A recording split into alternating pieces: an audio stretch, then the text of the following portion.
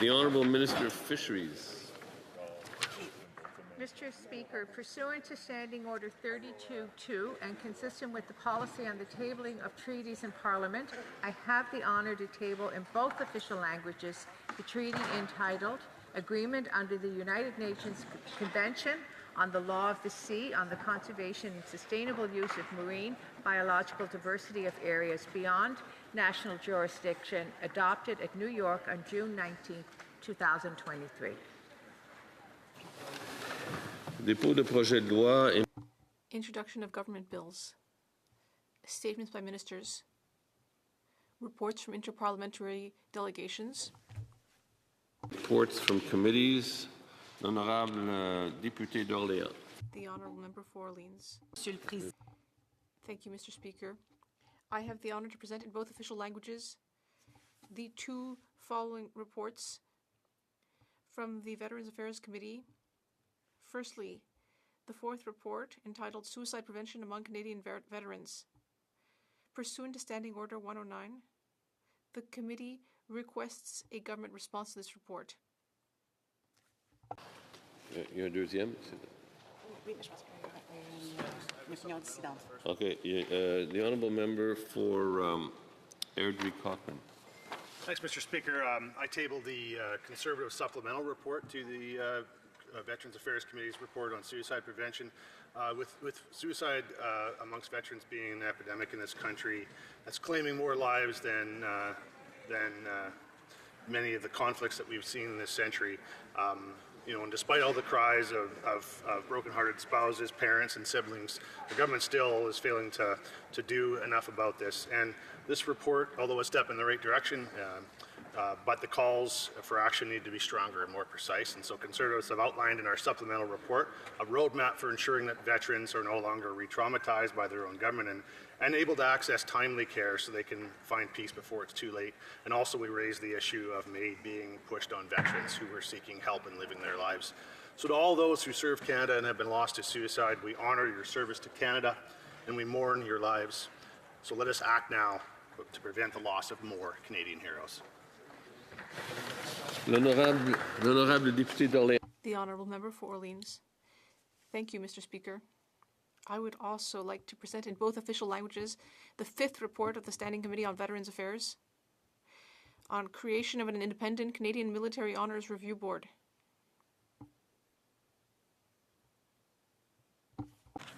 Bravo. The Honourable Member for Halifax. I have the honour to present in both official languages the third report of the Standing Committee on Environment and Sustainable Development entitled Canada's 2030 Emissions Reduction Plan, Federal Climate Policy at a Crossroads. Pursuant to Standing Order 109, the committee requests that the government table a comprehensive response to this report. Thank you.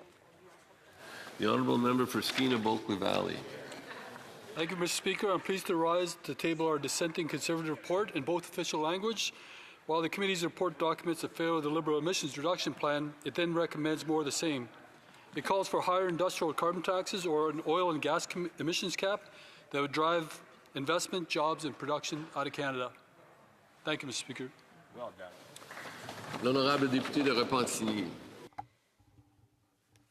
Mr. Speaker, today we are tabling the Bloc Québécois supplementary report. I believe that the member needs to request unanimous consent to table this dissenting report. Yes, I would like to seek unanimous consent for this supplementary report. All those opposed to the honourable members moving the motion will please say nay. Very well. The House has heard the terms of the motion. All those opposed to the motion will please say nay. Carried. The Honourable Member for Repentigny. Thank you, Mr. Speaker. I am presenting to the House this Bloc Québécois supplementary report to increase the ambition of the main report on the emissions reduction plan for Canada for 2030. This is the Environment Committee's first study in this Parliament. The Bloc Québécois proposed 7 studies in response to the dangerous and increasingly the increasingly plausible risk that Canada will not meet its targets. Despite what's currently happening geopolitically, climate change has not stopped. It's not any less of a risk just because of the tariff crisis or what's happening in the Middle East. On the contrary, now all of these crises are added on one to the other. And so it's ever more urgent to act and to reduce our dependence on oil and gas. So the Bloc Québécois is pleased to see that the main report is recommending that the federal government update its climate plan by June and to show that it intends to meet its 2030 target. There are solutions. What we lack is political will. The government needs to get back on track after weakening many of its climate measures. So in the supplementary report, the Bloc Québécois is recommending a moratorium on all new oil and gas products, the end of subsidies to fossil fuels, and 11 concrete measures that the government can and should implement. Canada and Quebec would only benefit from reducing their dependence on oil and gas in terms of health, the economy, the environment, and the future. We need to do this now, not in 2050. Thank you. The honourable member for St. John, St. Croix. Thank you, Mr. Speaker. I have the honour to present in both official language the 13th report of the Standing Committee on Public Accounts in relation to the motion adopted on Wednesday, April 22nd, 2026, regarding the report on international student program reform of the 2026 Spring Reports, the Auditor General of Canada. This new audit requested by the Public Accounts Committee to the Office of the Auditor General calls on a continued look at Canada's broken immigration system, particularly at screening and fraudulent activities. Canadians want to find solutions to our immigration system and what steps must be taken to do just that. We've discovered that the failures identified by the Auditor General run deep through several departments that are not working together. We urge the Auditor General to take up this audit and to report back to Parliament as soon as possible. Dépôt de projet de loi. Introduction of private members' bills. Senate public bills. Ms. Falk, Battleford, Lloydminster, Meadow Lake, seconded by Ms. Cobaina, moves that Bill S-209, an act to restrict young persons' online access to pornographic material, be now read a first time. The honourable member for Battleford, Lloydminster, Meadow Lake. Thank you, Mr. Speaker. I'm pleased to rise today to introduce Bill S-209. I'd like to begin by thanking Senator Méville Deschênes for her leadership to bring this bill forward. Her continued efforts in advancing this legislation reflects her strong commitment to better protecting children and young people online. I'd also like to thank the member for Newmarket Aurora for seconding this legislation. This bill and its previous version in the last session has received support across party lines. It demonstrates a shared commitment among members of this House and this other place to better protect young people. And I look forward to working with all colleagues in this place to advance this important piece of legislation. Thank you, Mr. Speaker.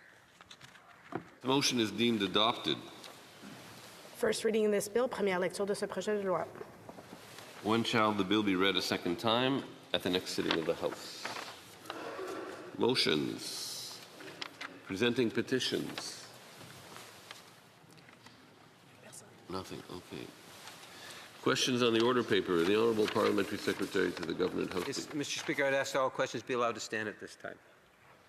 Agreed, agreed. Orders of the day. Business of supply, travaux des subsides, opposition motion in the name of the Honourable Pierre Poilievre, sovereign wealth funds. Mr. Poilievre, seconded by Ms. Landsman, moves that given that 1, sovereign wealth funds must have wealth that comes from budget surpluses and resource revenues. 2, this government has run no surpluses, only deficits for the last 11 years and has no funds to invest. 3, the Prime Minister is proposing to put his $25 billion fund on the national credit card, which will cause further inflationary pressure. 4, the Prime Minister has already created 12 new Crown corporations, agencies and bureaucracies. 5, when government directs capital, it always goes to the politically powerful and not the deserving. 6, there's over $1 trillion in pension fund money that Liberals have pushed out of Canada that we could bring back with faster permits, lower taxes and free enterprise.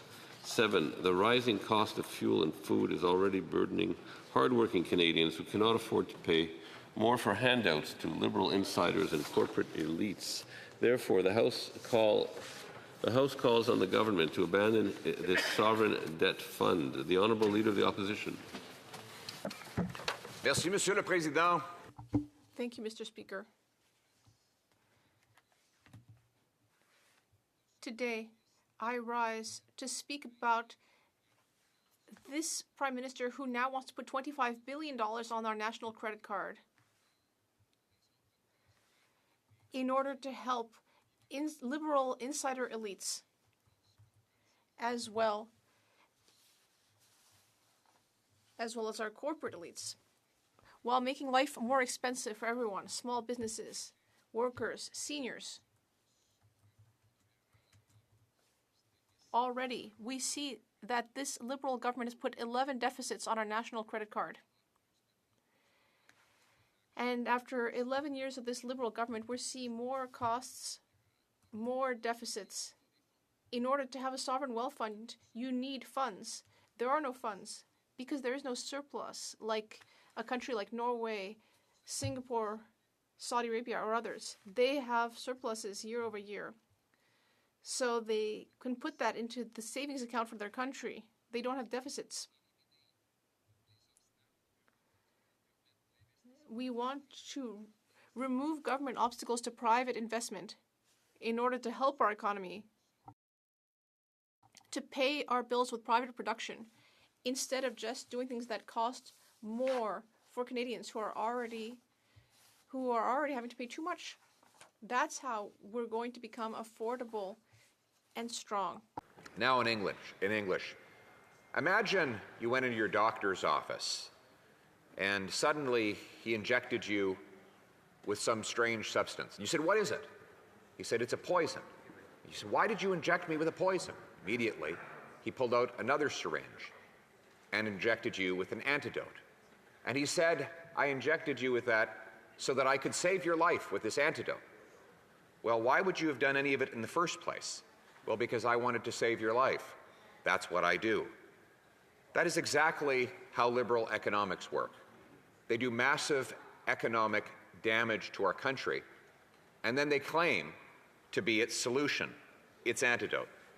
The government blocks home building with taxes and red tape, then sets up a fourth federal housing agency to subsidize housing.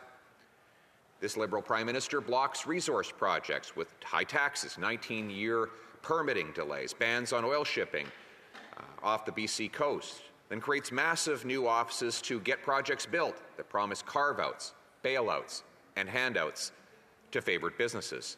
He blocks investments with high taxes, drives $1.2 trillion of pension fund out of the country, and then subsidizes investment with new corporate welfare programs.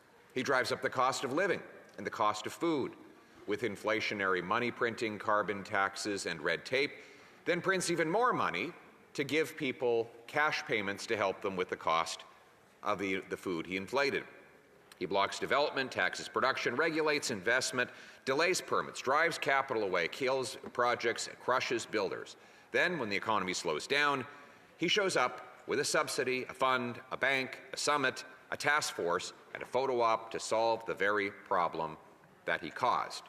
So instead of just following the Hippocratic oath to do no harm, this government does plenty of harm and then claims that it provides the cure. As the great Ronald Reagan said, if something moves, a Liberal taxes it. If it keeps moving, he regulates it. And when it stops moving, he subsidizes it. Why not just get out of the way and let things move? Why not let the builder build, the worker work, the investor invest, the farmer farm, the miner mine, the manufacturer manufacture, the trucker truck? Because then there would be no role for the Liberal politician. No power, no control, no permit to authorize, no check to hand out. If you could just launch a business, produce resources, grow food, build homes, then the Prime Minister and those within his castle walls would be irrelevant. Instead, he forces everything to go through him. He basically creates a regulatory prison and charges a ransom for anyone who wants to build something to get out of it. Want a place to live or food in your stomach? Wait for the government to send you back some of your money. Want to build a home or a pipeline? Kneel before the king and seek his good graces. Want investment for your enterprise? Bow before the state.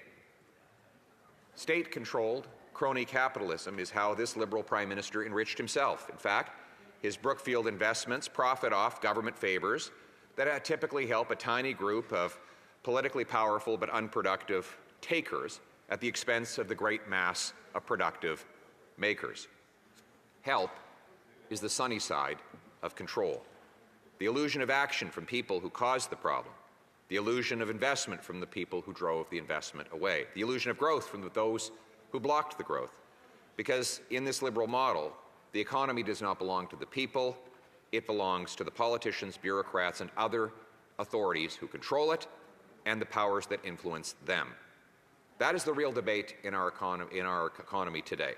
A political economy versus a market economy. A political economy allocates wealth based on power. A market economy allocates wealth based on free choice. Enter the sovereign wealth fund that has no wealth, another Liberal illusion. Countries with real sovereign wealth funds like Singapore, Norway, Saudi Arabia, the United Arab Emirates accumulate surpluses year after year, which they squirrel away and invest to grow bigger returns for their people. This Liberal Prime Minister has no surplus to invest. In fact, the net equity of this government is negative $1.3 trillion. If you take all the assets and deduct all the liabilities, that is what's left. We call that our national debt. Just yesterday, he announced that he's running, or 2 days ago, he announced that he's running the 11th Liberal deficit put on the national credit card. More debt, more taxes, more costs, more on the credit card. He's just another Liberal. In fact, he's doubled the deficit since Trudeau left office. So he has no wealth to put into the wealth fund. He has something else, debt. He wants to put $25 billion more on our national credit card to invest in politically connected companies. And who will get the money? Those with political power. The Liberal Prime Minister plans to hold yet another summit, this time with multinational corporations and billionaires, to offer them access to this government money and allow them to circumvent the brutal red tape and taxes he imposes on all other businesses. He will demand that these businesses who ultimately get permits to go ahead and go around the restrictive red tape and taxes, we'll give the government an ownership stake. It's almost like charging a ransom for letting them out of the regulatory prison he has created. Now, the million or so small businesses without lobbyists will still be stuck in that regulatory prison, forced to pay taxes to subsidize their larger, more politically powerful competitors. It's the golden rule. Those with the gold make the rules. The small elite turns power into wealth, wealth back into more power, and that more power back into more wealth, and the cycle continues until they have it all. They get richer, making everyone else poorer. In a political economy, they profit not by having the best product, but by having the best lobbyists. It's not how much value you create for customers, it's how much influence you have over ministers, regulators, agencies, and insiders. The most important commodities in the political economy is influence and power. In a market economy, you get ahead by serving the people. You sell a product only if someone wants to buy it. You hire a worker only if a worker freely chooses the job and the employer values the work. You attract investment only if you can prove that you can create more value tomorrow than you consume today. That is the magic of the free market. You cannot get ahead without making someone else better off. And we know that because they would not engage in the voluntary transaction if it did not make them better off. That's why in a free market, when you buy something, you say thank you to the vendor. They often don't say you're welcome. They say thank you back. It's because the seller values the money more than what they sold, and the buyer values the product more than what they paid. If you want an apple and have an orange, and I want an orange and want an apple, and we trade, we still have an apple and orange between us, but we're both richer because each of us has something worth more to us than what we had before. Thus, the double thank you when we trade. By contrast, a state-controlled economy is based entirely on force. Everything the government does, every single thing it does by force, because taxation is mandatory and not voluntary. And that is why no one ever writes thank you on their tax form, because the transaction was imposed. Even if it were a good transaction, it was not a free one. Free exchange allows the work for wages, product for payment, and investment for interest. A free people making free choices, building a free country. By contrast, a government-controlled economy works differently. As I said, it operates by coercion. It means, and in relationships of coercion, the strongest always win and the weakest always get crushed. As the Prime Minister liked to quote Thucydides in his Davos speech, the strong do what they will, the weak do what they must. If taxes, regulates, and blocks the productive economy, then uses your own money to create programs that promise to fix the damage it caused. This is not Robin Hood, it is the Sheriff of Nottingham. It takes from the workers, builders, taxpayers, and investors, running their money through bureaucracy, consultants, lobbyists, insiders, and letting a few drops trickle back down to the people who paid for it in the first place. This is state-controlled crony capitalism, a system where government concentrates money in fewer hands based on power, a system where most businesses and citizens never have the political clout needed to get a meeting, win a carve-out, secure a subsidy, or escape that regulatory prison. And make no mistake, regulatory prison is what it is. You want to build a mine? Wait. A pipeline? Wait. A home? Wait. A port? A road? A transmission line? A factory? A terminal? A refinery? A railway? Wait, wait, wait. Fill out the forms, hire consultants, lobby the minister, please the regulator, win some political influence, and maybe, just maybe, you'll have a chance.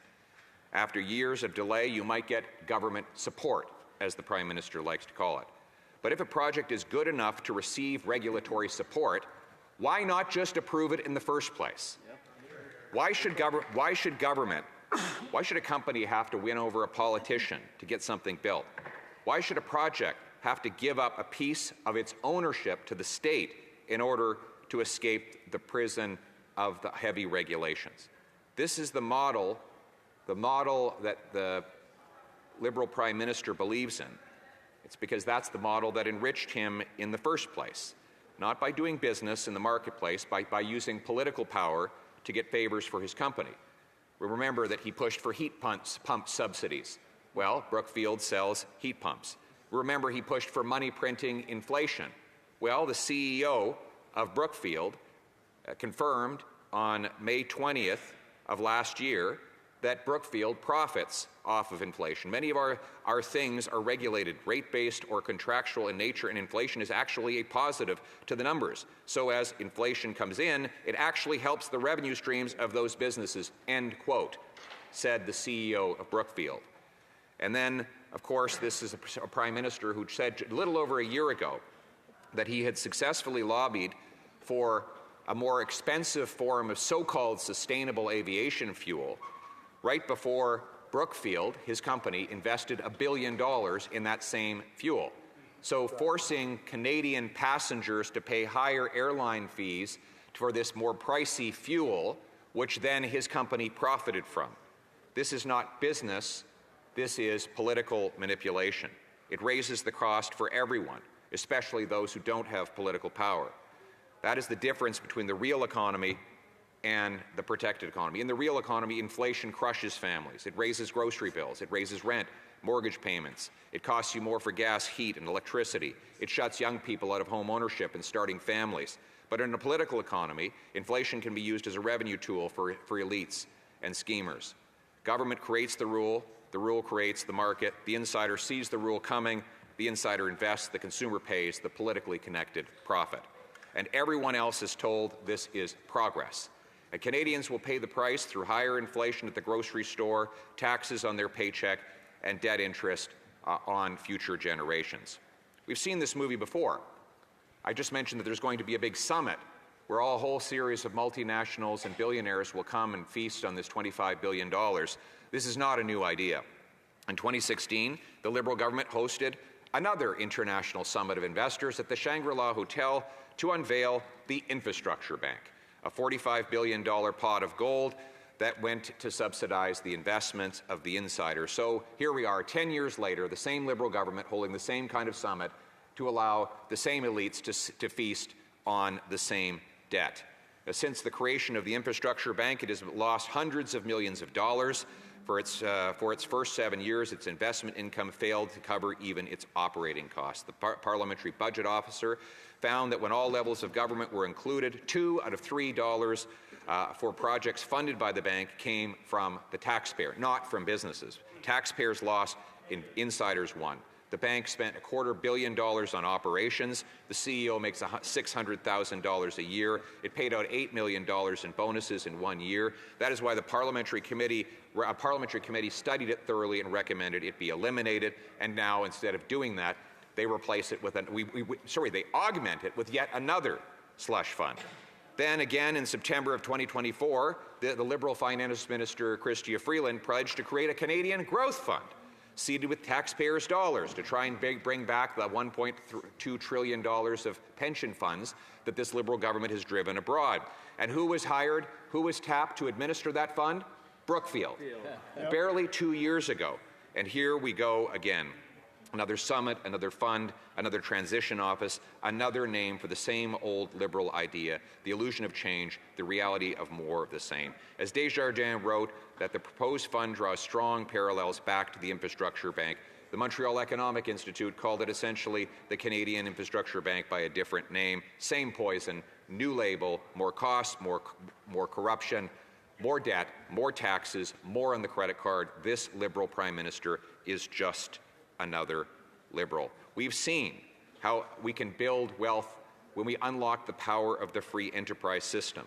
The answer is not to weigh the economy down with even more government agencies on top of the countless that already existed a year ago and the 13 new ones that the Prime Minister has since created. We need to unblock and unlock the potential of our resources and our people. The answer is more economic freedom, the freedom to build, to produce, to hire, to invest, to compete. We must replace an economy of carve-outs, handouts, and bailouts for insiders with free choice, opportunity, and affordability.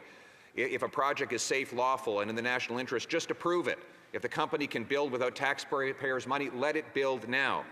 If workers can build bigger paychecks by producing energy, minerals, food, homes, steel, aluminum, copper, and more, get the government out of the way and let them do it. Let businesses compete for customers, not political favor. Let entrepreneurs win with the best product, not the best lobbyists. Let workers earn a powerful paycheck, not wait for government handouts. Let Canadians build sovereign wealth, not borrow sovereign debt. That is the choice. State-controlled crony capitalism, where political influence becomes the most valuable commodity, or free market, where work, savings, risk-taking, service create prosperity for everyone. The options are a top-down, state-controlled crony capitalist system or a bottom-up, merit-based free enterprise system, a political aristocracy, or, Mr. Speaker, an economic meritocracy. That is the choice. We want this to be a country that restores the promise to the people, that anyone who works hard can enjoy affordable home, a safe street, good food on the table, realize their dreams. A country where our people get ahead by having the best product and the best work, not by having the most political influence. We do not want a country of bureaucrats and busybodies, of gatekeepers and grifters, of tax collectors and toll masters. We want a country of artists and adventurers, entrepreneurs and explorers, workers and warriors, pioneers and patriots. That's the country we seek to build. Now let's get building. Thank you. Questions and comments. Question commentaire, the Honourable Parliamentary Secretary to the Government House Leader. Mr. Speaker. You know, a year ago, Canadians had the opportunity to decide. A decision that was made based in terms of how the economy was doing. People were genuinely concerned about Trump, tariffs, and trade. They were concerned about the economy, affordability. They looked at the leader of the Conservative Party and contrasted with the leader of the Liberal Party. Someone that has been appointed as the Governor of the Bank of Canada, the Governor of the Bank of England, an impeccable career dealing with the economic measures. The Canada Strong Fund, a national sovereign wealth fund, is something in which Canada needs. It's something in which Canadians will support because they understand the necessity to support Canada's economy and at the same time supporting Canadians. Why is it does the leader of the Conservative Party not support a government that invests in Canada, invests in Canadians? The Honourable Leader of the Official Opposition. There he goes again. He's been giving the same speech on the same Liberal side for the last decade. He speaks the reality, and for 22 years, on every single economic issue, I have been proven right. On every single economic issue, this Liberal Prime Minister has been proven wrong. He was wrong to say we need bigger and broader carbon taxes. He was wrong to say that we needed to keep 50% of our oil in the ground. He was wrong to testify before a parliamentary committee against the Northern Gateway pipeline that would be moving $30 billion of oil overseas today had this government not blocked it. He was wrong to say that we would have deflation after COVID. He was wrong to say that money printing would not cause inflation. He was wrong just weeks ago when he said affordability is the best it's been in a decade, Mr. Speaker. How is it that he has been so wrong for so long? Questions and comments. Questions et commentaires. L'honorable député de Lac-Saint-Jean. The honourable member for Lac-Saint-Jean. Thank you, Mr. Speaker. Mr. Speaker, I congratulate the Leader of the Opposition because at the beginning of his speech, he called the Canada Strong Fund a smoke and mirrors show. Now, the leader is an expert in economics. The Prime Minister and the Liberal Minister called the new Canada Strong Fund similar to Norway's Sovereign Wealth Fund. Can the Leader of the Opposition explain the difference between the true Sovereign Wealth Fund in Norway and the so-called Sovereign Wealth Fund of this Liberal government? The Honourable Leader of the Official Opposition. I thank the Honourable Member for his compliments on the expression, the French expression I use, patent à gosse, which is like a thingy-majig, scam or sham. I love to speak the language of Molière, and it's great to be poetic and use beautiful expressions sometimes. Oh, my friend behind me enjoyed it too. Great. Here's the difference. In Norway, the Sovereign Wealth Fund has wealth and funds. It's simple. That's the difference. Here, we do not have wealth. In Norway, they have surpluses. They take oil revenue, which is 25% of their economy. They put it in the fund. They invest it. Here, we do not have surpluses. We have deficits year after year after year. This government will just make this investment on credit card. They will take this risk with the future of young people and of future generations. It's totally reckless, and it's the absolute opposite of what they do in Norway. Newmarket, Aurora. Thank you, Mr. Speaker. We have seen the statistics. We in Canada now have 6 consecutive quarters of more businesses shutting down than opening up. It is an entrepreneurial drought. And of course, these are the Canadians that have been grinding it out, opening early, closing late, and making personal sacrifices. They cite regulatory uncertainty, delays in permitting, overtaxation. Those are the Canadian dollars that are actually leaving the country. My question for the member is, does he think that this fund will fix those issues? Honourable Leader of the Official Opposition. Excellent question. The member is quite right. For 6 consecutive quarters, there have been more businesses that have closed than opened in Canada.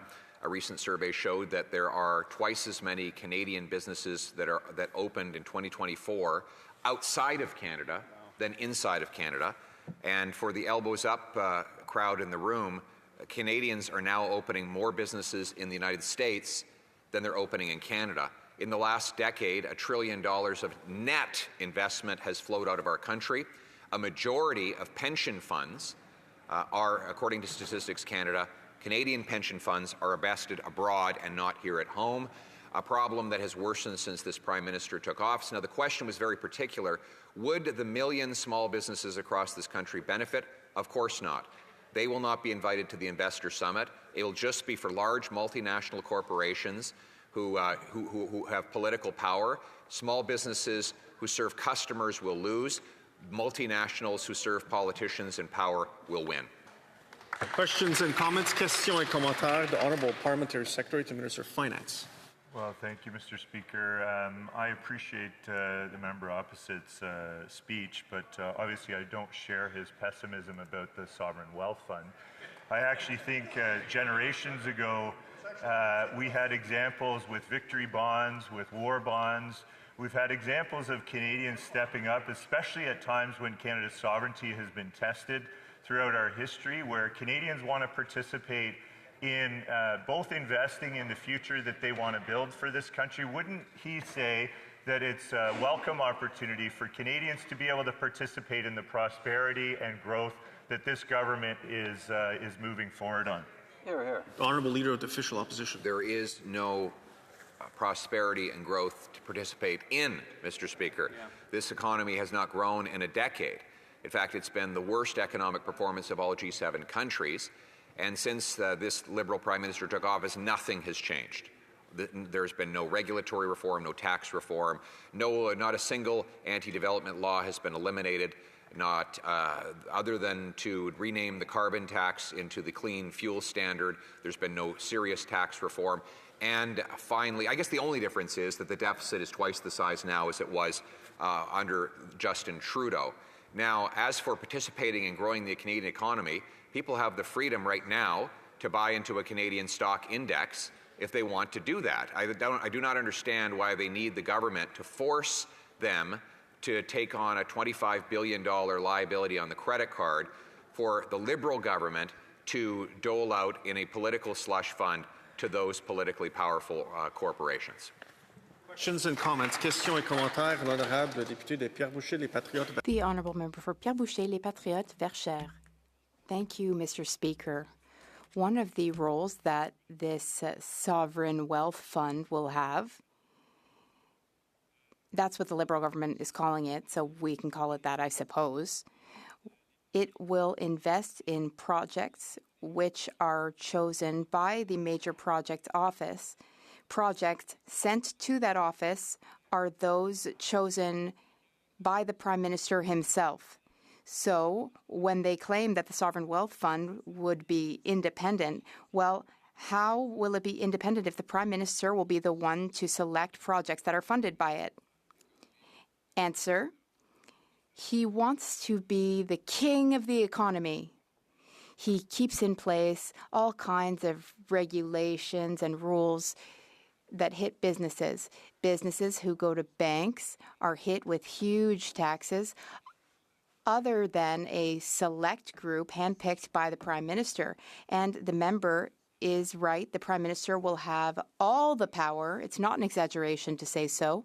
And special handpicked businesses, they will be able to skirt all the rules and regulations in addition to receiving subsidies and gifts from this fund.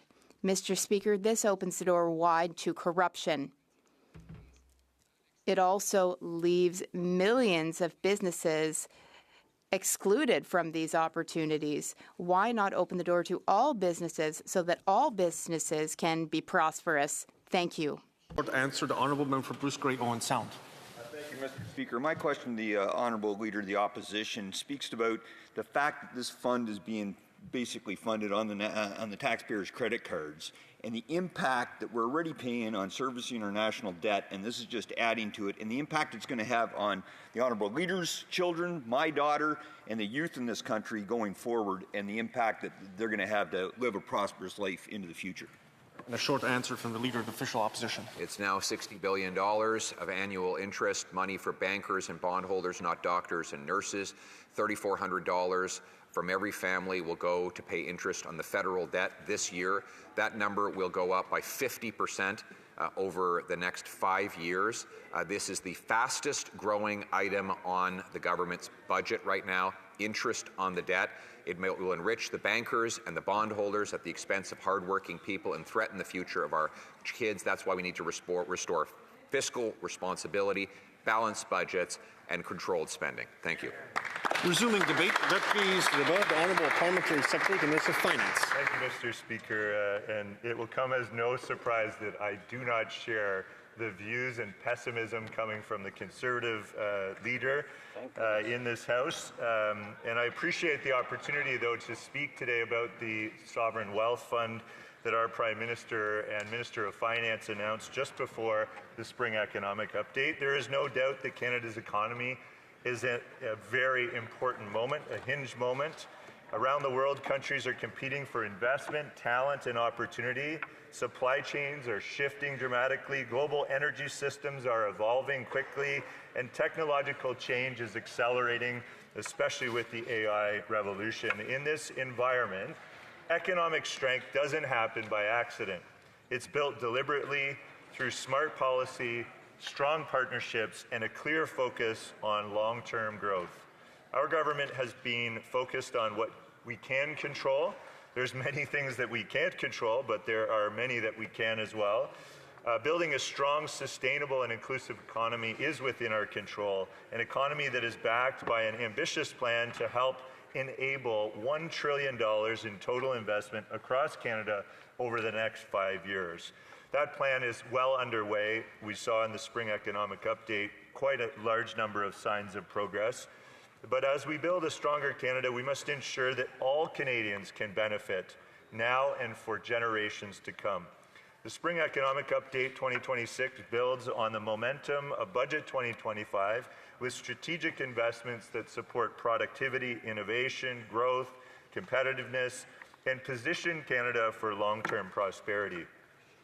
This means delivering generational infrastructure and national nation-building projects like the 21 projects that are listed with $125 billion in new investment and over 60,000 jobs. It also means diversifying Canada's trade. We've seen 20 new trade and security agreements signed, a 38% increase in non-U.S. trade over the short-term time frame of just about 8 months. We're also supporting workers and young people. You can see in the Spring Economic Update initiative to recruit, train, and hire 80 to 100,000 new, more skilled trade workers. And building more homes, we're accelerating $7 billion in low-cost financing for rental apartment construction. It also means protecting the safety and security of Canadians. You'll see the Financial Crimes Agency. You'll see security for places of worship in the Spring Economic Update. These are very important initiatives. And we're investing in strong communities. You'll see sports from playground to podium. You'll see small craft harbors, mostly in Atlantic Canada, but recognizing that they're all across our coastal communities and very, very important to build strong communities. The government is making these key investments while maintaining Canada's strong fiscal stewardship, which has positioned Canada, according to the International Monetary Fund, to have the second fastest projected growth in the G7 and the strongest fiscal position in the G7. Let me repeat that. We have the strongest fiscal position in the G7, according to the International Monetary Fund.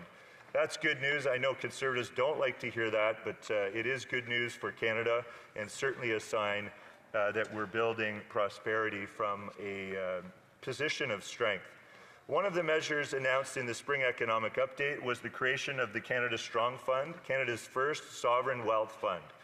Sovereign wealth funds are not just financial tools, they are nation-building investments in the future of the country. They represent a country's belief in its own future. They take today's revenues, often generated from hard-won economic strength, and invest them with purpose, discipline, and a long-term view. Instead of spending everything in the moment, sovereign wealth funds build enduring assets that can support generations to come.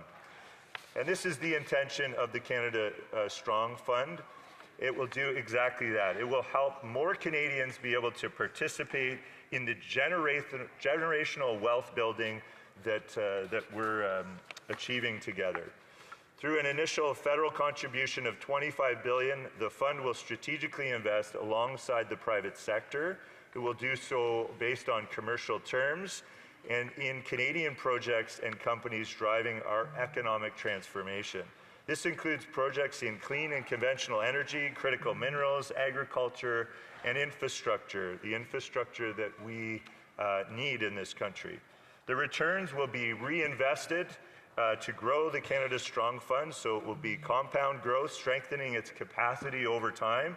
And as that fund grows, it will direct capital toward investments with the highest potential return for Canada and Canadians. To ensure that Canadians have the option to invest in the growth of our nation and share in the returns, the government will launch a retail investment product, which will be principal protected.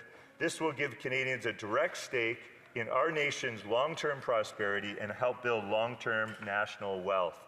The Canada Strong Fund will operate at arm's length from government. We will create a new Crown Corporation, and its work will be guided by a CEO and a qualified independent board of directors.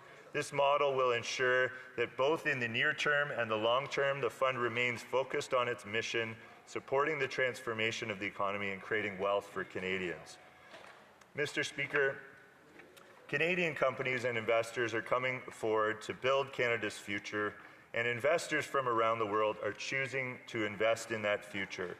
We've seen many examples of this, with foreign direct investment in Canada reaching a almost 20-year high, $97 billion of inflows. This is significant progress over the last 20 years.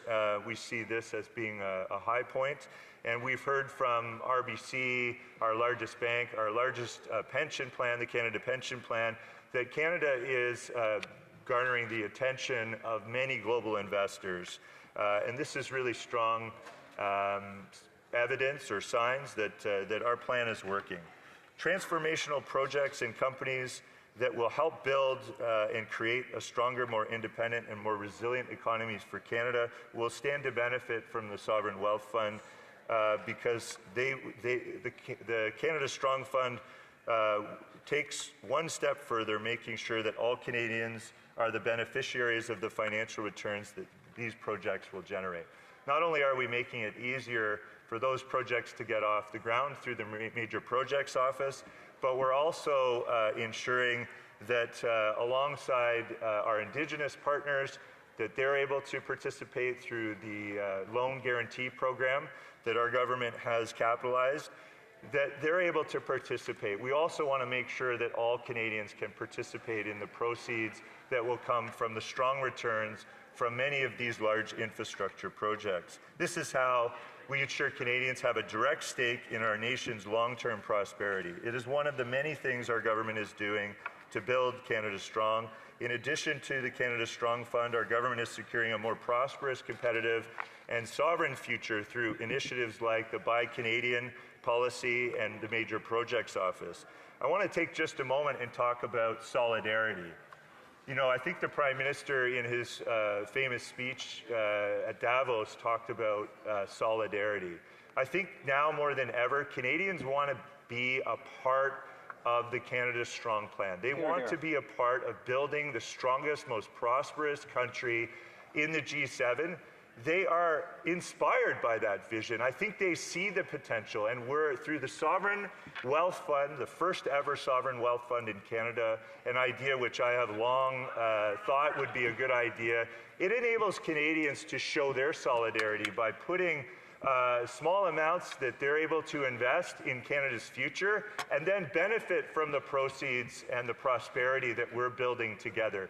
That, to me, is a great sign of solidarity. You can help build this country in many different ways. You can become a skilled tradesperson, but you're also able to invest in the major infrastructure projects and the very large projects. And this is a way that they can come alongside, the Sovereign Wealth Fund will come alongside institutional investors from both around the world and here in Canada to ensure that Canadians benefit in many ways from these projects. Not only are we going to get the boost in productivity from these major infrastructure projects, where many of them support us getting more goods to foreign markets, so we help diversify the economy, but they're also going to have significant returns, and we want to make sure that Canadians can participate in that. So, Mr. Speaker, the Spring Economic Update outlined a clear plan to build a strong and resilient Canada, built by Canadians with Canadian materials, for Canadians. And ultimately, the goal is very straightforward. It's about ensuring that Canada can compete globally, attract the investment we need, and create opportunity here at home for all Canadians. It's about building an economy that is resilient in the face of global change and the many challenges and headwinds that we face. It's about inclusivity in its outcomes and strong enough to support future generations. We want to make sure that the Canada that we're building will create generational wealth for Canadians. It's about making thoughtful choices today that set Canada up not just to grow, but to lead for the future.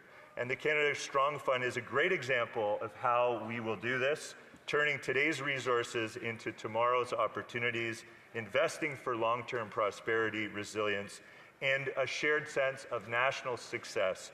It's that sense of solidarity that all Canadians have, that sense of pride in our country, that sense of the strength that we have in all of us, that grit that we have as Canadians, that we want to build a better future, that we want to do it together, that we're a part of the same mission and vision as a country, and that we all should participate and benefit from that prosperity that we're building together.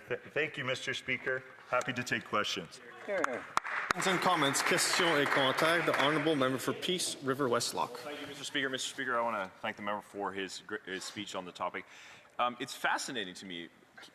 As Conservatives, we believe that Canada is one of the greatest countries in the world, and we should be the wealthiest country in the world. We have unlimited natural resources.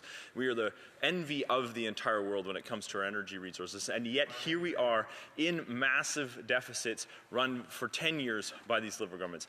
Where does the member think that the wealth should come from for this so-called wealth fund? Honourable Parliamentary Secretary to Minister of Finance. Thank you, Mr. Speaker. I know the member opposite and I share many differences, but the one thing we can agree on is that Canada is the greatest country in the world and has the greatest potential to be even stronger and more prosperous than it is today. And that's exactly what the Sovereign Wealth Fund intends to do. Again, is to help all Canadians be able to participate in that prosperity that we're building. Those major projects that are going to have high returns. And I know members opposite believe in many of those projects that run through their parts of the country that are going to benefit their communities with work opportunities, with new tax revenue for other levels of government, including the federal government. The Sovereign Wealth Fund is going to help us give Canadians the opportunity to participate in that prosperity. Questions and comments, questions et commentaires. L'honorable député. The Honourable Member for Pierre Boucher-les-Patrettes-Verchères. Thank you, Mr. Speaker. I have a simple question for the member across the way.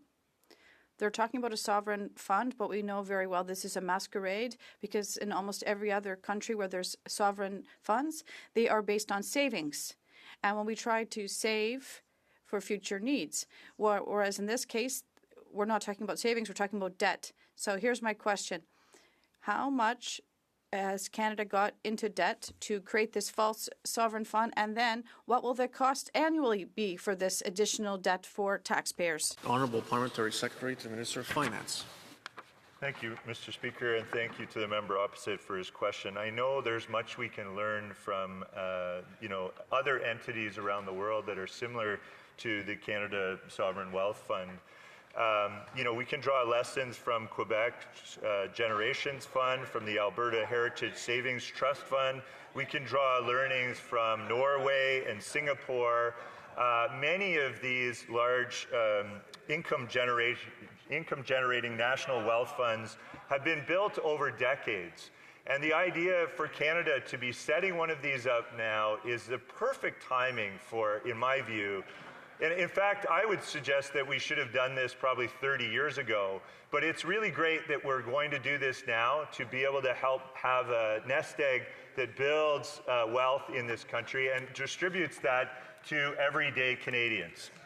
Questions and comments, questions et commentaires. The Honourable Parliamentary Secretary to Government House Leader. Yes, thank you. Mr. Speaker, I'm wondering if my colleague could provide his thoughts in regards to just how important it is in recognizing that when we want to build a strong, healthy economy, We set the goal of being the strongest in the G7. That is the goal. And a part of that is recognizing that whether it's looking for trade opportunities, attracting investment into Canada, Canada's Strong Fund, or the Sovereign Wealth Fund, these are all part of a much bigger picture that the Prime Minister and this government has put forward to the House in order to be able to emphasize how critically important it is to build that strand Canada strong for all Canadians.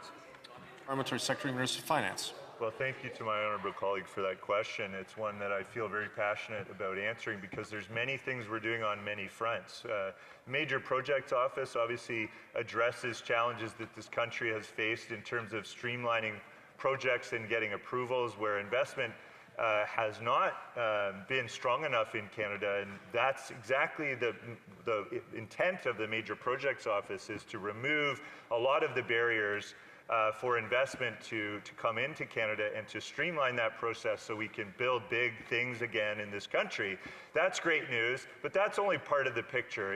In our budget, we moved forward with new investment tax credits and strengthening those clean economy investment tax credits. We moved forward with major deductions, immediate expensing for businesses across Canada so they can invest in new machinery and equipment, research and development, protecting their intellectual property, and much, much more. These things help attract investment in this country. That's exactly what we're doing, and the Sovereign Wealth Fund is an example of how we ensure Canadians can benefit from that. Right on.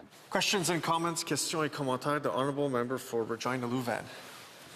Thank you very much, Mr. Speaker. And I listened to the member's speech, and people in Saskatchewan have lived through this nightmare before. Trust us, the government can do it better.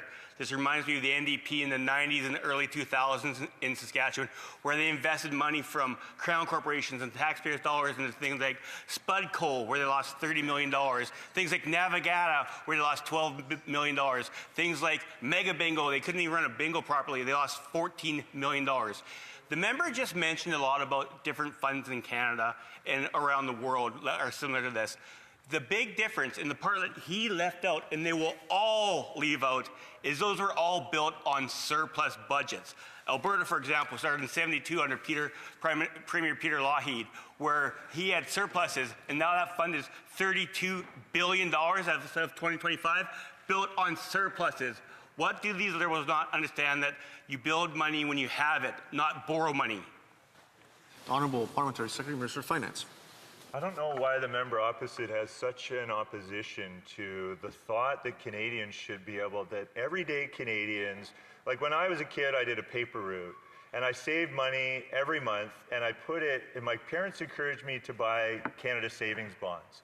This is essentially kind of doing a similar thing where the government of Canada is saying, hey, we're going to help attract investment and build a stronger economy in Canada, and we want to create retail opportunities for everyday Canadians around their kitchen table to say, hey, we want to participate in the prosperity that we're building. I know the members opposite don't like it when I talk about my paper route for some reason as a kid, but buying those government savings bonds was a great tool to build wealth. My parents encouraged me to do that when I was young. We did it during the war. Anytime our sovereignty in history has been tested, this is the perfect time, in my view, to help make it attractive to Canadians and give them the opportunity to participate in the process. Questions and comments, questions et commentaires. L'honorable député. The Honourable Member for Lac Saint-Jean. Thank you, Mr. Speaker. What we're hearing today is hallucinating. This is crazy. The Honourable Member earlier from the bloc, from Pierre Boucher, Les Patriotes, and the Honourable across the way told him that the new sovereign fund is similar to the one in Norway, even though these are two completely different things. And my colleague explained this quite well. Another thing is we heard from the Liberals this morning in terms of this new sovereign fund is that they say, well, if you say it's sovereign, it should be independent, even though we know very well that these projects will be funded through the Major Projects Bureau, and then this office will have projects that are selected by the Prime Minister. And if this fund is truly independent, how can they explain clearly by telling us the truth? Honourable Parliamentary Secretary to Minister of Finance. Well, Mr. Speaker, I appreciate the member opposite's question. How can he be assured that this will be independent? Well, it will be set up as a separate Crown corporation with an independent board and CEO, and it will operate under commercial terms. So it will invest money in order to get returns for Canadians. We'll see that fund grow over time and continue to invest in large projects that have good financial returns that will pay dividends to everyday Canadians. That's a great concept. I know that members opposite have every right to debate this. This is what the House of Commons is for. But what I take issue with is the overall pessimism that they have about a sovereign wealth fund, which there are many examples around the world of how this can really help achieve national and generational wealth. Here, here. Questions and comments? Questions et commentaires. The honourable member for Regina Leuven, a short one. Very simple question. Which one of the Prime Minister's banker buddies is going to be CEO of this fund? Honourable Parliamentary Secretary, Minister of Finance, a short response. No, what's great about this fund is that we are leveraging our strong fiscal position in Canada. Again, the IMF has said Canada has the strongest fiscal position in the G7. We just reported 11 billion less of a deficit. We have cut operating spending and increases. We're moving down from 8% on average to 2%. We're doing that all while supporting Canadians with affordability, building a stronger economy. What we want to do is ensure that Canadians can benefit from the wealth, the generational wealth that we're building. Thank you, Mr. Speaker. Resuming debate, reprise de débat. L'honorable député de Joliette-Manawan. The honourable member for Joliette-Manawan. Thank you, Mr. Speaker. I will be sharing my time with my friend, the honourable member for Pierre-Boucher-les-Patriotes-Verchères. Mr. Speaker, what's the point of this fund? Well, we're being told it's a sovereign fund. Oh, yes? Well, that must mean that it's independent and autonomous. But no, instead, the government will be choosing the projects. So, sovereign? Is that really so? Is it really independent? Is it really free? It's a little like telling your teenager, you're completely free as long as you get home by 9, do your homework, and do everything we tell you. So, what's the point of a sovereign fund if it's not even sovereign? Then, we're told that it's not an expense, but it's $25 billion. Imagine if you came home and told your partner, I bought a cottage, but that's not an expense. I borrowed for our country. Apparently, this $25 billion doesn't count. I'd love to have a credit card like this. You spend and it doesn't show up anywhere. That's the dream of a strong Canada. And now we're being told that things are actually better than we expected, because they're saying that the economy is going a little better. There's a little bit less in terms of natural catastrophes. So what's the point of all this? They're borrowing $25 billion to invest in areas where the private sector doesn't want to because it's too risky. That's like saying, I don't have any money, so I'm going to go buy some. I'm going to go borrow some, rather. Meanwhile, debt servicing costs are going up from $54 billion today to $81 billion in a few years. $81 billion just for interest, much more than the money for health. That's like a house where you pay your mortgage your whole life, but you never own the house, but you keep doing it because you have a Canada Strong fund. Wow. So what's the point of a sovereign fund that's just going to make the debt go up? And they're talking about Norway. Norway. They always have surpluses. They're constantly investing abroad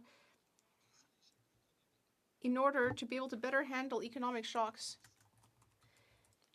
We are in deficit and we're borrowing. And this fund is going to choose projects decided on by the Prime Minister, all while being sovereign. That's not in the same league. They're like the NHL, and we're like pee-wee hockey. And then this government is telling us it's the same thing. And that's like saying, I have a bank account, just like Bill Gates. Sorry, but the number in your bank account isn't quite the same.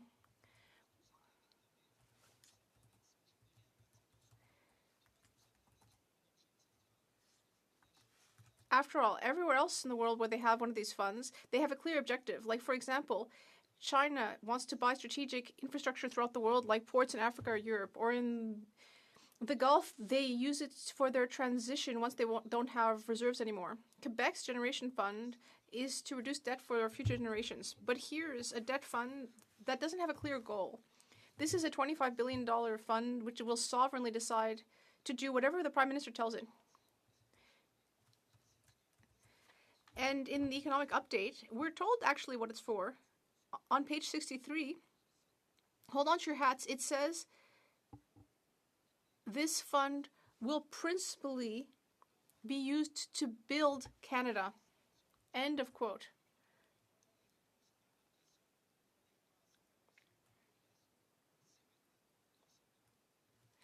Well, I guess that answers the question. Now we know what the point of this fund is. Now, the goal here is to fund projects without using Parliament, without having to be approved by Parliament. Oh, how useful. Because, of course, Parliament might ask questions. It might want to debate things. But here, there's an agency, and if things don't work out, it's not our fault. It's the agency. But who created the agency? We did. Who controls it? Oh, we don't. It's an independent fund.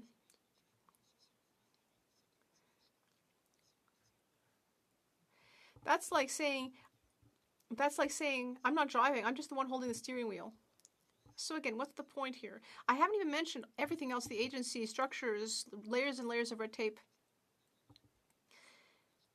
Because when things aren't working, they don't improve things. They just add on. It's like adding coats of paint on a cracked wall. At a certain point, you've made the paint thicker, but you haven't made the wall more solid. We already have the infrastructure bank. We have funds. We have tools. But apparently this government thinks it needs to do more. After all, we already have the infrastructure bank.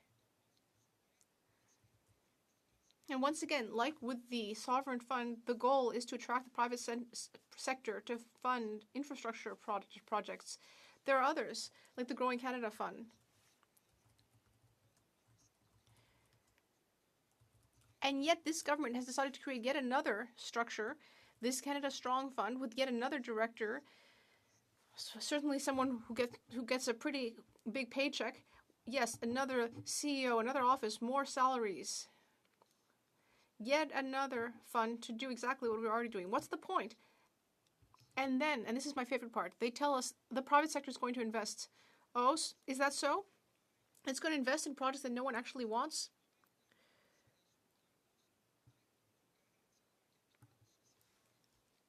And the dream here is that their capital be guaranteed. That's the dream. If it works out, the private sector wins, and if it doesn't, the public will pay. Once again, typical capitalism. Once again, the history of this dominion. Again, what is even the point of all this? Meanwhile, workers and businesses are suffering with the tariffs on steel, aluminum.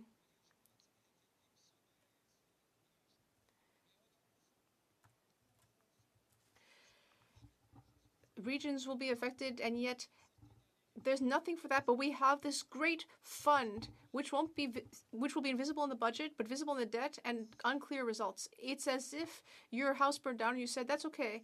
I bought a beautiful stainless steel barbecue." So I'm not just trying to complain here. I'm trying to understand this fund, this Canada Strong Fund. What's the point? It's not sovereign. It's debt funded. It exceeds the budget. It's government controlled. It is not accountable to Parliament. It will invest in risky projects and just hopes that everything will be okay. It adds complexity and feeds a number of different hopes. It's all very well to have hope, but my hopes, when I do have them, don't usually cost $25 billion. Thank you. For Yellowhead. I want to thank my honorable colleague here. It would be amusing if it wasn't, the truth wasn't so sad, that the reality there. But I'd like to get his comments on what the previous speaker had said about how Canadians want to have the opportunity to invest. But in this situation, do you not believe that this is not the voluntary people that are going to contribute money? This is the government taking from our tax dollars that are going to do it.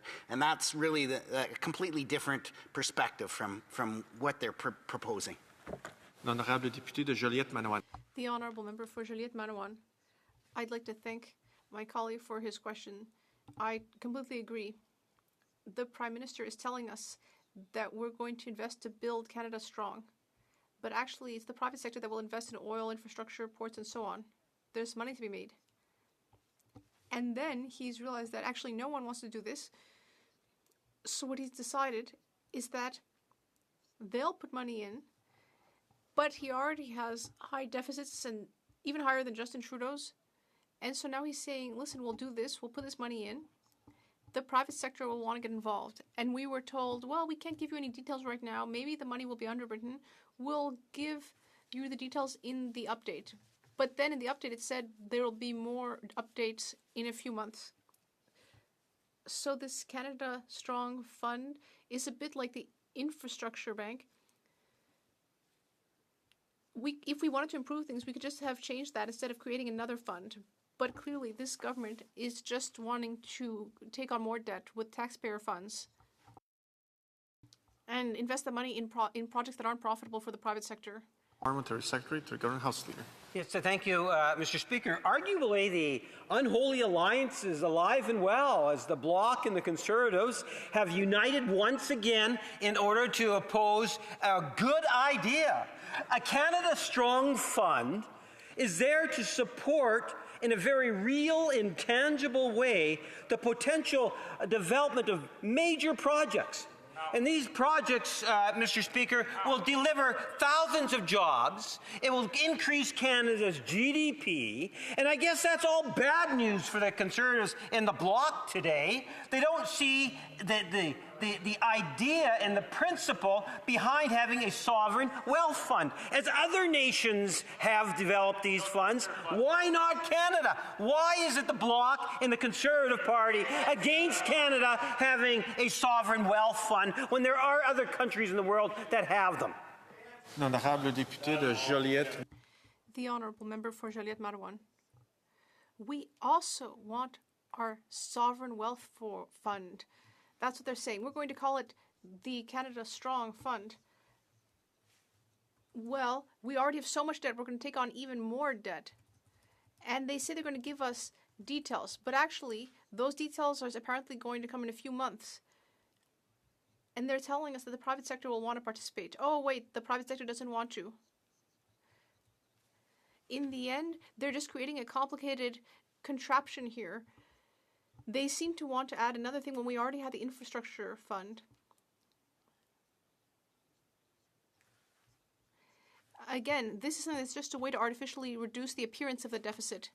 The honourable member for Pierre Boucher, Les Patriotes Verchères. Mr. Speaker, if I were to try to follow the parliamentary secretary's argument, it would be that we need a sovereign fund because other countries do have one. But those countries actually have a surplus. They're not in debt. It's a bit as if I bought a home 3 times more expensive than I can afford. A $10 million house, when I earn $50,000 a year, just because my neighbor who earns way more than I do was able to buy a house like that. Is that logical? The honourable member for Joliette-Marouane. I agree with my colleague.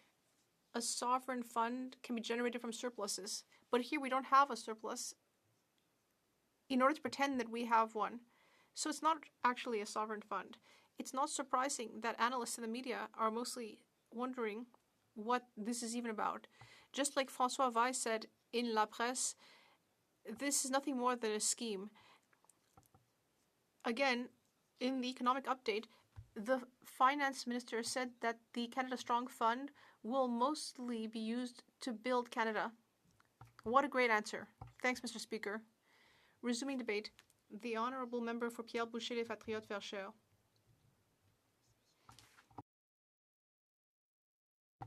Thank you, Mr. Speaker. We're here today to discuss the Conservative opposition motion regarding this new Canada Strong Fund or sovereign fund that the Liberals announced in their economic update.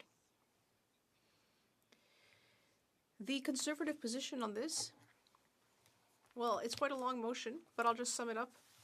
They're saying we don't need this and that we should get rid of it. So that instead of adding more debt, that we could actually limit the amount of debt. So what I would just say is that It's not every day that the Bloc Québécois agrees with the Conservatives. In fact, it's actually quite rare for that to happen.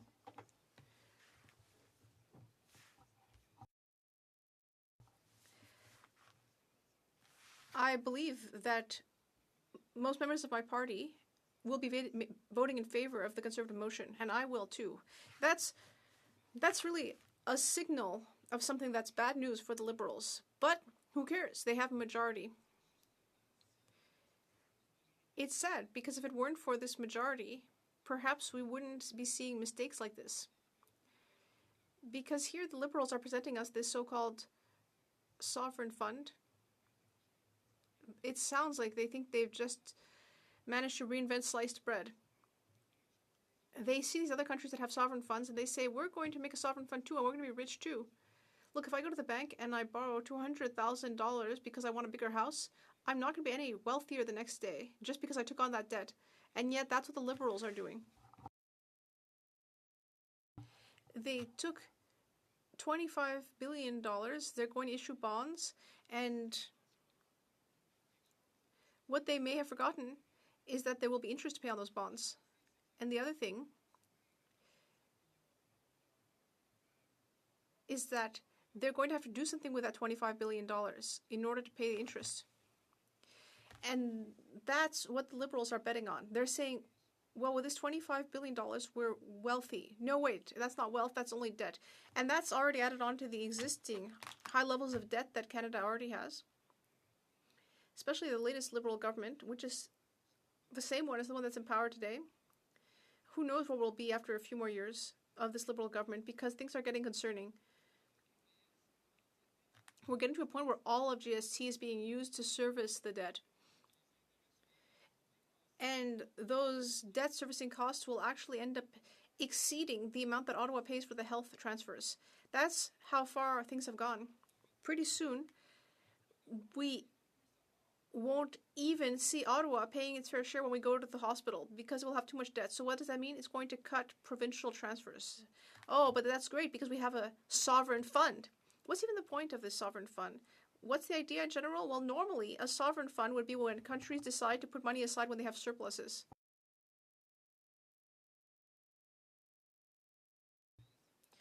Because they don't want hyperinflation, or they know that there are some resources that they have at the moment but they won't have in the future. For example, oil.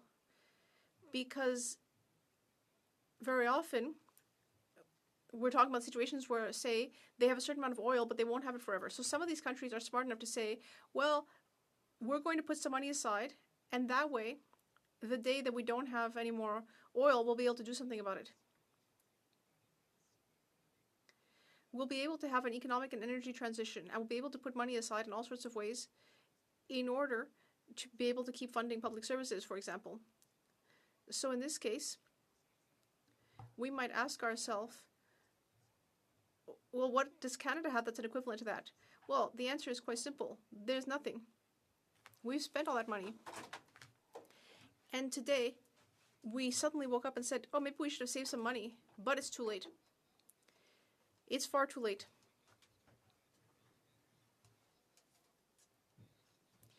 And other countries are starting to be in a better situation than we are. And the problem is that we're going to actually have to end up reimbursing that money, or at least paying the interest on the debt. How are we going to be able to service that debt? If we can't generate more revenue than the cost of servicing the debt, what will happen in the end? We're going to get even poorer than we are now. So what is this government hoping in order to make Canadians wealthier? What's the point of the Sovereign Wealth Fund? Supposedly, it's to invest in Canada. That's a pretty broad statement. It could mean almost anything. To invest, to make Canada stronger, to attract private capital. That's what they say. Well, that's interesting because generally when we try to attract private capital, the idea is that private capital will make money. Why would private capital invest in things that they currently don't want to invest in just because of the Sovereign Wealth Fund? Because that's the idea of it, to take on risky projects that the private sector doesn't want to invest in order to ultimately be able to build those projects. That's actually the Canada Infrastructure Bank's mission. It's so odd. They decided to double that structure, to double the size of that structure by creating a second organization, the Sovereign Wealth Fund, with more people, more money, instead of just asking the Infrastructure Bank to do it. And we could debate that, but that's not what today's debate focuses on. So what's the idea behind this? It's just a show. It's a scheme. It's smoke and mirrors. Why don't we make a sovereign wealth fund like other countries that have money set aside, that have surpluses, but we don't. We don't have extra wealth. So this will be new debt, which we will have to pay back. Or at the very least, we will have to pay interest on it. We will be paying interest on projects that the private sector originally did not wish to invest in because they found them too risky and thought that they might not be profitable. So public money is being used to de-risk projects, to absorb the risk and absorb the losses if these projects go belly up, or these funds are used to make the project profitable for the private sector when they wouldn't otherwise have been profitable at the expense of the public. How are we going to make money on projects that the private sector thinks won't be profitable and also pay interest on what we invest in it? I don't understand the logic. I'm going to need some explanations from the other side of the House because it's really not adding up. They are gambling with public money, which is very worrying. It's very worrisome. The government is just on a bit of a marketing campaign, and they have big, lofty dreams, but these projects that we will be investing in will not be selected by an independent board, as the government claims. The truth of the matter is that the projects to be funded by the Sovereign Wealth Fund will be referred from the Major Projects Office. And which projects are these? The projects from the MPO are those handpicked by the Prime Minister. The government tells us that projects will be selected by the Major Projects Office and by the Prime Minister, therefore, and then sent to the Sovereign Wealth Fund. How will the decisions be made independently if, right from the get-go, right from the selection process, it's political and politicized? And what I mean by that is that the Prime Minister will choose the projects that are good for him, in his view. Sometimes the best project, the most promising one, is not the most profitable one at the beginning.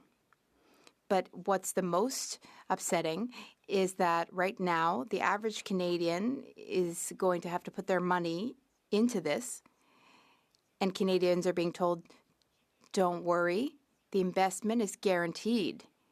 Usually, when an investment is guaranteed, it's because profits will be lower. How will we attract private capital when we've taken investments from citizens and guaranteed them? And how will we pay back that $25 billion? The accountability is going to be, it's not going to be transparent. We won't be able to follow it. They're calling this a sovereign wealth fund, but I think the real name should be sovereign fund because the Prime Minister is very inspired by the monarchy, and I think the Prime Minister wants to reign sovereign over the sovereign wealth fund, and he wants to be the sovereign of taxpayer money and of our public coffers, and that's worrisome. Great. Owen Sound. Merci, Monsieur le Président. Thank you, Mr. Speaker. Que l'Institut économique de... The Montreal Economic Institute said that we don't need a Canada Infrastructure Bank 2.0. The Transportation Committee has already recommended that the Government of Canada change the Infrastructure Bank. Given those quotes, Would my colleague agree that Canadians don't need this sovereign wealth fund? The honourable member for Pierre Boucher, Les Patriotes, Verchères. Thank you, Mr. Speaker. My questions, colleague, is my colleague's question is very helpful because it allows me to flesh out some elements I didn't have time to cover in my speech. So this sovereign fund is not necessary because we already have the infrastructure bank. The Transportation Committee, of which I'm a member, suggested that the infrastructure bank be scrapped because it's all political. Michael Sabia, who went to finance, and then the PMO, and then the infrastructure bank. And there are all kinds of ties with groups like BlackRock, or actually, I'm not sure if it's BlackRock, but all that to say, insider groups. Why duplicate work that's already being done? And we also have the Canada Growth Bank, the Canada Development Bank. We have Export Development Canada. There are organizations and agencies which can already finance projects. We're just adding more such organizations for marketing purposes. Mr. Speaker, it is somewhat disappointing that we have the Conservatives and the Bloc united, believing that this is something in which the country doesn't need. When in fact, Mr. Speaker, if one was to be a bit of a visionary, demonstrate some true leadership, you'd understand and appreciate the actual value of having a sovereign wealth fund. And there's a significant difference between what is being put on the table versus the infrastructure bank. And it's unfortunate that the members don't necessarily understand the difference between the two.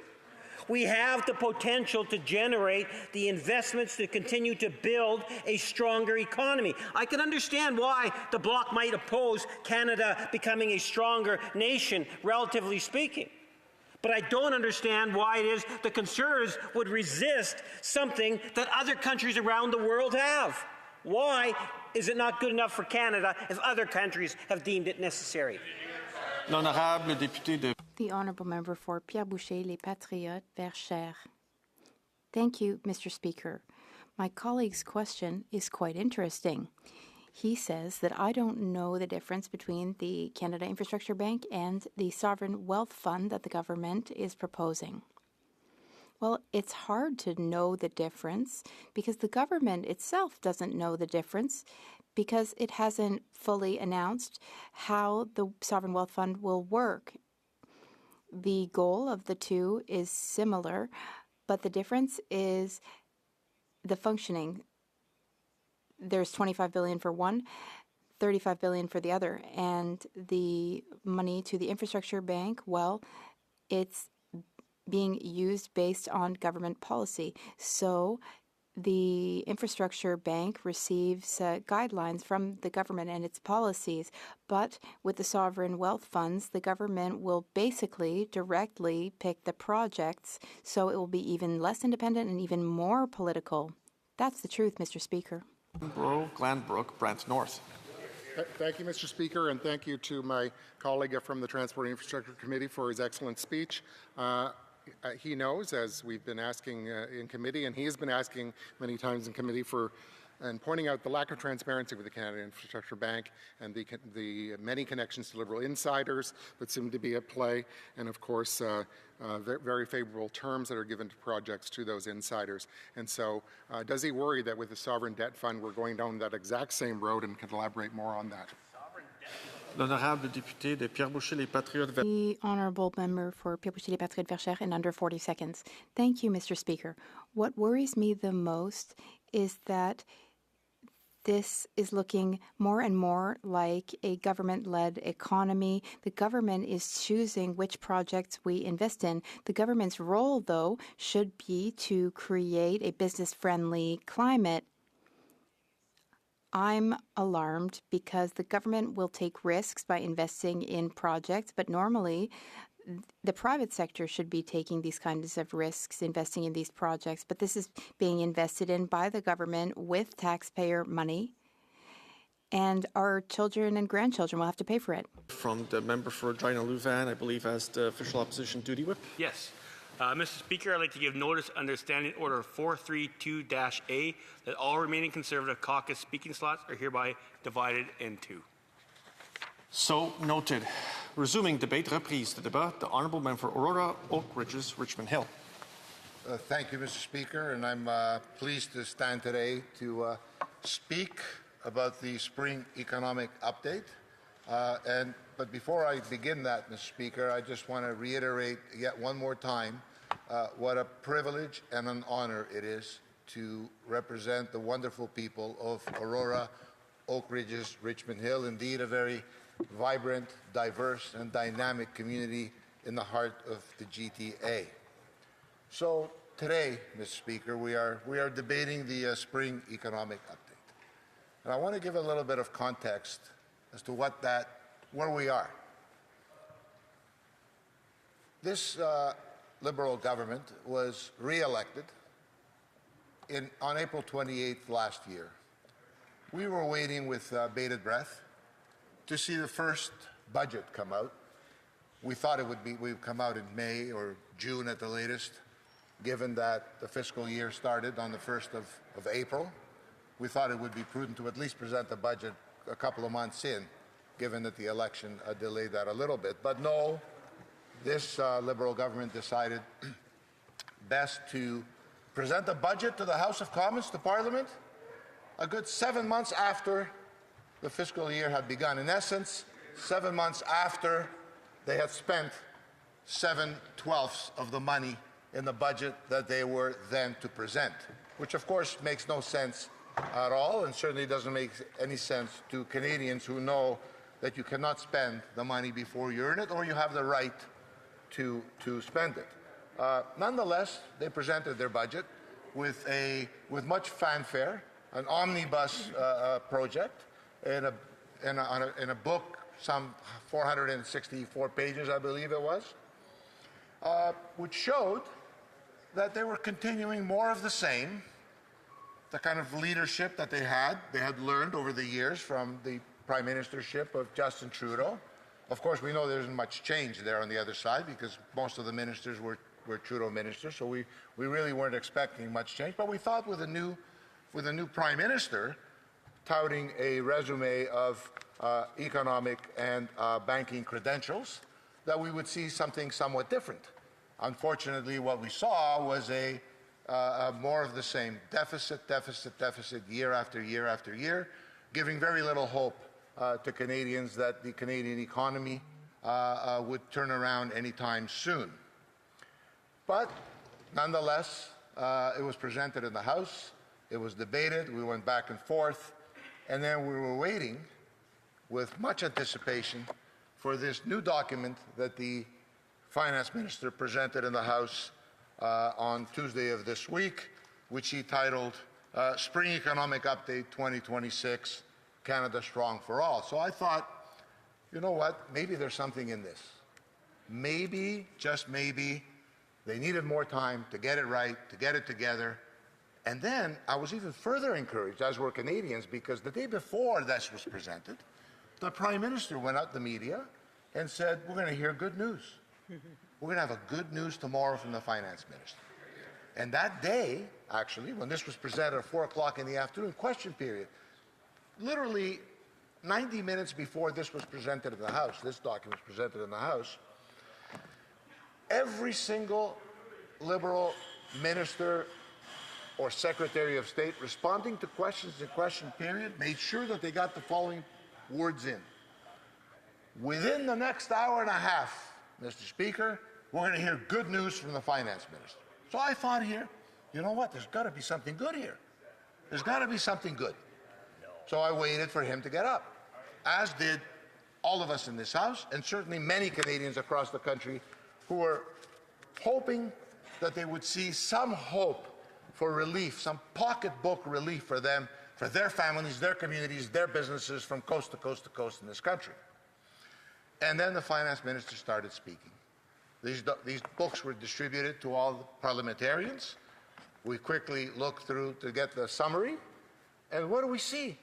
What do we see, Mr. Speaker? We see deficit after deficit after deficit, year after year after year. In fact, the previous Prime Minister, who is the predecessor to the current Prime Minister, and who the current Prime Minister considers a mentor, only had a $31 billion deficit projected for this year. This document comes out, and the Prime Minister announces, the Finance Minister announces with much fanfare that it's good news for Canada. We're going to lose $67 billion. The only person that uttered that was him, that it's good news for Canada. And then, of course, resounding applause from the Liberals ahead, very happy and thrilled that Canadians are going to lose, the government of Canada is going to lose another $67 billion. So I scanned through the book to see what their projections are. I said, well, maybe, just maybe, that's this year.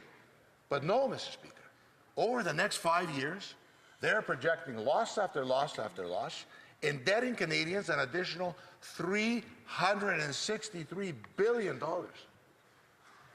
No hope for turning the economy around. No hope for making life more affordable for Canadians. In fact, you then look to see they're borrowing all this money. They can't print the money, they're borrowing it.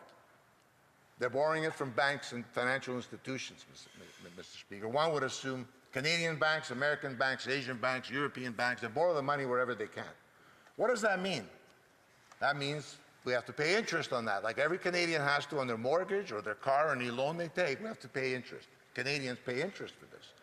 Interest payments, Mr. Speaker, are projected this year to be more than money we spend on health care. I think if you knocked on the door of any Canadian family and say to them, what's more important to you, paying interest or having better health care, I think you'd get a 100% response that it should be health care.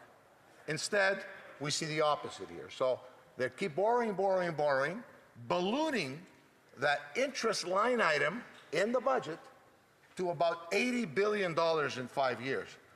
$80 billion. Here's what $80 billion a year, per year, can do for Canadians, Mr. Speaker. With $80 billion, we can twin the Trans-Canada Mountain Pipeline.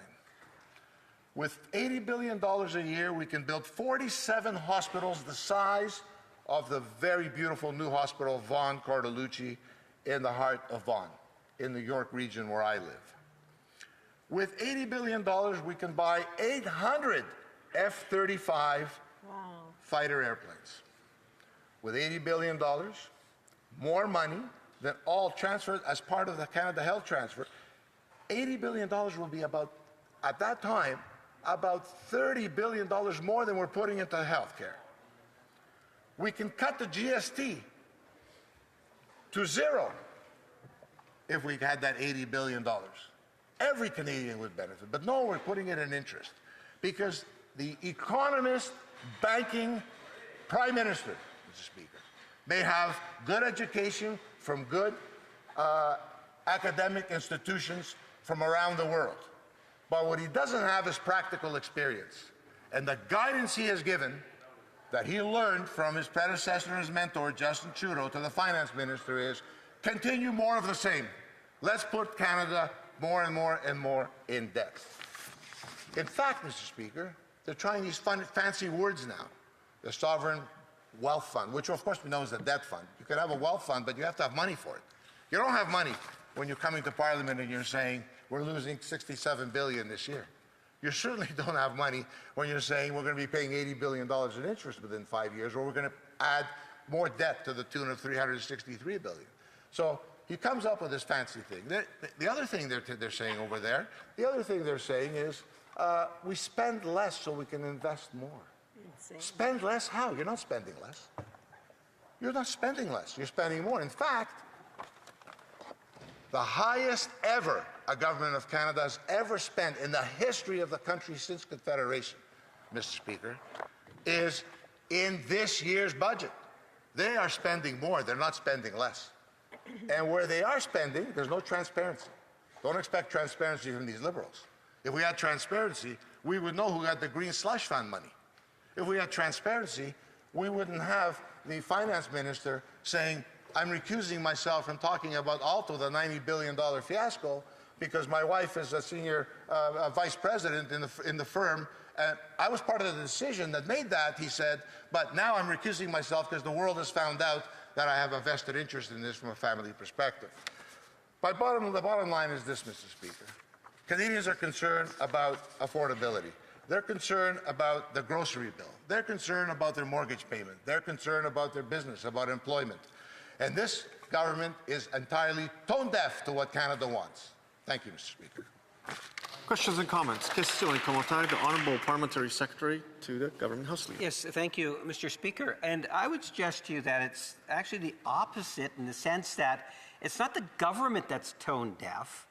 It's actually the leader of the Conservative Party and the collective team of Conservative members of Parliament that just want to stand by and do nothing.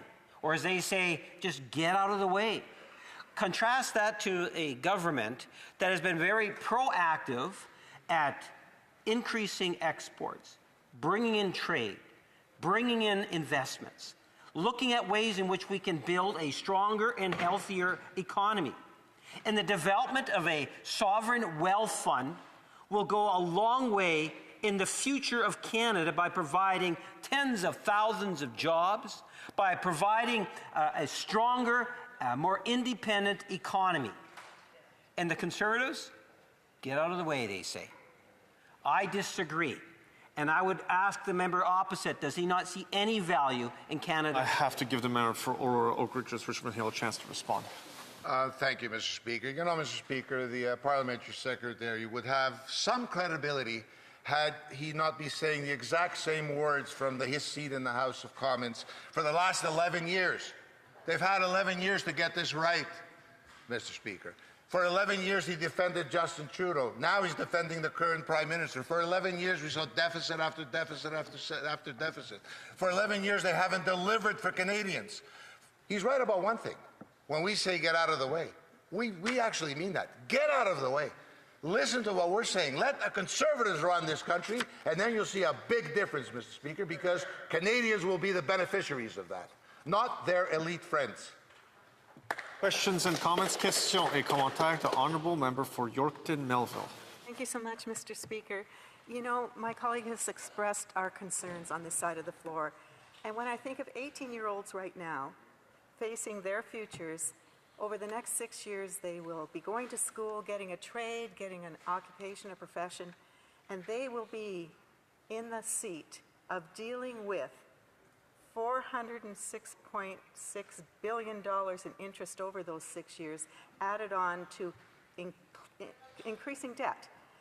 How does he feel about the reality of what this government is doing to the next generation of Canadians? The Honourable Member for Aurora Oak Ridges Richmond Hill.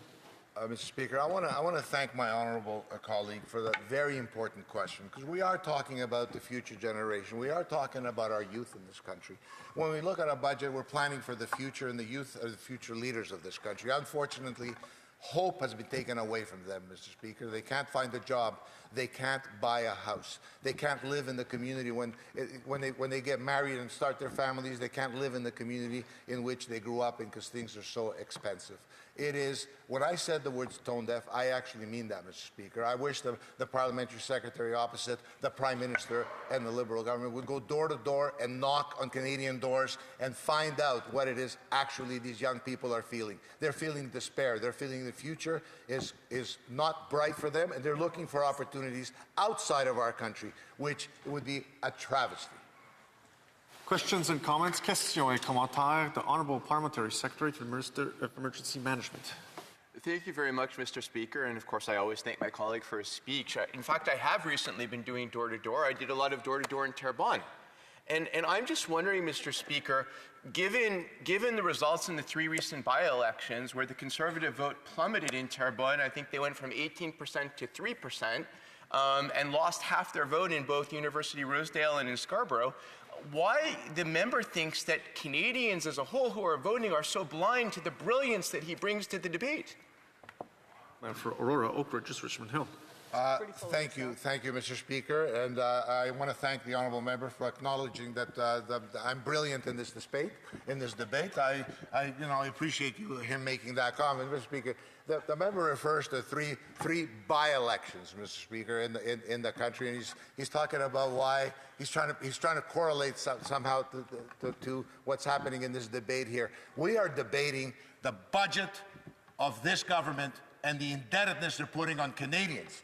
and he wants to talk about politics and percentages in elections. I'll tell you what, Mr. Speaker, they keep this up, we'll see what's going to happen in the next election. We're here, we're not going anywhere, we're going to keep fighting for Canadians. Our job as members of the official opposition to this country is to hold this government to account. They're getting no free lunch. Canadians deserve better than what they're getting, Mr. Speaker.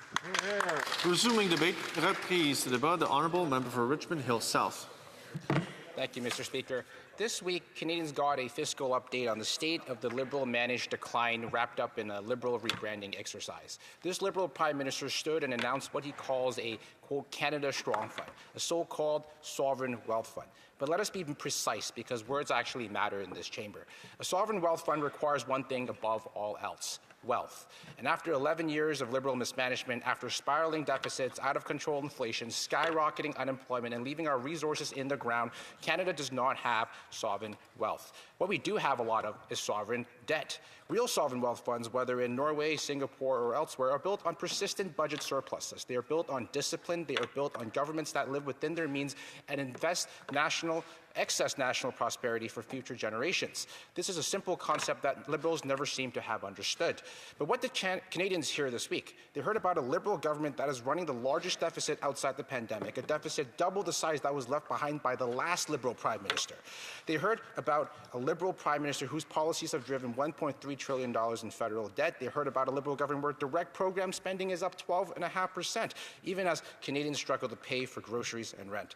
And now on top of all that, they're told that another $25 billion will be borrowed on the backs of taxpayers. It will be put on the national credit card to fund this new Liberal scheme. This is no sovereign wealth fund. This is a sovereign debt fund. Mr. Speaker, let's call this so-called Canada Strong Fund for what it is: a Liberal slush fund dressed up as a sovereign debt fund. This Liberal government will borrow money, the interest payments of which will be serviced on the backs of Canadian taxpayers and future generations at a time when Canadians are already drowning in debt. This government, Liberal government, will then place all that borrowed money into a politically managed investment vehicle. They will take risks with it, and they will hope that the returns will exceed the cost of borrowing. And if they do not, Canadians lose. And if they do, Liberal insiders enjoy the profit leveraged on the backs of Canadians.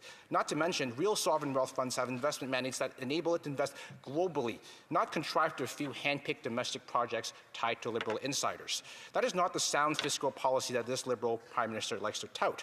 That is a gamble with other people's money, with Canadians' money. And speaking of Liberal insiders, let us talk about who stands to benefit, because this idea of a Liberal sovereign slush fund did not emerge in a vacuum. Back in 2024, this very concept, the multi-billion-dollar investment fund, which was pitched by none other than the one and only Brookfield Asset Management. No. Let's not forget, this Liberal Prime Minister was the chair of Brookfield for all of 2024. This insider proposal was simple: create a large public investment vehicle and have Brookfield help manage it by sticking its fingers into it, handpicking investments into insider-owned projects that will get preferential regulatory treatment and gain access to fast-track approvals over its competitors. Then double dip when Brookfield will propose to co-invest alongside this so-called sovereign wealth fund and participate on any upside value. Then on top of that, triple dipping on it, because Brookfield will profit off it again through charging hefty investment management fees regardless of the performance of the fund. Mr. Speaker, in other words, take taxpayer dollars, funnel them into a politically corporate insider slush fund, and allow private financial actors to participate, and the same corporate insiders to manage the funds and charging a fee, and then handpicking insider projects that are politically charged. This means that this Liberal Prime Minister and his insiders' friends are profiting off the scheme and siphoning funds in multiple ways while Canadians absorb the downside risk. Now, fast forward to this week. This Liberal Prime Minister, who has had extensive ties to Brookfield, who has had stock options and equity interests connected to that firm, now unveils a fund using a strikingly similar model. Canadians are right to ask, who is this fund really for? Is it for workers struggling to afford a home? Is it for families who are shouldering $3,400 a year just in federal debt interest payments?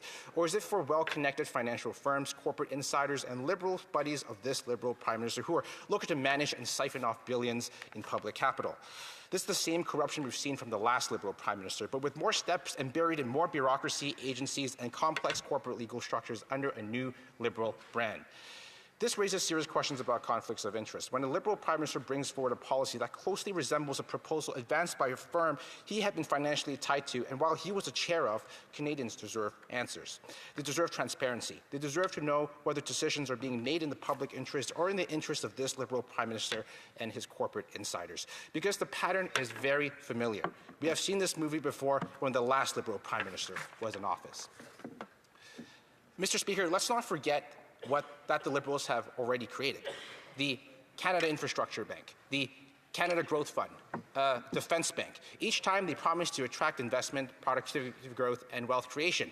Each time they created new bureaucracies for highly paid consultants, bureaucrats, and corporate positions for their Liberal friends, all the while they funnel money into projects tied to Liberal insiders. And yet, despite all this, Canada still has the worst investment record in the G7.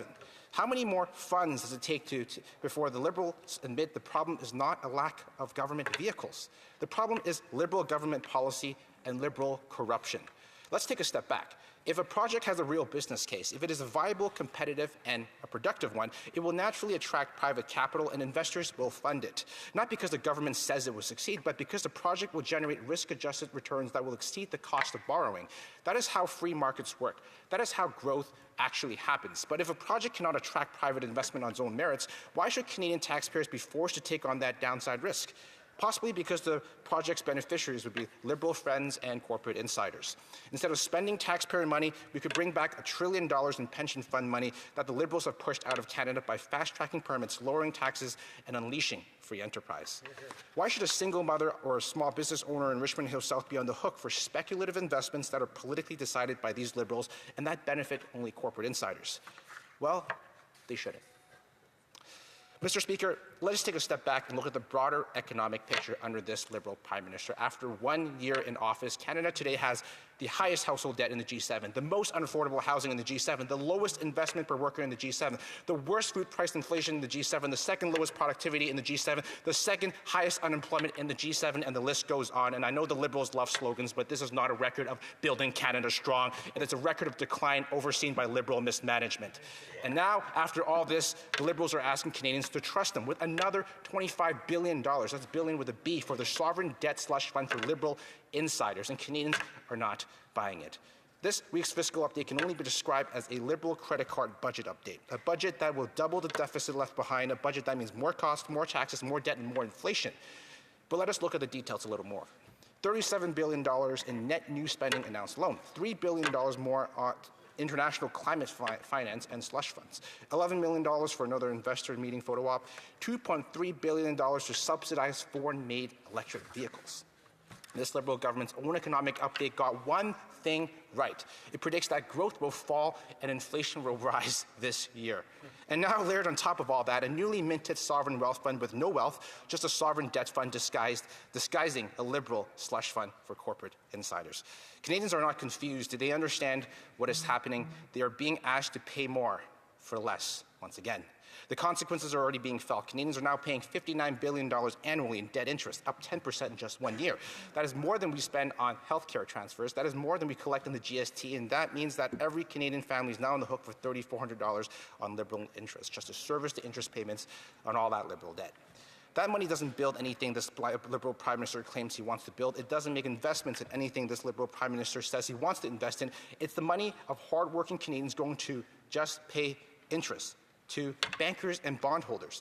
This is why the so-called Canada Strong Fund is not the solution. It is a symptom of a Liberal government that has run out of ideas, a Liberal government that believes that if it simply creates another Liberal institution, another Liberal acronym, another complex corporate structure wrapped in another Liberal announcement with taxpayer money managed by highly paid Liberal government insiders, that somehow growth would follow. The problem isn't the problem itself. The problem is that this Liberal government doesn't know how to diagnose the problem at all. Growth does not come from Liberal branding exercises or decisions that are dictated by government in Ottawa. Growth comes from investor and consumer confidence. It comes from trade and regulatory uncertainty. It comes from having a competitive economy and efficient capital markets. And this Liberal government has managed to undermine all of these conditions. Mr. Speaker, if this Liberal Prime Minister truly wanted to make Canada strong, truly wanted to make Canada wealthy, he would not be creating a sovereign debt fund on the backs of hardworking Canadians. He would be removing the barriers that are holding this country back. He would repeal the anti-resource law, Bill C-69, repeal the tanker ban, scrap the industrial carbon tax, end capital gains taxes on reinvestment in Canada, approve a pipeline or two by this summer, and that is how you unlock investment and the power of free enterprise. That is how you create jobs and drive prosperity. That is how you generate real, sustainable wealth for the next generation. Canada does not need a sovereign debt fund disguising a liberal slush fund for insiders. Canada needs a government that will get out of the way, unleash our economy, and let Canadians build the wealth that this country was always meant to have from generation to generation. Thank you. Questions and comments, questions et commentaires de Honourable Parliamentary Secretary to the Minister of Emergency Management.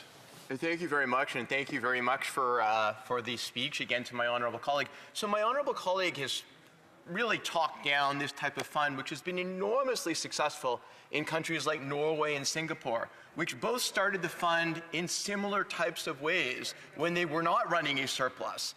Can I ask the member why he feels that this type of fund is so unsuccessful when parallel funds have worked in so many other places? The Honourable Member for Richmond Hill South. Other countries don't leave their resource wealth in the ground. They don't block their local domestic talent from being able to succeed. And other countries like Norway don't have the highest household debt in the G7, the most unaffordable housing in the G7, the lowest investment per worker in the G7, the worst food price inflation in the G7, the second lowest productivity in the G7, the second highest unemployment in the G7. Maybe that member should put his Econ 101 textbook down and maybe read a jobs report for once and go knock some doors and talk to his constituents and see what Canadians are really facing on the ground. Questions and comments, questions et commentaires. L'honorable député de Lac. Honourable Member for Lac-Saint-Jean. Thank you, Mr. Speaker. My question for my honourable colleague is kind of obvious. We've analysed the government's proposal, and when they say, well, that they're making comparisons, that it's similar to other funds around the world, well, there's been no other fund that has been financed by debt with interest on this loan. Not only is it not a sovereign fund, it's not a politically independent one because the projects will be selected by the Prime Minister at the end of the day. What does this fund have to do with the Norway, Saudi Arabian, or Singapore sovereign funds? How can aren't they really just out of touch in terms of this comparison? I'd like to thank the member for a great question. And the premise of his question is that this Liberal slush fund's got nothing similar to any of the sovereign wealth funds that have been successfully created in the past by other countries. First of all, other sovereign wealth funds are allowed to invest globally into an investment opportunity set that would maximize risk-adjusted returns. But this Liberal slush fund is contrived to a few selected investment decisions that would benefit projects that are going to be tied by Liberal insiders. Number two, this Liberal slush fund was pitched by Brookfield, none other, the financial firm of which this Liberal Prime Minister was a chair of in 2024. And guess when it was pitched? It was pitched in 2024. There are many strikingly similarities between this so-called sovereign debt fund and the Liberal corruption we've seen in the past. Questions and comments, questions et commentaires to Honourable Member for Peace River Westlock. Mr. Speaker, as I get on the floor here today, I would just like to congratulate Maria Gainey, who used to work for me. She got engaged on the weekend to her fiancé Toby, so I'd like to congratulate them. My question to my honourable colleague is just around the sovereign wealth funds. Alberta has our Heritage Fund. This is a thing that has been done already in Canada. This happened in a time when we were making record profits through the oil patch. It has continued. It has grown to $32 billion today. I'm wondering if he has any comments about that. The Honourable Member for Richmond Hill South. Mr. Speaker, that's exactly where this Liberal government gets wrong. They think that starting a new bureaucracy, a new fund that's going to be staffed and overseen by Liberal insiders. This Liberal government has, in the past year alone, has already formed 13 new bureaucracies, all of which are overseen or managed by Liberal insiders. And they say it's professionally managed. Well, it's actually professionally managed to fail and to only benefit the corporate insiders. I think that's one of the biggest differences that we see other models succeeding. And secondly, they could unleash our resources and attract investment. We don't need to draw on more government debt. That's going to be paid off by taxpayers and by the next generation. The sovereign wealth fund should be built on one thing. It should be built on wealth. And what we have a lot of after 11 years of Liberal government is a lot of debt. Thank you, Mr. Speaker. Resuming debate, reprise de débat. The Honourable Parliamentary Secretary to the Government House Leader. I'll let the member finish his last bite there. Yes, thank you, Mr. Speaker. And, you know, it's interesting in terms of just a year ago, Canadians chose a new government, a new Prime Minister, a direction what I thought was fairly clear. Like other members, I knocked on thousands and thousands of doors in the last election. I have a fairly good sense in terms of what the expectations of Canadians are. I have a fairly good understanding in terms of why it is Canadians made the decision that they made. Close to what, about 8.5 million Canadians actually voted for this Prime Minister and the Liberal Party and the 300 plus candidates throughout the country. Canadians got the change that they were needing to see at the government level. But listening to the last speaker, there has absolutely been zero change from the Conservative Party and their approach to Canada. They consistently talk about it being broken, and what I really find somewhat distasteful is the allegations that are constant to try to make it look as if members of Parliament are corrupt. Mr. Speaker, the character assassination that comes over from the Conservative ranks over towards the government is fairly pathetic. It is definitely consistent. You know, what motivates, whether it's the Prime Minister or every Liberal member of this caucus, is what we hear from our constituents. It's the desire to make Canada a stronger, a healthier country. It's not to get out of the way, but recognize that the government has a role to play. And we saw that, Mr. Speaker, in terms of listening to what people were saying 1 year ago, almost to the day when people were at the polls. What they wanted was a government that was going to be there to protect and secure Canadian interests at a time of economic uncertainty that was being put on in good part because of President Trump, the threat of tariffs, and the issue of trade. That was the issue that Canadians were coming to grip with a year ago and wanted to hear what politicians had to say. They looked and they did a comparison between the leaders.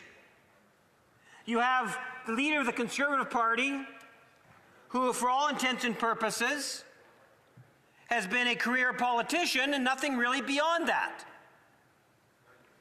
They contrasted that to the current Prime Minister, the one that they had chosen, who was actually appointed to be the Governor of the Bank of Canada by a Conservative Prime Minister. It was Stephen Harper that actually appointed today's Prime Minister to be the Governor of the Bank of Canada.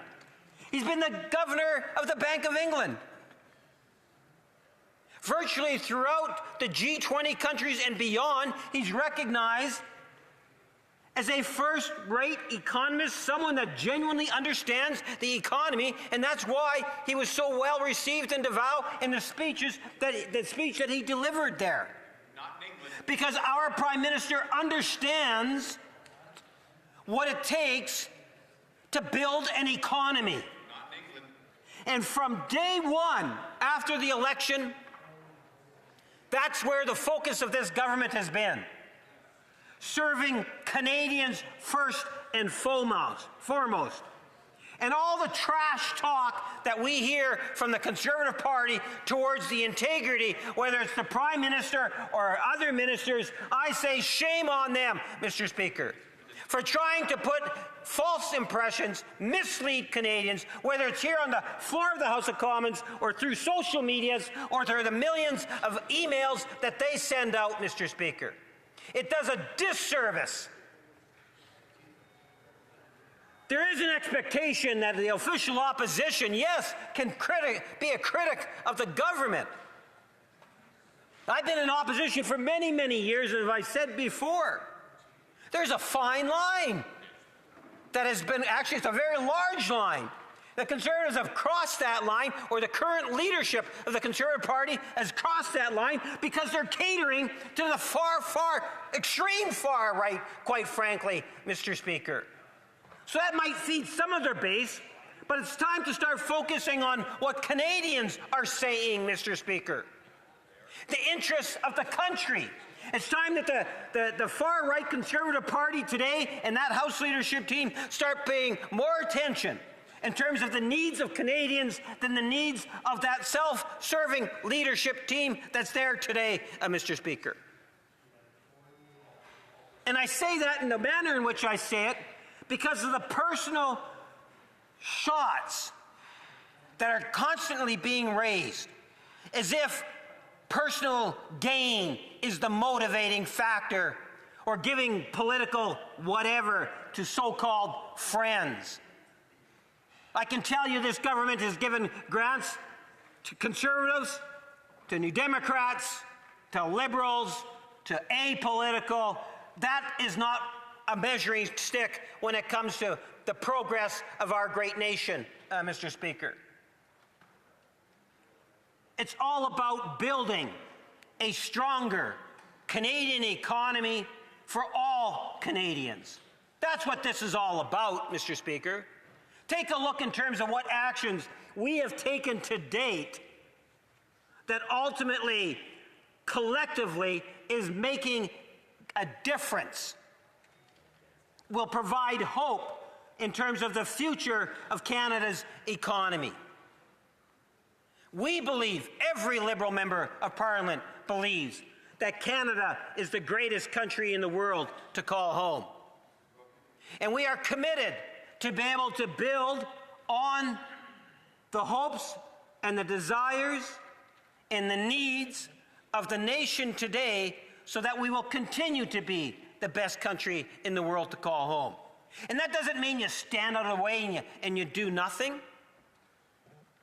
Look what has actually been proposed by the Prime Minister, Minister of Finance, in fact, the entire Liberal caucus. A sovereign wealth fund. You get the unholy alliance between the Bloc and the Conservatives. They're now in opposition. They've united on this, saying, no, it's not good for Canada. Dozens of sovereign wealth funds are around the world today, and they don't believe Canada should have a sovereign wealth fund. Our fund, the Canada Strong Fund, is a wonderful opportunity to be able to not only afford investors abroad and here, but I like to believe that it's going to have an impact on those that do have some extra finances that they would like to be able to be a part of. A strategic fund dealing with our sovereignty, being able to demonstrate that sense of pride in our nation, being provided some guarantees, Mr. Speaker, and investing in Canada.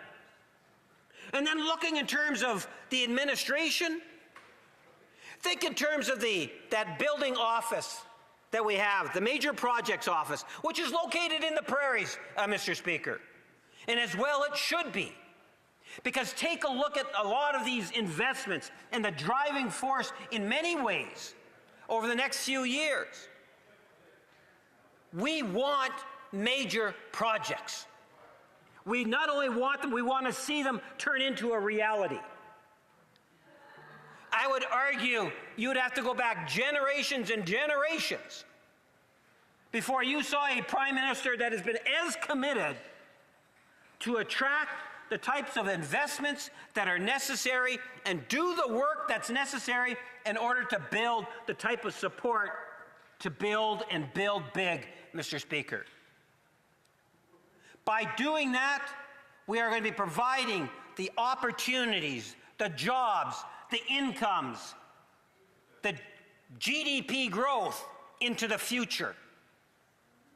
Even if we don't see and realize all of that in the next year or two, let's get the ball moving on it, Mr. Speaker. And we have a Prime Minister that understands that. You know, it's a bit of a joke when I hear the leader of the Conservative Party inside the House or outside the House try to do a comparison of himself with the Prime Minister and trying to say that the Prime Minister has no understanding of how an economy works. That's like saying Wayne Gretzky doesn't know how to skate or Celine Dion can't sing. How silly. Really and truly. Do they really believe that there's anyone that believes those sorts of assertions that are coming from the leader of the Conservative Party? I can tell you, Mr. Speaker, that if you go back, as I say, to a week or so after the last federal election, remember Bill C-5, a one Canadian economy, and the actions that the federal government literally took weeks after being back in session to take down barriers so that at least from a national perspective, that we have one Canadian economy. The efforts back then and today, where we are continuing to promote, encourage other premiers to start taking down some of those provincial barriers, whether it's consumer products or labor mobility, Mr. Speaker, we need to continue to push, encourage, and support a Team Canada approach at building Canada strong, Mr. Speaker. The need is there, and it's been demonstrated through the election. When people were telling me at the door, and as I know they're telling everyone at the door, about the concern in regards to the dependency that Canada has with the United States as a direct result of threats on tariffs on our products. And we responded in many different ways. C-5 is just one of those ways. One Canadian economy. But that wasn't it.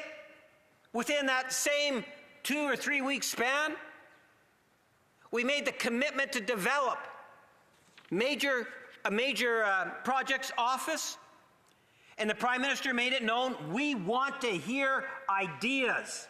We want premiers, we want stakeholders, private, public, talk about the type of ideas that's going to allow us to build and build big, Mr. Speaker. And there were a lot of ideas that came forward. You know, the provinces stepped up to the plate in a very real and tangible way in every region of our nation, where for the first time we were talking about major projects and how it is that the federal government and the provincial government, working with others, can expedite, encourage, promote, and ultimately turn into reality wherever we can. You know, Alberta is a great example. Think in terms of the tension that was within the province of Alberta in a lot of the discussions that were taking place. And I believe this Prime Minister, who has roots in the prairies, in Edmonton, in the north, Mr. Speaker, is especially compassionate and wanting to be able to see that we actually move forward on these major projects. And that is the reason why when we talk about pipelines, we now have an MOU with the province of Alberta. Mr. Speaker, remember when that issue came up and the Prime Minister and the Premier of Alberta made the announcement? You had all those Alberta Conservative MPs either sitting on their hands saying nothing or criticizing the fact that we actually have the MOU, that it wasn't good enough. What's built? And they say, what's built? Well, when the leader of the Conservative Party was in government for over 10 years, they did not build 1 inch, not 1 inch of pipeline to the coastline, Mr. Speaker. I'll contrast what this current Prime Minister has done in 1 year for the advancement of pipeline. Order. Not yet. The Honourable Member for St. John St. Croix on a point of order. That member is misleading the House, Mr. Speaker. There are 4 pipelines. I will come back with the names very shortly. Order. A matter of that is not a point. Order. We're gonna have order. There's no point of order, so it's not on the same point of order. A new point of order, and I hope it is. Mr. Speaker, the member is actually imputing my motives. He's indicating that I'm intentionally. No. Order. No. It was the word was misleading, not intentionally misleading. There's a slight but subtle difference, and so I'm gonna pause for just a second. And we had some interactions here, some back and forth. We're going to have in just 4 minutes and 51 seconds. We have 10 minutes worth of questions and comments, so lots of time to get these matters on. 4 minutes and 51 seconds to go. Yes. Order. The honourable member may conclude his remarks. 4 minutes and 51 seconds to go. Wow. Well, Mr. Speaker, I'll stand by my word, and I look forward to the member coming back to the House and sharing with me which pipeline did his leader actually build that went to the West Coast. Yes, they did have pipelines that went down to the United States, but remember what the argument is, Mr. Speaker.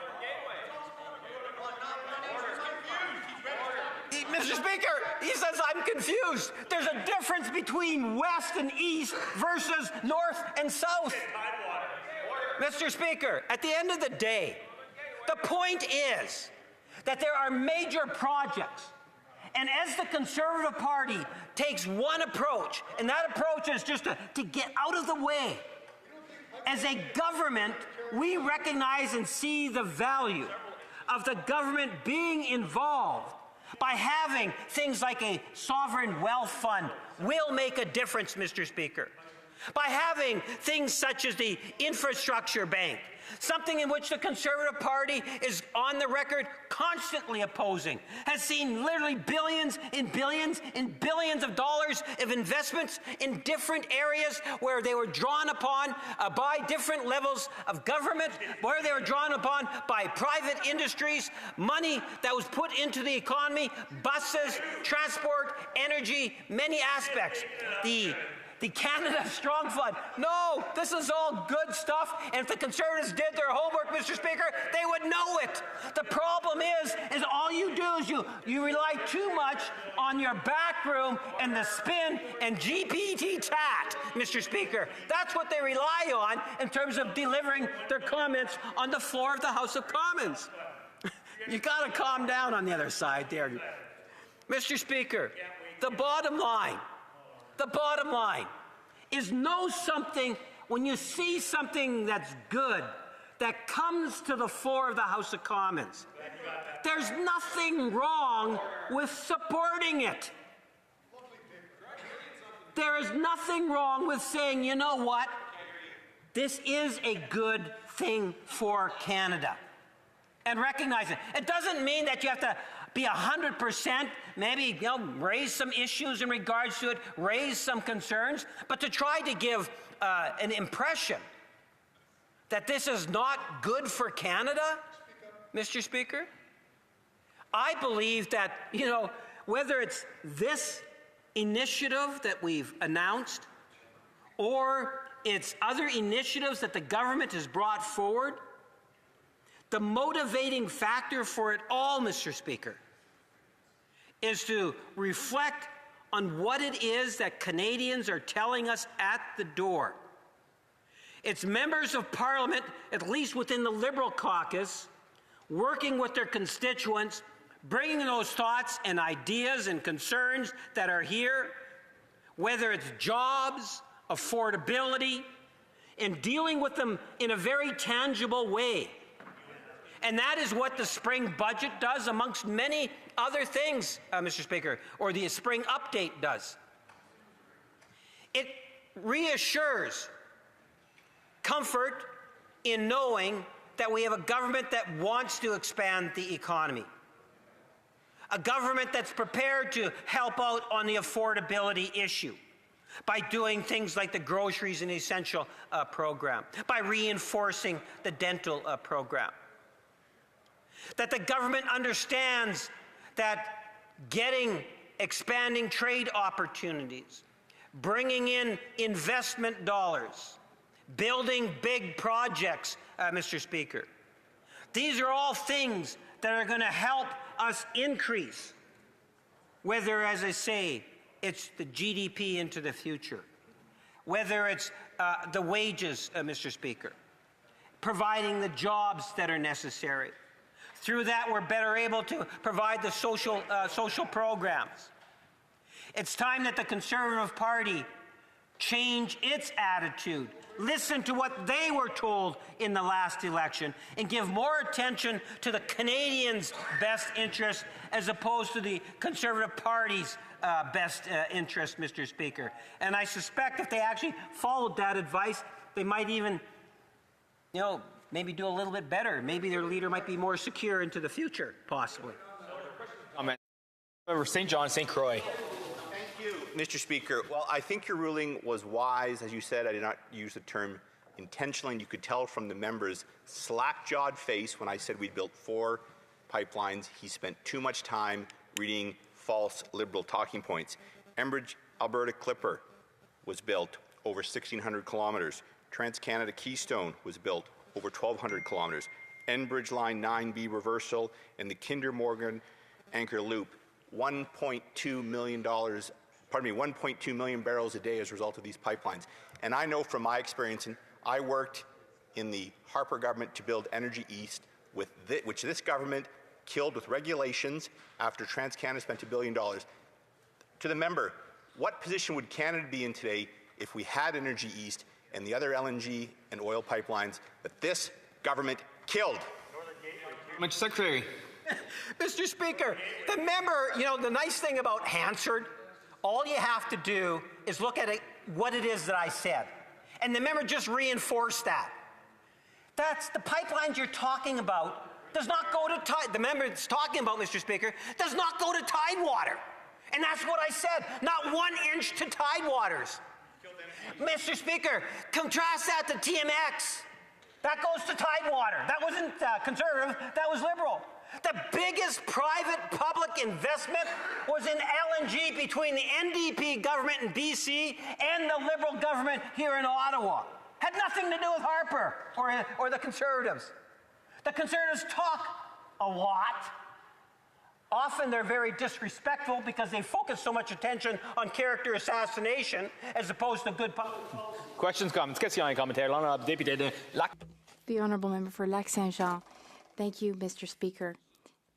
Mr. Speaker, I love it when the Liberals and Conservatives debate who built the most pipelines. The climate crisis doesn't exist. There's no climate change. Neither party believes in it. The member across the way in his speech said that he was very happy that the Major Projects Office is located in the prairies because that's where the major projects will be.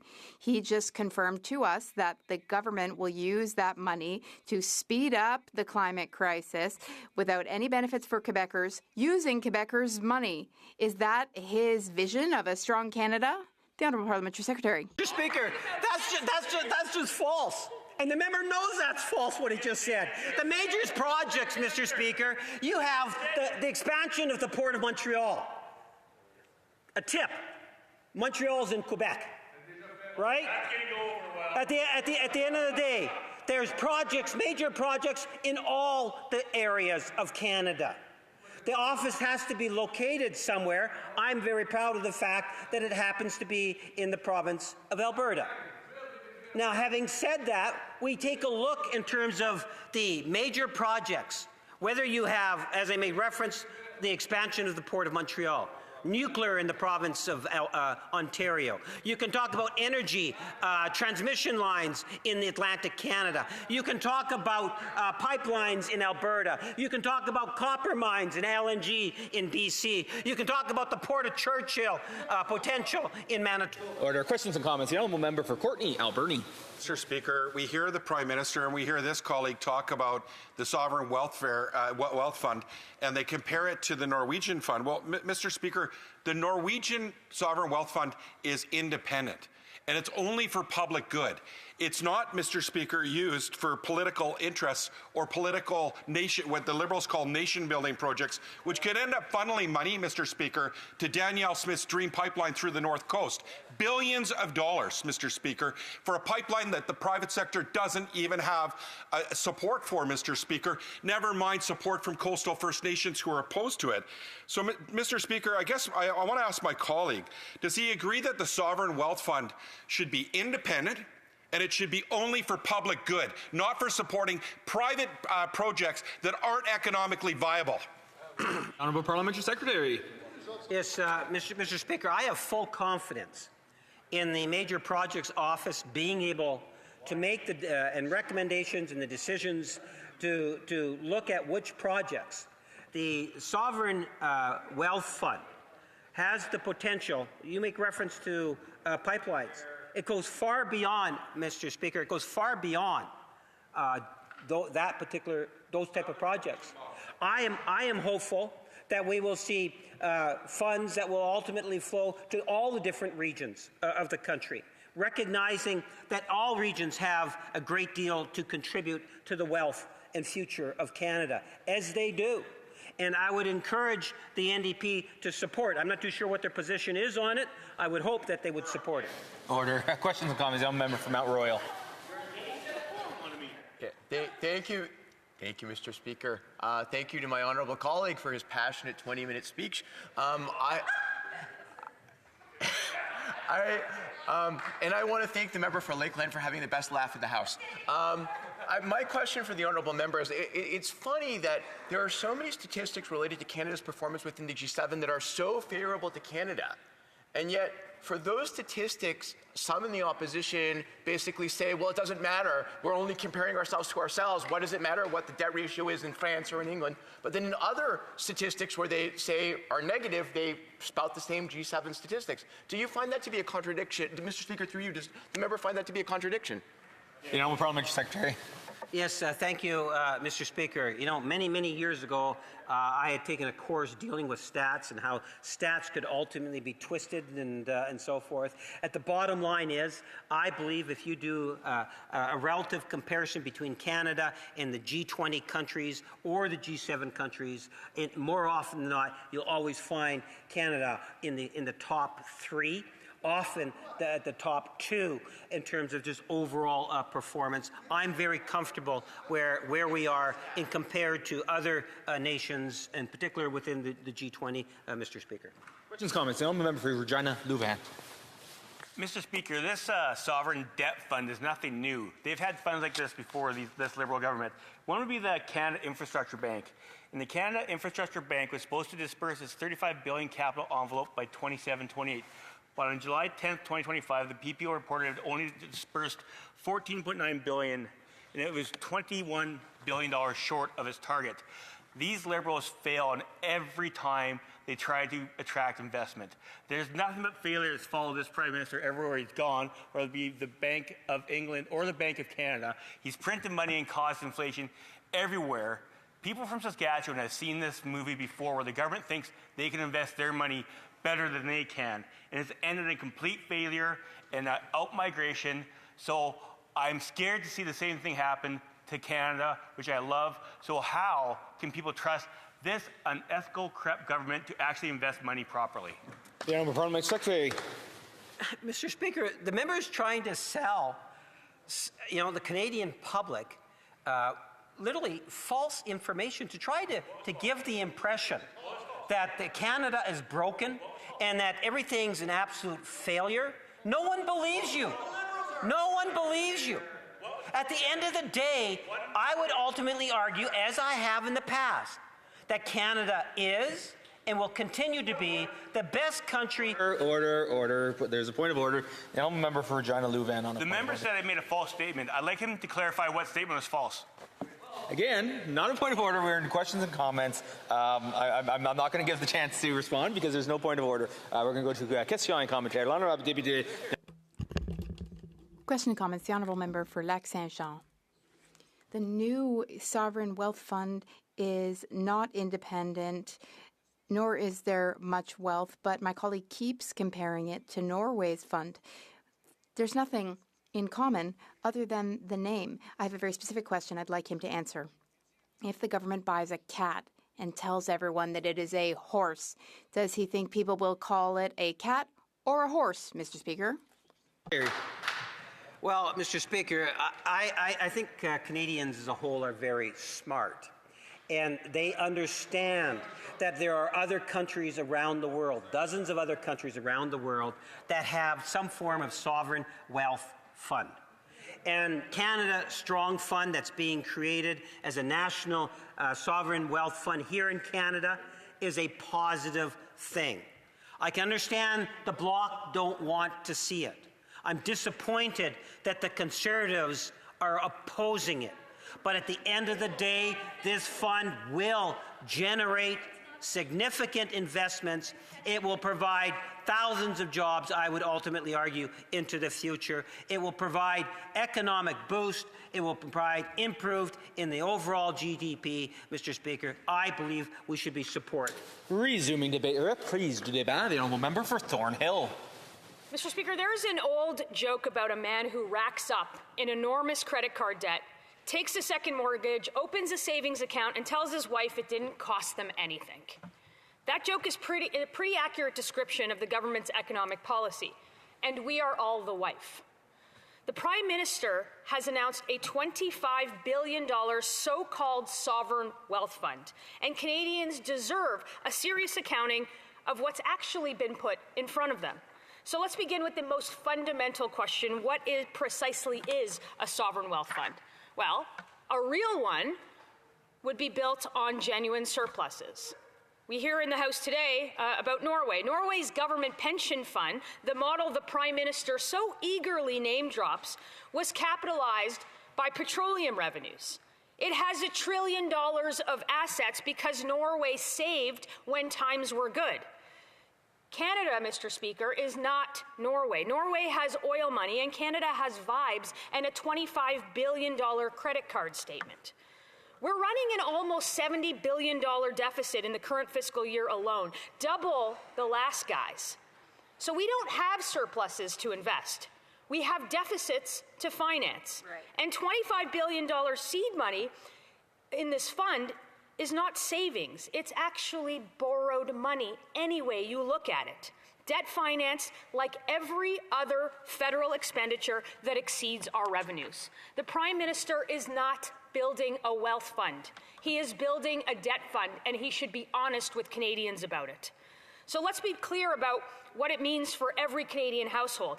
The government's borrowing at roughly 3.5% or 4% on 10-year bonds, and betting that a bureaucratic crown corporation run by political appointees will outperform the cost of that capital.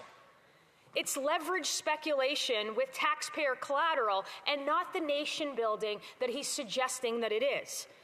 So now I've heard this Liberal government say this fund will be different, more transparent, more accountable, better governed. I would feel more confident about that claim if you could tell us who is going to govern it, how the projects would be selected, when it would be operational, and what relationship would any of this have to the Canada Infrastructure Bank or the Canada Growth Fund. They can't answer any of those questions today, and you'll see that throughout the day. And I'm certainly not alone in asking them. This announcement landed with a giant thud. The Sovereign Wealth Fund proposal was met with near universal skepticism, disbelief, and frankly, pure ridicule. The Globe and Mail, not exactly a conservative voice in Canada, observed this week that the pension funds who presumably partner in this vehicle or with this vehicle, including the Canada Pension Plan Investment Board, weren't even consulted before this announcement was made. The CPP Investment Board, to its credit, said that the key term to long-term success for any public investment institution is, quote, a clear commercial mandate, strong governance, and operational independence. That is a politely worded way of saying we have concerns. And we should have concerns, because the question cuts to the heart of this whole exercise. The fund's mandate is politically directed towards domestic infrastructure, ports, mines, trade corridors, with diversification explicitly not a priority. Then it's not truly an investment fund at all. In the Globe's words, it's a, quote, off-balance sheet vehicle for fiscal policy. That's a government wealth fund in a costume. It's actually just another government program. Mr. Speaker, we've seen this movie before, and we know how it ends. Sustainable Development Technology Canada, you might remember it now as the Green Slush Fund, sent $400 million out to Liberal-backed projects, well, pet projects actually, with 186 identified conflicts of interest, zero accountability, and zero measurable results. The Canada Infrastructure Bank was also endowed with like $45 billion in infrastructure. It spent a fraction of that on actual construction while handing out $8 million of bonuses since 2024. The Prime Minister himself made these comparisons earlier this week, and with respect, I don't think that it's the endorsement that he thinks it is. Here's a deeper problem. The reason that major projects are not getting built in Canada is not a lack of government capital, and that's the point here. There isn't a lack of capital in Canada. You can ask anybody. If an infrastructure project isn't moving forward, it's almost certainly because the private sector has determined that it's not economically viable because of the absurd regulatory environment. Exactly. They've told us this. You don't solve an onerous regulatory environment by creating a new crown corporation to fund projects the private sector already said no to. You solve it by fixing the actual regulatory environment. Even industry leaders are telling the Financial Times, also not a conservative blog, it's the Financial Times of London, that this government's red tape cutting efforts are already floundering, costing more in lost trade than Trump's tariffs ever did. Forestry executives are frustrated. The oil and gas sector, frustrated. Auto executive, frustrated. And what do? We create another bypass around the dysfunction instead of fixing the dysfunction itself. Liberals have created an $18 billion a year regulatory burden. They have interprovincial trade barriers in place still that knock $200 billion off of our GDP. They're married to Bill C-69, the tanker ban, the policy of uncertainty that has chased $1 trillion out of this economy over the 10 years. Capital did not flee Canada because there was no government bank to subsidize it. It fled because it was simply unprofitable to do business here. A $25 billion Band-Aid applied over a gaping wound doesn't close the wound. It just becomes a really expensive Band-Aid that Canadians will end up paying for. Mr. Speaker, there are real alternatives to this. We could cut taxes, genuinely cut taxes, so that families have more in their pockets every single month, and businesses have a reason to stay here or open up here in the first place. We can eliminate red tape and trade barriers that cost hundreds of billions of dollars in lost economic activity every year, and I just don't understand how that is never the solution that they go to. We could fast-track approvals and start building things rather than funding another Ottawa office to study the feasibility of someday perhaps getting something built. We could scrap the bad laws, C-69, the tanker ban, the industrial carbon tax. They're all actively preventing pipelines, mines, LNG terminals from being constructed. And that's not this side of the House saying that. That's the industry themselves. None of this requires borrowing $25 billion of new money.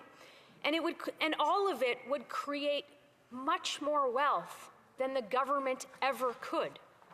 That's how you build a country, not on borrowed money, funneled through a crown corporation, whose governance, mandate, accountability mechanisms have yet to be designed, but were announced first, and with details to follow, and Canadians get to pay the bill. This House is owed answers that this government hasn't provided. Who runs the fund? How much in terms of management fees do they get? On what criteria are projects approved? What prevents you from being another vehicle for the same liberal patronage networks that have embarrassed this government repeatedly? We will keep asking those questions. We will keep being the voice of every single Canadian who can see clearly what this is. Again, when this was announced, I can't find a whole lot of people that were excited about this except for the members on the other side of the House. They keep telling Canadians that they don't understand the potential of this and this is based on hope. But everything this does is the opposite of what it says it's going to do.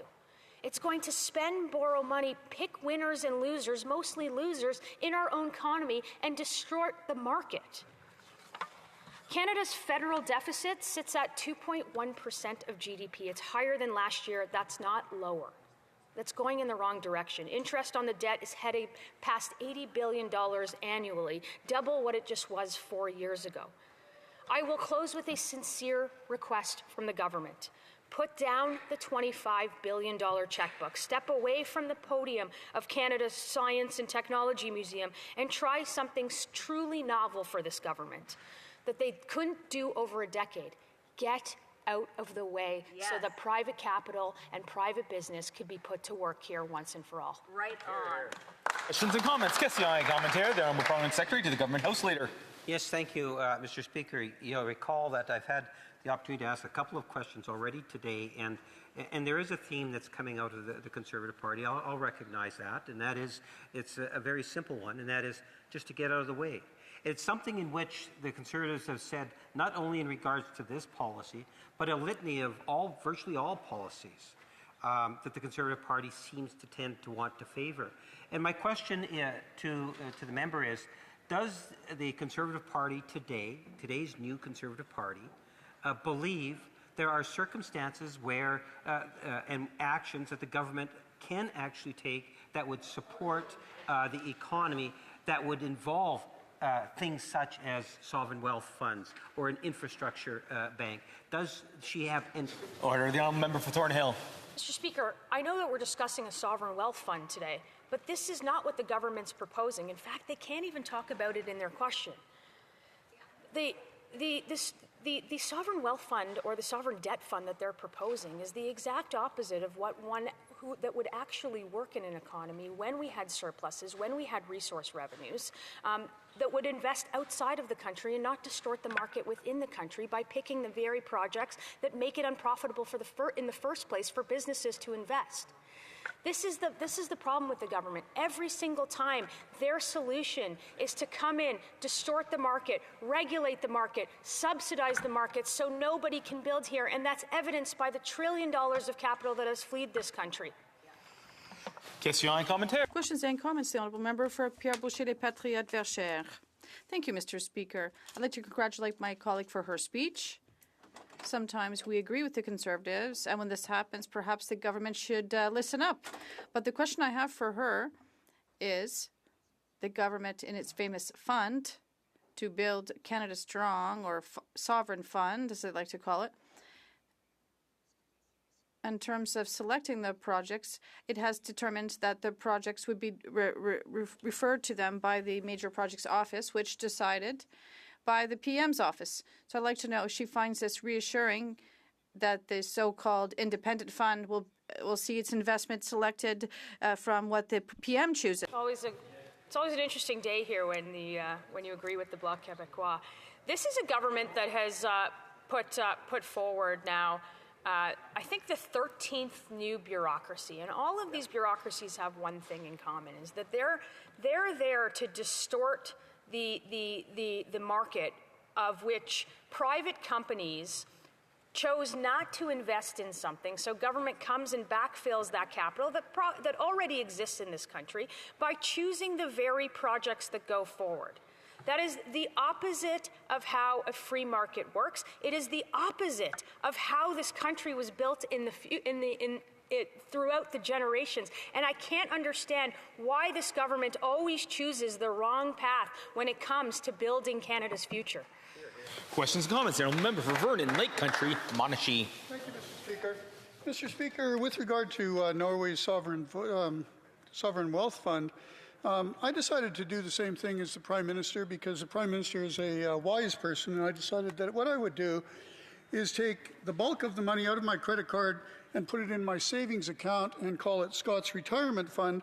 And then I went to my accountant, and my accountant says that I'll never retire, and I was wondering if the member could explain to me why that is. Member for Thornhill. It's, some people call it girl math. I call it liberal math. I've been guilty of doing the same thing. I see a very expensive thing that I absolutely can't afford, and I buy it on sale when it's 5% off, and I convince myself that I got all of these savings for it. That's liberal math. That's how the math works in this place. Canadians don't need a wealth fund. They need a government that's going to handle affordability in a responsible way, and stop leveraging the national credit card so Canadians have to leverage theirs for groceries. Resuming debate. Please do that. The honourable member for Lakeland. Well, like many Canadians, I remember a time when hard work paid off in Canada, when people could start a business or a family with hope for a bright and prosperous future, and when government didn't stand in the way of businesses, pick winners and losers in industry and society, or tax Canadians, businesses, and entrepreneurs at every turn. That was just over a decade ago, under the last Conservative government led by Stephen Harper. Canada had a balanced budget and $1 billion surplus. Canada had the strongest economy in the G7, with the largest and most prosperous middle class in the world. That's the Canada the Liberals inherited. Since then, they've imposed punitive laws that landlock and roadblock Canadians, entrepreneurs, investors, and inventors with costly red tape, mixed messages, and constantly shifting policies and regulations. Today, the Prime Minister sits in the same chair he advised for the last half-decade, where he pushed policies that strangled the Canadian economy and drove $1 trillion of investment out of Canada and into the United States, which probably explains why he moved Brookfield south of the border. The results speak for themselves. After 11 years of this same Liberal government and a year of this Prime Minister with all the same key players, Canada now has the highest household debt, the most unaffordable housing, the lowest investment per worker, the second worst productivity, and the second highest unemployment in the G7. The Prime Minister cannot blame global factors. Other countries face the same pressures and have responded with real action and secure trade deals, while the Liberals have responded with delay and confusion. Canadians are in this position because Liberal policies punish work and drive out investment for anti-development ideology and government control. So how do Liberals respond? Well, they set up another half-baked scheme. This week, the Prime Minister announced a so-called Sovereign Wealth Fund, or as he calls it, the People's Fund. I wonder if that name came from his visit to Beijing. Now, in this long, drawn-out rhetorical photo op, he said this fund will finance major projects in Canada, because nothing says free enterprise like a government fund that looks like top-down state control, does it? But he did point out Norway and Singapore as examples. So let's look at his claims and how they compare to his plan for Canada. Norway, of course, is a unitary state with a single centralized government. It runs consistent budget surpluses because it develops its abundant resources, especially oil and gas, which drives its economy, creates jobs, and funds strong public services without crushing taxpayers. In fact, Norway's budget surplus is one of the largest in the world and far exceeds the OECD average. The Norwegian government then puts that extra wealth into their sovereign wealth fund. And Singapore, that the Prime Minister also mentioned, is a small city-state that built a highly attractive business environment with low taxes, minimal red tape that draws investment, jobs, and businesses. Singapore has low corporate tax rates, big tax exemptions, no capital gains tax, and a highly efficient, transparent, and independent legal system for permitting and contract enforcement. They compete for investment, not chase it away. Oh, and they have a big budget surplus, too. The Singaporean government puts that wealth into their sovereign wealth fund. Now let's look at Canada. The Prime Minister said he will saddle Canada with a budget deficit of $66.9 billion, double Trudeau's. If that requires further clarity, that's the opposite of a surplus. The Prime Minister also revealed that debt interest charges alone will be $59 billion annually, and that will rise by 50% up to $80 billion in 2030. But of course, it doesn't stop there. The Liberals' $264 million major projects office has approved 0 projects. There are no start date, deadline, start point, end point, or really any clear material progress on the Prime Minister's promised pipeline to the Pacific, and Liberal red tape still drives business out of Canada.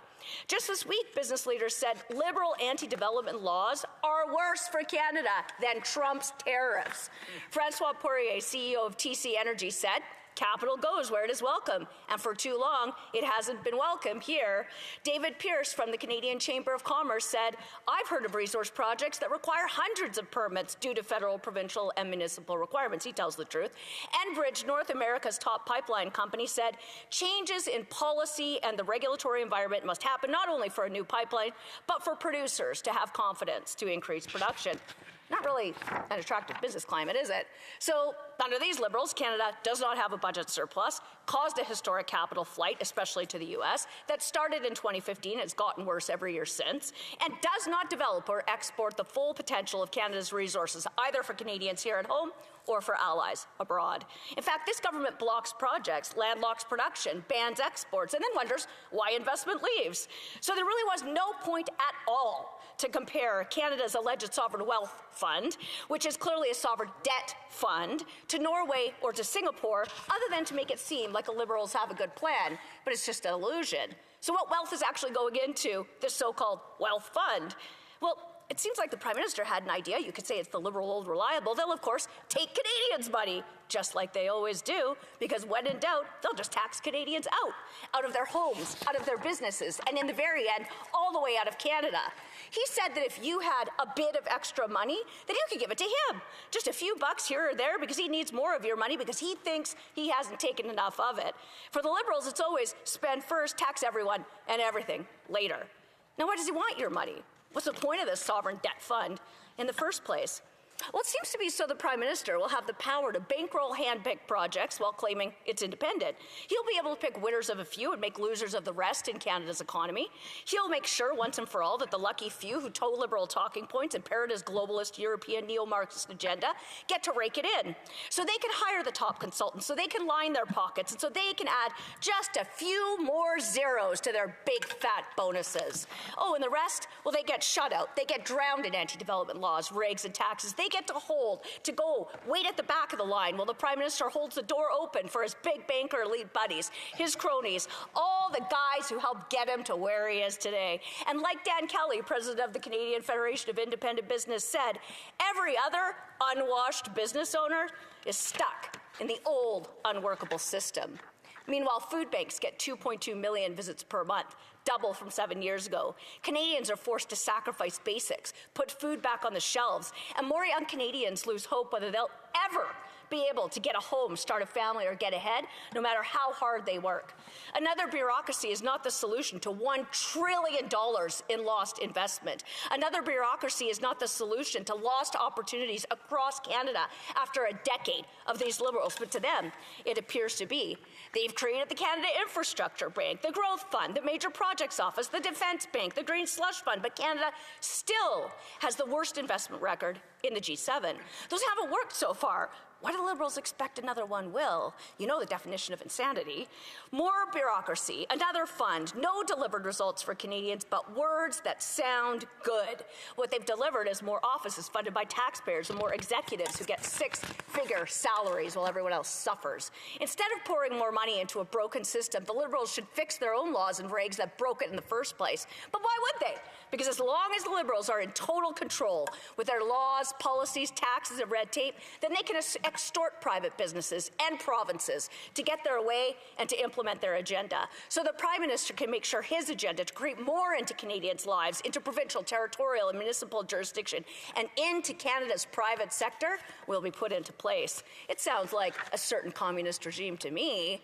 After all, he seems much more comfortable now cozying up to Beijing as he lets their EVs on Canadian streets, even though they spy on Canadians and interfere in Canadian elections, academia, social media, law enforcement, enforcement, defense, and natural resources. But the whole point of a private sector, of a free economy, is supposed to be freedom from government interference, the freedom for businesses to prosper, create jobs without being taxed to high heaven, since lower taxes actually always result in more government revenue. So Canadians can build good lives without the need to survive on government programs. That's necessary also to ensure supports for vulnerable Canadians who really need a safety net can be sustainable. That's why Conservatives will fight every day for affordable and abundant Canadian energy and exports, low inflation and low taxes by cutting the cost of government, free market competition, and a self-reliant, sovereign, and secure Canada. Because life doesn't have to be this way. Because in a country as rich in natural and human resources as Canada, no business should be driven out, and no family should have to choose between heating their home and feeding their kids. Because the beauty of Canada, its resilience, is the diversity of regions, resources, and people who work and live and cooperate, free of government micromanagement, who build a nation on hard work and share in opportunity and prosperity to pass on something stronger and better to the next generation, not controlled by Ottawa, not held back by red tape, but driven by hard work, innovation, and pride in what Canadians can build ourselves and in who we are. That's what Conservatives will fight for every day. Hear, hear. The comments. Question et commentaire. The member for London West.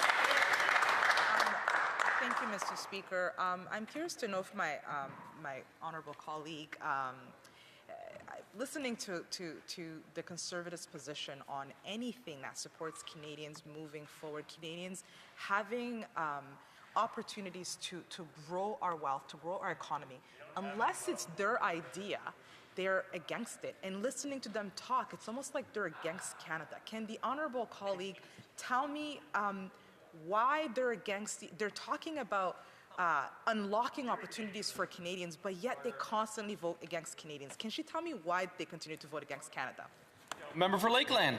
I just want to thank that new member for her question and for her participation in this debate. Let me just give her some advice right off the top. What I think is that she should actually engage in the policy discussion here instead of impugning the motives of duly and equally elected people who represent hundreds of thousands of Canadians and care about our country just exactly as much and maybe more than every single other person, which is why we're fighting so hard to save it. So I think as a government Liberal member, she should actually stand up here and explain all the details about this fund, exactly how it's going to work, who's going to run it, and what it will do for Canadians who can't afford to pay rent or their mortgages or feed themselves, who have to ration their basics, who live in sacrifice because that's what this government has made them to do. It's her job to stand up and answer those questions.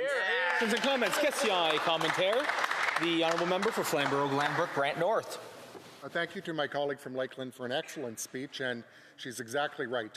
11 years ago, we had the richest, most prosperous middle class in the world here in Canada, and we've come a long way from that. Canada has the lowest private sector investment in our economy in all of the OECD because of the regulatory and tax burden that is choking and chasing investment away. I'd like her to comment perhaps on the fact that it's been 9 months since the Major Projects Office has been approved in legislation, and zero shovels are in the ground. Yet Germany built an LNG intake facility in 6.5 months, the Netherlands in 6 months, Finland in 4 months. Member for Lakeland. Well, thank you to this member for his question and for all his advocacy for energy development and to make life more affordable for every single Canadian in every part of the country. Of course, he's exactly right. And the Major Projects Office is just the latest example of big promises and great rhetoric of this government trying to pretend they're new from the exact same one that they are, which has driven out investment. And in fact, you know, that member raises a major point. It was in 2015, I wonder what happened then, which was the first time in Canadian history that capital from Canada started to flow into the U.S. rather than the other way around, and it's gotten worse every year since. So here we are, a year out. That Major Projects Office hasn't designated a single one in the national interest. The projects that they're announcing, most of them are already built. Most of them have already gone through regulators or their provincial jurisdiction. There's a bunch of other, nobody has any idea what's going to happen. There's 100 people that are making a lot of money, and they haven't delivered on a single thing in terms of their promises for getting major projects built or for cutting red tape and interprovincial trade barriers, and that's the problem. Questions and comments. Question et commentaire. L'honorable député. The honourable member for Pierre Boucher. Thank you, Mr. Speaker. Yes, Pierre Boucher, Les Patriotes Verchères. A question from my colleague. I was really impressed by the intensity of her speech and the content. I think there's a lot of information in there. I couldn't hear everything, but there's so much content. But what I would like to hear more from her is about the question of the relevance of creating a fund like this one, a sovereign fund, quote unquote, to build Canada, in the goal of building major projects, which, well, we already have the Canada Infrastructure Bank, which is supposed to be there for that. So why launch a new fund, even though we already have a fund to do the same thing? I'd like to thank the honourable member for Pierre Boucher, Les Patriotes Verchères. Thank you to that member for his question. We entirely agree. What the Liberals have done is created a constant chaos, uncertainty, and confusion with fund after fund after fund that isn't actually delivering any positive results in any way whatsoever, except life keeps getting more and more expensive from everyday Canadians. So I think all opposition parties together need to unite on pushing these guys to tell them exactly what they're going to do, because I think what they're going to do is pick winners and losers in every part of this country, in every part of society, and in every part of the economy according to their own total control agenda, which they're showing they want to do here in the House of Commons. And also, related to another comment, do you know that there are 71 proponents in front of 3 Canadian regulators right now, and they're all just stuck, waiting around, not getting fast-tracked in any which way whatsoever, no matter what these... Resuming debate. Reprise débat. The honourable Prime Minister. Is the honourable member on a point of order? The honourable member for London West. Thank you, Mr. Speaker. There's unanimous consent for me to move this motion. I'd like to put it to the table. Mr. Speaker, there have been discussion amongst the parties, and if you seek it, I think you'll find unanimous consent to adopt the following motion. That notwithstanding any standing order or usual practice of the House at the expiry of the time provided for oral questions on Wednesday, May the 27th, the House resolve itself into a committee of the whole in order to welcome Canada's 2026 Milano Cortina Olympic and Paralympic Games athletes, provided that A, le président prononce le mot de... A, the Speaker make welcoming remarks on behalf of the House.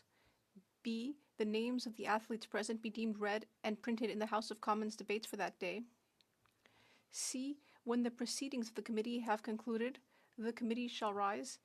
And D, only authorized photographers be permitted to take photos during the proceedings of the committee. Thank you. All those opposed to the honourable member moving the motion will please say nay. Agreed. The House has heard the terms of the motion. All those opposed to the motion will please say nay. Carried. Resuming debate. Reprise débat. The honourable Parliament Secretary, the Minister of Emergency Management and Community Resilience. Thank you, Mr. Speaker, and I'll be sharing my time with the member for Saanich Gulf Islands. Mr. Speaker, it is a pleasure to participate in today's debate on the government's plan to build a stronger, more independent, and more resilient Canada for all. It is a plan that builds more affordable homes. It is a plan that builds major infrastructure. It is a plan that will help transform our economy. And it's also a plan that will bring down costs to help Canadians get ahead. With the spring economic update announced earlier this week, we are providing a clear and transparent account of how Canada's economy is performing in an increasingly uncertain world. We believe this transparency is critical to help businesses seize new opportunities and give families the confidence to plan for their futures. Central to this plan, Mr. Speaker, is an announcement made earlier this week by the Prime Minister and the Minister of Finance that we are launching Canada's first sovereign wealth fund, the Canada Strong Fund. Through an initial federal contribution of $25 billion over 3 years, the fund will strategically invest alongside the private sector in Canadian projects and companies driving our economic transformation. This includes projects in clean and conventional energy, critical minerals, agriculture, and infrastructure. The returns will be reinvested to grow the Canada Strong Fund, strengthening its capacity over time. As the fund grows, it will direct capital towards investments with the highest potential return for Canada and Canadians. To ensure that Canadians have the option to invest in the growth of our nation and share in the returns, the government will launch a retail investment product. This will give Canadians a direct stake in our nation's long-term prosperity and help build long-term national wealth. Le gouvernement fédéral va consulter dans les... In the months to come, the federal government will consult about the specifics of this instrument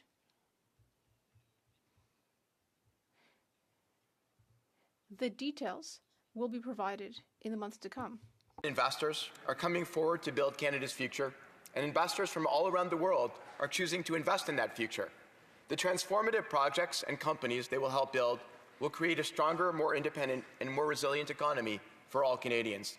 The Canada Strong Fund takes that one step further, making sure that all Canadians are the beneficiaries of the financial results that these projects will generate. That, quite simply, Mr. Speaker, is a vote of confidence in Canadian entrepreneurs, Canadian businesses, and Canadian workers. Because on this side of the House, we know that despite the tremendous economic headwinds we are facing, that the Canadian economy is uniquely positioned to grow and thrive in the 21st century. The private sector knows this. The international community knows this, as evidenced by the fact that foreign direct investment just reached a 20-year high. And Canadians know it, which is why they are so excited to invest in our future shared prosperity via this fund. We are doing this, Mr. Speaker, because we know that the geopolitical and economic changes we are witnessing are sudden and unprecedented. The global economy is more than a year into a profound rupture. Economic security, industrial policy, and geopolitical competition are increasingly shaping investment, trade, and financial decisions. The recent conflict in the Middle East, which has disrupted key shipping routes and damaged energy infrastructure, has pushed energy prices higher, underscoring the fragility of global supply chains and adding to the already elevated uncertainty. Despite this environment, Canada's economy continued to expand in 2025, growing by 1.7%. The economy avoided a recession, and domestic activity remained solid, even as tariff increases from the United States and trade tensions weighed on activity. North American supply chains were more resilient than I think anyone would have expected, with CUSMA protecting approximately 85% of Canadian goods exports from recent U.S. measures. That is not to say, Mr. Speaker, that for the 15% that are not protected, there is not significant uncertainty that we need to work together to deal with. Businesses and workers have shown remarkable resilience in the face of this uncertainty.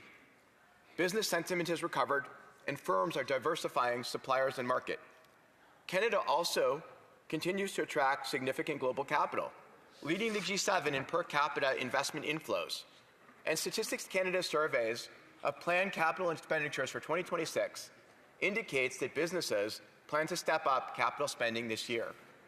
Reflecting this adaptability, the International Monetary Fund expects Canada to post the second fastest growth in the G7 over 2026 and 2027.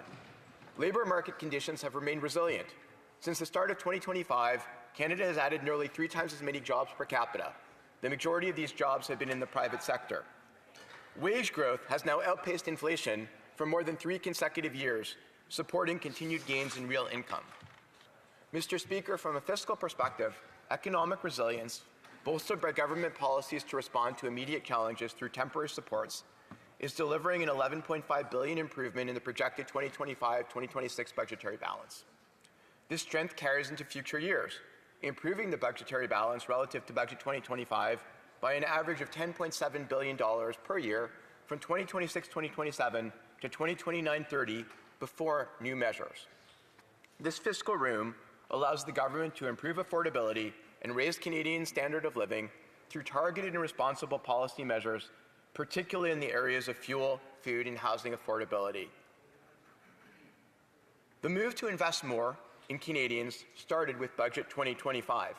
It marked a strategic shift in the government's management of public finances, focused on expanding federal capital spending to mobilize investment while maintaining fiscal responsibility. With significant investments to support infrastructure, innovation, and the development of a domestic industrial capability, Budget 2025 set out a clear plan to build the strongest economy in the G7. This fiscal plan remains rooted in fiscal responsibility, not for its own sake, but for the capacity to create and invest in long-term economic strength and greater self-reliance. Consistent with this approach, decisions in the spring economic update are guided by the government's 2 fiscal anchors: balancing operating spending with revenues by 2028-2029 and maintaining a declining deficit to GDP ratio. Ce sont des bonnes nouvelles pour les Canadiens, Monsieur le Président. This is good news for Canadians, Mr. Speaker, even if it's bad news for my Conservative colleagues.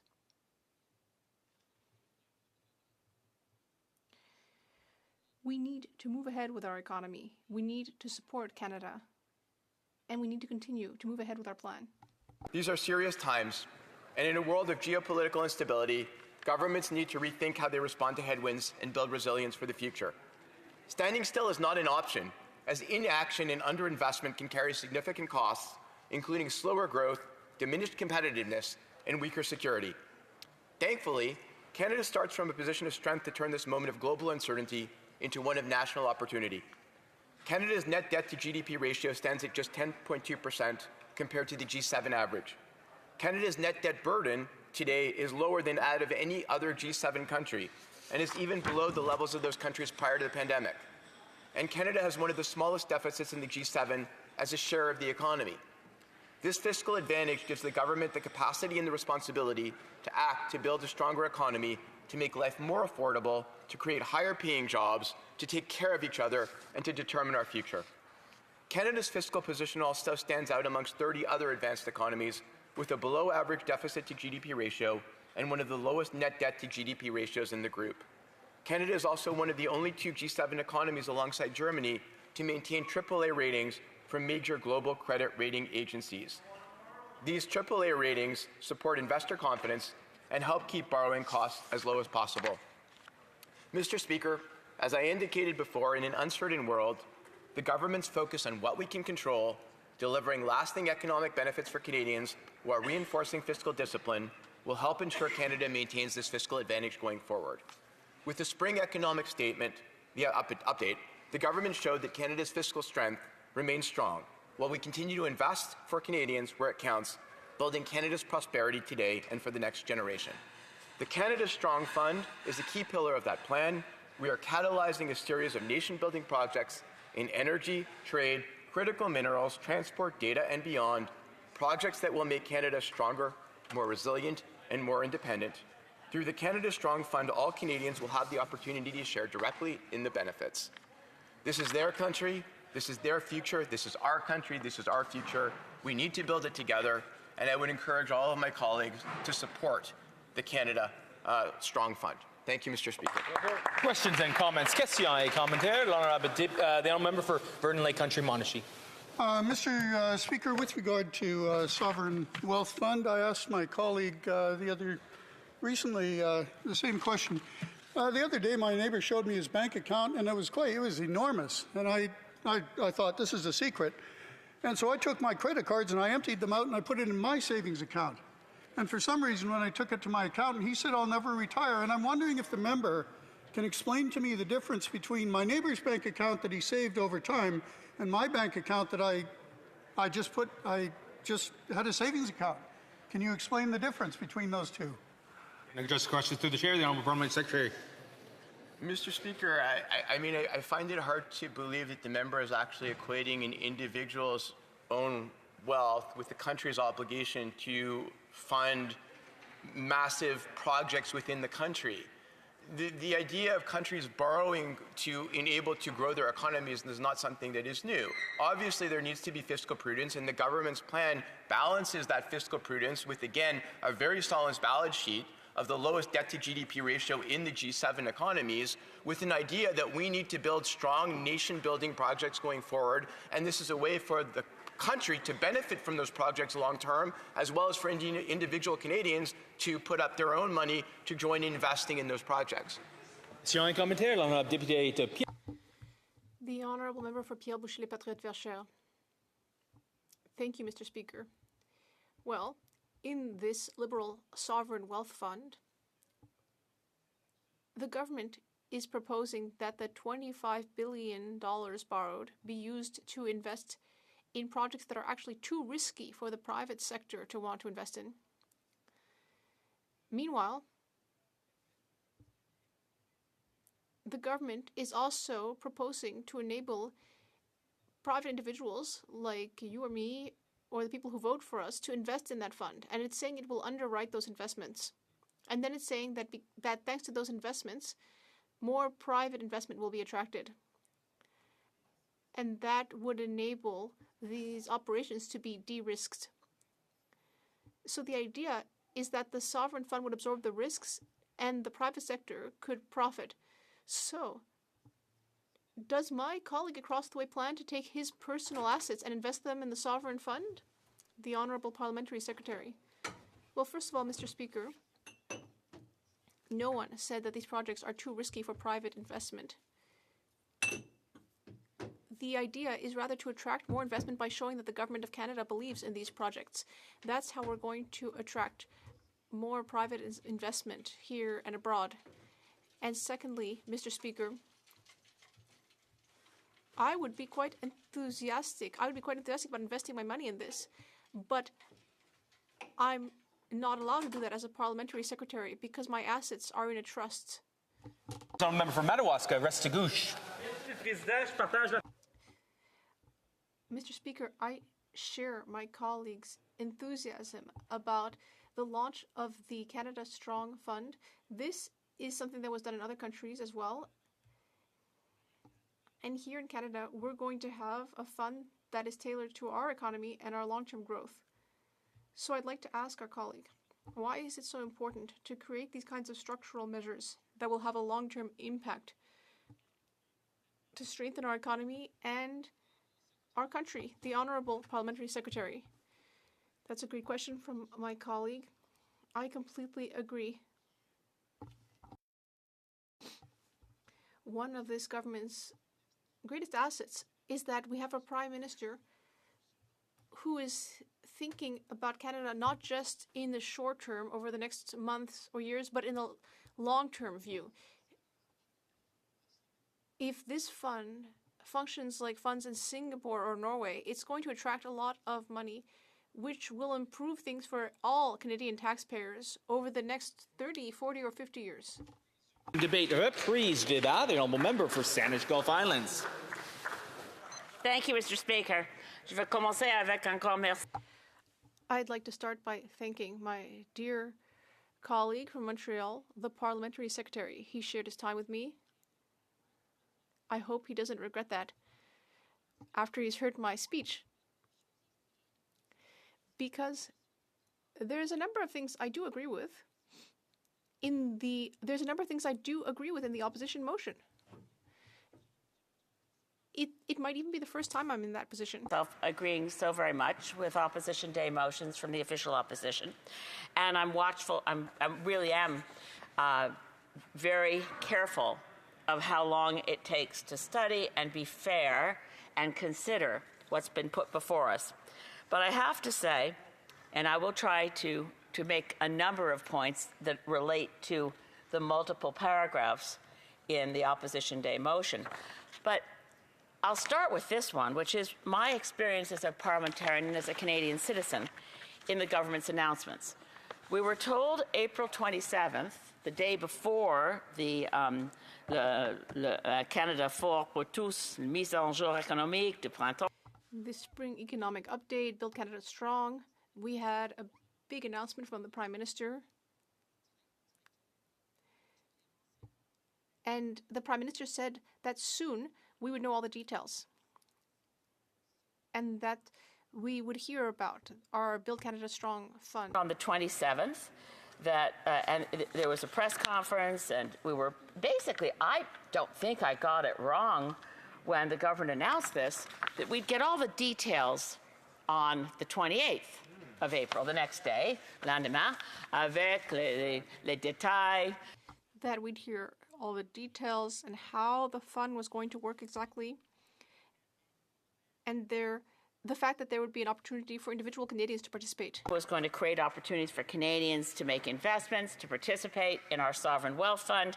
And we just had to wait a day for the details. Well, Mr. Speaker, when we got to the details, and this is what I find astonishing, because this seems to happen a lot.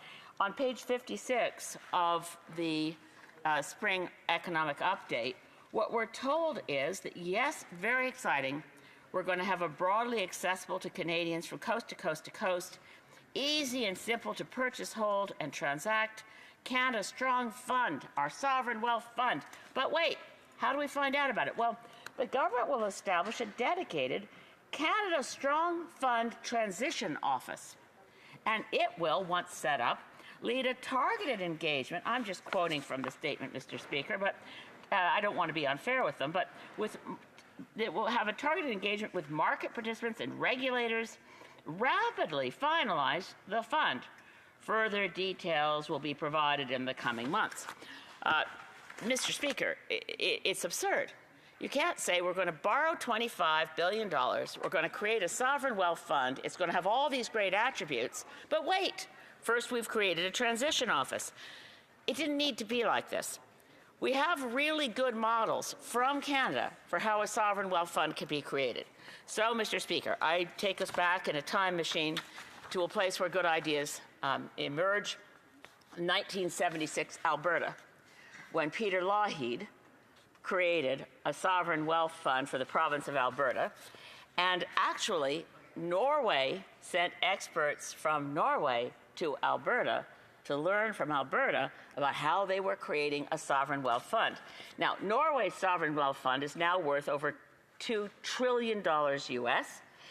Norway created the sovereign wealth fund based on the principles established by the late, and I think great Canadian, I think we all would agree, Peter Lougheed, who in establishing the oil sands and investing in it, so we have to look at this resource and have some rules. One of Peter Lougheed's first rules was think like an owner. Another one he decided was we don't want to live off the oil rents. We don't want the revenues from oil wealth to go into spending by government. Let's set it aside. A rainy day fund, you might call it. So Alberta created what was called then the Alberta Heritage Savings Trust.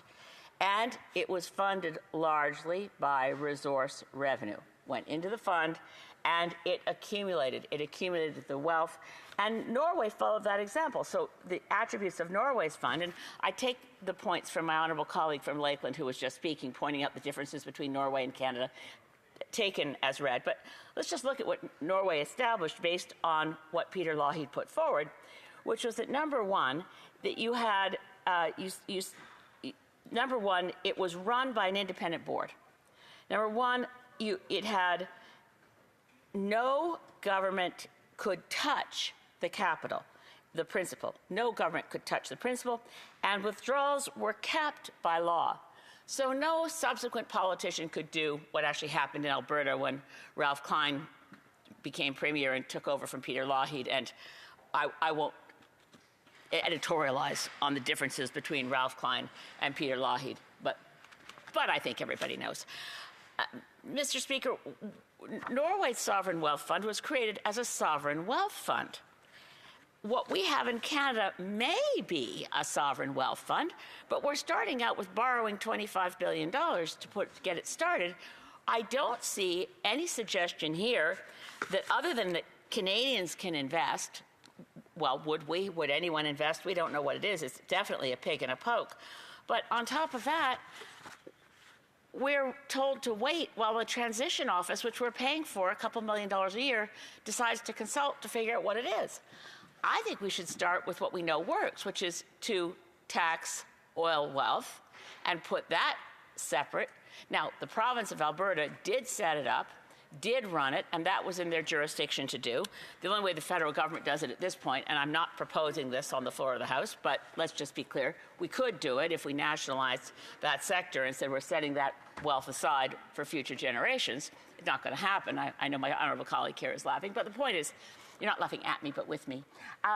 The point of what I'm saying is that in Canada at this point, we've missed the boat on deciding to create a sovereign wealth fund based on resource revenue, unless the government puts in place what many of us, the NDP and the Greens, have been calling for some time, which is a tax on the excess profits that big oil is experiencing, particularly as prices go through the roof due to war, not due to their careful management as managers of the resource, but the prices that skyrocket when Netanyahu and Trump begin bombing Iran.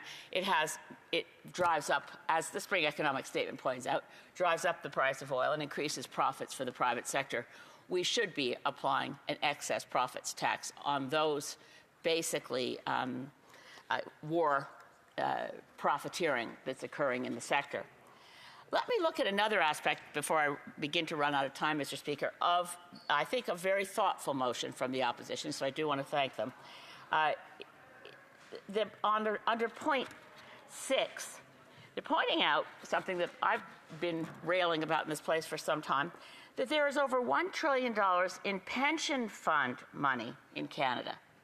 Now, if we're looking for where we could look for sovereign wealth, the Canada Pension Plan money is over $1 trillion in pension fund money has been invested outside of Canada. Now, how does that happen? Let's just roll back a little bit on that. The Canada Pension Plan Investment Board Act was carried through this Parliament when our former, and I think we all respect him enormously, he's still active in public life, but the Right Honourable Jean Chrétien created the Canada Pension Plan Investment Board Act with the idea, again, of the independence of a board, an independent Canada Pension Plan Investment Board to decide how to take Canada's pension money and make it, quote unquote, work for us, right? The investment board is not necessarily even made up of Canadians. And unfortunately and tragically, and I urge all my colleagues to think about this, let's open up the Canada Pension Plan Investment Board Act, because it requires that the Canada Pension Plan Investment Board consider only one criterion when investing our pension plan dollars. Only one: return on investment. Now, if you looked at the Quebec Investment Board process, in Quebec, they're required to consider, it doesn't sound like a big threshold, but it's missing for the federal monies, for the well-being of Quebec, in the interests of Quebec. Our act for where our pension plan dollars go doesn't mention for the good of Canada, and most of the money that's been invested has gone to the United States, not into Canada, and it's gone outside of Canada to other investments. One of the ones that stuns me, and I think it should shake us to our core when we look at what just happened in Tumbler Ridge, the Canada Pension Plan Investment Board, by the way, a member of that investment board is now our ambassador to the United States, Mark Wiseman. They decided it was a good investment with good return on investment to invest in OpenAI and Grok, the developers of deepfake AI. $200 million of our pension plan money went into that because they thought that's going to make money. There's no ethical screen on where our money goes. Obviously, there's no climate screen on where our money goes. There's not even, is it in the interests of Canada? I'm afraid I have to interrupt the honourable member. Questions and comments. Question et commentaire. The honourable member for Yellowhead. I want to thank my BC colleague for giving us a bit of a Alberta history lesson. It was almost entertaining on part of it. But when I look at this, I'm a little concerned. One of the issues here is they want to compare Norway to Alberta, whereas Alberta has had, since over the last 50 years, $600 billion in transfer funds out of the province to the rest of the country. If that was actually in the Alberta Heritage Fund, we would probably be exceeding Norway by this time. But my concern is the way this is, lack of structure. Where do we have, who's going to be in control of this? How are they going to appoint it? And isn't that a concern to you as to, is this not just going to be another slush fund for the Prime Minister to dictate his buddies to invest in what they are concerned about? A member for Sandwich Gulf Islands. Thank you to my friend from Yellowhead. I absolutely agree, and as my honourable colleague from the Bloc Québécois mentioned earlier in debate, this looks a lot like the infrastructure bank. There's government money put into it. It's supposed to be a bank. It's supposed to sound great. But really what it is, at this point, particularly since we have no details, we're debating something that is amorphous, but we do know what happened with the infrastructure bank, and it does look much as my friend from Yellowhead has said. Question et commentaire, l'honorable député de Lac-Saint. Questions and comments. The honourable member for Lac-Saint-Jean. Thank you, Mr. Speaker. I thank my colleague, who I greatly appreciate, for her speech. Mr. Speaker, there are many things that don't work in the Liberals' justification for this. They say that it's similar to Norway's sovereign wealth fund. Meanwhile, we know full well that Norway did not go into debt to fund its fund. We're also being told that the fund will be independent. We know for a fact that the fund will finance projects from the Major Projects Office, which are handpicked by the Prime Minister. So, of course, this fund will be political. Here's my question for my colleague. How is it that the Liberals are telling us that they've bought a cat, but they want to tell people that it's a horse? I thank the member for Lac-Saint-Jean. Here in the economic update, it says we will set up the Canada Sovereign Wealth Fund, the Canada Strong Fund. That's all that's written. There's no explanation, no justification or rationale. They haven't given us any reason to have confidence in the idea of this Canada Strong Fund. Thank you, Mr. Speaker. I'm a little bit disappointed in the leader of the Green Party. She's usually a little bit more providing information. I was looking forward to her comments a little bit more. The question I have for the member is that the infrastructure program, Canada Infrastructure Bank, deals with applicants that would come from different organizations, energy efficient programs. It's been very, very successful as a program. Here we have a national wealth bank, completely different, major projects that will be to the economic benefits, and that economic benefits will derive social benefits for Canadians. Does she not distinguish the difference between the two? I would have thought that she would have, and if not, maybe at some point we could have a sit down and have a good discussion about it. Gentleman member for Saanich Guelph Islands. And I think my dear colleague from Winnipeg North, look, I like to share information, and I appreciate that he's noted that I do the work before I speak. I would have loved to have discussed what we knew about the Sovereign Wealth Fund and how it's going to be set up, but all we know is that they're creating yet another office to consider and consult. So if we had information, I think my speech could have focused on that information. Resuming debate, reprise débat, et honorable member for Calgary Nose Hill. Sure. This week, the Liberals dropped two big pieces of news. A budget that, from what I can see, doesn't deliver any actual tangible results for Canadians with a massive deficit. And this, of course, impacts Canadians who are presently struggling to pay their bills. But also, at the same time, the Prime Minister announced $25 billion of debt for a new, quote, fund. To be fair to the Prime Minister, the political spin his team has put on this expenditure it's really something.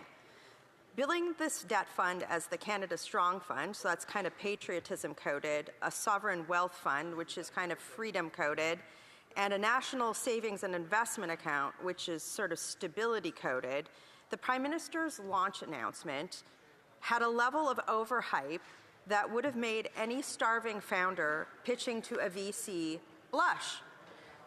I mean, at this point, I can't really blame the Prime Minister for this level of shamelessness. He's staring down the barrel of a Liberal-induced faltering national economy, a debt-ridden government, and the man is counting on the Canadian establishment's current enamorment with him to give in to the feels of the moment and not look too closely under the fund or under the hood of this new debt fund. But no good investment manager would do that, and Canadians shouldn't either. Canadians should have a full picture of the risk the Prime Minister is asking them to undertake, both with their tax dollars, but also, as he implored to them in his announcement, with additional post-tax contributions. He's actually asking Canadians, not just with their tax dollars, a very high amount of tax dollars, to invest in this debt fund, but he's also asking them to invest with personal post-tax contributions. But if the devil is in the details of the Prime Minister's pitch, there sure isn't a lot for Canadians to go on. For starters, the Prime Minister's fund model is, as colleagues have mentioned, it's built on debt. So it's misleading for him or for anyone else to pitch it to investors as a true sovereign wealth fund in the same vein as Norway's, which is built on the actual result or wealth and surplus from resource created by resource revenues. The Prime Minister's, by contrast, the Prime Minister's $25 billion expenditure would be entirely debt financed at a time of widening structural Liberal deficits, which can be likened, like it would be sort of the same as an individual investor who's already in serious debt, borrowing more money to go out and buy stocks. Further, outside of the announcement that a Crown corporation will manage it, every other detail remains vague, including who will run it, I'm assuming it's Liberal appointees, and the criteria that will be used to fund it is similarly opaque. The lack of announced guardrails to stop the $25 billion from being funneled into politically directed projects should also raise red flags for Canadians. Allocation decisions made by the debt fund, according to the Prime Minister's remarks, will follow government priorities rather than pure market returns. And given the Liberals' dismal track record of picking winners, so for example, the billions that they've funneled into these EV battery plants that have left the country with no return, the superclusters, there's a word that we use for that now, but it's not parliamentary to talk about it, and the Green Slush Fund, I mean, I could go on and on. The Arrive Scam app, this government's track record is literally funneling taxpayers' money, and now they're saying, you know, additional post-tax dollar contributions into a fund, and they don't really have a track record of delivering. So on top of that, the government's inherent ability to place such a bet successfully in any circumstance should make Canadians take claims of big-time benefits that the Prime Minister has been touting with a grain of salt. There are other problems to consider related to the viability and benefit of the Prime Minister's debt fund too, especially in the context of Canada's stalled economy. First, the Prime Minister's debt fund could create something called a crowding out effect. By pumping $25 billion of subsidized capital into Ottawa's preferred projects, the debt fund could massively distort private markets. And why does that matter? Well, because pension funds, so anybody who's invested in a pension fund, who's drawing on a pension fund right now, banks and institutional investors already deploy billions into Canadian infrastructure and resources. They will now have to compete against a government player that's armed with massive taxpayer backing and a direct link to politics. And that is a huge market distortion that could affect the stability of somebody's retirement savings, for example. The result could be higher costs for genuine private projects or capital simply fleeing for greener or more level pastures. In that same vein, far from a guaranteed hedge against economic risk, what the Prime Minister is proposing with this debt fund has the potential to exert inflationary pressure, further inflationary pressure, on Canada's economy. Second, the Prime Minister's early signals of international investing with the debt fund should raise eyebrows big time on its supposed Canada Strong angle. Even more Canadian tax dollars could flow abroad while pressing domestic needs wait unfulfilled. Conversely, if the debt fund's expenditures stay strictly domestic, it could become a captive buyer for Liberal-favoured ventures. Either way, this has the makings of a giant boondoggle and a mess. And I just want to say that we've seen this movie before with the Prime Minister, something called GFANS, this big fund that he tried to put together. And what ended up happening was members balked at the requirements to phase out financing without clear backstops or substitute goods. And at the end of the day, what ended up happening was the thing fell apart. So color me a little skeptical if, you know, I'm not sure which investment manager would capitalize $25 billion right now under this lack of details. I sure wouldn't, and I won't be voting to support it because that would be a bad decision on behalf of my constituents.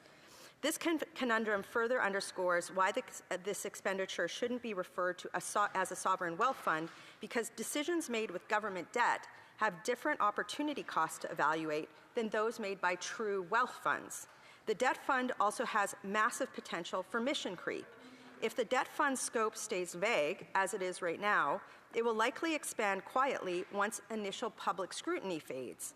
For that reason, scrutiny should be paid to the fact that this expenditure will also likely duplicate existing bureaucracy, and it will duplicate and increase overhead and, conveniently, Liberal board appointees.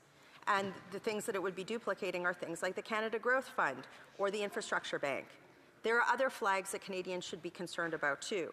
The Prime Minister mentioned that the debt fund would grow through mechanisms like, quote, asset recycling, which in Ottawa is often code for selling public assets on the cheap to insiders. The debt fund also has the potential to impinge on provincial jurisdiction, particularly if the debt fund capitalizes from resource export taxes or remittances of any kind. Resources are definitively the jurisdiction of provinces, and a move to reset constitutional order would not only be a major concern, but would create great instability at a country at a time when the Prime Minister should be trying to do more to create national unity across the Federation. But right now, it's like a little poke in the eye there. Like, is he going to say to companies, oh, hey, you have to pay a tax to get a C5 exemption or to get around Bill C69, instead of just doing away with the regulatory tape that is making it difficult to capitalize and risky for investors to capitalize big projects in Canada. But aside from all those issues, there's another big problem with Canadians writing the Prime Minister a blank check for this project. It's opportunity costs. $25 billion could cut taxes, pay down debt, or deliver direct affordability relief for struggling Canadians. Interest on the federal debt already consumes tens of billions and more than health transfers to the provinces. Canadians will be faced with even more of the same to pay for this new expenditure at a time when inflation is already straining affordability in every aspect of Canadian life. If building a bigger pool of capital for major projects is what the Prime Minister is trying to solve for, arguably the structural problem Canada faces isn't the lack of a debt fund, but it's the lack of investment certainty in its regulatory and tax environment. So the government should be scrapping bills like Bill C69 to attract the capital into the country naturally and more sustainably to see big infrastructure projects built out. Without reform in those areas, the Prime Minister's new debt fund is throwing money at a problem that money can't solve. He also hasn't begun to answer why families should lend their potential retirement savings to this fund instead of traditional instruments like RRSPs or, frankly, proven pension fund managers.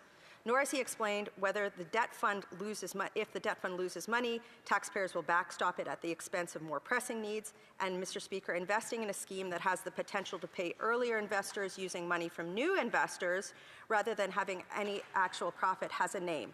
And the Prime Minister would be well served to remember that. So at the end of the day, Mr. Speaker, I don't think the Prime Minister, supposed investment guru back in the day, would actually invest in this fund put forward by him, the Prime Minister, and Canadians shouldn't either.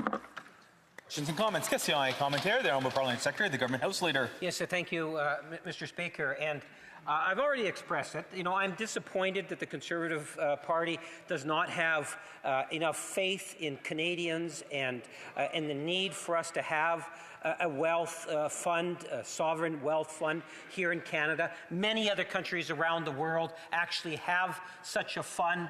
The potential contributions this can make to the economy, to Canadians as a whole, is truly something in which we should all be excited about. Obviously, the Conservatives want to focus more on their own political party than building a stronger, healthier Canada. My question is, does the member believe that there is value to wealth funds, whether it's here in Canada or at the provincial level itself?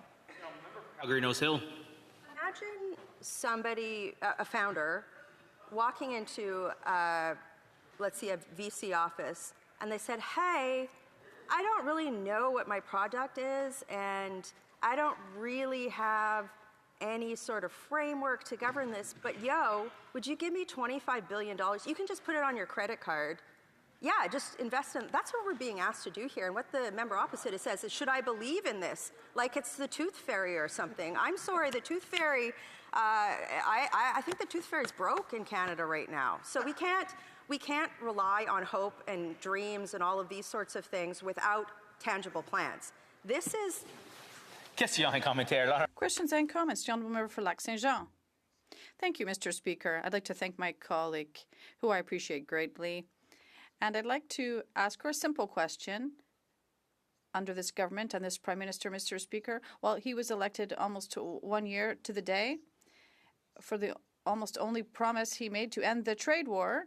And now in April 2025, he said things would be over by June, and then he pushed it off till the summer and then September, and now it's a year later, and the trade war is not only ongoing, but it's gotten worse. And the only thing the government has done is take $25 billion, borrow it, create a sovereign fund that's not independent. What does that say about the government's long-term vision? Yeah, it's kind of wild that the Prime Minister's delivered nothing on the trade front. I thought that's what his big promise was, right? But that's the track record with this guy, is he makes a big promise and then he doesn't deliver. And I think Canadians are not only starting to wake up to this fact, but it's costing them too. I'll just close with this anecdote.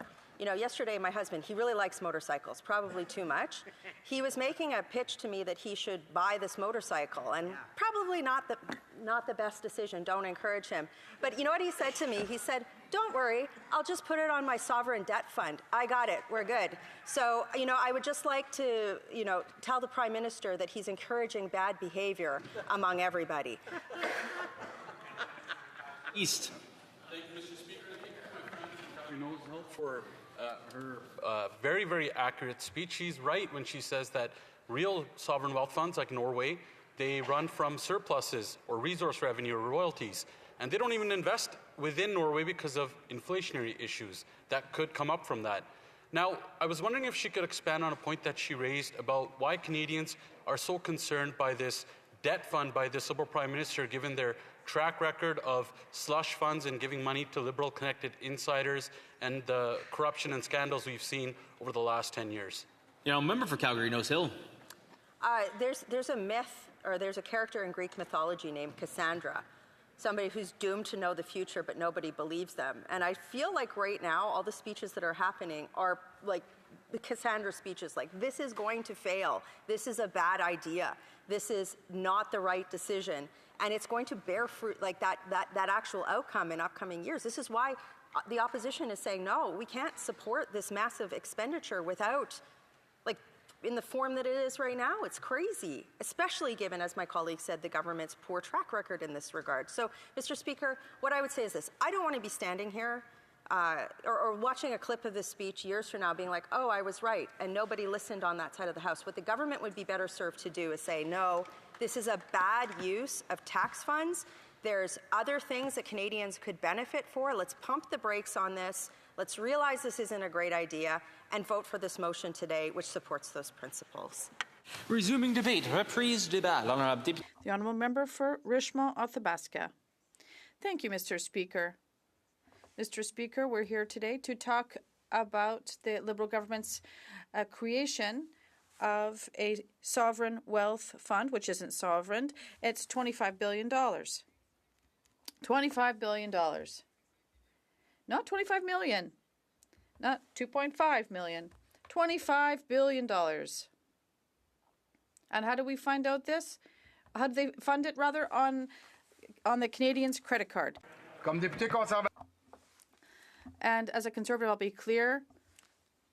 We believe in strategic investment, but we don't believe in blank checks with Canadians' credit card. Because at the end of the day, this bill won't be paid by this government. It'll be paid by Canadian families and workers and small businesses, our children and our grandchildren and future generations. This fund is a risky bet. And the fundamental problem with this sovereign wealth fund is the source of financing. It's not stemming from a surplus or from extra funds or royalties, such as exploitation of natural resources. And other sovereign funds from other countries are all stemming from use of natural resources. They have surpluses, and with this extra money, they create this sovereign fund. But we are going to create and finance this fund by debt. In other words, we're going to put $25 billion on Canadians' credit card in a context where inflation is hitting households very hard, cost of living is exploding, and the federal debt level is at a historic level. And the government has chosen to add another layer of financial risk. A sovereign wealth fund, which isn't sovereign. It'll be debt funded. And this is a very dangerous bet with taxpayers' money. And markets fluctuates, and sometimes taxpayers will have to pay for these losses. There are other tools that could do this. And there's another fundamental question. Why create a fund when we already have necessary mechanisms? Canada already has the Canada Infrastructure Bank. It's an institution that was created specifically to fund structural projects, to attract investment, and to support development of strategic development and to share strategic risks. This was supposed to be central to investing in our country's future. The Canada Infrastructure Bank has $25 billion in capital, and it spent $8.1 billion, and it still has over $16 billion left. And this government can't even maximize bureaucracy right now. And I have a question. If the Canada Infrastructure Bank is working, why create another fund? Why create a new fund and just multiplying? It's just multiplying the bureaucracy. And this Liberal Party is a specialist in bureaucracy and in extra structure. They're diluting their responsibility and accountability. They're increasing the red tape. And the government has chosen to reinvent the wheel at our cost. Mr. Speaker, another major danger with this strategic fund is political interference. When the government controls a $25 billion fund, there is a risk regarding investment decisions which are often taken through political or regional partisan influence. A sovereign fund, a true sovereign fund, must be independent, transparent, and rigorous. The Norwegian sovereign fund, worth trillions, $2 trillion to be exact, and it's one of the most highest paying in the world, and they do not invest in the domestic market so to guarantee its independence. But this government is going to directly manage the billions in our strategic fund, and there's a risk of interference. So we need to ask serious questions. Who will decide what investments will be made? What will the criteria be? What will real transparency look like? Who will cover the losses if investments fail? All of these questions, Mr. Speaker, remain unanswered. Obviously, losses are unavoidable. They always happen. And it's the taxpayers at the end of the day who will pay the bill, as things are still unclear and we don't have answers to our questions. Another concern is the lack of clarity over the governance of this fund. We've heard major announcements, but very few details. What will the structure of this management look like? There's a lack of accountability. What will the investment limits be? And what protection measures will be in place for losses? A $25 billion fund cannot just be based on general promises. They have to be based on solid mechanisms, strict rules, and absolute transparency. For the time being, what we have are slogans and no guarantees. And Mr. Speaker, it's also important to look at what happens elsewhere. Before the Prime Minister was involved in similar initiatives, we cannot use the name of a member of Parliament, even the Prime Minister. Before he was Prime Minister, the current Prime Minister had another life. He was involved in similar initiatives in the UK. And once again, he used public funds to stimulate strategic investment. But the British experience had some limits. The results took longer than expected, and the investments were in some sectors, and they didn't prove to be truly profitable. And it revealed something essential. Creating a fund does not guarantee economic success. And it's not the size of the fund that creates prosperity. It's the financial discipline and the quality of the decisions that are made. We could have done things differently. Mr. Speaker, when we talk about $25 billion, we also have to talk about costs for this, because this money, even if it's borrowed, could be used in other ways. We could have reduced the debt burden of families who are currently struggling. We could have invested in essential infrastructure and helped municipalities who lack funding. But instead of doing this, the government decided to invest its funds in this uncertain financial vehicle. And this choice will have consequences for decades. Mr. Speaker, financial markets are not predictable, and even the best investors experience losses. So imagine what could happen if we have a global recession. The markets plummet and investments lose their value. What will happen? We'll either have to inject more money into this fund again or experience great losses. And once again, it's the taxpayers who will pay the bill. This fund does not eliminate risks, which will be transferred to Canadians directly by putting this on their credit card. As Conservatives, we believe in a different approach. We believe in fiscal discipline, in financial accountability, in efficient use of existing funds, and above all, in reducing government waste.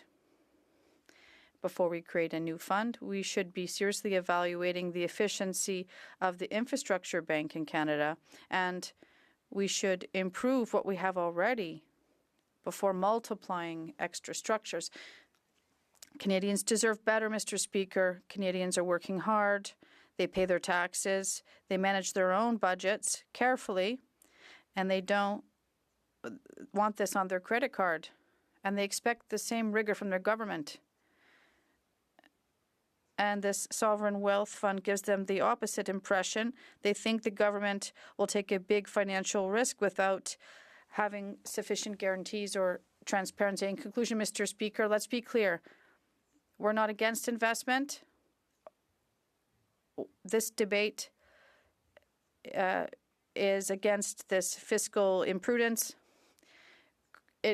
This $25 billion fund increases financial risks. It opens the door to financial political interference, and it could leave a heavy debt load for future generations. We need transparent investment, and that's why, in terms of financial responsibility and the lack of transparency, I am against the creation of this sovereign wealth fund, Mr. Speaker. Thank you. Commentaire. The honourable member for Quebec Centre. Thank you, Mr. Speaker. I'm always interested in hearing my colleagues' viewpoint, who really insisted on the importance of investing in Quebec and Canada to grow our economy, to create many more jobs. He really insisted on investment and its importance. But unlike other countries in the world, why couldn't we do things properly by following good government's rules? Why is he so skeptical in Canadians' ability to do as well as other countries? The honourable member.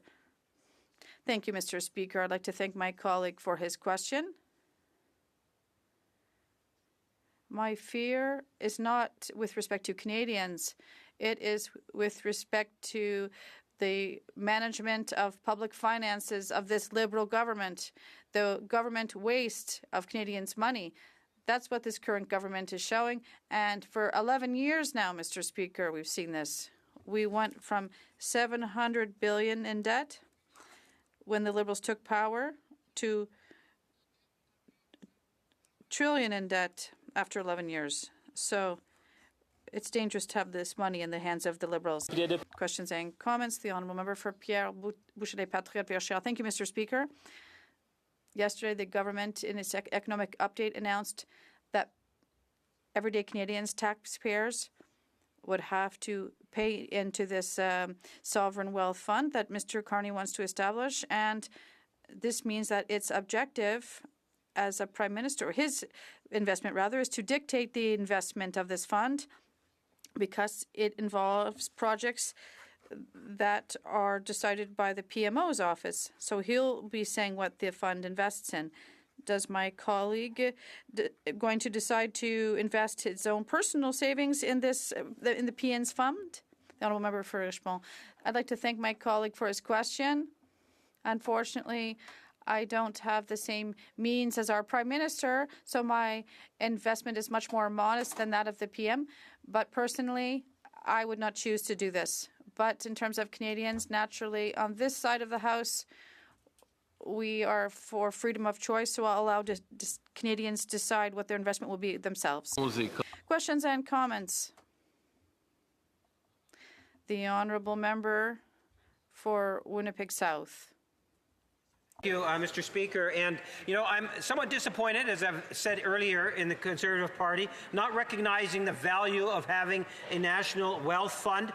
I think of the province of Quebec, the expansion of the Port of Montreal. There's so much potential in terms of projects across Canada, Quebec, all regions of the country. This is something that gives Canadians an opportunity to see firsthand in regards to potentially participating. It allows for the expansion of our economy, creation of jobs, a contribution to our GDP, and the Conservatives, their approach, get out of the way. That's all they want to do. I would suggest to you, Mr. Speaker, that they're not thinking about building Canada strong. They're more concerned about the Conservative Party than they are about the interest of Canadians. Why will the Conservative Party not support what many... There will be 30 seconds left before we start statements by members. The Honourable Member for Richmond-Athabasca. Thank you, Mr. Speaker. I'd like to thank my colleague for his question, because once again, we have the proof that this Liberal government is just doubling and tripling infrastructure. They're just adding more layers of infrastructure. We already have the Canada Infrastructure Bank, which is doing this work. Let's use what we have already and continue to build Canada. Once again, I have to remind members that you have to speak through the chair. But anyway, it is now 2 p.m. There'll be 2 minutes left if the member wishes to continue with questions after. The Honourable Member for Rosemont-la-Petite-Patrie. Mr. Speaker, I'm extremely proud to rise today to congratulate the organization L'Écho des Femmes, which is celebrating its 40th anniversary in Rosemont-la-Petite-Patrie. For 4 decades, this organization has been a pillar of solidarity. It has fought isolation and created social change. It defends rights, offers popular education. It changes lives. And Mr. Speaker, I'd like to congratulate Sylvia Martinez, who's been involved there for 35 years. She's one of the beating hearts of the organization. And she helps people whose voices are not often heard. She cares deeply about justice. And her smiles have left a mark on generations. In a world where there are still too many inequalities, we need more people like Sylvia Martinez. On behalf of everyone in my riding, I'd like to thank the organization, and I would wish them many more years of struggles and victory. Thank you, Mr. Speaker. I rise today to recognize the important work of the Ottawa Stray Cat Rescue. They are a 100% volunteer-run organization that rescues cats in need, cares for them through a network of foster homes, and helps them to find safe, loving families. For those cats too feral for adoption, they own a barn where they can live safely and be fed under a vet's care. Each year, Ottawa Stray Cat Rescue saves over 750 cats. Foster families play an especially important role in helping cats to heal, socialize, and prepare for adoption. Last year, I adopted my own little Coco through Ottawa Stray Cat Rescue. She had been lovingly fostered by Axel and Scarlett, and we are so grateful. I want to thank all the volunteers, foster families, and supporters of Ottawa Stray Cat Rescue for their outstanding service to our community. Thank you, Mr. Speaker. The Honourable Member for Battleford, Lloydminster, Meadow Lake. Mr. Speaker, the Liberals' costly credit card budget reveals a deficit of $65.3 billion. That is more than double Justin Trudeau's deficit, and it is the largest deficit in the history outside of COVID. This inflationary credit card-style spending does not just stay on the books here in Ottawa. It means higher costs, higher taxes, and more debt for Canadians already struggling with affordability. Canadians will now pay $59 billion in debt interest, more than federal health transfers and more than GST revenues. Servicing the debt costs the average family about $3,400 annually. And this spending also shows up on the bills of every Canadian. That is the real impact. While Liberals pat themselves on the back for deficit spending, Canadians are left paying more. Because in the end, there's no such thing as government money, Mr. Speaker. There is only taxpayers' money, and it's Canadians who pay the price. The honourable member for St. Catharines. Mr. Speaker, on May 1st, 1876, the city of St. Catharines was incorporated. 150 years ago, the Garden City was born. Over the years, St. Catharines has grown to a vibrant community of nearly 150,000 people. Along the way, we've welcomed communities like Meriton, Louth, Grantham, and Port Dalhousie. And yes, Mr. Speaker, we say that right. Every city has its stories. Generations pass, landmarks change, and memories fade, but one thing remains constant: the land beneath our feet. That's why the celebration's theme is On Common Ground. Our land has supported us and carried us forward. It bore the footsteps of First Nations people, offered refuge to freedom seekers on the Underground Railroad, and gave rise to waterways, vineyards, orchards, industry, and gardens that define us today. I invite everyone to join us on Saturday at Montebello Park from 12 to 4 as we celebrate this remarkable milestone. And while the unusual spelling of our city name may remain a mystery, one thing is certain: happy birthday, St. Catharines. The honourable member for Provencher. Mr. Speaker, today I congratulate an extraordinary team from Provencher, the Niverville Nighthawks, on capturing the Manitoba Junior Hockey League Championship. In just their fourth season, the Nighthawks achieved a record-setting 51-6-1 regular season and established themselves as one of the most dominant teams in league history. They carried that success through the playoffs, defeating the Verdun Oil Caps to capture the Turnbull Cup and become MJHL champions. The accomplishment is a result of a team effort, highlighted by exceptional individual performances and leadership throughout the organization. Goaltender Austin Dubinsky was named playoff MVP. Captain Adam Vigvason led by example. Mark Boyles was recognized with the top sportsmanship award, while Coach Dwight Hurst was named Coach of the Year. Now they will represent Manitoba at the Centennial Cup in Prince Edward Island, competing against the best Junior A teams from across Canada. On behalf of the House, I congratulate the Niverville Nighthawks on their incredible achievement and wish them continued success as they pursue a national championship. Go Nighthawks!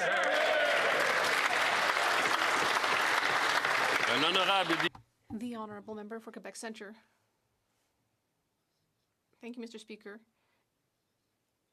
I'd like to congratulate the 250,000 residents of the Greater Quebec City region and Chaudière-Appalaches, who will now be covered by the new Canada Dental Care Plan, which will enable them to save on average $900 a year. And another piece of good news: there has been additional investment from the Government of Canada. Nearly $4 million will enable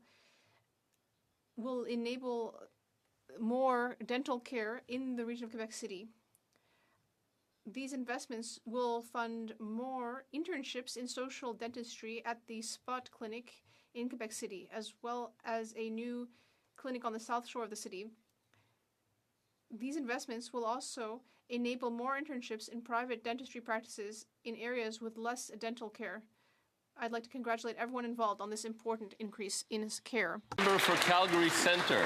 Mr. Speaker, in recent town hall meetings, I heard clearly that people do not feel safe downtown. Residents told me they avoid going out at night. Some leave their homes only to step directly into an Uber. Drug paraphernalia litters our streets, and open drug use is now a common sight on the C train. A Fraser Institute study shows Calgary ranks 27th out of 334 municipalities for property crime. A smashed window can be the final blow for a small business.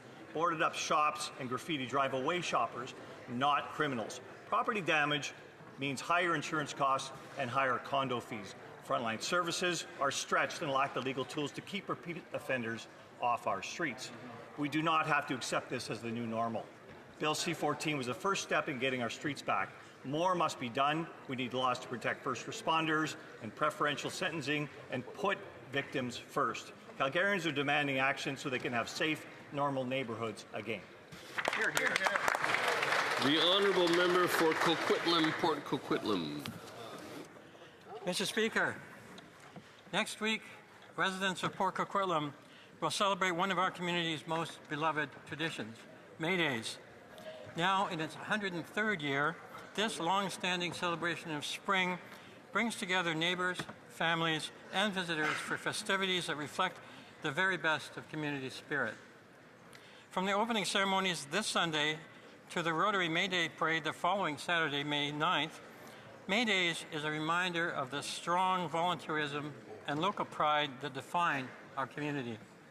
I encourage everyone to take part, to enjoy the live music, delicious food, and the many family-friendly activities that make May Days so special, and to join in celebrating what makes Port Coquitlam such a vibrant place to call home. Thank you. The honourable member for Oshawa. Mr. Speaker, in Oshawa, I hear from seniors on fixed incomes and families and workers who are doing everything right, raising their kids and still falling behind. Every trip to the gas pump stretches them far too thin, and for many, filling their gas tank means cutting back somewhere else. The Prime Minister cannot have it both ways.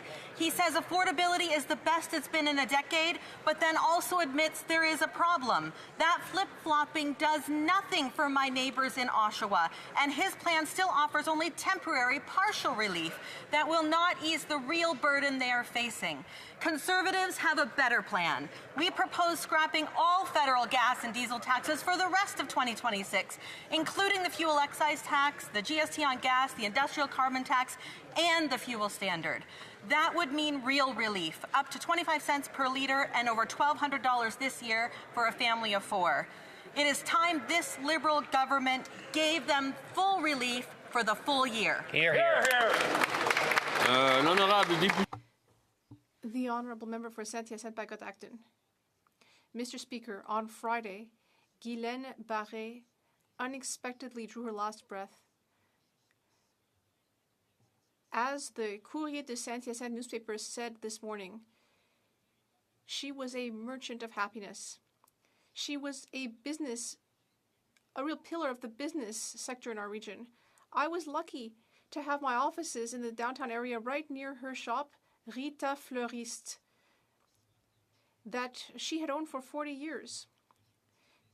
She was someone with a lovely personality. She was dynamic with a contagious smile. It would take too long to list all of her good qualities today. She loved flowers, and she was indeed a rose among thorns. I'd like to offer my condolences to her whole family and to the team at her flower shop. And let's be clear, for the past week, her entire community has been in mourning.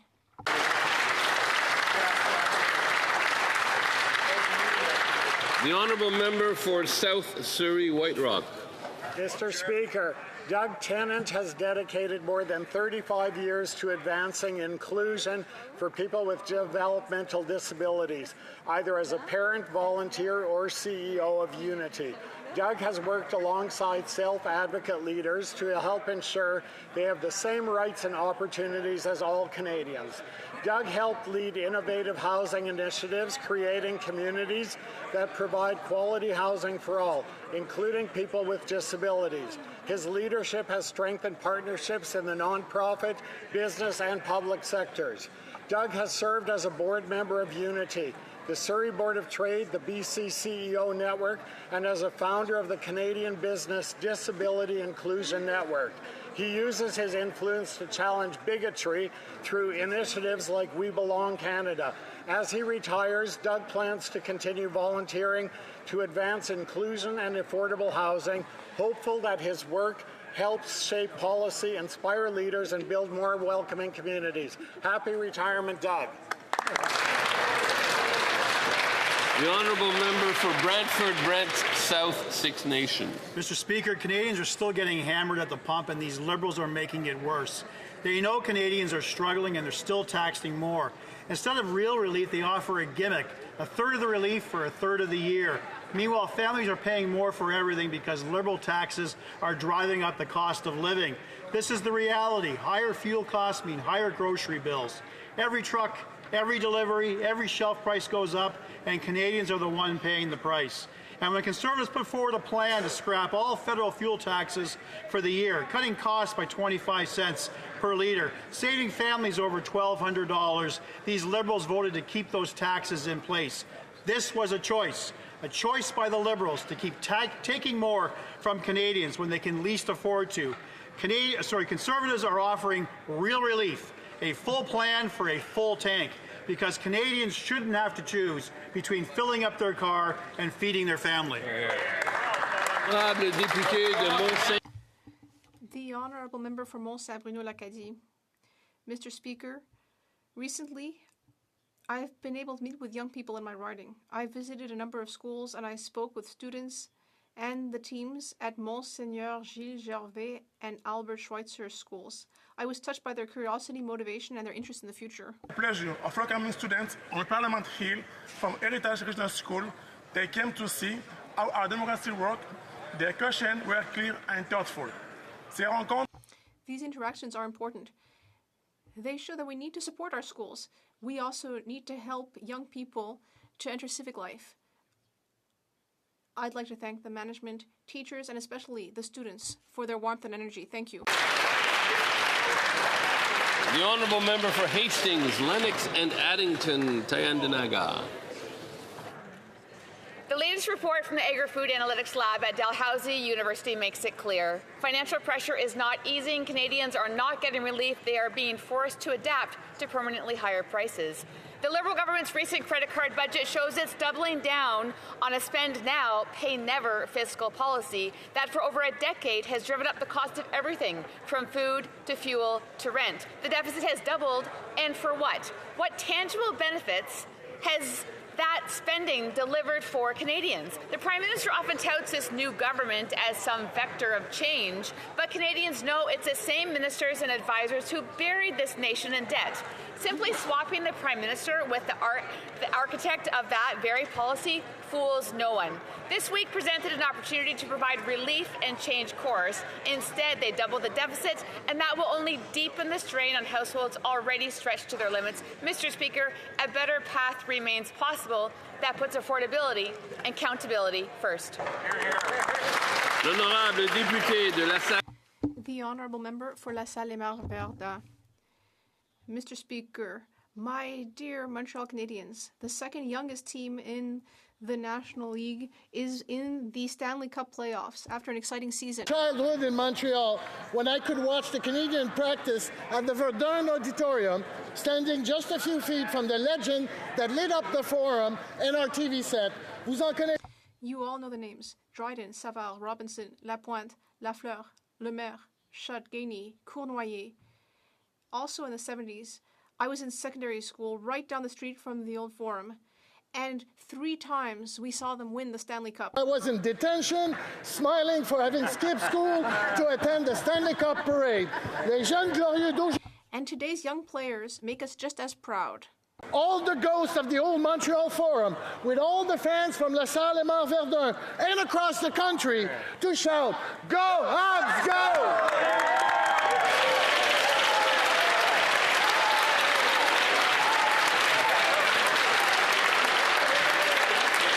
The Honourable Member for Chilliwack Hope. These same old Liberals have continued their decade of credit card budgets. Not only has this costly Liberal Prime Minister embraced the same borrow and spend policies of Justin Trudeau, he's doubled down, doubling the deficit. These failed policies have left Canadians with the worst housing costs, worst economic growth, and worst inflation in the G7. The costs to Canadians are enormous. Interest charges on the national debt this year will reach $60 billion, and in 5 years it'll be $90 billion. That works out to $3,400 in interest costs for every Canadian family this year. That money goes to bankers and bondholders instead of doctors and nurses. Interest payments on our debt are now the fastest growing item in the Liberal budget. These Liberals are mortgaging the future, selfishly racking up the credit card and leaving the bill for our kids and grandkids. Enough is enough. It's time to restore fiscal responsibility and put an end to these reckless Liberal credit card budgets. The honourable member for Don Valley West. Mr. Speaker, I have the pleasure today to welcome to Ottawa the world leaders of the Salvation Army, General Lyndon Buckingham and Commissioner Bronwyn Buckingham, with officers of the Canadian headquarters located in my riding of Don Valley West. Dedicated to selfless service, holding high the dignity of those in need, the Salvation Army has been helping Canadians for more than a century. Through food banks and thrift stores, shelters and housing, long-term and palliative care, youth programs, life skills training, and emergency disaster response, the Salvation Army is the largest non-governmental direct provider of social services in Canada. The Army is an important partner for our federal government, helping people in need. I know every member of this House is grateful for its work in their communities. From humble beginnings in the United Kingdom to transforming lives in 134 countries, their faithful work continues to inspire. Thank you, Mr. Speaker.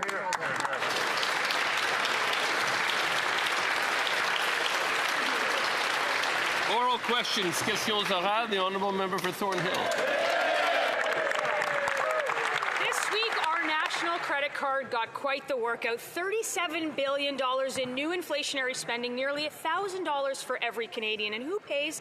Canadian families forced to max out their own credit cards to buy groceries and pay the rent. And for all of that spending, we still have the highest food inflation in the G7, the highest housing prices, and now we spend more to service the debt than we do on health care to the provinces. Mr. Speaker, when does this government stop tabling reckless credit card budgets so the Canadian families can just afford to get by? That's right. The honourable member for Minister for Jobs and Families. Mr. Speaker, if investing in skilled trades workers and opportunities for young people and helping apprentices in the pipeline finish with their red seals is inflationary, unnecessary spending, I guess we see where these guys are going in terms of their support. But let me tell you what the building trades union said yesterday. Sean Strickland, Robert Kucherin, and so many other building trades unions from across the country. They said, go hard, go far, and they're so happy with the investment in workers across this country, and they can't believe the Conservative Party won't get behind them. The honourable member for Thornhill. I am glad that that minister improved her self-control this time around, and I'm not surprised that another Trudeau holdover is pretending that everything is fine. The reality is this Liberal government has killed the middle class. It's killed the very workers that it's now purporting to protect. For more than a decade, with higher taxes and inflationary spending, the $37 billion of new spending from the latest credit card budget is only going to make things worse, and everybody knows that. So once again, will they stop the delusion and stop the spending so the Canadians can actually get ahead? The honourable minister. Well, I don't know which Canadians she's talking about, Mr. Speaker, but let me talk about some of the hard-working people across the country that are working so hard together to build up this country. People like electricians and plumbers and automotive technicians and crane operators and heavy equipment operators. In fact, many of our sons and daughters all across this country who are getting their skilled trades training but having a hard time getting through. And you know what, Mr. Speaker? We're going to make sure that no one gets left behind. It's more than we can say for these guys. The honourable member for Regina Capel. This week's costly budget update shows the Liberals are continuing their decade of credit card budgeting. More costs, more debt, more taxes, just more of the same. It turns out this Prime Minister is not some kind of financial expert. He's just another costly Liberal. His deficit is double Justin Trudeau's. He's forcing Canadians to pay more on interest than on the debt than on health care. And what's the result? They've delivered the worst inflation in 40 years, the worst food price inflation, the only shrinking economy in the G7. So when will this Liberal Prime Minister end his costly credit card budgeting so Canadians can afford to live? The Honourable Secretary of State for Labour.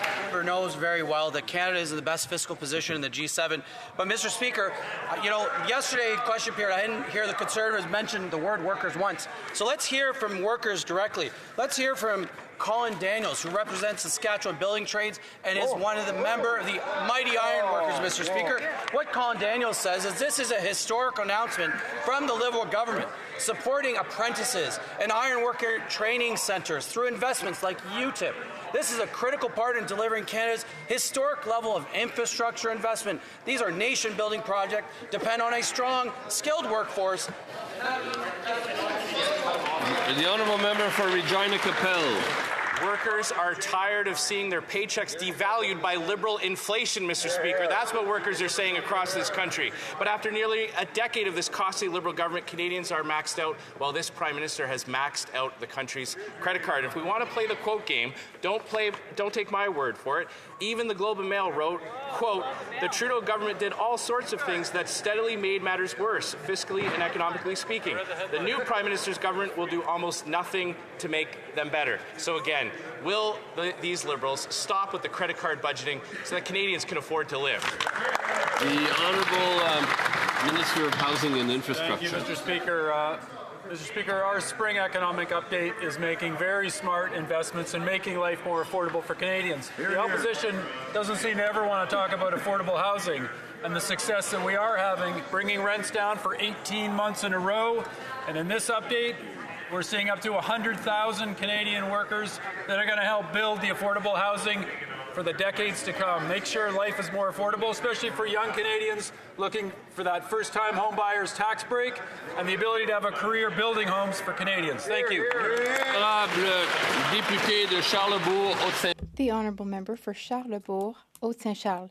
Mr. Speaker, during the 2025 election campaign, the Prime Minister portrayed himself as a rigorous economist. But today, Emmanuel Latraverse of the Journal de Montréal makes it clear that he's really more of a liberal politician than an economist. Why? Because in his economic update, he's increasing spending, has no plan to balance the budget, and is saddling us with deficits for many years to come.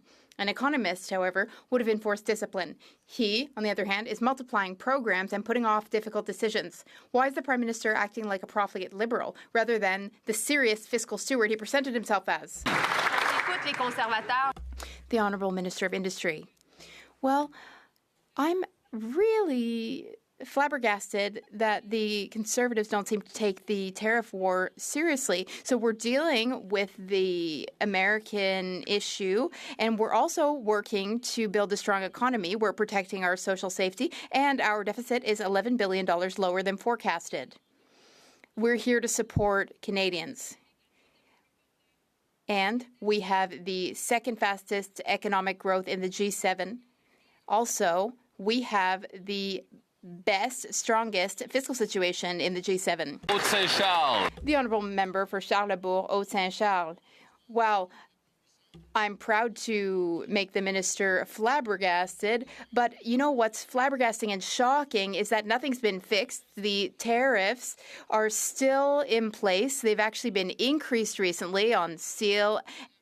And, you know, with this Prime Minister's economic update, it's just a budget that continues to spend and spend with no real solutions to fix the problems we're experiencing right now. Can the minister give a real, significant answer? The Honourable Minister. Well, the real solutions are very obvious. We have created many jobs in the past 6 months, more than the Conservatives created. Also, we maintained the second strongest economic growth in the G7, and we have the strongest fiscal situation in the G7. That said, we know that Canadians need help. We know that gas prices have increased. We know that groceries are still too expensive. That's why we have our social safety net, and that's why we're here to help Canadians from coast to coast to coast. The Honourable Member for Berthier-Masquinongé. Mr. Speaker, with their economic update, the Liberals continue to back down on fighting climate change. There's not a penny to help our businesses cope with the new U.S. tariffs introduced on April 6th. Meanwhile, oil companies, well, they're popping the champagne. The Liberals have poured $10 billion of public money into finding business partners for them. Another $25 billion through their so-called sovereign wealth fund, on top of extending their tax credits. Our SMEs are in danger of going out of business, not oil companies. So why are oil companies the ones receiving help? The Honourable Minister of Environment and Climate Change. Mr. Speaker, in the spring economic update, we are taking steps, the next steps in the fight against climate change and to protect nature. We finalized our methane regulations 400 megatons of reductions in emissions. We also have another strategy. In February, EV sales increased by 47% after our new strategy was announced. We continue to be a leader in the fight against climate change, and we will continue on this path. The Honourable Member for Berthier-Masquinongé. Mr. Speaker, Liberals have enough money to offer $40 billion to oil and gas companies in the economic update, but they don't have a penny for the media, which is in the midst of a crisis and undergoing a wave of layoffs. They don't have a penny for seniors struggling with the rising cost of living, not a penny for our small and medium businesses dealing with U.S. tariffs. But when it comes to saying yes to big oil, the Liberals are so quick to oblige. Why do billionaire oil companies come before everyone else? The Honourable Minister of Industry. He can't be serious. I don't even think he believes his own talking points. Today, I talked to my new colleague, my new counterpart, the Quebec Finance Minister, Bernard Drinville, and we are on the same page for so many projects and for the economy. And soon, we will be announcing supports for steel and aluminum companies. We know that the U.S. changed its tariffs recently. We know that businesses everywhere in Canada and in Quebec are affected by that, and we're here to help them. The member for Repentigny. Mr. Speaker, the Liberals claim that producing more oil will not harm the environment thanks to carbon capture and storage. But in their economic update, they've turned their miracle solution into yet another problem. They're modifying their carbon storage tax credit so that it can be used for enhanced oil recovery, too. That means injecting carbon dioxide into the ground to extract even more dirty oil. What's more, they want us to pay for it with a $14.5 billion tax credit. How on earth can they justify that? The Honourable Minister of Environment and Climate Change. Well, let's keep talking about our spring economic update. I'm sure he saw the nature strategy in the update. It protects the marine park in James Bay. I think he'd be happy to see that. We are investing as well internationally through the International Climate Action Fund. We are a world leader in our support internationally, and we are protecting nature. We have our methane regulations, and all of that is in the spring economic update. Member for Haldimand Norfolk. This week's economic update proves that nothing has changed. In fact, the Prime Minister has doubled Justin Trudeau's soaring deficits and is also doubling down on 10 years of costly credit card budgeting. Now the media reports that this government is considering recycling capital from public assets like airports to put into the new so-called wealth fund. So I ask this Prime Minister, how much of Canada's public assets does he plan to sell to fund more Liberal, wasteful spending? The Honourable Minister of Women and Gender Equality. Mr. Speaker, despite the headwinds that we're experiencing here in Canada, Canada has a strong fiscal position. Let's take a look at the facts. Wages are up by 4.7%, outpacing inflation. We have the lowest debt to GDP ratio in the G7. We are creating pathways for young Canadians, making sure that they have skilled jobs, specifically 100,000 skilled jobs, Mr. Speaker. And we're doing that while bringing Canadians along with our Canada Strong Fund. Mr. Speaker, this is the way you build a country strong, and we're going to do that with Canadians. The Honourable Member for Haldimand Norfolk. This Prime Minister has doubled Trudeau's deficits, and now Canadians are lining up at food banks and unable to afford groceries. Now the Liberals want to sell off national infrastructure and put the money into their sovereign debt fund. We have seen this before with the failed infrastructure bank, which is losing money and which is built on deficits. Does this Prime Minister understand that his spending spree is leaving Canadians with more debt and higher costs? Here, here. The Honourable Minister. Mr. Speaker, with our spring economic Mr. Speaker, with our spring economic update, what we're doing is we're supporting workers and young Canadians. We're making sure that life is more affordable for Canadians. We're building strong and safer communities, and again, introducing a sovereign wealth fund to make sure that Canadians can have direct access to the success of Canada. And Mr. Speaker, that member is from Ontario. I don't know what she has against our major projects, which is building the Darlington nuclear project in Bougainville, Canada's Nichols Crawford project, Mr. Speaker. These are just some of the investments that we're making here in this province, and that is the way we're going to build our country strong, Mr. Speaker. The honourable member for Elgin, St. Thomas, London South. The Liberals say this is a, quote, new government, but the only things that have changed are the color of the Prime Minister's socks and the size of the deficit. This Liberal Prime Minister has doubled Justin Trudeau's deficit, maxing out the country's credit cards and forcing Canadians to pay more to bankers and bondholders rather than roads and hospitals. Even the Globe and Mail sees through this, saying, quote, it's clear the Liberals have no intention of changing their high-spending ways. Maybe that's why the Liberals are sending more money to the media in their fiscal update. Why is this costly Liberal government pretending that new means improved? The Honourable Secretary of State for Financial Institutions. Mr. Speaker, while that party doubles down in offering nothing for Canadians, we're going to build the strongest economy in the G7. We just tabled the spring economic update, which confirms we have the strongest fiscal position in the G7. We also announced, Mr. Speaker, the Sovereign Wealth Fund, which will spark massive investment in our country, a fund by Canada for Canadians. Time for that party to get off the sidelines, help us to build Canada strong. Thank you, Mr. Speaker. The honourable member for Elgin, St. Thomas, London South. Mr. Speaker, I wish that member were laser focused on answering a question for once.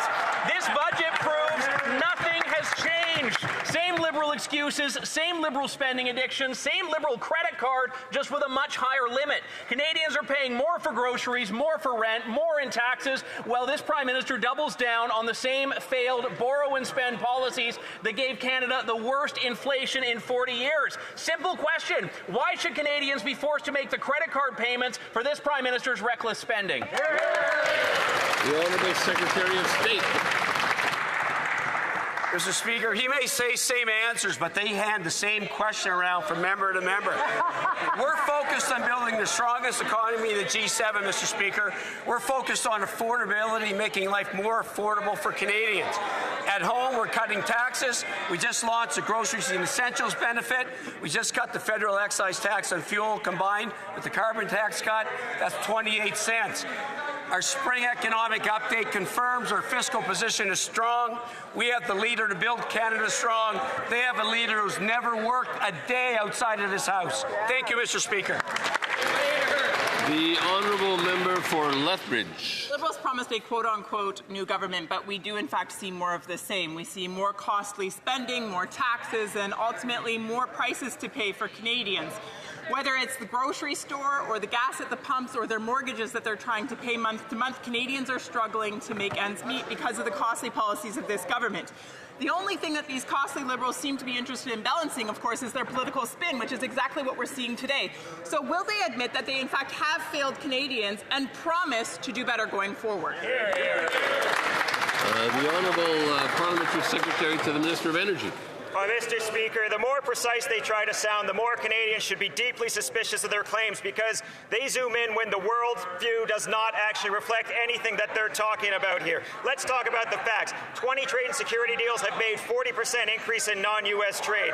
Wages growing faster than inflation created more jobs than the U.S. last year. House prices down, rents down, inflation overall within bounds for months and months and months. MOU with Alberta has created durable climate action, new energy and production, and record production in Alberta, and we do all that with the strongest fiscal position in the G7.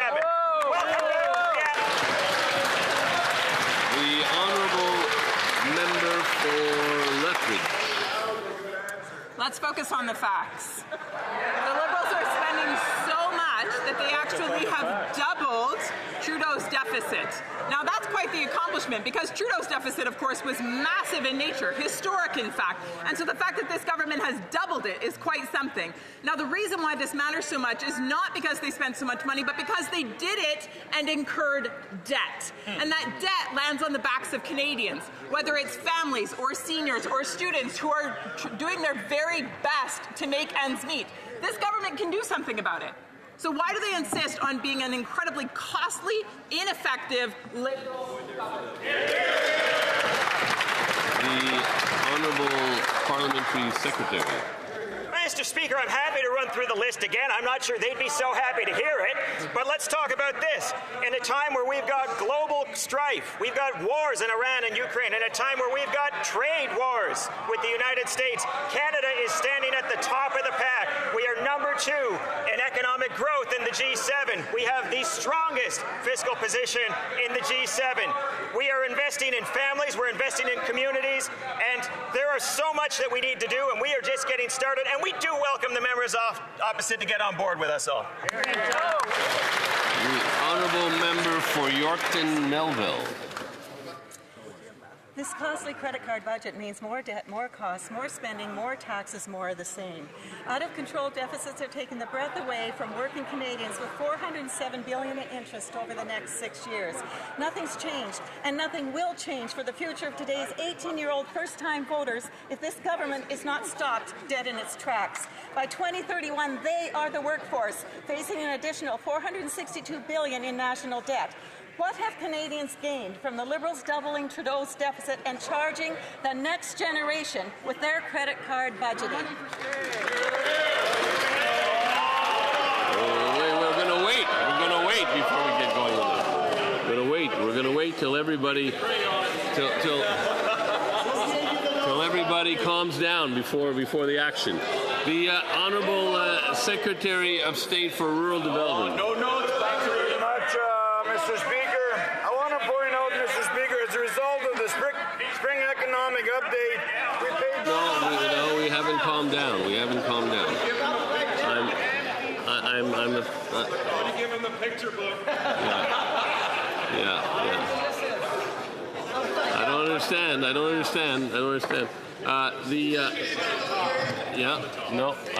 I'm appealing to everyone's better angels. The Secretary of State for Rural Development. Thank you, Mr. Speaker. I want to say that Saskatchewan is proud to be part of Canada. And Canadians know that Saskatchewan offers much. Oil, gas, potash, gold, uranium, copper, people, energy, and ideas, Mr. Speaker. Now we know that we can all build Canada together, Mr. Speaker. I remind Canadians not to compare us to perfection, but compare us to the other guys. And I've done some research. What are their Well, we'll have to wait to hear the research later.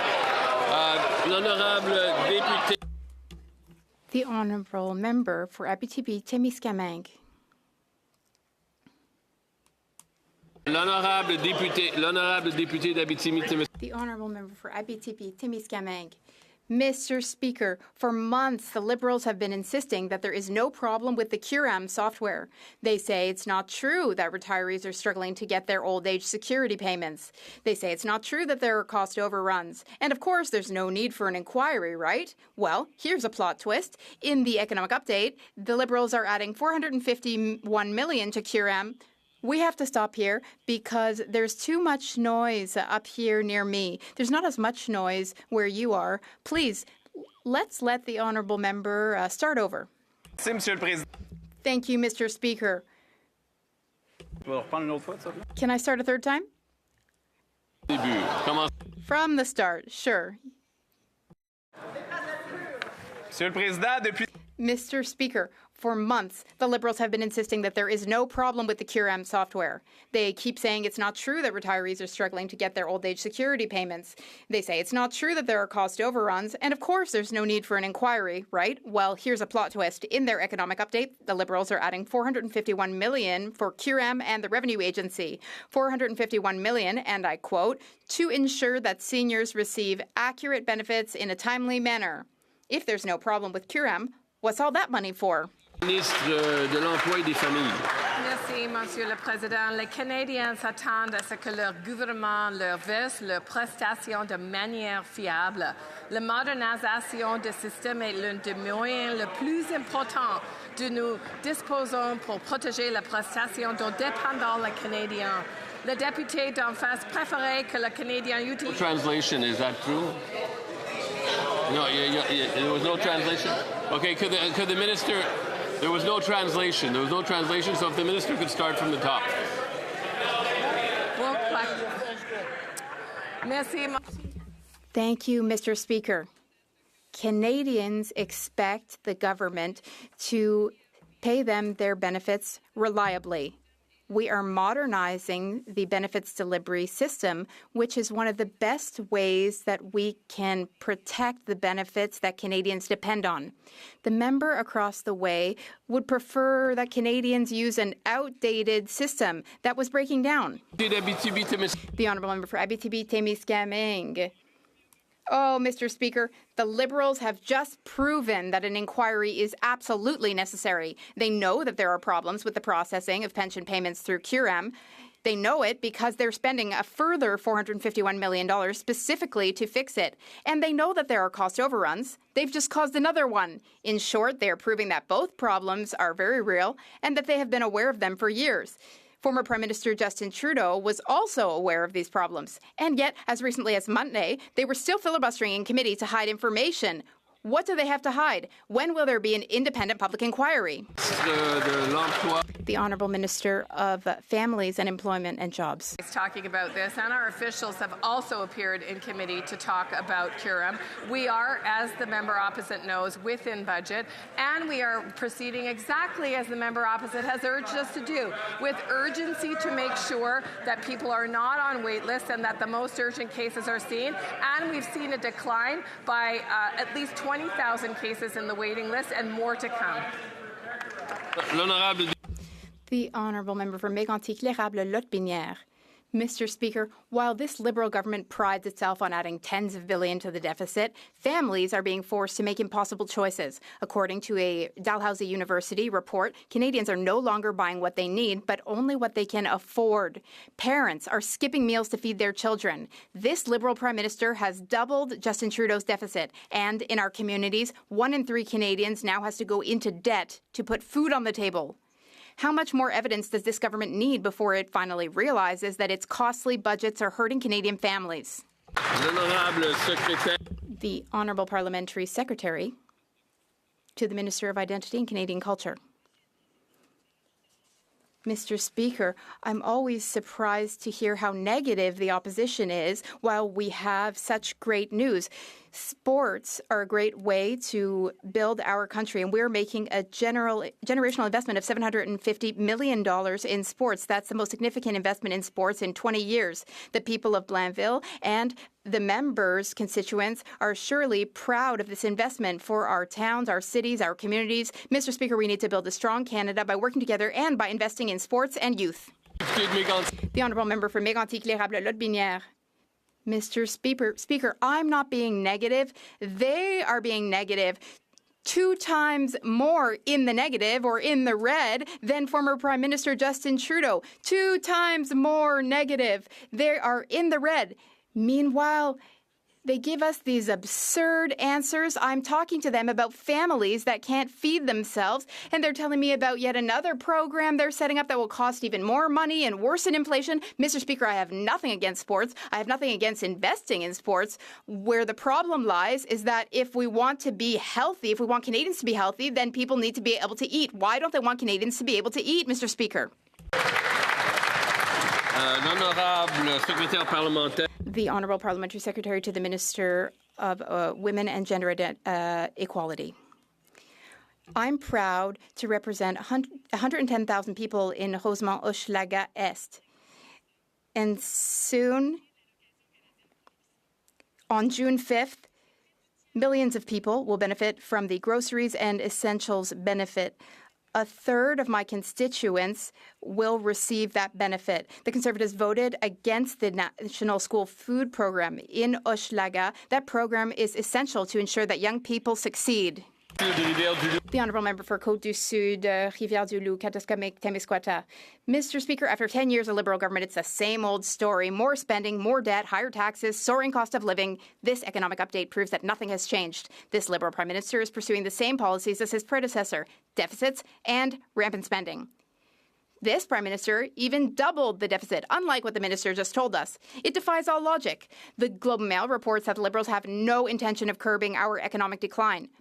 When will this Liberal Prime Minister finally realize that we still have these costly Trudeau-era policies and that we're headed for disaster?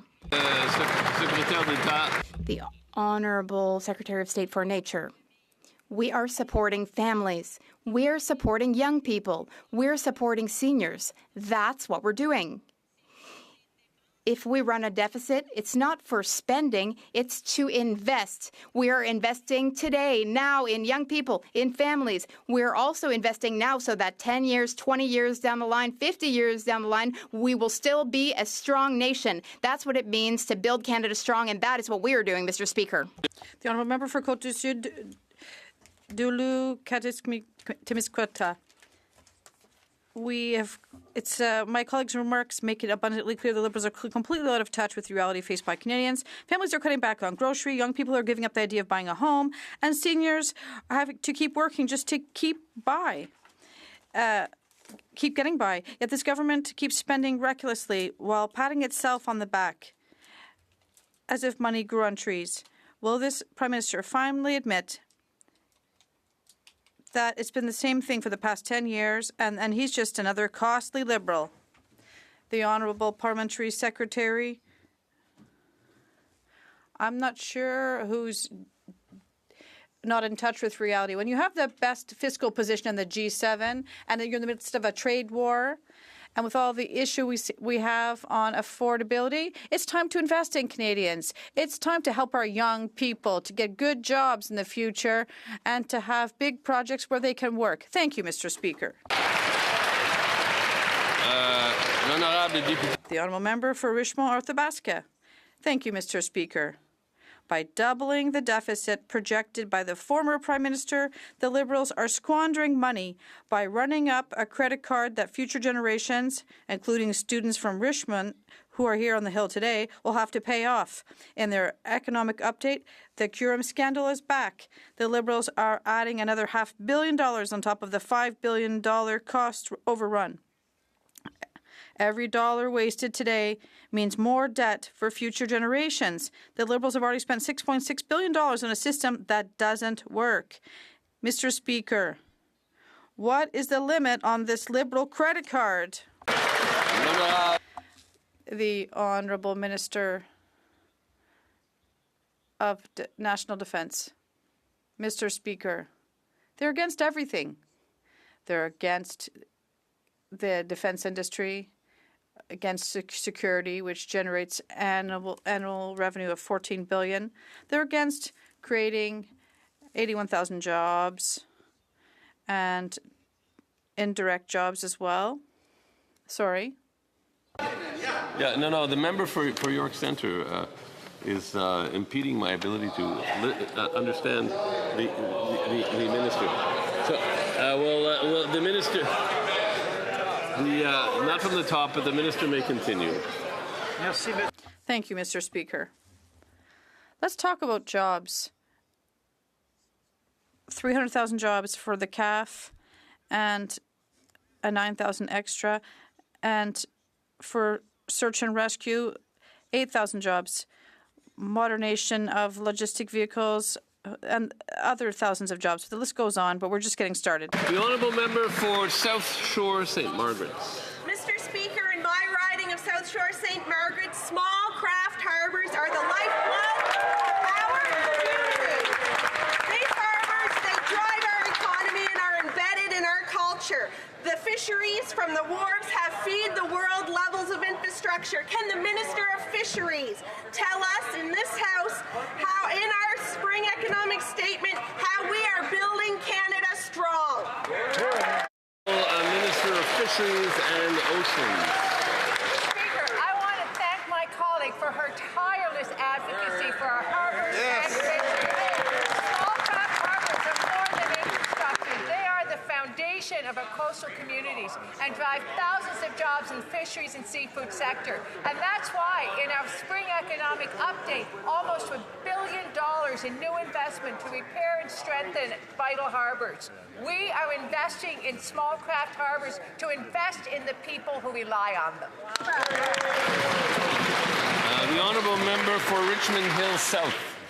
This week's costly Liberal budget update confirms what Canadians already feel at the checkout. This costly credit card budget means more debt, more costs, more spending, more taxes, more of the same. Nothing has changed because this Liberal Prime Minister is just another costly Liberal, and he has doubled Trudeau's deficit. According to the latest Food Sentiment Index report, Canadians are now choosing food based on price, not nutrition, cutting back just to survive while nearly 10 million Canadians face food insecurity. How many more warning lights have to flash before the Liberals stop swiping the national credit card and finally make food more affordable for Canadians? The Honourable Minister of National I think they want Defence. More. Let's give them more. 5 Wing Goose Bay expected to create tens of thousands of jobs, $8 billion. Baie du Nord, thousands of jobs, $14 billion. Mercy River Wind Project, 200 construction jobs, $500 million. Nova Scotia, New Brunswick Intertie, 600 jobs, $685 million. Port of Montreal Contrecoeur, 8,000 jobs, $1.2 billion. Nouveau Monde Graphite, 1,000 jobs, $1.8 billion. Mr. Speaker, this is a long list. Instead of obstructing, get on board, help us build Canada. The honourable member for Richmond Hill South. Mr. Speaker, that was a Google search of a list of things the Liberals have put on the national credit card. This costly credit card budget means more debt, more costs, more spending, more taxes, more of the same. Nothing has changed. This Liberal Prime Minister is just another costly Liberal, except he's managed to double Trudeau's debt deficit. Food bank visits have doubled. 1 in 3 Canadians is borrowing just to eat, and families are feeling the pain at the grocery store. Deficits mean inflation today and taxes tomorrow that the Liberals keep doubling down. Why are the Liberals fanning the flames of higher costs and higher deficits instead of putting out the fire for Canadians struggling to afford groceries, gas, and housing? The Honourable Minister of International Mr. Trade. Speaker, this is not a Google search. These are real projects with real workers building big things. Darlington's new nuclear project in Bowmanville, 18,000 jobs. Wow. The Port of Montreal expansion, 8,000 jobs. Wow. The copper mine project in Saskatchewan, 500 jobs. Whoa. The Grace Bay Road and Port project enabling 3,000 jobs. Amazing. And the LNG Canada 2 phase upcoming 7,000 jobs. Whoa. This is how we build Canada strong, Mr. Speaker.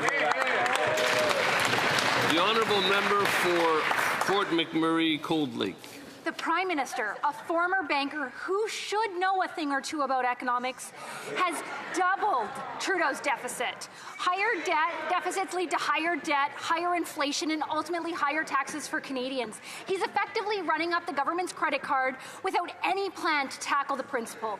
Families don't run their budgets this way. Liberal policies are just driving up costs, and nowhere is this more clear than a trip to the grocery store. Canadians now have the highest food inflation in the G7. So when will the Liberal Prime Minister end his costly credit card budgeting so Canadians can afford to eat? The Honourable Parliamentary Secretary to the Minister of Energy and Natural Resources. Mr. Speaker, $4 billion in Cold Lake will be a nice start in helping develop the kind of community benefits and benefit overall that we're talking about. But listen, I got to tell you, we've heard a lot of the same question over here across the way. I think we get the point. I think that they like to talk about the fact that there are prices and deficits, but let's talk about the reality that we face right now. How about it?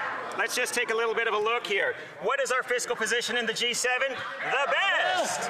What are we looking at in terms of the investments we're making? Affordability, groceries and essentials, pausing the gas excise tax, CPP contributions down. If they want to tell us what they want to cut.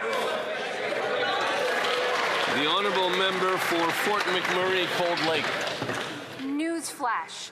Families, parents, they want to feed their own kids. They don't want to have to rely on government just to be able to get by.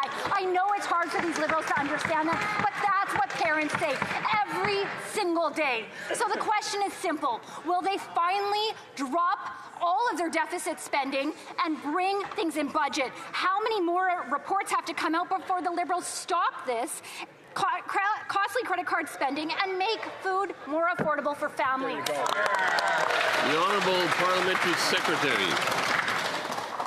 Mr. Speaker, I'd love a direct answer. Are we talking deficit spending, such as the school lunch program? Are we talking deficit spending like the groceries and essentials benefit? Are we talking deficit spending like the gas excise tax? I'd love to know what deficit spending they're worried about, because we're focused on affordability on this side, and we're going to make sure we're there for Canadians.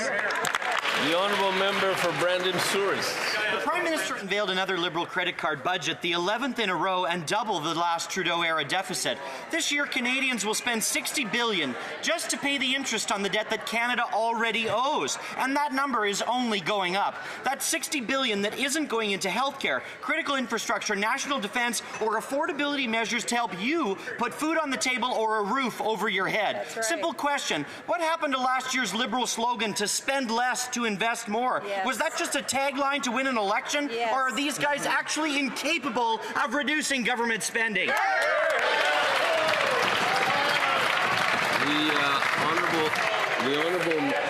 The honourable Minister for Northern and Arctic Affairs.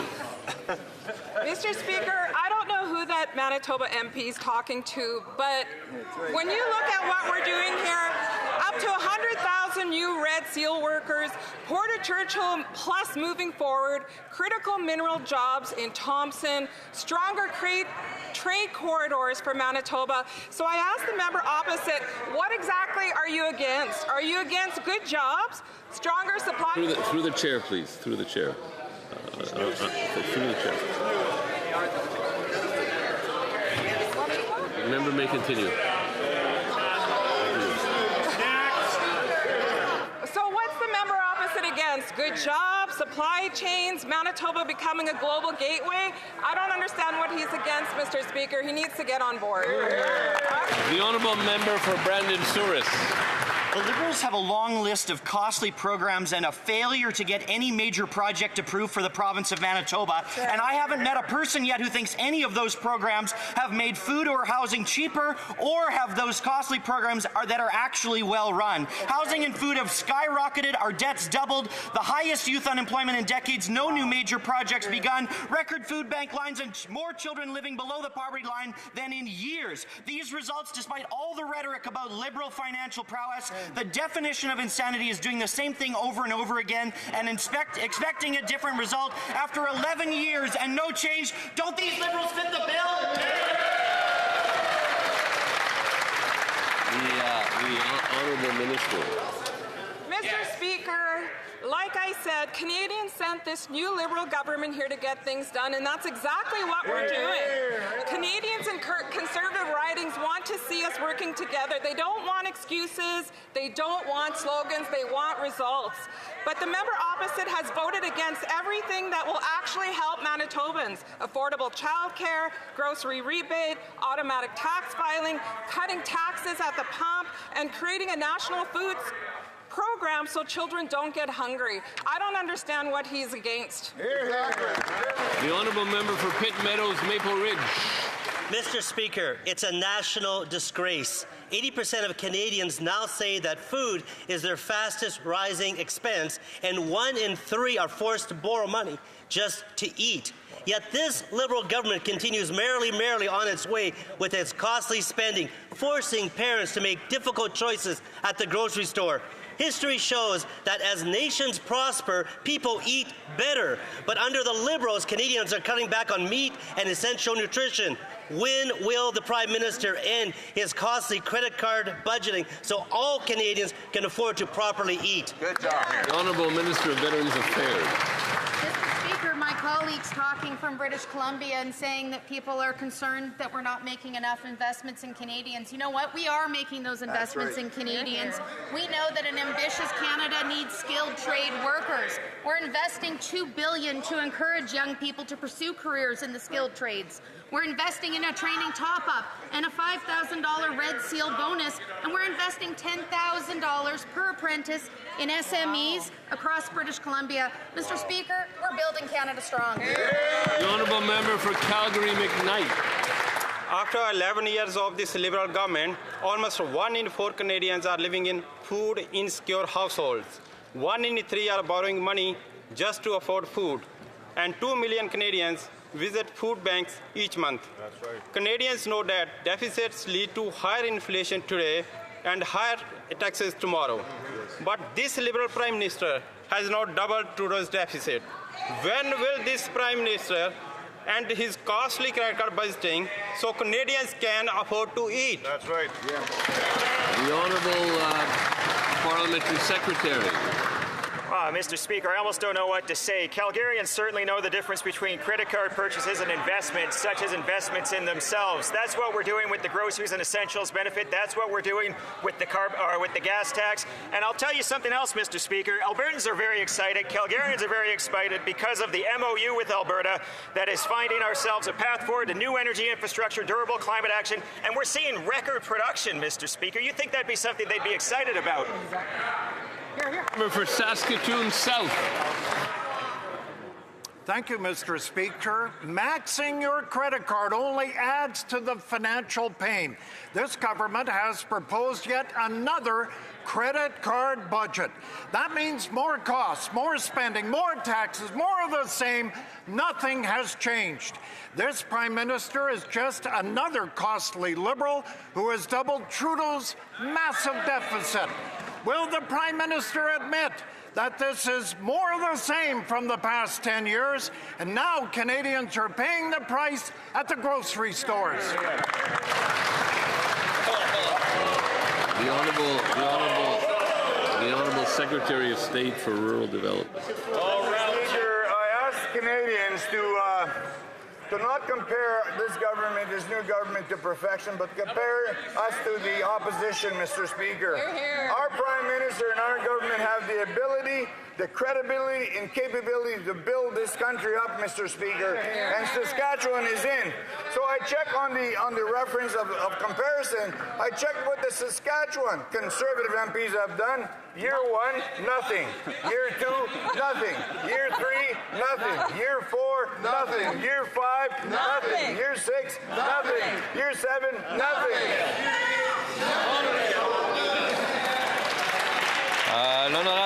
The Honourable Member for Les Pays d'en Haut. Mr. Speaker, this week we've had good news. The spring economic update could not have come at a better time. Our economy is being affected by global insecurity and trade tensions. Canadians need a government that has a plan to protect them while defending our economy. Can the Minister of Industry tell us what this update means for Canadians? The Honourable Minister of Industry. Thank you, Mr. Speaker. My colleague's question is very relevant because we are facing a real trade war, and it is affecting many regions in our country, including his. But in the spring economic update, we're building a strong economy. We are protecting our social safety net, which is so important for thousands of Canadians. And at the same time, we've reduced our deficit by more than $11 billion. And we're doing this as we have the second largest, fastest growth in the G7. We are using our fiscal position to help Canadians. That's what building Canada strong means. Mr. Speaker, when someone has been denied entry into Canada, a temporary resident permit is their last resort. The Minister of Immigration recently issued one of these permits to Mehdi Taj, and he landed in Toronto this week. Anybody who knows how to Google can quickly figure out that this man is a former commander of the murderous Iranian regime, which is listed as a terrorist entity in Canada. The Immigration Department has already let in hundreds of other IRGC officials who are roaming free in Canada, leaving Canadians feeling unsafe. Why did the minister give a terrorist who's part of a murderous death cult the green light to come to Canada? The Honourable Minister of Public Safety. Mr. Speaker, ensuring the safety and security of Canadians is our top priority. We cannot comment on an individual case due to privacy laws, Mr. Speaker, but I want to assure all Canadians that Canada has rigorous admissibility requirements, and we've been very clear that IRGC members and senior Iranian officials are inadmissible to Canada. We will continue to work with our border and law enforcement agencies to ensure the safety and security of all Canadians. The Honourable Member for Calgary Nose Hill. They can't comment on it. Is that the best that they could do for a QP line? Here's the reality. The Minister of Immigration, she issued a permit She would have had to have done it to a known member of a listed terrorist organization. The Minister of Immigration did that, and now they can't comment on it. It's literally all over the news. Everybody in Canada needs to know how this happened and how the government's going to fix it. You can't just say you're not going to comment on it. Here, here. Again, through the chair. The Honourable Minister of Public Safety. Very clear. IRGC members are inadmissible to Canada, Mr. Speaker. Senior Iranian officials are inadmissible to Canada, Mr. Speaker. We will continue to work with border and law enforcement agencies to ensure the safety and security of Canadians. Having said that, I'm unable to comment on one particular case, Mr. Speaker. For Calgary Nose Hill. They're not even letting the immigration minister take the answer to a question that is directly in the purview of her department. And here's what happened, Mr. Speaker. At some point, the Minister of Immigration went, gee, yeah, it's totally in the best interest for Canada to have a member of a listed terrorist organization, an actual terrorist, get a special permit to land in this country. The only reason why they caught it was because of an independent journalist organization. She needs to get up and explain to Canadians how she let this happen. Here, here.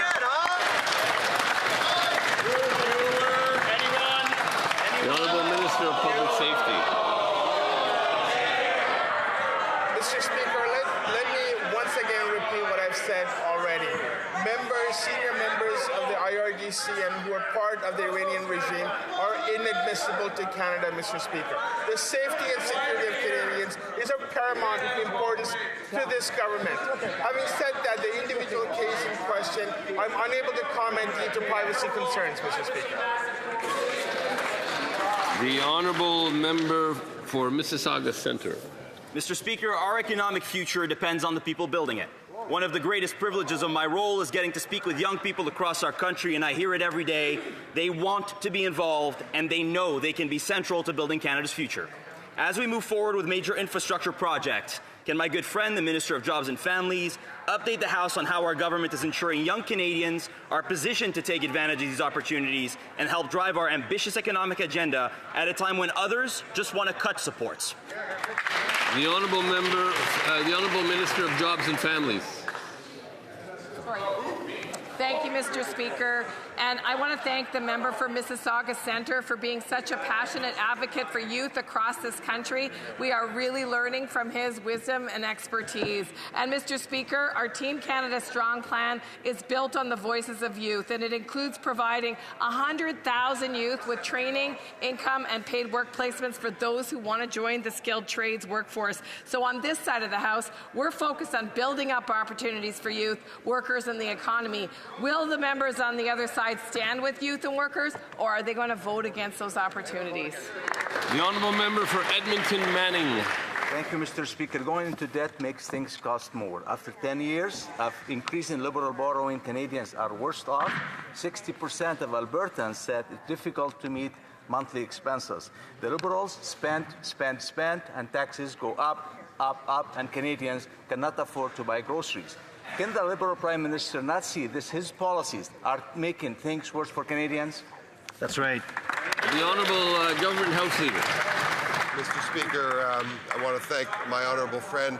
A lot of respect for that Member of Parliament, but I would observe, Mr. Speaker, that once again, 32, 33 straight questions, all the same questions, written right off of the desk of the Leader of the Opposition. I do have to ask the Opposition, is this the best that Canadians deserve, but to have scripted questions from the Leader of the Opposition, times 33 here in question period, or should they be asking something more pertinent and relevant to their daily lives? The Honourable Member for Rosemount. The Honourable Member for Rosemount La Petite Patrie. Mr. Speaker, the tragic accident. One moment, please. The Honourable Member for Rosemount La Petite Patrie. Mr. Speaker, the tragic accident at LaGuardia Airport, which cost the lives of 2 pilots, reminds us that emergency situations can happen on airport runways. What is less known is that our airport capabilities in the event of an aircraft fire do not meet the international standards set by the ACAO. For example, airport firefighters are not required to rescue passengers, and with only 1 firefighter per truck, they lack the capacity to do so. Will the Liberals comply with Motion 96 adopted by this House and with the ICAO's international standards to ensure passenger safety in the event of an accident? The Honourable Minister of Transportation. Mr. Speaker, I can assure this House and all Canadians that our security system at the airports is amongst the best in the world, and we certainly work with all of our international partners, including the International Civil Aviation Organization located in Montreal, to enhance standards and to do what is best. And we're certainly going to continue to work with our stakeholders based on the best possible science to ensure the safety of everyone. The honourable member for Winnipeg Centre. Mr. Speaker, the Liberal Spring Economic Update lines corporate pockets while cutting life-saving addiction and mental health program funding. In one weekend, 10 clients at Main Street Project died from toxic drugs. That is 1 organization, and deaths are rising. 5 years ago, the government backed the Health Canada Expert Task Force on Substance Use. They have failed to act on their recommendations. How many people must die on the streets of Winnipeg before this government acts? Hear, hear.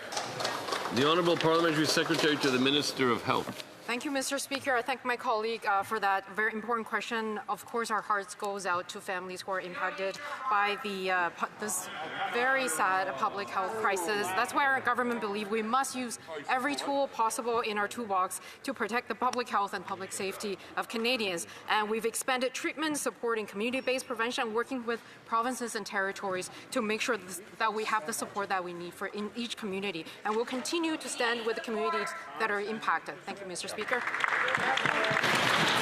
I wish to draw the attention of members to the presence in the gallery of the Honourable Nate Glubish, Minister of Technology and Innovation for the province of Alberta.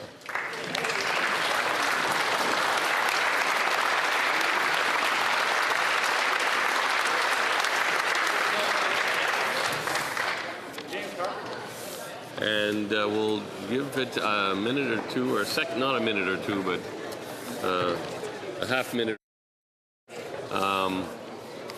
Who's asking the question? What's his writing?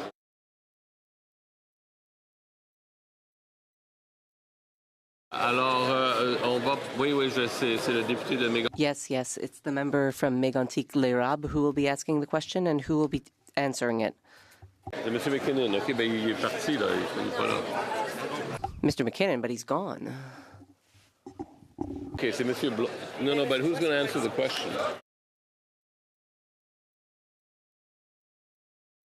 J'étais inquiet là pour un instant. Alors, je crois que l'honorable. I believe the honourable member for Mégantic-l'Érable-Lobinière has a question to ask the government House Leader. Mr. Speaker, yes, it is an honor to rise today to ask this highly awaited question. This is the most exciting moment of the week here in the House of Commons. The moment when the opposition asks the government what business will be done tomorrow and over the coming week. So, Mr. Speaker, today we witnessed a question period with a wide variety of opposition questions, but we only received in return scripted answers from the Prime Minister's office, 41 scripted answers. And that got me worried. Given the new reality of the House of Commons, where 4 committees have just gone in camera, I am worried that the government House Leader will announce that the House of Commons will go in camera for question period.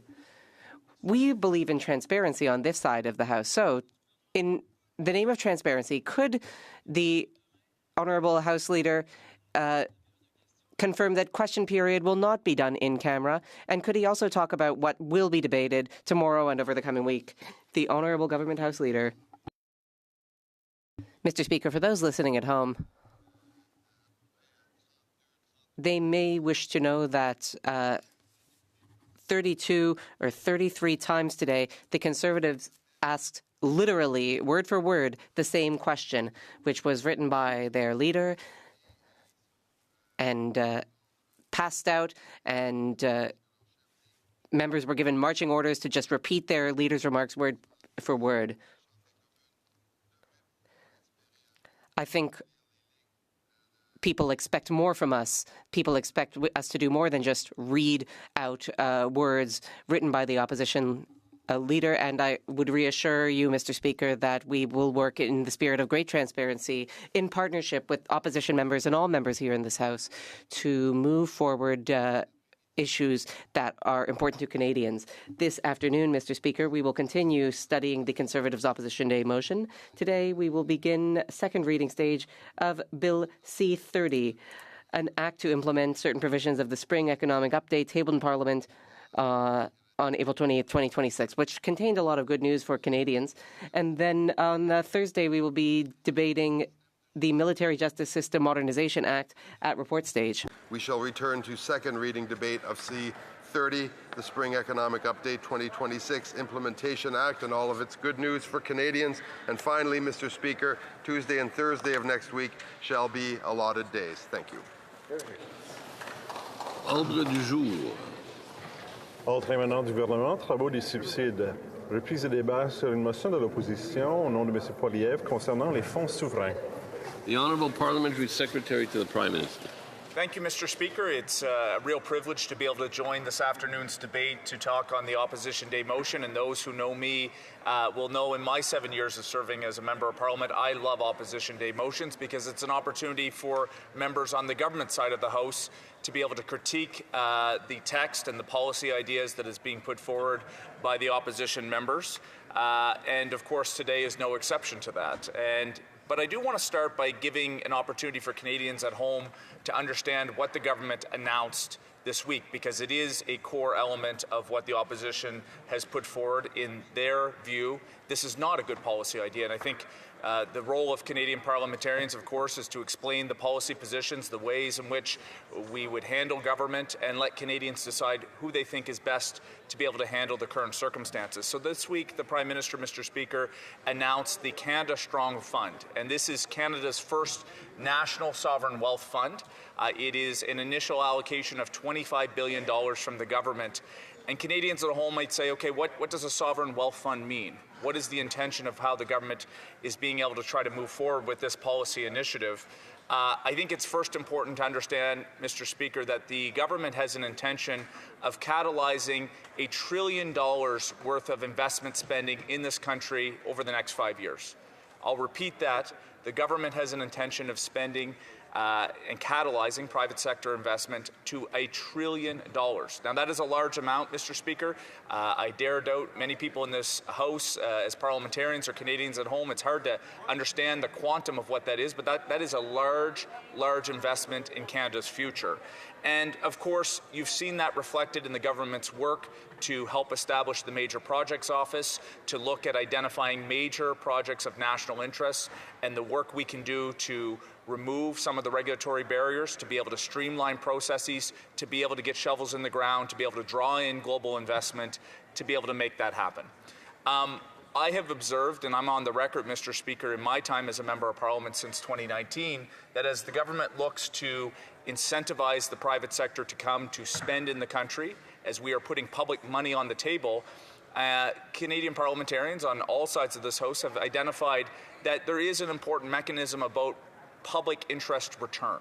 That we can become equity stakeholders, and by we I mean the government as in Canadians, and that the beneficial economic derivatives of these projects can be used to support social programs, can be used to support the types of national interest projects that we may wish to advance as a country in the days ahead. Now, of course, Mr. Speaker, when you invest in projects, if you build, for example, what Enbridge is committing to doing in British Columbia, a $4.4 billion natural gas pipeline, that comes with intrinsic benefits in terms of wages, which of course support Canadian households. There's of course taxation on that, which then supports social programs that the government will put on. We can look at the construction jobs. We look at the economic imports, perhaps royalties in terms of natural resources that are being developed in Canada. That is a broad macroeconomic benefit that supports the country. But if a Canadian government were to invest or be an equity partner in these types of projects that then return important revenues and economic benefits, not only for private stakeholders, but the government, there's an opportunity to grow the wealth that the country has overall. And many Canadians, Mr. Speaker, would point to Norway as a prime example of the way in which Norway has been able to use its natural resource endowments to create a fund that is larger than $1 trillion. I don't have the exact figure, Mr. Speaker, but I know it is north of $1 trillion. That is because the Norwegian government, back in the 1980s, decided that they would take equity stakeholds in the projects of their national interest in their country. And now Norwegians as a country and as a society, they have a sovereign wealth fund that is over $1 trillion. We believe that the government here in Canada can do the same thing. We believe that we can draw in investments, that this Canada Sovereign Wealth Fund can be a mechanism to take small but meaningful equity stakeholds in projects that are going to matter to the country, that are going to create an economic return, and that Canadians themselves can participate in this by actually taking out, essentially in a way that would be a bondholder, be able to take out an equity stake and to invest in the Canada Sovereign Wealth Fund themselves. So that way, Canadians across this country, from coast to coast, can be able to say, I want to be part of helping to build the country that I'm proud of, Mr. Speaker, that they're able to say, look, perhaps I have a little bit of additional disposable income. I would like to put this into the Sovereign Wealth Fund. Of course, as the parameters of this fund are established, it will allow for Canadians, if they were to pull out their investment in the Sovereign Wealth Fund, there would be an interest-bearing benefit in terms of that time. But as the Sovereign Wealth Fund grows, as these projects bring back economic revenues, that fund that Canadians can draw upon to invest in ourselves, to invest in our people, is something that we can move forward on. And it's been interesting to see the Conservatives take such a very narrow and negative view on the benefits of what this type of fund could create. For example, Mr. Speaker, in the text of the motion, talks about sovereign wealth funds must have wealth that comes from budget surpluses and resource revenues. Well, we certainly have resource revenues in this country. Absolutely we do. And when I point to the example of perhaps one of the most successful wealth funds in the world, which is in Norway, we could look at the United Arab Emirates, for example, some of the Gulf countries. Every single one of those sovereign wealth funds started with the same principles of what the Government of Canada is doing today. It actually allocated and put an initial ability to put money up front and then built out that fund as it continued to invest in economic projects around the world. And so we have a tremendous opportunity to do the same. And I think, again, Mr. Speaker, as Canadians watch in what this government is seeking to accomplish, we've had the opportunity now to have a one-year anniversary since the mandate that our new Prime Minister has been in that seat. We are focused on delivering for Canadians, but it must be said, Mr. Speaker, and we should say it with pride, regardless of the color jersey, so to speak, that we wear in this House, Mr. Speaker, that Canada has what the world wants. Canada has what the world wants. I have had the opportunity to engage, of course, as the Parliamentary Secretary to the Prime Minister. As all parliamentarians do, you engage with diplomatic leaders from other countries, ambassadors, high commissioners who are in Ottawa representing their country.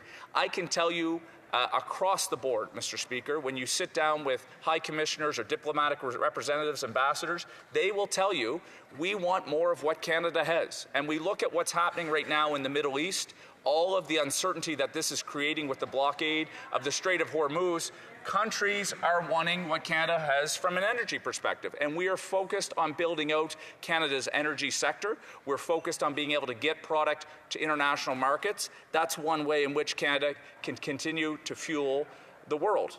We talk about agriculture, Mr. Speaker. I represent Kings Hants in the Annapolis Valley. We are the largest agricultural riding in Atlantic Canada. We may be small potatoes, so to speak, compared to the larger, sometimes prairie-heavy ridings where we know a lot of the export focus in this country happens. I've enjoyed the working relationship I have with the Premier of Saskatchewan. I've spent a lot of time in Western Canada, and I believe in what those prairie farmers mean to our Canadian economy, what they mean to our Canadian identity, and what they do to feed the world every single day, Mr. Speaker. We are proud of that. And we think about critical minerals. Again, as the world, whether through a defense lens, whether through a clean energy lens, Canada's critical minerals are going to be what helps shape the economy of today and tomorrow. And that is what this government is focused on. And so the Canada Strong Fund will allow Canada to take those equity positions that I'm talking about. They will help advance major projects across this country. And again, create long-term benefit for Canadian people. The Prime Minister said it himself, this is the People's Fund. This is an opportunity to invest in Canadians individually and, of course, our country and its society as a whole.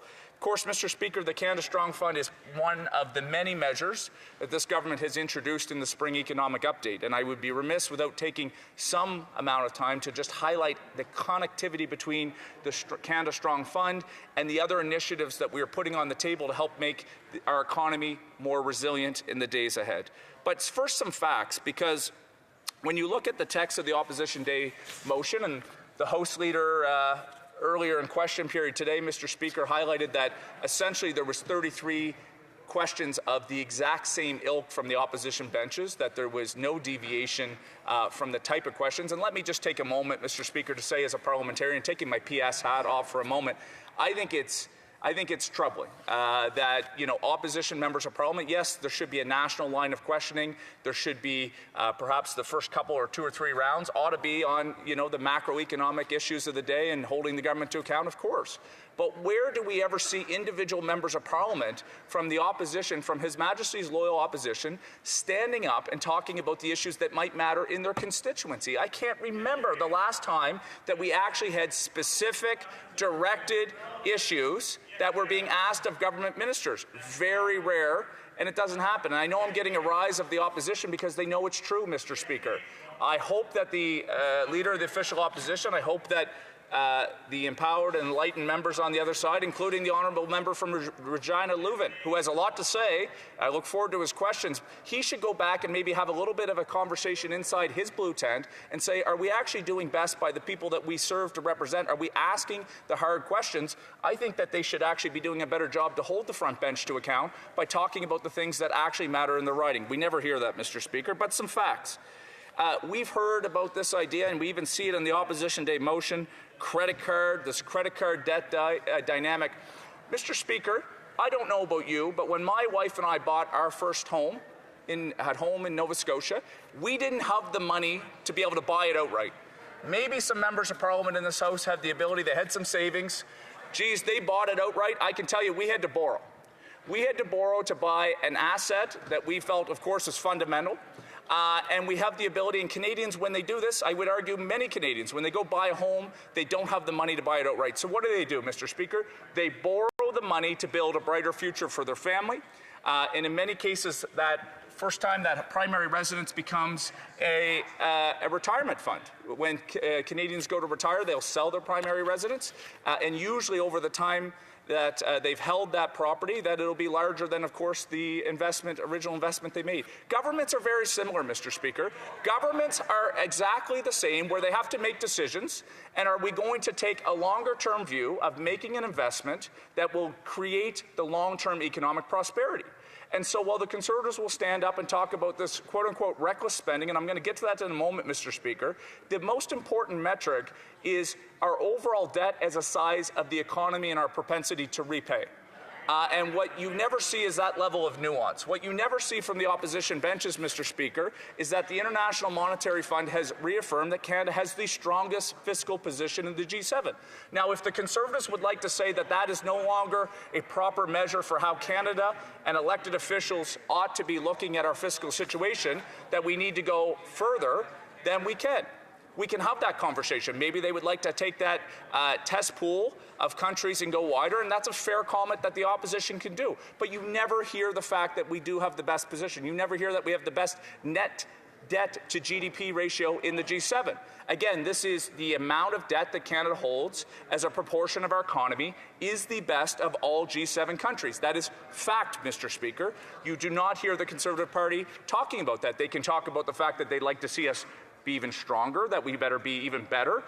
We're of the view that we are making important investments, including in our Canadian Armed Forces, making the investments that matter for infrastructure in our communities, and at the same time, the Spring Economic Update showed an $11 billion closure in terms of the size of the deficit. That is important because we believe now is a time to invest. And I put this question to my honourable colleagues across the way. I will remind Canadians that when Mr. Harper left office, and I have great respect for Mr. Harper, I may not have agreed with every decision, but he served this country as Prime Minister. In his last years of government, the Conservative Party had taken defence spending below 1% of GDP. And I would submit to this House, Mr. Speaker, that for far too long, both Conservative and Liberal governments had not taken the question of defence spending in the way that it ought to. I'm proud that this government has gotten to our 2% target of GDP on defence spending with an ambition to get up to 3.5% according to what we're asking of our NATO partners. My question to the Conservative Party is, will you not recognize that as part of that spending, in terms of being able to take on debt, that is an investment in our men and women in uniform, that's an investment in our communities, and as part of our procurement to give the equipment that's needed for our men and women in uniform, that it is true investments in our community all across this country. Not a recognition at all at that, and I think it's important.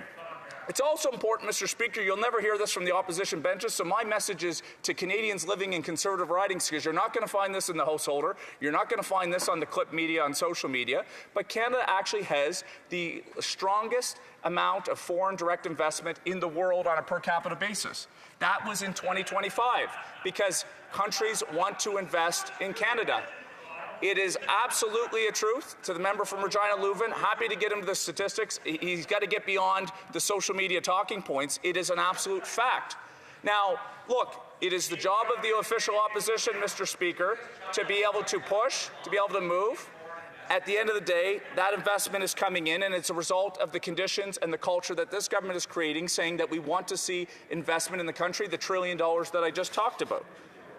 But, Mr. Speaker, connected with these major projects, connected with the Sovereign Wealth Fund, we have to have the ability for the women and men of this country to build this country.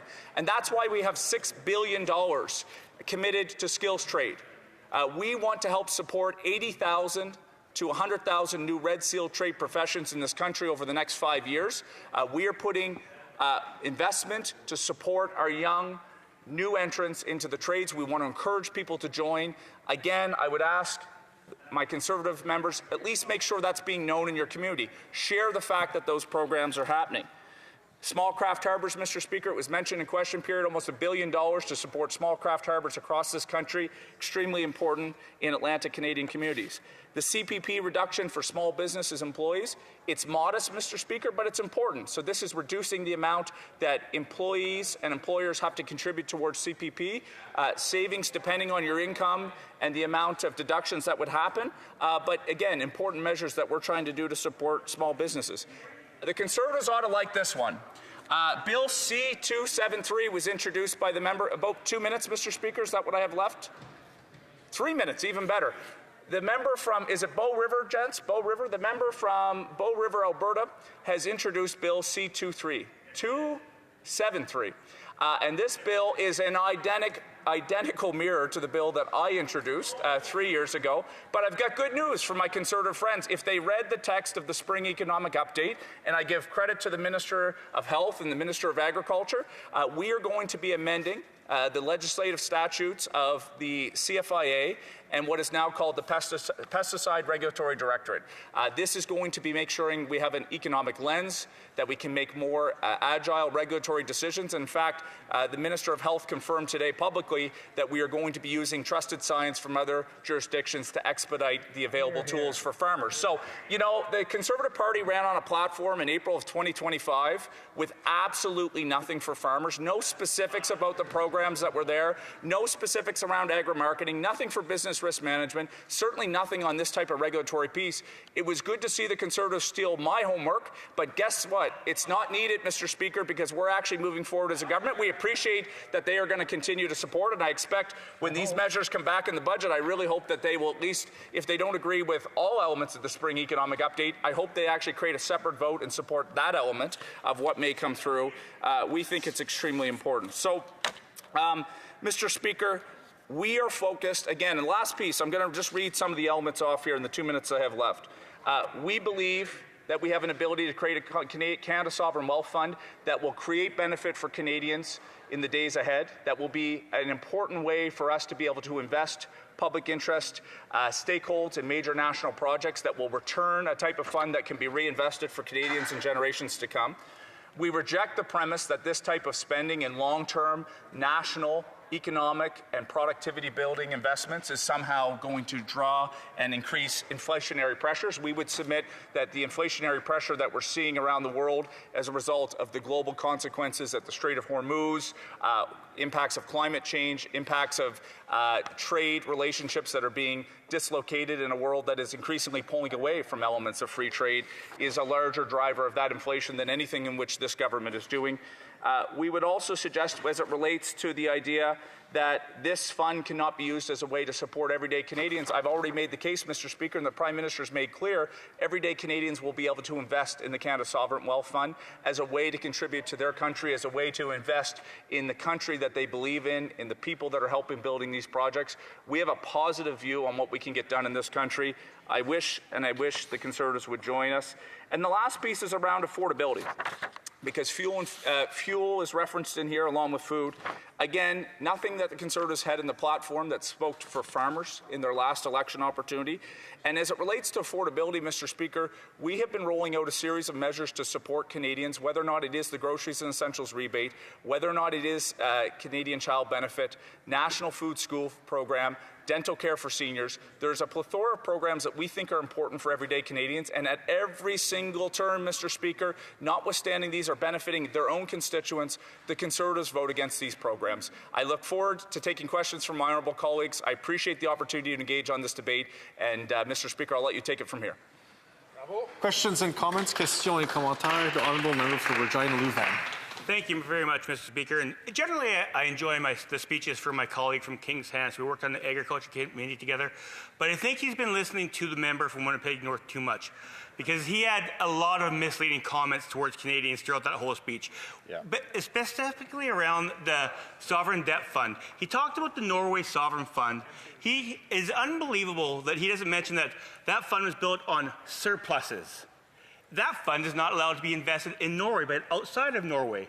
There is no comparison to what this debt fund is compared to what the sovereign fund is in Norway. And the second comment I would leave with him, where I'm truly disappointed, is yesterday I was able to get on my feet because of our leadership team and asked a very important question about the Humboldt Broncos crash. And he made light of that, and I think he should apologize for that, because we're allowed to bring forward things that are important to our communities. Absolutely. Great. The Honourable Parliamentary Secretary to Prime Minister. I'll start on the way back, and I have respect for my honourable colleague as well. We've done great work together. At no point in my speech did I suggest or make light of anything of what that member just said as it relates to the Humboldt Broncos. Absolutely respect the statement that he made. In fact, I'd like to see the Conservatives making more of them. And that was the point I was saying in my entire remarks, because notwithstanding a few occasions, whether it's someone like the member from Regina Louvain or a few others of this nature, we just heard 33 straight questions in the House of Commons, Mr. Speaker, on the exact same comment. So I would like to see more mixing in about the local and regional and riding priorities. The member should not suggest at all that I'm trying to disrupt what he said the other day in the House. On Norway, Mr. Speaker, again, whether or not it's surplus, whether or not it's a government choosing to make the investment, that is what we're continuing to do, and that's the principle that we are focused on, Mr. Speaker. Questions and comments, questions et commentaires. L'honorable député. The honourable member for Repentigny. Mr. Speaker, this new fund is clearly a federal gadget to take public money and invest it, among other things, in big natural gas projects. They've already identified some of those. Also, big pipeline projects that the government wants to put in place as well. But, there are other projects that have already received federal aid. So that means that, for example, the Trans Mountain expansion, which cost $34 billion, well, they want to expand that expansion, and it could be financed with this fund. I'd like to know what my colleague from Nova Scotia, which has been hit by, among other things, the rise in sea levels because of climate change, is he comfortable with Canada taking our money to invest it even more in oil and natural gas when they're cutting in, for example, public transit and other things that would help us reduce our dependence on oil and gas? The Honourable Parliamentary Secretary. I've been this member for 1 year now, sitting in the House of Commons, and I don't think that there has been one single issue other than the issue that he continues to raise, which he's trying to get the government in these gut-you positions about investing in our natural resource sector. Why doesn't he look at the way in which government is investing in Quebec on grand projects in terms of Contrecoeur? Why don't we talk about Nouveau Monde Graphite and the projects and the natural resources that are available in Quebec? We are going to invest in a priority of a variety of different projects across this country, including in Quebec. He has one focus. I have to assume the people in Repentis, they would like to see a member of Parliament actually bring a broader spectrum in terms of what the representations in this House, and would actually encourage the type of investments that governments can do to support projects all across this country, including in Quebec, to drive our natural resource sector, but also drive renewable projects that we're going to need, because we're going to need all of it, Mr. Speaker. Questions and comments, questions et commentaires. The Honourable Parliamentary Secretary to the Minister of Industry. Thank you, Mr. Speaker. It's a privilege to make a brief comment on this Opposition Day motion, and to my friend from King's Hants, part of a pattern of Opposition Day motions which seem to intend to tear down or attack things that are working to support the most vulnerable in our society, like the Interim Federal Health Program for refugees, or now with this motion to tear down something that we are in the process of building. And we know that sovereign wealth funds take generations and years to build up and to provide benefits. And so I want to ask my friend from King's Hants, what are the projects in his riding, in his region, that he thinks could ultimately benefit from that investment from this fund? The Honourable Parliamentary Secretary to the Prime Minister. Mr. Speaker, we have a whole host of opportunities in Atlantic Canada as it relates to energy. Obviously, the one that the Premier of Nova Scotia has talked about is Wind West, and the idea that we have one of the best capacity factors in the world in terms of offshore wind opportunities. This is an opportunity for Nova Scotia. This is a national opportunity, though, because we have an opportunity to bring clean electricity into our grid across Canada. 5 gigawatts of opportunity, and there is an industrial ability to either work with a partner, someone like Hydro-Quebec, or work across the Atlantic region. This type of sovereign wealth fund is a way that which Canada could take an actual public interest equity stakehold in a major project, such that Nova Scotians and Canadians in the days ahead could benefit from this type of economic thinking. That's but one example, Mr. Speaker, but I would agree with the way in which my colleague framed this. The opposition needs to actually start coming up with ideas to challenge the government, as opposed to just trying to tear everything down and not really offering a whole lot of original thought about how they want to move forward, Mr. Speaker. Questions and comments, questions et commentaires. The Honourable Member for Kitchener Centre. Mr. Speaker, I'd like to clarify a little bit the difference between the Norwegian Wealth Fund and the Canadian Debt Fund. The Norwegian Sovereign Wealth Fund they used assets from their resources and invested outside the country to create a fund for their citizens. The Canadian Sovereign Debt Fund is supposed to take debt, which they say will help boost our resources immediately, although the Norwegian Sovereign Fund took 36 years to build. I'm not really squaring the circle here. So what I would like, please, is for the member opposite to admit that it's actually misguiding Canadians to compare the Norwegian Wealth Fund to the Canadian Sovereign Debt Fund. Well, Parliamentary Secretary to the Prime Minister. Try to help my honourable colleague here. The principles are exactly the same, which is whether or not it is taking royalty revenue and putting it into a sovereign wealth fund, whether or not it might be taking a national surplus and choosing to put it into a national fund, or whether or not it's debt financing to put into a national fund. The entire objective here is taking equity positions in major national projects. In Norway's case, it is around the world. In our view, we want to focus on Canada. And the idea here is that this fund will be used to create equity positions in major national projects or resource projects in this country, such that there will be a long-term benefit in the public interest to Canadian taxpayers, to Canadian citizens. Canadian individuals can invest in this sovereign wealth fund and get a return, and this money will be used to help catalyze private sector funding. But the position is very similar. It's taking equity positions to create long-term public interest. That is about as simple as I can make it, Mr. Speaker. Questions and comments, questions et commentaires. The Honourable Member for Sandwich Gulf Islands.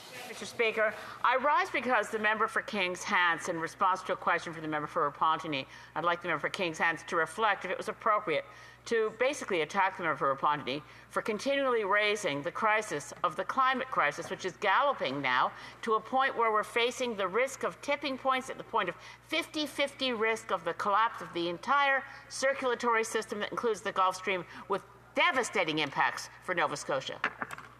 The Honourable Parliamentary Secretary to the Prime Minister. Mr. Speaker, nowhere in my interventions today did I deny that the government has work to do and we have to continue to support the reduction of emissions, that we understand the impacts of climate change. I sit with the member from Repentigny on the Build Canada Committee, and I watched and observed him trying to do a yes or no question with the CEO of the major national projects when he asked the question whether or not a major national project that involves some type of fossil fuel could create an environmental benefit. And of course, Don Farrell went down a pathway of trying to explain that whether or not it's low-carbon natural gas, whether or not it's bitumen, perhaps going into vehicles that ultimately become electric vehicles that reduce transportation. And he didn't want any of it, Mr. Speaker. It was yes or no, gotcha type of politics. And you know what? We have to be more thoughtful than this. That member opposite in Saanich Gulf Islands, she's quite thoughtful at times, Mr. Speaker. We may not always agree. That's the type of politics I want to see in this place. Questions and comments, questions et commentaires. L'honorable député de Saint-Hyacinthe. The Honourable Member for Saint-Hyacinthe-Bagotvin. Thank you, Mr. Speaker. My colleague described the Sovereign Fund as something major, a major step, a major event. That's how the government has introduced it. But when you have a major event like this, it seems to me that at the minimum you would consult with the opposition. We might have had some good suggestions to make. It might have been constructive, given this government that given the fact that this government became a majority in a more or less appropriate way. I think it should be through consultation that we can arrive at these decisions. Thank you very much, Mr. Speaker. I thank the honourable colleague for his question. And of course, we are always prepared to have a spirit of cooperation here. It's our prerogative to present a spring economic update, but I am available. I'm the parliamentary secretary, so absolutely I am open to suggestions from my honourable colleague and other colleagues on the opposition side at all times. The Honourable Member for Calgary Centre. Well, thank you, Mr. Speaker, and I should make sure you know I'm splitting my time today with my honourable colleague from Regina Louvain. So to get going here, you know, I first heard this announcement on Monday morning that the government was starting a sovereign wealth fund. The first thing I have to admit I thought was the government was putting up a big smoke screen because they're going to have a miserable day the next day with the budget announcements. And yes, the budget is still $67 billion deficit for this year. This is still the highest budget, and double what Justin Trudeau, the previous Prime Minister, indicated we would have at this point in time going forward here. This government sees no reason not to continue the fiscal expansion, continue debt upon debt for Canadians. And this, as I've come to realize over the last few days, they're actually somewhat serious about. But the seriousness of it has to be questioned as far as Parliament is concerned. That's why we're here today, to ask what they're talking about and how they actually mean to structure this, and give them some background on this, because, Mr. Speaker, I'm sure you know I used to manage funds. And so hopefully we can understand the basics of funds here. And I don't mean this to be a tutorial for my colleagues across the way, but there's a whole bunch of gaps in what they're talking about here. This whole notion about announceology that the Liberal government seems to continue to go through, where they're going to do big things. Well, what do the details of those things look like? You know what? There's a lot of great sovereign debt funds around the world, sovereign wealth funds across a whole bunch of various jurisdictions, including Norway. And we've talked about it here a lot, including Singapore, including Saudi Arabia, including other Gulf states that are amassing money from surpluses. Those surpluses are often resource-based surpluses. Why don't we have that in Canada? Because we've been held back on our resource development by a narrow-minded, prejudiced government. It doesn't like hydrocarbons. It's made that very clear several times in this House of Commons. Now, that's a problem because you take a look at what's happening in the Gulf region. The Gulf is full of money. They're buying the patrimony of Europe. They're buying all kinds of assets in Asia. They're buying all kinds of assets in Canada.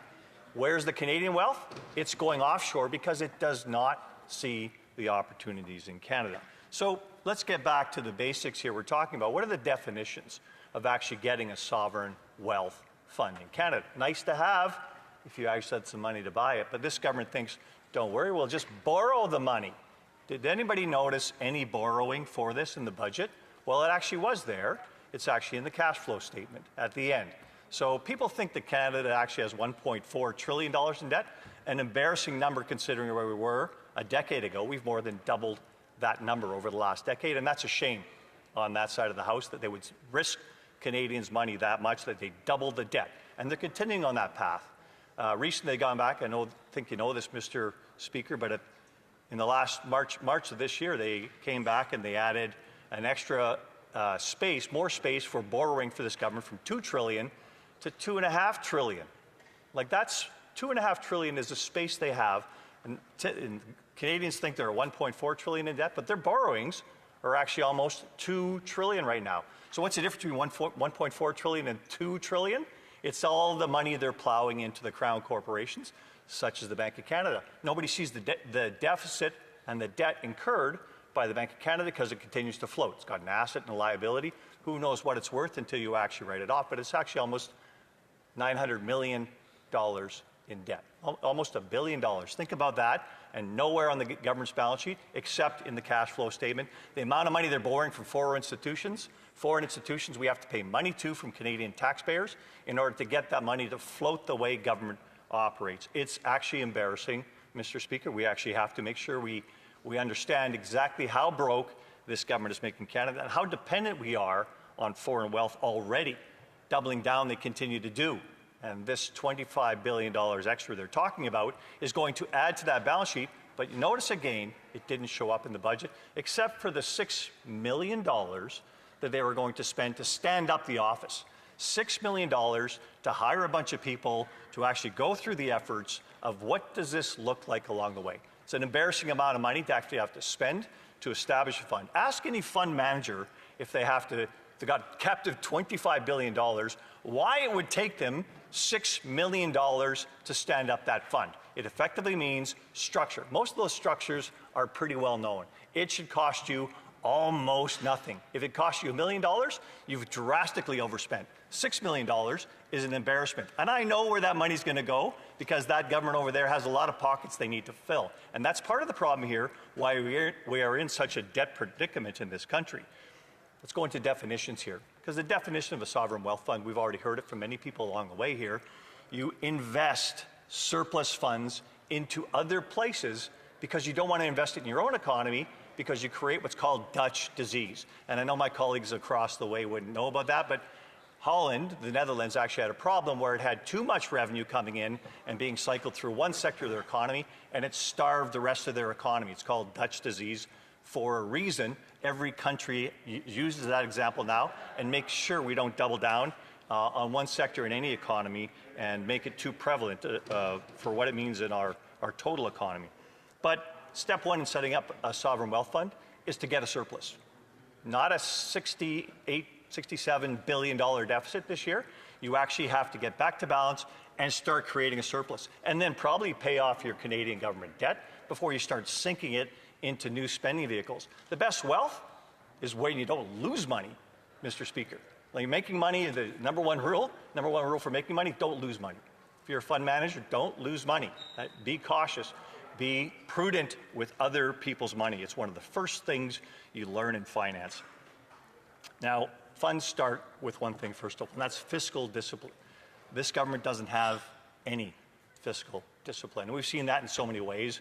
And we've got more egregious examples to show in the next few weeks in Parliament here about how this government will be spending willy-nilly, has been spending willy-nilly, unaccountably, and making sure it gets all its fish fed. I know that's a funny way to put it, miss, but that's the way Liberals actually call it. It's time to feed the fishes. All the little people that support them with all their narratives along the way, they give them money and they get the narrative back. It is a circular economy, as they call it. But we already have lots of funds in Canada. And I brought a list of them here, Mr. Speaker. I know I'm not going to get midway through my speech because I have a lot to say here. But let's look at all the funds the government already has, okay? Because there's a bunch of them. And I'm trying to think. Matter of fact, I think when the government put this one forward, all it did was cut and paste from a bunch of the other funds it's put together where it's wasting Canadians' money. But the Canada Development Investment Fund, otherwise known as CDEV, who do they think put the money into Trans Mountain Pipeline? It came through an organization called CDEV. You know what? Trans Mountain Pipeline cost $35 billion. There's a whole bunch of other investments in CDEV. So think about how big that fund is and why you need another fund now, because it's for the benefit of Canadians. It's a wealth fund. It's not a wealth fund. It's a way to tap into a whole bunch more debt and make money less relevant for Canadians. Next to the Canada Growth Fund. What a joke. Okay? It's a way of financial manipulation, but again, it's billions upon billions of dollars that the government allocates, another silo of money. Canadians' money it's trying to take and actually borrow against, we talked about that balance sheet, that to borrow and pay money on because it wants to pick certain things in the economy where it's going to move their people forward. The Canada Infrastructure Bank. Here's an example for you, Mr. Speaker. I'll give you this. Canada Infrastructure Bank was set up, it's a joke, frankly. It was set up, and there were a whole bunch of infrastructure funds in Canada that wanted to investing in Canada. Think about our investment deficit at this point in time. A whole bunch of funds were set up to invest in infrastructure in Canada, and then suddenly the government put together a fund, and all those funds had to pay their investors back or invest outside Canada, because this government doesn't know what it's doing on infrastructure. It doesn't know what it's doing on debt. It was terrible. I'm only going to get partway through this list, Mr. Speaker, because it's a long list. We got the Export Development Corporation. We got Canada Account by EDC, which is another account, two accounts in one organization. We got FinDev Canada, which has billions of dollars to invest. We've got Business Development Bank of Canada, over $55 billion. We've got Canada Mortgage and Housing Corporation, which has billions of dollars that invests on behalf of Canadians. Farm Credit Canada, Canada Strong Fund, this new one. Cut and paste, as I say. It's a wonderful way to do it without any principles whatsoever. But we've got a bunch of other ones like the Strategic Investment Fund. So another replication they're going to have to go through here. Sustainable Development Technology Fund. You'll remember the $400 million boondoggle where the government was caught shoveling a whole bunch of money into the pockets of their friends. This is another boondoggle. Mr. Speaker, I know I'm going to run out of time here very quickly, so I want to get to the actual conclusion of my speech because I'm not going to get to too much else of it, although I had a lot to say. If you want to hear from me again, Mr. Speaker, you just let me know. But the fact is setting up this fund is one of the worst things the government can do. Borrowing tens of billions of dollars to create another state-directed investment vehicle. Parliament must first answer the very question that frames today's debate. Is this truly the most responsible path forward for Canadians? Thank you, Mr. Speaker. Before I go to questions and comments, just a reminder to all members when they have notes that they're using and the notes happen to be stapled when they're turning the page, sometimes you will strike the microphone component and it's quite loud for the interpreters. It makes it difficult for them to continue to interpret their jobs. Donc, juste un rappel aux députés, si vous avez des notes ou des feuilles que vous utilisez. Members of Parliament, if you will, we would ask that if you use documents that are stapled, that you avoid touching the piece of paper to the microphone because it is tough on the interpreter's ears. Of industry. Thank you, Mr. Speaker, and I appreciate the comments from my colleague from Calgary Centre who has a lot of economic credibility and expertise, which is why I'm a bit confused by his critique of the Canada Infrastructure Bank and some presumably if there's a critique of the bank, then there's a critique of the projects in which the bank is investing. And so I'm curious about whether he is supportive or opposed to the CIB's investment in the Contrecoeur Port Terminal, the Peace Hills Trust, the Mersey River Wind Project, the North Coast Transmission Line Early Works Project. Are these the kinds of projects that we should not be investing in through a vehicle like the Canada Infrastructure Bank? The Honourable Member for Calgary Centre. Well, thank you, Mr. Speaker. And I noticed that, I thank my colleague very much for the comments there. The Canada Infrastructure Bank is a government-stood-up instrument that had to change its mandate because it didn't have anything to do. So it changed its mandate to step on other funds that were already in the market. It was a government institution looking for a market that was already, it wasn't there, so they morphed into one that was already there. These projects would have been funded more efficiently, with less overhead, if they hadn't been government invested. So there's a lot of things, and I would encourage my colleague across the way to look at my cross-examination of the leadership of the Canada Infrastructure Bank on their investments in Lion Electric, because it was a complete boondoggle. Thank you. Questions and comments? Questions et commentaires, l'honorable. The Honourable Member for Repentigny. Thank you, Mr. Speaker. I would like to thank my colleague for his question, or his speech rather. Earlier, I asked a question to the Honourable Member for Kings Hants about the fact that the fund will be investing in oil and gas. which is causing climate change. He doesn't seem concerned by climate change. I mean, he says he's concerned, but if he was, he would answer my questions. Here's my question now. Is my honorable colleague in agreement with the fact that the government is taking $25 billion, which could be used to fund pipelines or LNG? Is it acceptable that these projects are being funded with public money, especially given that they contribute to climate change? The honourable member for Calgary Centre. Thank you, Mr. Speaker. I would like to thank my colleague for his excellent question. Actually, I do not believe in investing Canadian taxpayer dollars in projects done by other investors. The problem with Canada these days is that sectors that are the most important to the Canadian economy are wildly overregulated. We need a regulatory system that works better all throughout the country. Thank you. The honourable member for Cypress Hills, Grasslands, Kindersley.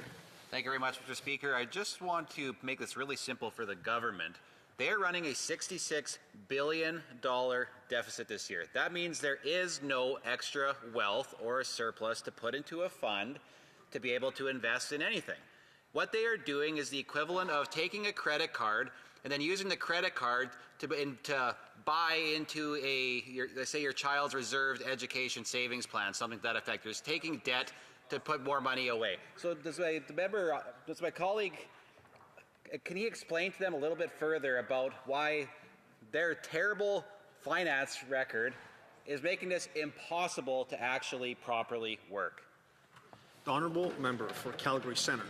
I thank my colleague very much for that speech, because as part of my speech I didn't get to. It's the cost of debt. The more you borrow, the higher your cost of debt goes up, not just linearly, but actually exponentially. And he'll know that because he's a good financier as well. The issue, of course, is the more this government piles on, it's borrowing money again. It wants to borrow more money. The beneficiaries of borrowing more money are the people who are lending you the money. There is no risk in lending Canada money. Those rates are going to go up.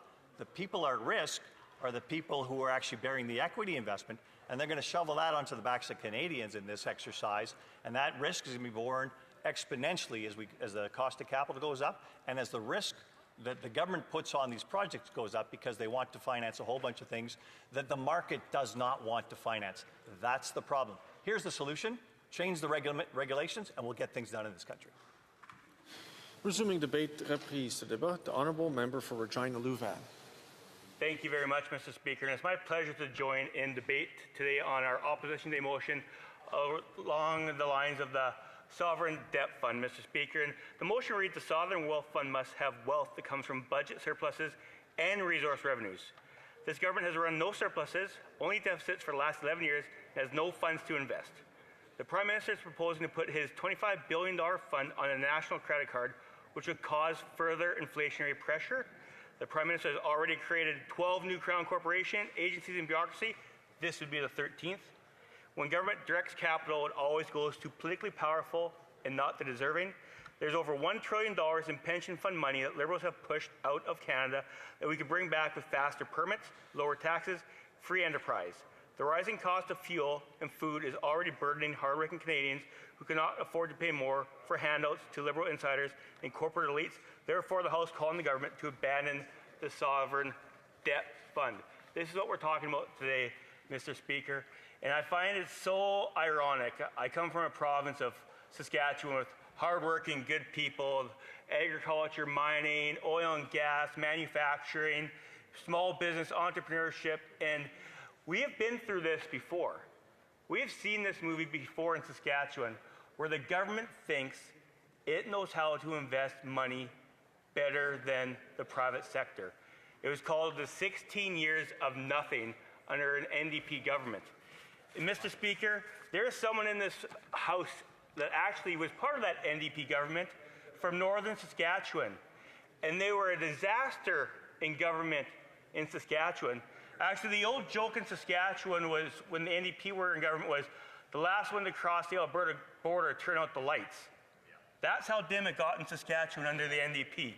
And I see the same movie, Mr. Speaker, replaying itself nationally with this Liberal government, this tired 11-year Liberal government. It looks very similar to the NDP government that was in Saskatchewan. And Mr. Speaker, I'd like to just go back and talk about some of the investments that a tired old NDP government made in Saskatchewan. There were failed investments, and they lost hundreds of millions of taxpayers' dollars, and that was back in the mid to late 90s and early 2000s. They lost money in Channel Lake, $15 million. They lost money in Navigata, $72 million.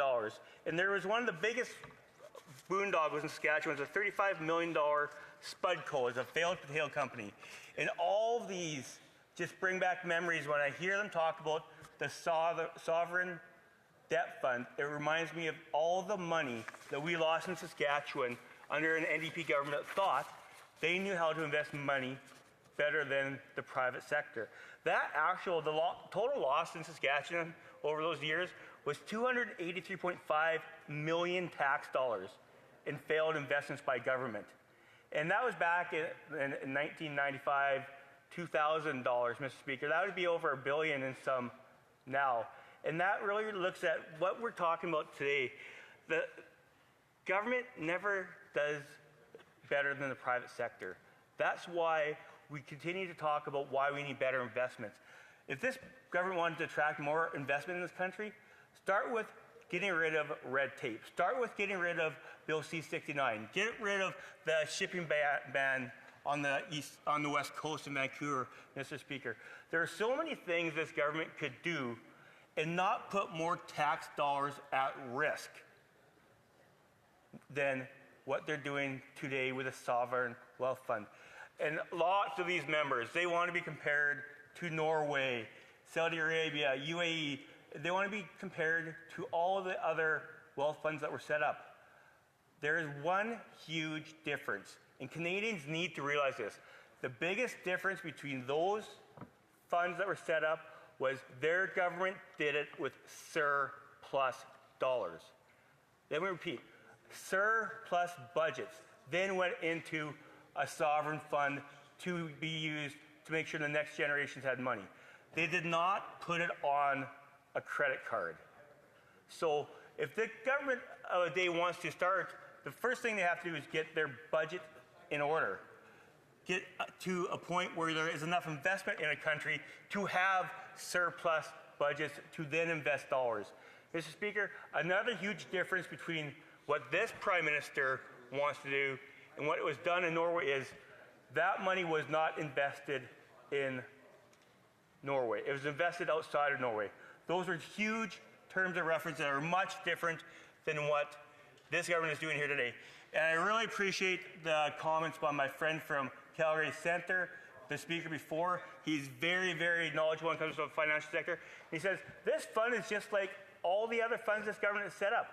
The failed Canada Infrastructure Bank that actually made a pipeline in China and didn't build one in Canada, Mr. Speaker. And we don't realize that this fund is very much similar to the Green Slush Fund. Sorry, Mr. Speaker, that was the Asian Infrastructure Bank that they put money into. I'll correct the record because unlike some other members, I like to be as factual as possible and not misleading. Mr. Speaker, I remember right before the last election, this Parliament was seized with another slush fund, the Green Slush Fund. Actually, a Liberal speaker had approved a point of privilege where we could not go past this debate about the Green Slush Fund, and $300 to $400 million of taxpayers' money was given to liberal insiders, friends, and elites. And there was 186 conflicts of interest in that $300 million slush fund. Can you imagine once the banker buddy of the Prime Minister gets appointed as CEO and all of his Laurentian elite friends become board members, how many conflicts of interest are going to be in the sovereign debt fund by the time they get done giving out $25 billion to some of their best friends and insiders? That's what we're talking about, is a political economy right now. The average hardworking Canadian is $200 away from being in debt, being bankrupt at the end of the month. There's always more month left than there is dollars in their bank account. But if you're a politically connected insider with the Liberals, you have never had it so good. We talk about this, I can't go on without talking about the fiscal update. This spring fiscal update is fantastic for bankers and bondholders. They have never had it so good. $60 billion. The fastest increasing budget item is $60 billion deficit spending, Mr. Speaker, putting that money towards the debt. Debt financing is higher than health transfers to provinces, and that is shameful. And when we see how it is so much money is going to corporate insiders, this is why we believe this sovereign debt fund is such a terrible idea. They're awful money managers, much like the NDP in Saskatchewan in the 2000s. They think they are terrible at managing people's money, Mr. Speaker. They will lose it, and that's why we're so concerned about what this sovereign debt fund is going to look like. And the last thing I end on with the time I have left is just the fact that we don't have any confidence in this government to actually manage the money without having more conflicts of interest. This is the most ethically problematic government we've had in our country. There are more ethics violations and conflicts of interest in this government in the last 11 years than all governments combined in Canada, Mr. Speaker. Justin Trudeau was found violating the ethics twice when he was Prime Minister. First time ever. And now this Prime Minister, who has a blind trust and doesn't think that he's going to be found in a conflict of interest with all of his dealings, I think he believes that PM stands for Portfolio Manager, not Prime Minister. He is in it for Brookfield and himself and not the people of Canada. And that's why this sovereign wealth fund, sovereign debt fund, will just be another vehicle for him to make his corporate buddies richer, and the Canadian taxpayers are going to be left paying at the end of the day. It's going to make Canadians poor, but the Prime Minister and his buddies on the champagne cocktail circuit are going to be richer. Questions and comments. Questions et commentaires. The Honourable Parliamentary Secretary to the Prime Minister. Thank you, Mr. Speaker, and I would like to say, I guess, thank you to my honourable member. I would put Calgary Centre ahead of Regina Leuven in those remarks, but I do respect the way in which the member has brought his issues forward.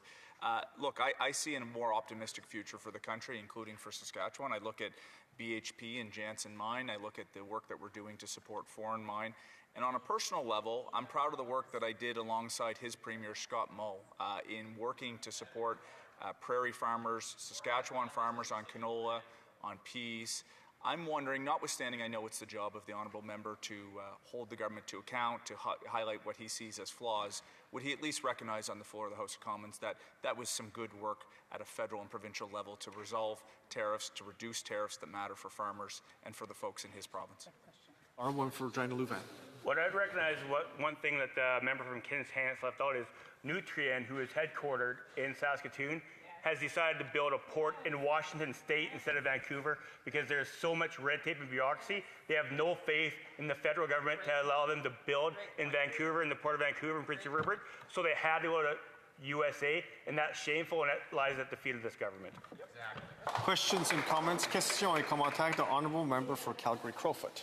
Thank you, Mr. Speaker. I really did enjoy his speech, and we've had to spend quite a bit of the day trying to debunk some of what we've heard from the other side.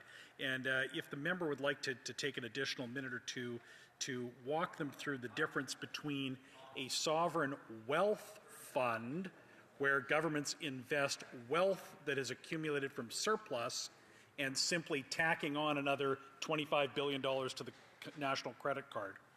Honourable for Regina Leuven. I appreciate the comment and the opportunity. I'll walk it through the way my wife and I would walk through budgeting at home. We have 3 kids, and we want to make sure that they have money put away for their education. So there's only so much money at the end of the day, where groceries are getting higher, kids are getting bigger, they're eating more. So if we want to put money away to make sure that they have education, we have to look at cutting spending in other areas. So then we have surplus, extra money to put away for our kids' education. This is not being done with the sovereign debt fund. They're piling debt upon debt, and if we did that in my household, instead of actually finding the money to put away for my kids' education, I put it on my credit card. My kids are going to be left with a student loan and then a credit card bill at the end, and that's what taxpayers are going to be left with. Questions and comments? Questions et commentaires. L'honneur. The Honourable Member for Saint-Hyacinthe-Bagotte, Acton. Thank you, Mr. Speaker. Could my colleague comment on the fact that this sovereign wealth fund isn't sovereign at all? It will not be independent of the government. The job of the fund will be to invest in projects that this government has already chosen. For Brian Louvain. That's such a great point from my colleague from the bloc, and I didn't get a chance to comment about that in my speech. Is we have no idea who's going to be the head of this debt fund. We have no idea who's going to be on the board and how those decisions are going to get made. There is such a lack of transparency, and I'd say to my honourable colleague, like, this would be a case of where the government is picking winners and losers once again and not letting the free market decide, and that's where we get in trouble, and that's where taxpayers are going to lose money in this.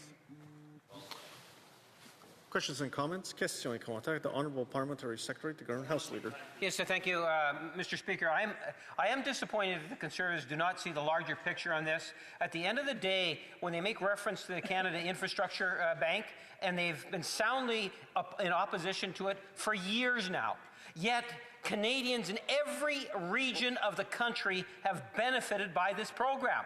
You have provinces, municipalities, private sector that have actually been engaged, billions and billions, close to $30 billion, and the Conservatives say it hasn't done anything. Duh. Just do a simple Google search. You'll see the projects that have been approved. Does the Conservatives support the projects that the Canada Infrastructure Bank has approved?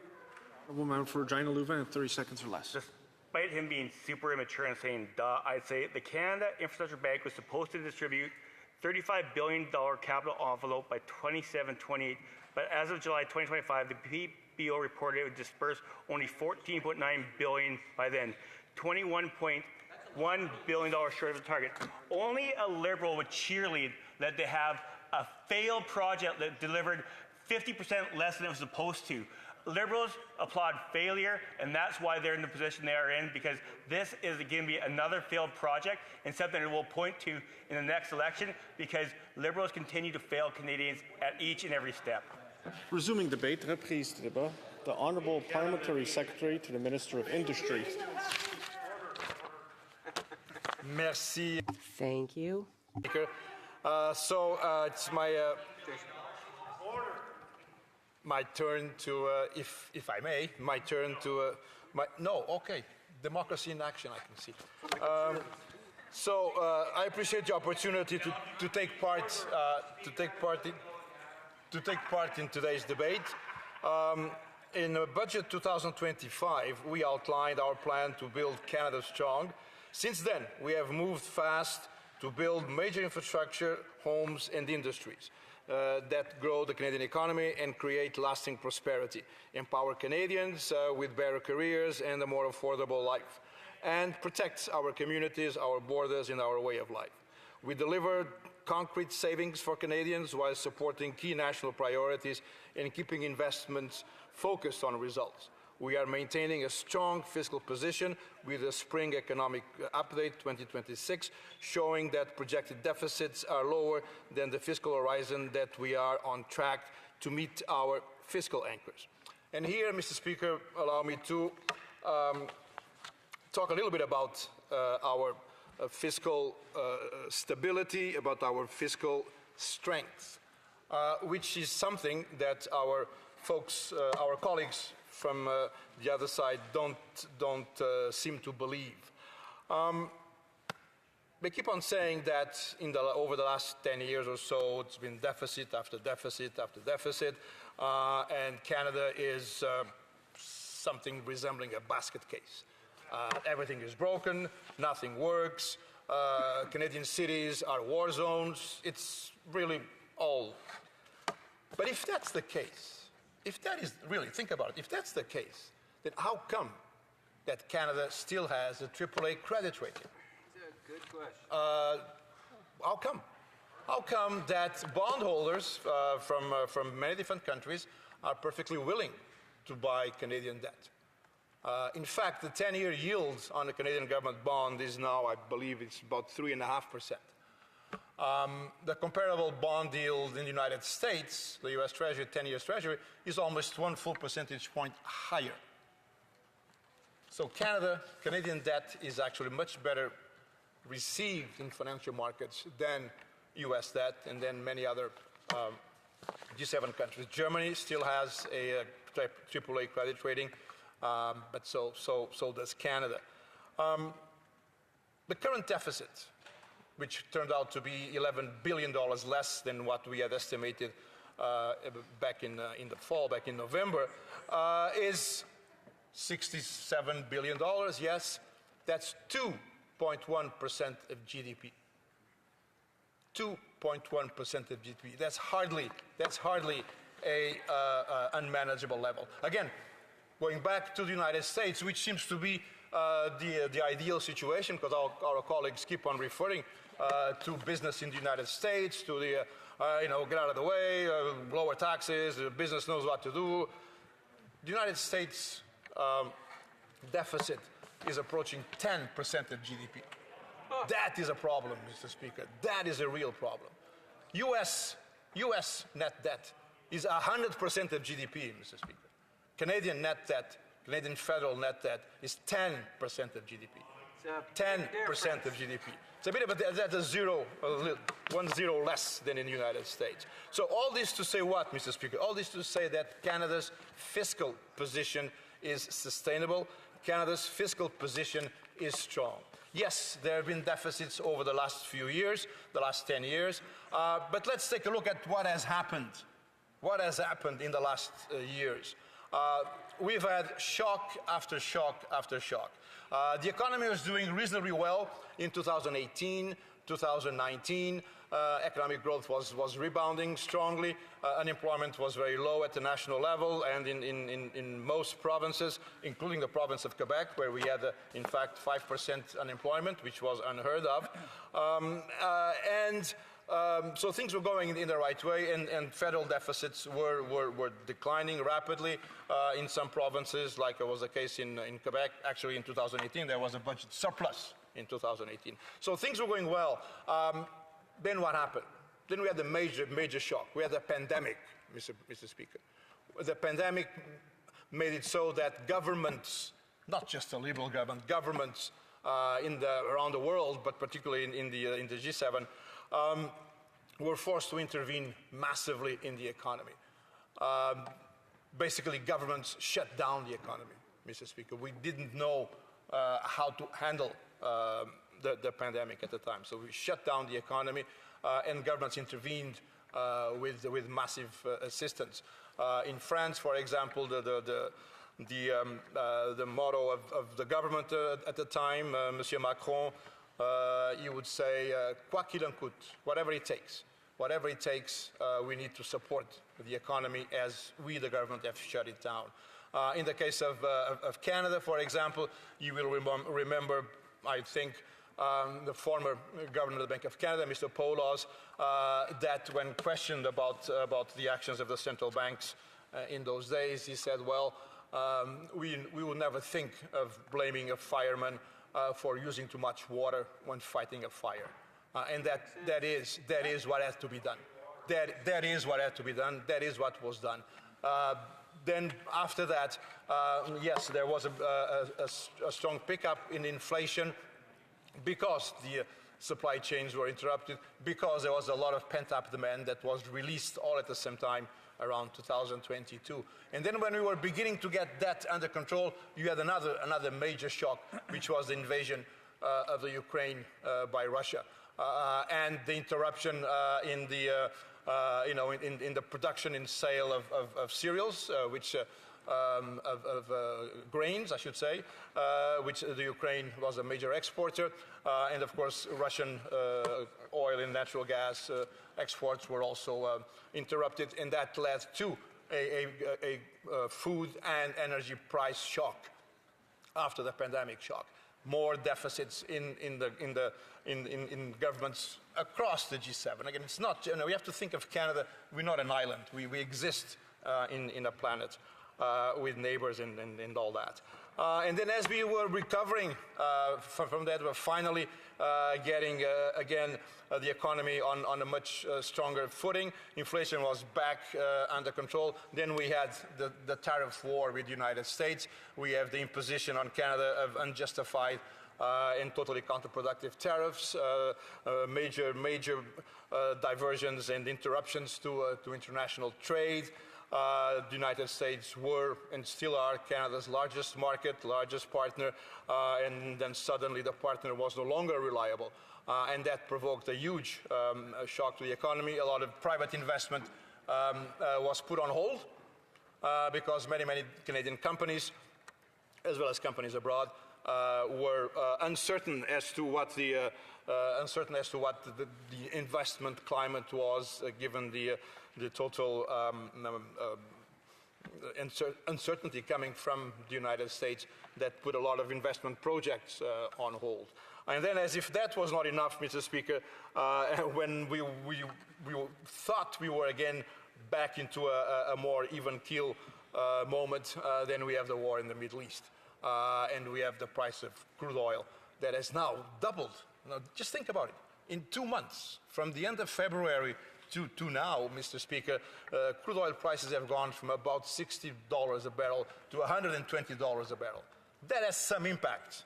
That has some impact on prices. That has some impact on inflation. That has some impact on energy prices, on gasoline prices. And now the big risk is that may trigger another inflationary spiral, which, according to the Bank of Canada yesterday, there's no evidence of that yet.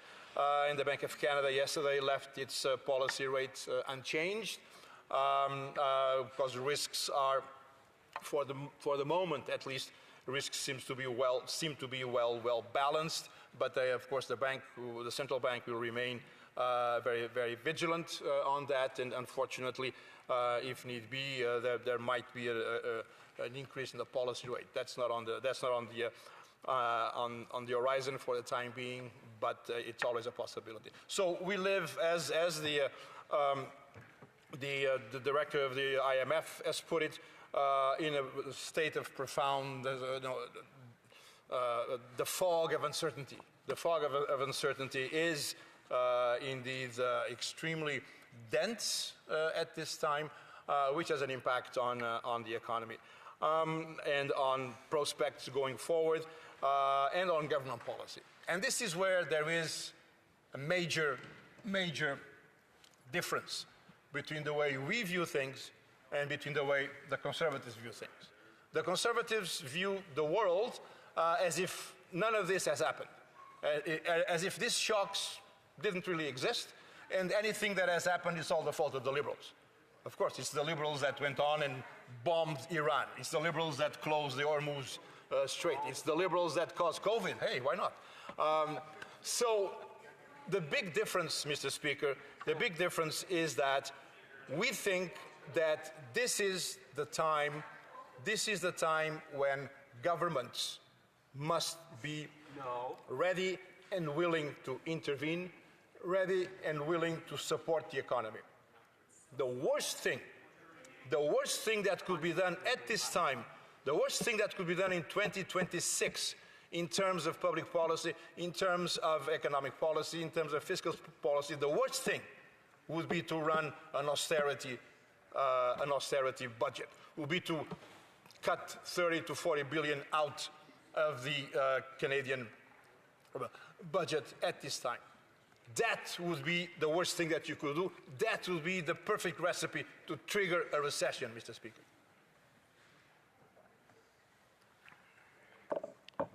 This is the time to intervene. This is the time. The world has changed. The world has changed, and this is the time that action is required, and this is the time that we are intervening. This is the time that this government is putting forward different policies, different ways to support the economy and to reshape the Canadian economy. to make sure that we find new partners, new markets for our products, that we lessen our dependency on the United States. Because that's another big difference between our view of the world and the conservative view of the world. The conservatives view the world as all that is going in the United States. Yeah, it's not, you know, it's not very nice what's going on in the United States right now, but don't worry. Mr. Trump will not be there forever, and things will go back to normal. Well, we say that no, things will not go back to normal. Things will not go back to normal. The United States protectionism in the United States will remain a strong force, and if we have learned anything from all this, is that that partner is not reliable. The partner will always be our neighbor. They're always there. They don't change geography. But we can no longer afford to be totally reliant on that one partner. We have to diversify our markets, diversify our exports, and look towards other partners that share our values of having a predictable and rules-based world. Which is something that the current U.S. administration doesn't appear to favor very much. And those partners are in Europe, in the European Union. They are in the Asia-Pacific area, particularly Japan and South Korea. They're also in South America, Mexico, and in South America, Mercosur. So yes, we are doing, we are working hard to diversify our markets, form new alliances, form new new partnerships with other partners. Just this morning, before coming here, Mr. Speaker, I was attending a conversation, a seminar with folks from the Arctic Economic Council based in Norway, where we shared many stories on development in the north and then on ways to develop the north, and basically on ways to collaborate. Collaborate with our partners, be it Norway or Sweden, Finland, Denmark, of course, with Greenland. And those relationships are deepening. Same thing when we go to Europe and we talk to our European partners. You know, they're very much interested in doing business with Canada, with investing in Canada. Canada has what the world needs at this point.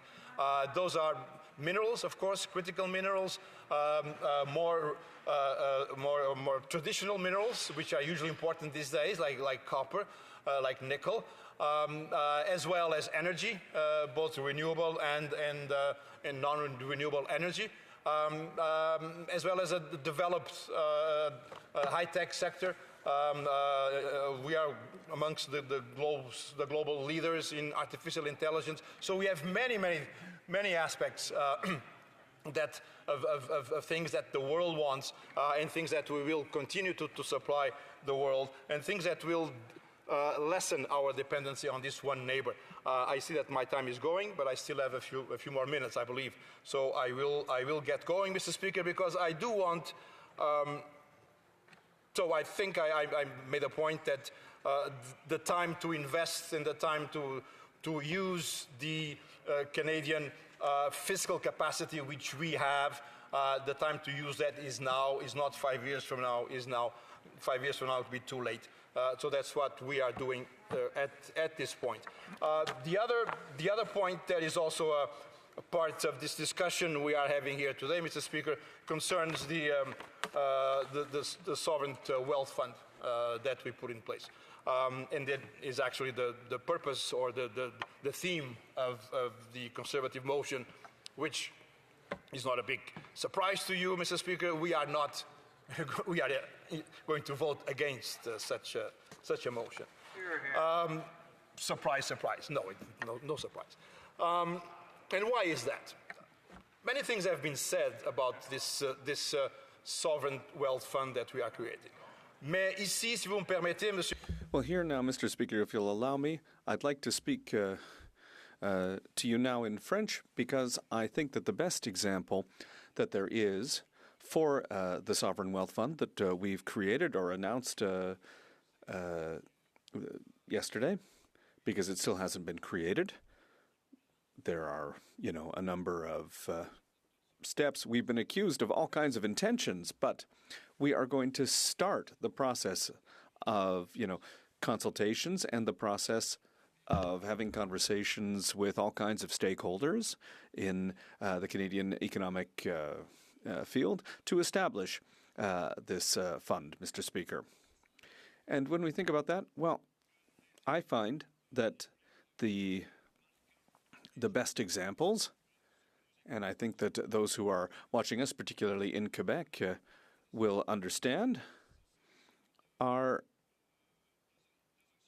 two institutions, two funds that exist in Quebec. One of those is the Fonds des Générations, the Generations Fund, which was created by the government of Quebec about roughly 20 years ago, Mr. Speaker. And the other is the Caisse de dépôt and placement. First of all, the Generations Fund, the Fonds de Génération, which was created by the government of Quebec. When it was created, the government didn't have a surplus either. The government was in a deficit situation, and it wasn't quite the same situation, but it was created, and it's a major success. And then particularly with the Caisse de dépôt and placement, it's important to take into consideration that the case right now has a portfolio of about $90 billion in Quebecois companies, and that's going to be the model. The fund that we're creating here today is to invest directly in Canadian businesses, which will participate in developing national projects that are in the national interest. So the state will be a partner and part owner of these projects, and that is how we are going to create wealth and prosperity for all Canadians over the very long term. Thank you very much. Order. Pursuant to Standing Order 38, it is my duty to inform the House that the questions to be raised tonight at the time of adjournment are as follows.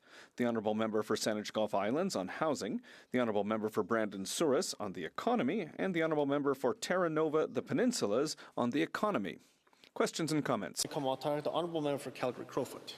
Thank you, Mr. Speaker. I thank the member for his speech. There's a lot there, but I want to focus on one specific thing that he said that was extraordinarily misleading. And this is a talking point we've heard before. He claimed that Canada's total debt to GDP was 10%, unlike the United States at 110 or whatever. So, does he believe that the entire asset base of the Canada Pension Plan is free-flowing cash that could be used to repay the debts of Canada? Or is the true meaningful proportion of our debt, which would include subnational debt and does not subtract the assets of the Canada Pension Plan, that the debt to GDP truly is over 100%? Honourable Parliamentary Secretary, Minister of Industry. Mr. Speaker, I did point out that net federal debt. I wasn't counting. I wasn't talking about the total debt, including the. But if we want to include total debt, including the provinces, then we also have to look at the assets. There are many financial assets that the provinces also own. But if you want to look at debt, excluding the CPP, then Canadian federal debt, total debt, is still around 40% of GDP, which is still one of the lowest in the OECD, Mr. Speaker. Questions and comments. The Honourable Member for Saint-Hyacinthe-Bagot-Acton. Thank you, Mr. Speaker. And I'd like to thank my colleague from across the way for his speech. That having been said, he's already been a member of the Government of Quebec. He sat in the National Assembly. He was even the Finance Minister, so he's very familiar with Quebec's financial structure and the relationship with Canada. And he was also part of a government that fought, like all governments since the 90s, for Quebec to have its fair share when it comes to health transfers. The government of Quebec pushed for that, and even often through unanimous motions at the National Assembly, noted that Ottawa was not paying its fair share. And so I'll quote the economic update. It refers to growth of $54.7 billion going up to $67.5 billion in growth in about 5 years for health transfers. In terms of costs of public debt, we're going from $54 billion to $90 billion. So the growth in spending to simply pay for public debt is more than the increase in spending on something as important as the health transfers. I'd like to hear my colleagues' comments on that. The Honourable Parliamentary Secretary. Yes, Mr. Speaker, the Canadian health transfer involves a formula that was negotiated between the federal government and the provinces. This is a formula that is indexed with respect to the transfers. What I can say, Mr. Speaker, is that in the upcoming federal provincial meetings, if there are always conversations, negotiations, and discussions, and I'm certain that the formula for transfers will be amended or updated in the context of those negotiations in the coming years. It's not etched in stone. It's not permanent. It can change, and it should. Questions and comments, questions et commentaires. La secrétaire parlementaire. The Parliamentary Secretary. So the Secretary of State, Rural Development. Yes, thank you. Say how I appreciate my colleagues' comments. I find them, I always find them very informed and knowledgeable, and I do feel that they elevate the quality of the debate in this House, and so I thank him for that. Well said. I do want to say that this morning I was at a meeting with the Parliamentary Budget Officer, and she spoke of the spring update, and she described Canada's economy as being resilient. And she also spoke about how there was a number of economic indicators that had surpassed what had been forecasted. And so I just wanted to add those comments in support of those that were made by my colleagues. My question specifically is I would like if my colleague could maybe expand on his knowledge and experience of the Sovereign Wealth Fund from a Quebec perspective. Merci, Monsieur le Président.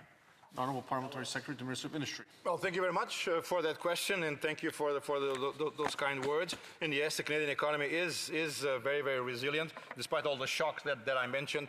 2025 was actually a year of significant economic growth, and we have been able so far to resist that fog of uncertainty.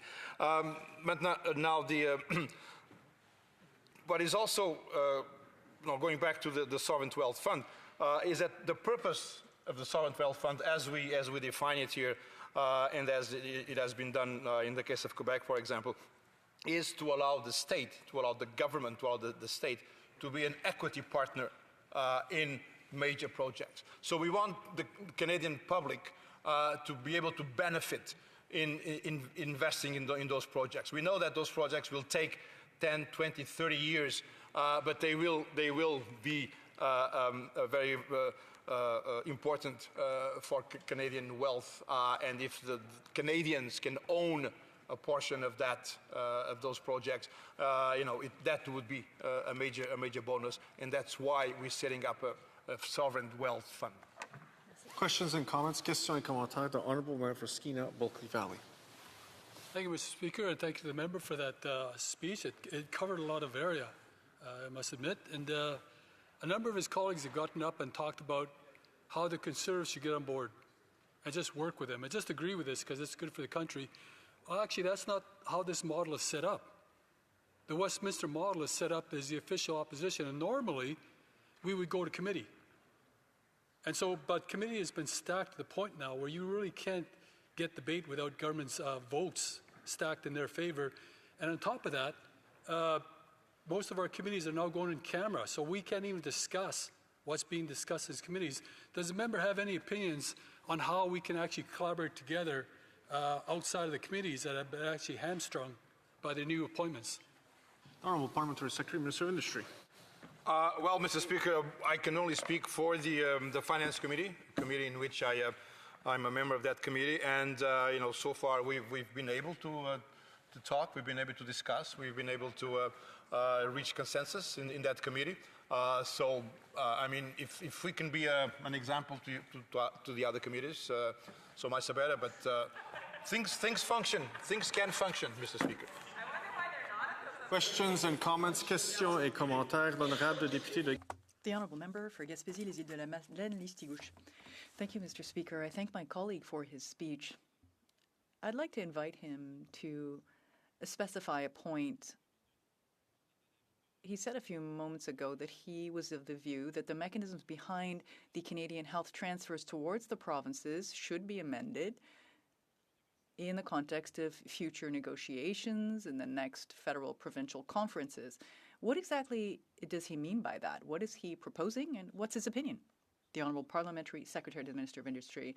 What I wanted to say, what I did say, Mr. Speaker, is that the formula which defines the indexations of the Canadian Health Transfer is not set in stone. It's not permanent. It adjusts over time.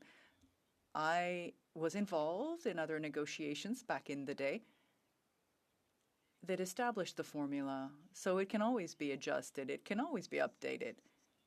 If that is the intention of the governments of Canada and the provinces in the coming years, all the better.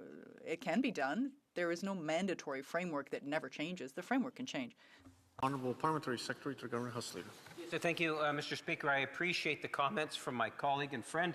And I wanted if he could just pick up on the way in which we're celebrating, it's just over a year now in which the government was elected.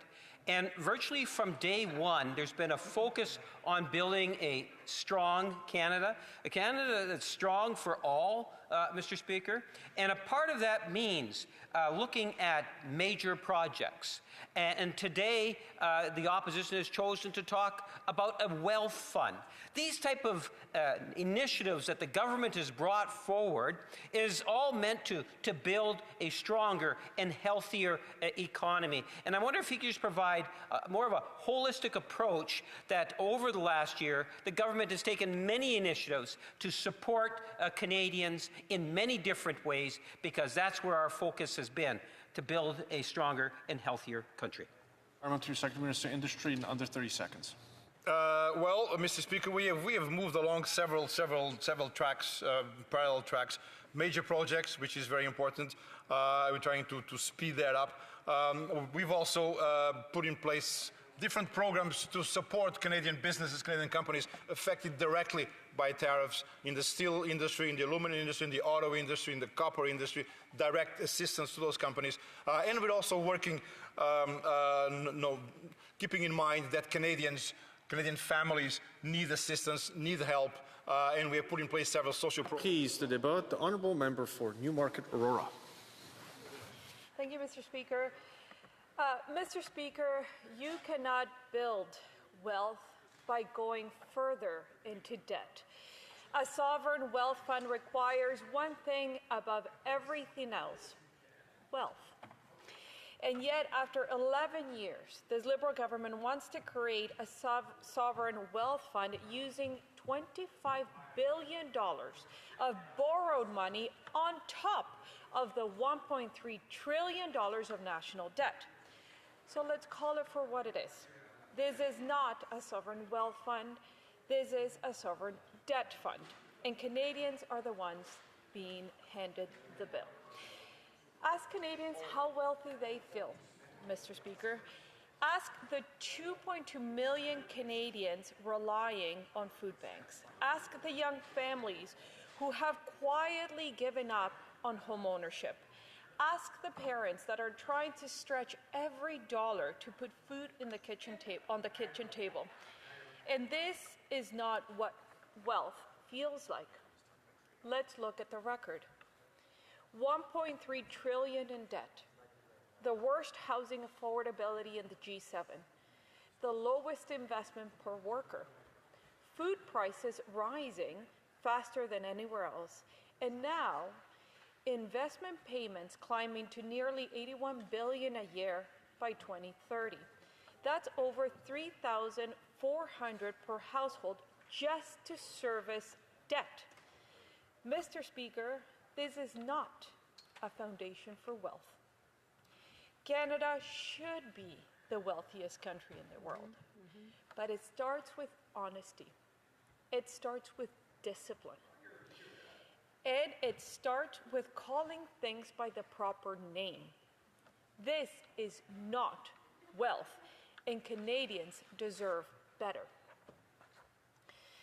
Mr. Speaker, this plan reminds me of something. It's like maxing out your credit card and then calling your bank and saying, relax, I didn't spend it, I invested it. and myself. And that doesn't work with your bank, Mr. Speaker, and it certainly does not work for our economy. Sovereign wealth funds like Norway or Saudi Arabia are built on surpluses. They unlock the resources, they generate wealth, and then they invest it. But in Canada, this Liberal government has been blocking our resources, delaying projects. We are losing investment.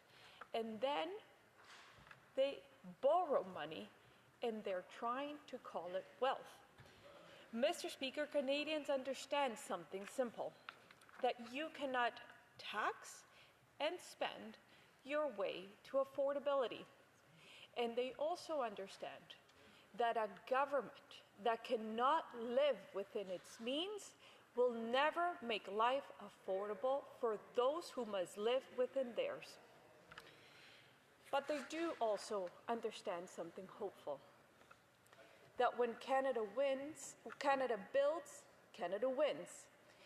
And we win when we say yes to projects, yes to energy, yes to innovation. When a government gets out of the way, opportunity, investment, prosperity follows. We don't need more illusions, Mr. Speaker. We don't need more bureaucracies, layers of complication. We need a country that believes in itself again, and when we do, there is no limit to what Canadians can build. And we have seen this movie before, and Canadians know how it ends. The Canada Infrastructure Bank, the Canada Growth Fund, the Green Slush Fund, the Sustainable Development Technology Canada, they have different names, but same promise. Trust us, we will unlock investment. And after all that, Canada now has the worst investment record in the G7. Nearly $1 trillion. $1 trillion has left our country since 2015, as per RBC. Look at the Canada Infrastructure Bank, for example. It was supposed to deploy $35 billion, and it is billions behind. And after years in operation, it could not even cover its own operating costs for the first 7 years. A bank that cannot sustain itself. But here is what it does deliver. $8 million in bonuses to executives in 1 year. Mr. Speaker, Canadians are lining up at the food banks, and insiders are lining up for bonuses. That is not investment, Mr. Speaker. That is misaligned priorities. And we can do better than this. Canada does not need more experiments. It does not need more bureaucracies, crown corporations, transition offices. We need to get back to the basics. And when we do, confidence and investment will come back. Mr. Speaker, here's a simple question. If a project is good enough to support it, then why not just approve it? Instead, this Liberal government wants another crown corporation, another transition office, another layer where companies must seek political approval. And this time it's even more centralized because there's no truly independent investment board. Everything flows back to the Prime Minister. That's not how you attract investment, that's how you discourage it, because investors don't want more politics, Mr. Speaker. They want certainty, they want clear rules, they want a fair process, equal opportunity. And this is the bigger issue.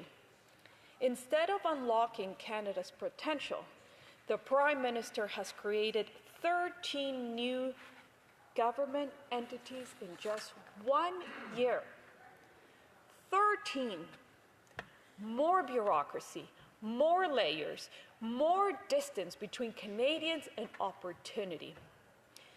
Mr. Speaker, Canadians are not asking for more government. They are asking for a government that unlocks our resources and unlocks our people.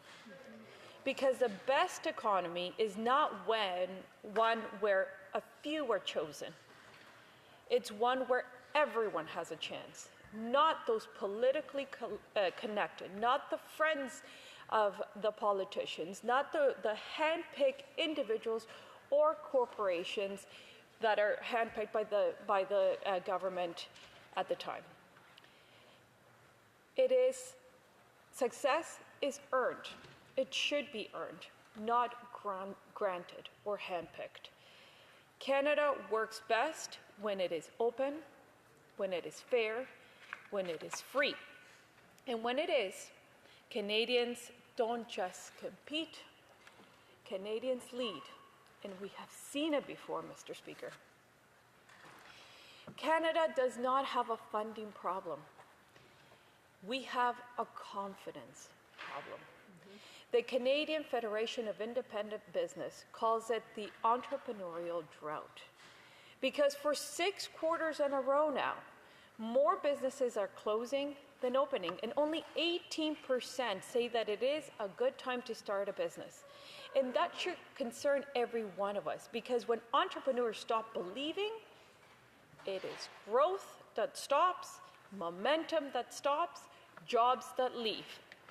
But here's the good news. Canada has everything it needs, Mr. Speaker. It has talent, it has resources, it has ideas, it has people. But what we need is this Liberal government to just get out of the way. That means lower barriers, faster approvals, a system that rewards hard work, a country where investment flows, not because it is forced, but because it makes sense. Mr. Speaker, Canada is not a country in decline. It is a country being held back by this Liberal government. And the moment we remove the barriers that I spoke about, the moment we restore confidence, this country will grow, will build, will lead, and let's start by building wealth, because Canada has everything it needs to create it. Hear, hear. Questions and comments, questions et commentaires. The Honourable Parliamentary Secretary to the Government House Leader. Yes, thank you, Mr. Speaker. You know, Canada is open.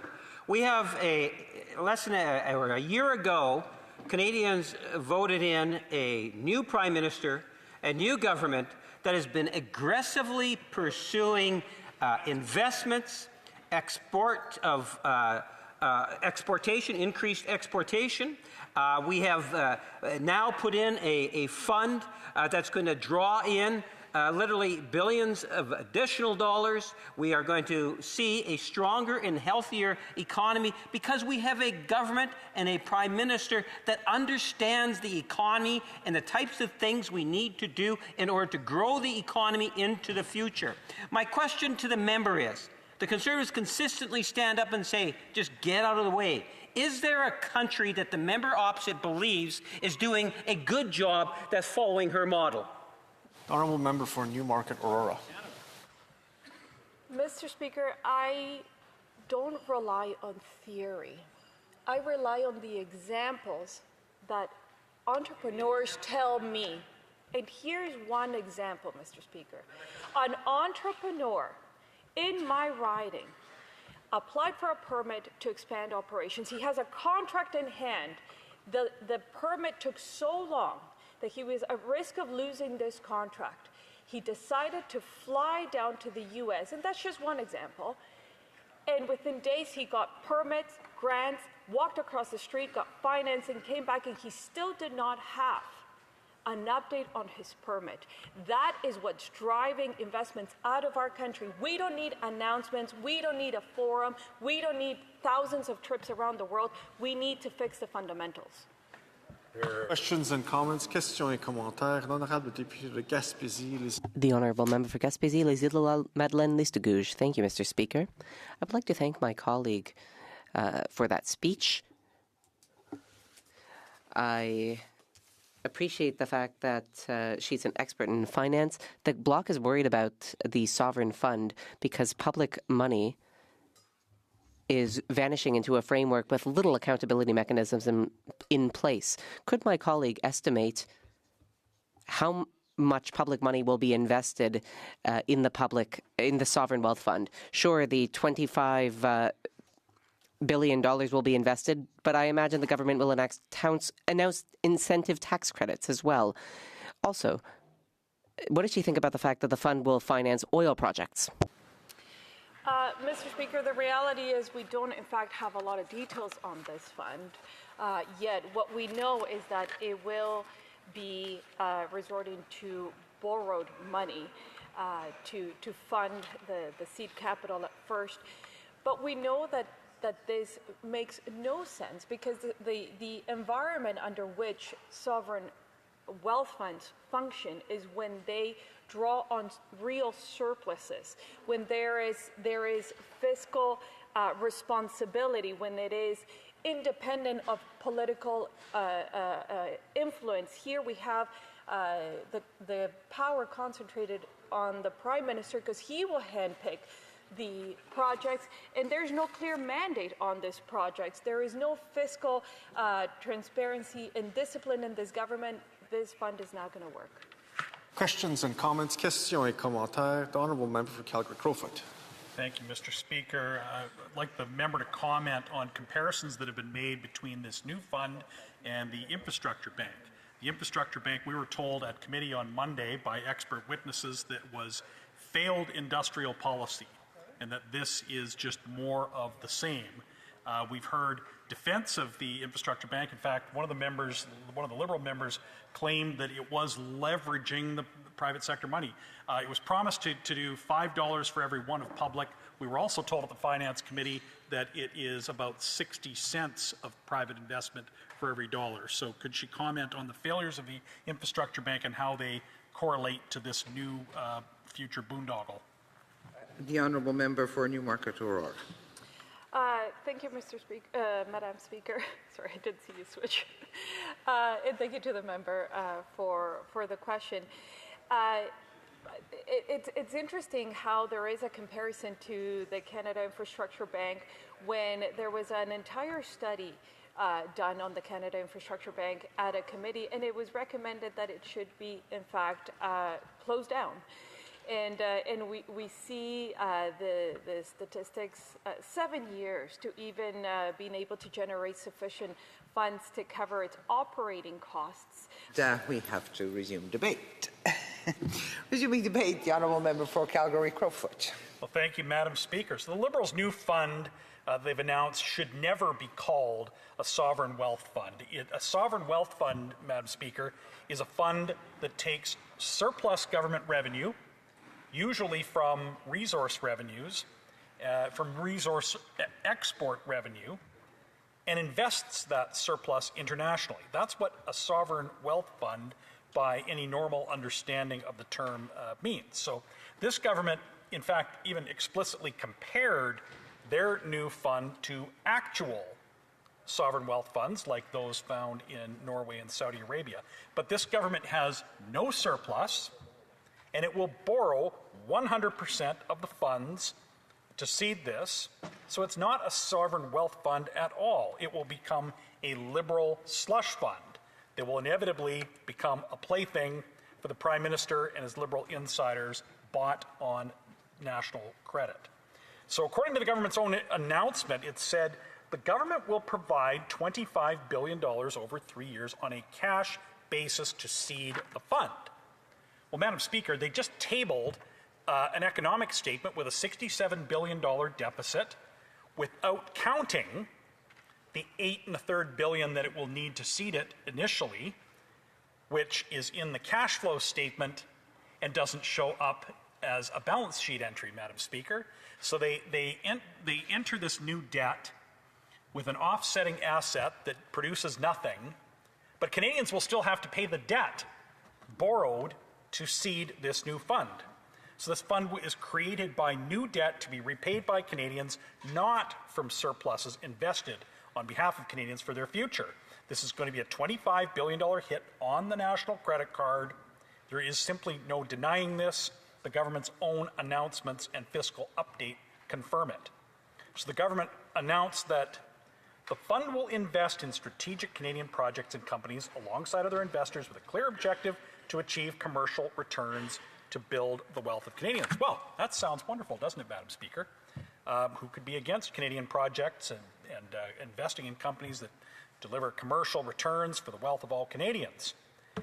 But the skillful announcement cannot hide what this really is. The problem is, Madam Speaker, the borrowing money and handing it to politicians and their hand-picked cronies to invest in companies that are chasing preferential regulatory treatment, subsidies, and self-enrichment, all done on the nation's credit card, is absolutely the worst possible way to go about building Canada and the wealth of Canadians. The best way to build Canadians and to build Canada and the wealth of Canadians is to repeal the laws that these Liberals passed over the last 10 years that have resulted in capital flight from Canada and economic stagnation. In 2015, this government inherited a balanced budget from the previous government.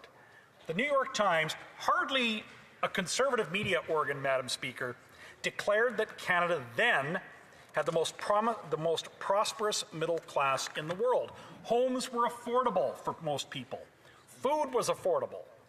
A pipeline to the West Coast was approved. Kinder Morgan was preparing to invest billions of dollars to expand the Trans Mountain West Coast pipeline. And Trans-Canada Pipeline, as it was then called, was doing the preliminary work for an application to build an East Coast pipeline. This was what was on the table in 2015. But then the Liberals, Madam Speaker, formed their government in November of 15, and their election promise was to run 3 years of modest deficits to fund unprecedented investments in national infrastructure, resulting in economic growth that would lead the budget to balancing itself. But, Madam Speaker, the very first thing they did was cancel the existing pipeline approval for the West Coast. They did it by a ministerial order before Parliament even met in November of 2015. Think of it if they had not done that, Madam Speaker. If they had not done that, the West Coast pipeline would have already been built. 500,000 barrels of Canadian oil would be on world markets today. At today's price, that's $50 million a day in Canadian energy exports. That's nearly $20 billion a year at today's prices. And now they're having this out-of-body experience, wondering, why can't we supply our allies and the world market with energy? And you know what? So before anyone says, hey, wait a minute, Trudeau's gone, all the leave-it-in-the-ground Liberals have been shuffled off to the back row and off to the sides, or given cushy diplomatic appointments. Let's not forget, let no one in this House forget, in 2021, the now Prime Minister appeared at the Industry Committee and was questioned by the opposition leader and was asked about that decision to cancel the West Coast pipeline. And he said then that it was, quote, the right decision. So, Madam Speaker, these Liberals have been wrong about everything for the past 10 years. Their deficits were not a transformational investment into productivity-enhancing infrastructure construction that allowed the budget to balance itself. Their deficits quickly became structural and have now spiraled ever upwards since, and until, it did actually come to a head in the late 2024 session. Does everybody remember what was happening in December of 2024? That was when a projected $30 billion deficit for this year was so bad, it was so bad that Chrystia Freeland refused to sign off on it. Remember that? Remember when $30 billion was enough for her to resign as the finance minister? Remember the wave of resignations and retirement announcements? Remember when fiscal management finally became the focused issue and finally forced Trudeau out? So, the man then, who was supposed to be this serious, experienced, credentialed, technocratic adult in the room, the man who would restore the health of Canada's finances after 9 years of neglect, that man is now doubling down on the state-led, rent-seeking crony capitalism of the Trudeau years, and has doubled that deficit, which was such a crisis for how huge it was at the time. So now consider, Madam Speaker, the Canadian Infrastructure Bank. 9 years ago, the government said that this new thing that they gleefully announced would transform Canada. They said that it would leverage private sector investment and unlock hundreds of billions of dollars in infrastructure investment. All nonsense, Madam Speaker. Their press release said that there would be 4 private dollars invested for every public dollar. Bill Morneau, remember him? He went even beyond his own announcement and said it would be $5 to every one in his speech where he announced it. So here we are, 9 years later, billions of dollars still not invested, no projects done, and the real number of leveraged private sector investment is 66 cents on the dollar. And now this Prime Minister wants to do the same thing with this new fund. I don't have time to explain all the things that are wrong with the Infrastructure Bank. I don't have time. In fact, I really only have 2 minutes, Madam Speaker. Wow. I don't know what to say. Under this system, the government, this is the same industrial policy that failed with the Infrastructure Bank. This system, the government makes rules that kill investment, then they set up an office staffed by Prime Minister's appointees, they cherry pick which projects they don't want the existing laws of Canada to apply to, and then leave themselves free to create whatever future rules or subsidies to force the taxpayer to guarantee the success of whatever project they've chosen. This is what the Prime Minister has more or less admitted himself. So all this the government needs to do to undo the damage of the past 10 years, they just need to repeal their anti-development laws, rein in their deficits, lower or repeal their taxes, and investment will flow. It will flow to its logical conclusion of projects built, jobs created, taxes collected, public services funded, taxes lowered, and people free to live in comfort, plenty, and freedom. That's why we call on the government to cancel this liberal slush fund that is being charged to the national credit card. Their approach is not free enterprise, it's state control. It is the approach that always leads to decline, poverty, and eventually, if followed all the way to its logical conclusion, loss of liberty. So I call on them to not proceed with yet another liberal slush fund. Questions and comments. The Honourable Parliamentary Secretary to the Minister of Housing and Infrastructure. Merci beaucoup, Madame la Thank you, Madam Speaker. What I think is a shame is that roughly 15 days a year, the opposition gets to start smart debates here in the House. Then in question period, they have 45 minutes a day to hold the government to account. But instead of having real discussions or asking real questions, they chuck out slogans, hurl insults, and refuse to have real debates. Today, all day long, we have been arguing about what a sovereign wealth fund should be called instead of the goal of the fund, which is to build Canada strong, which is what Canadians need. On this side of the House, Madam Speaker, we are responsible, we are ambitious, and we are continuously striving to meet Canadians' needs. On this side of the House, we are able to imagine a prosperous future and work towards it. So here's my question. Do the Conservatives have any actual alternatives they would like to propose? Because I'm not hearing them talk about any. Well, it's a shame she must not have listened to my speech. I was very clear about the approach that they should take and the approach they should not. And it takes a staggering amount of arrogance to judge and to presume what is important to the opposition and that to say that we should not use an opposition day to oppose a terrible policy being proposed by this government and propose alternatives. That's what opposition days are for.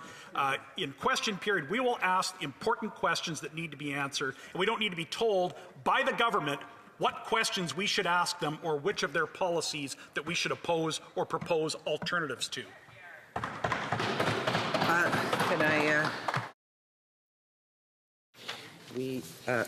We are very close to 5:15.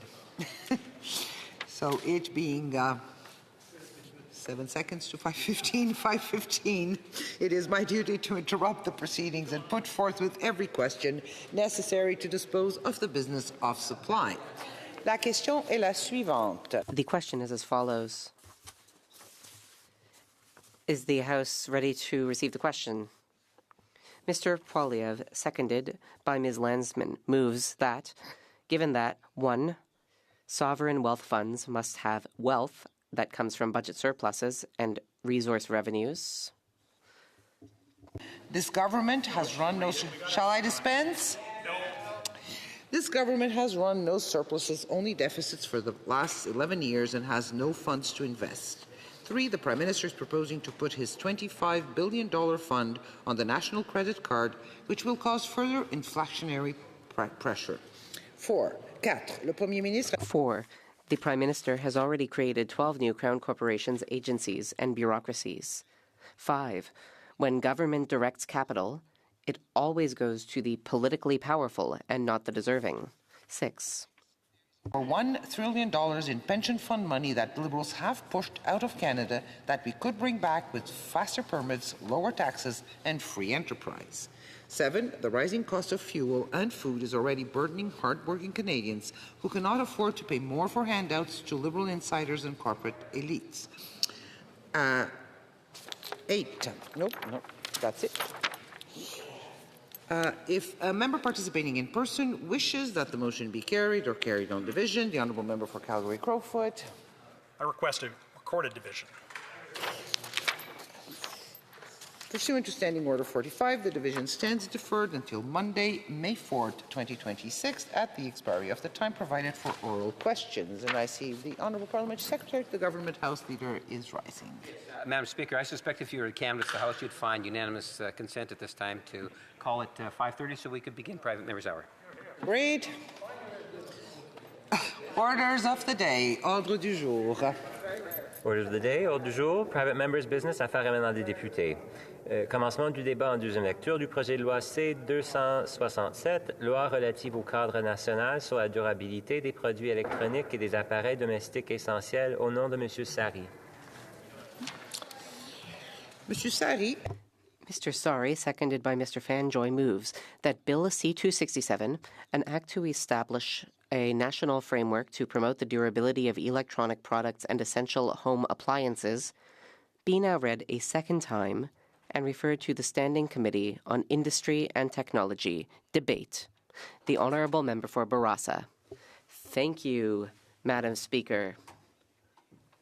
And before I begin, I would just like to note that I am being supported by the member for Carleton.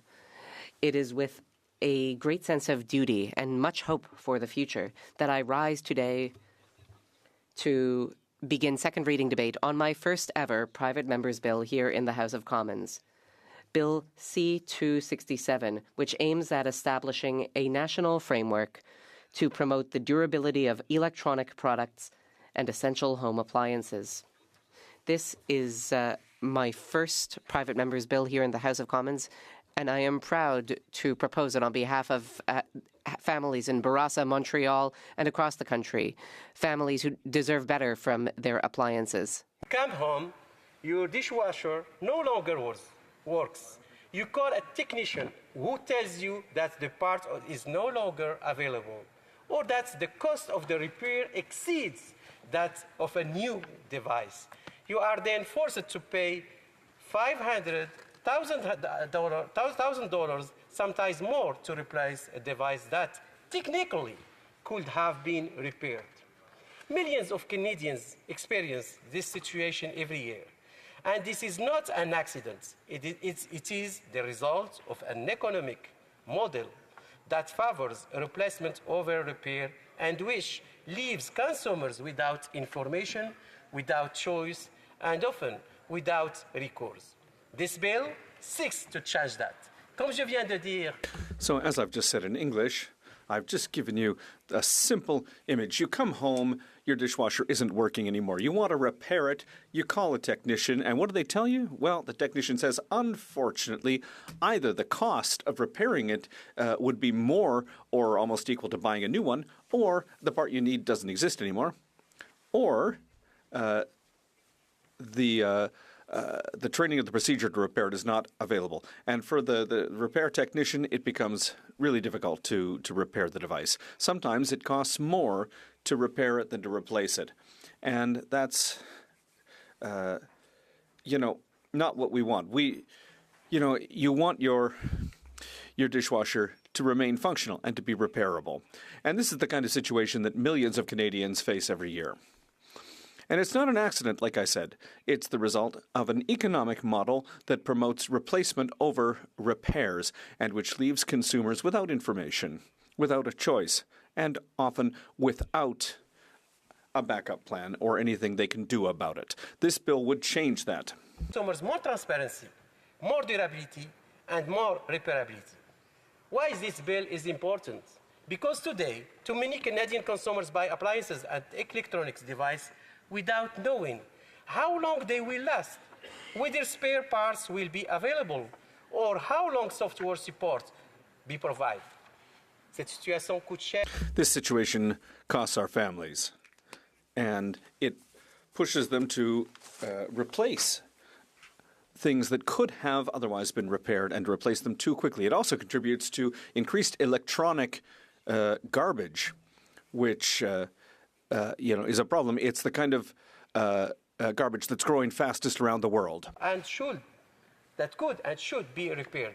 It's also contribute to increase electronic waste, which is one of the fastest growing waste streams in the world.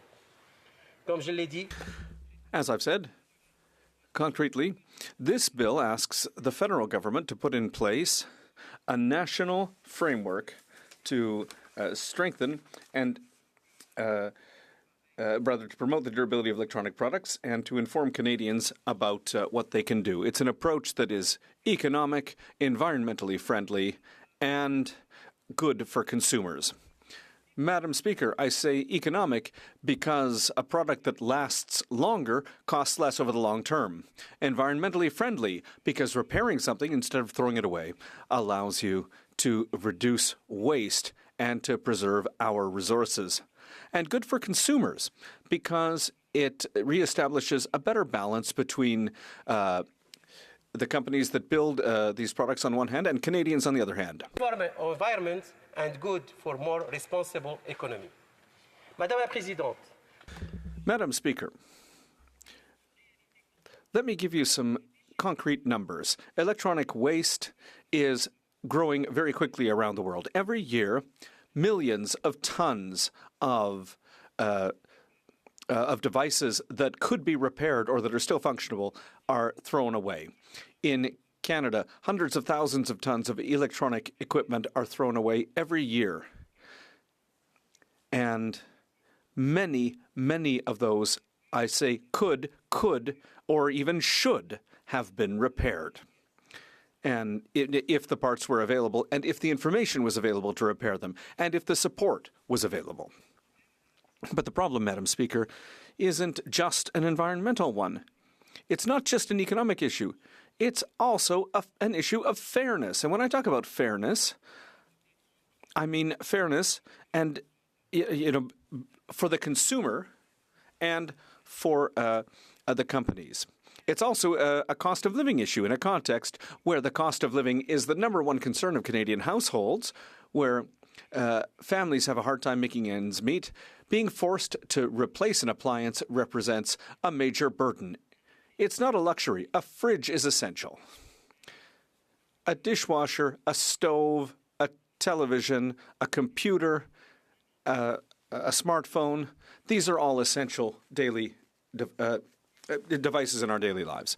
So it's an economic issue, but as I've said, it's also an issue of fairness.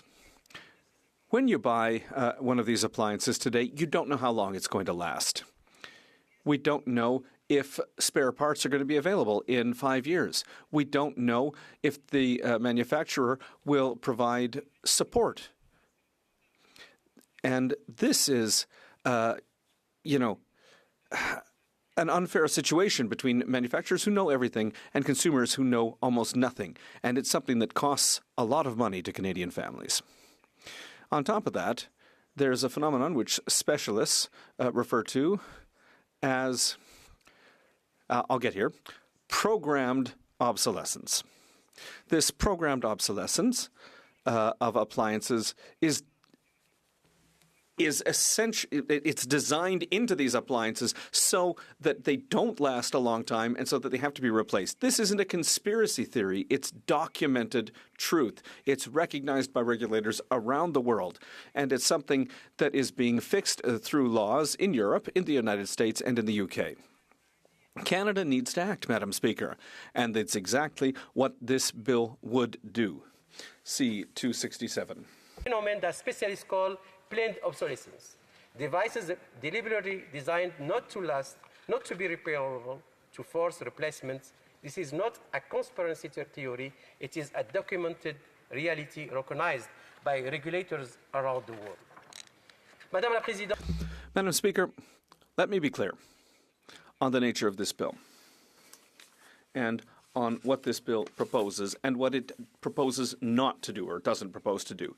This is not rigid legislation imposed from on high on industry. This is not a government that's going to tell manufacturers what to do in great detail, and it's clearly not interference in provincial jurisdiction.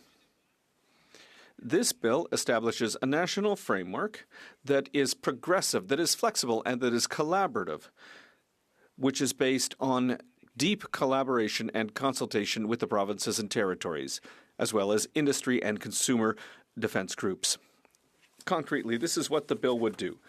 It would mandate the Department of Industry and the Minister to develop, alongside their provincial counterparts, a national framework based on a minimum level of durability for appliances to ensure that products last a reasonably long time, repairability so that consumers can repair their appliances with the appropriate tools and spare parts, and accessibility of information. The availability of spare parts so that manufacturers don't stop producing those parts too soon. Access to technical information so that repair technicians can do their jobs. And logistical support, or rather software support, so that appliances that still work aren't rendered obsolete through out-of-date software. Also, information so that consumers before purchasing will know how long their appliances are supposed to last. This framework would need to be tabled before both houses of Parliament in the months to come. And 5 years after it's coming into effect, a study on the efficiency of these measures would be undertaken by Parliament. This is a transparent, measured approach that respects the parliamentary process. It's an approach that gives the government the tools that it needs to act without assuming that it can put in place solutions without having consulted all stakeholders. That respects parliamentary processes, an approach that gives the government the tools to act without presuming solutions before consulting all stakeholders, all parties. Madam Speaker, Canada isn't starting from zero, as I said earlier. In the global context, these sorts of actions have been taking place and are accelerating. In 2024, the European Union passed a law on repairability, which affects smartphones, tablets, appliances such as fridges and dishwashers, and more. This EU directive requires manufacturers to make spare parts available, to provide technical information to independent repair technicians, and to not prevent repairs through software updates. The UK in 2021, so for 5 years now, has been has put in place similar obligations when it comes to the availability of spare parts for a number of categories of electric appliances. In the United States, more than 20 states have passed or are currently passing laws on the right to repair, with remarkable bipartisan support from both Republicans and Democrats. So this is an issue of consumer freedom and economic competitiveness. And so what this means, Madam Speaker, is that major international manufacturers who sell their products in Canada are already adapting to this new reality and to these new standards in their other markets. These are the big companies like, Samsung, LG, etc. They've all announced programs for access to spare parts under regulatory pressure from international markets. So because of that, it's much easier for manufacturers to do the same here in Canada. This bill isn't in the avant-garde. It's something that allows us to play catch-up. I want to be very clear. This bill is not an end in and of itself. And it's not, a goal, an end point. It's a starting point. It will allow us to move forward with the debate, to hear from experts, manufacturers, and consumer defense organizations. Who would benefit from this bill, Madam Speaker? Well, first of all, Canadian families. Second, small and medium-sized businesses that repair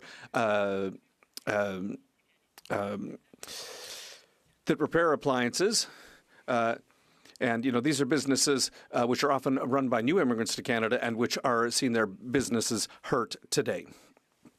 It would also allow us to protect our resources, and it would make a more transparent market for the industry with fair rules and a level playing field for everyone. That's what this framework would do, Madam Speaker. I will conclude where I started with Canadian families. Every day in my riding of Bourassa, in northern Montreal, in Ahuntsic, I meet normal people who have to make difficult choices. Seniors who have to decide whether or not they should repair their fridge or buy a new one. Young families who go into debt to replace a phone that could have been repaired. Entrepreneurs who lose contracts because they're not able to obtain the spare parts they need to repair appliances. This bill says, we see you, we hear you, and we are acting. This is not a partisan bill. It's not an ideological bill. It's a good common sense bill that reflects the reality facing many Canadian families. It reflects also the global context. And I ask members of all political parties in this House from all regions to please support sending this bill to committee where we can look at it in detail, improve it, and hear from witnesses and make it stronger together. Repair instead of replace. Inform instead of ignore. Collaborate instead of impose things. That's the spirit of this bill, and that's what I want to bring to this House today. And we have to move on. Questions et commentaires. The honourable member for Peace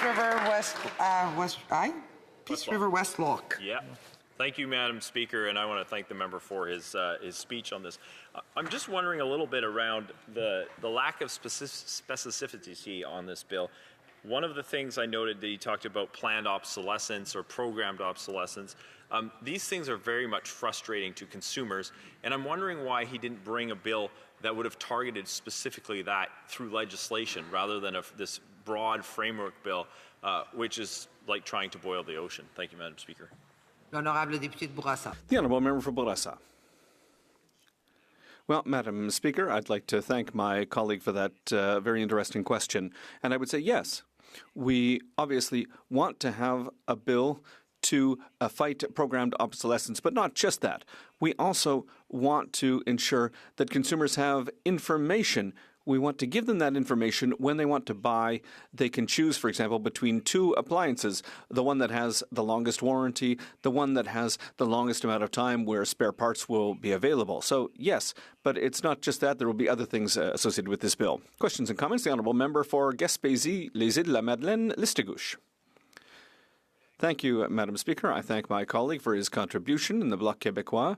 We want to work to fight planned obsolescence. It's a question of respect for consumers, and it's also an issue of respecting what the planet can offer us, because right now we are consuming resources incredibly quickly, and the planet has a hard time keeping up. So this is a good option. My question for my colleague, I didn't hear him mention the bill that was unanimously passed by the National Assembly of Quebec on October 3rd, 2023.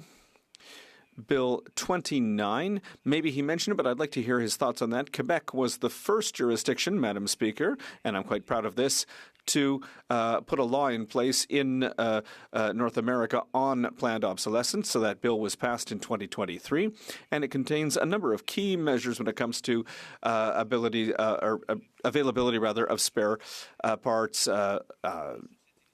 Among other things, what does my colleague think about that Quebec initiative, and is there something better for Quebecers in this bill? The Honourable Member for Bourassa.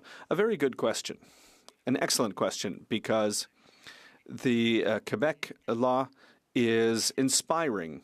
It goes beyond just banning planned obsolescence. It requires that spare parts be available. It also has sanctions.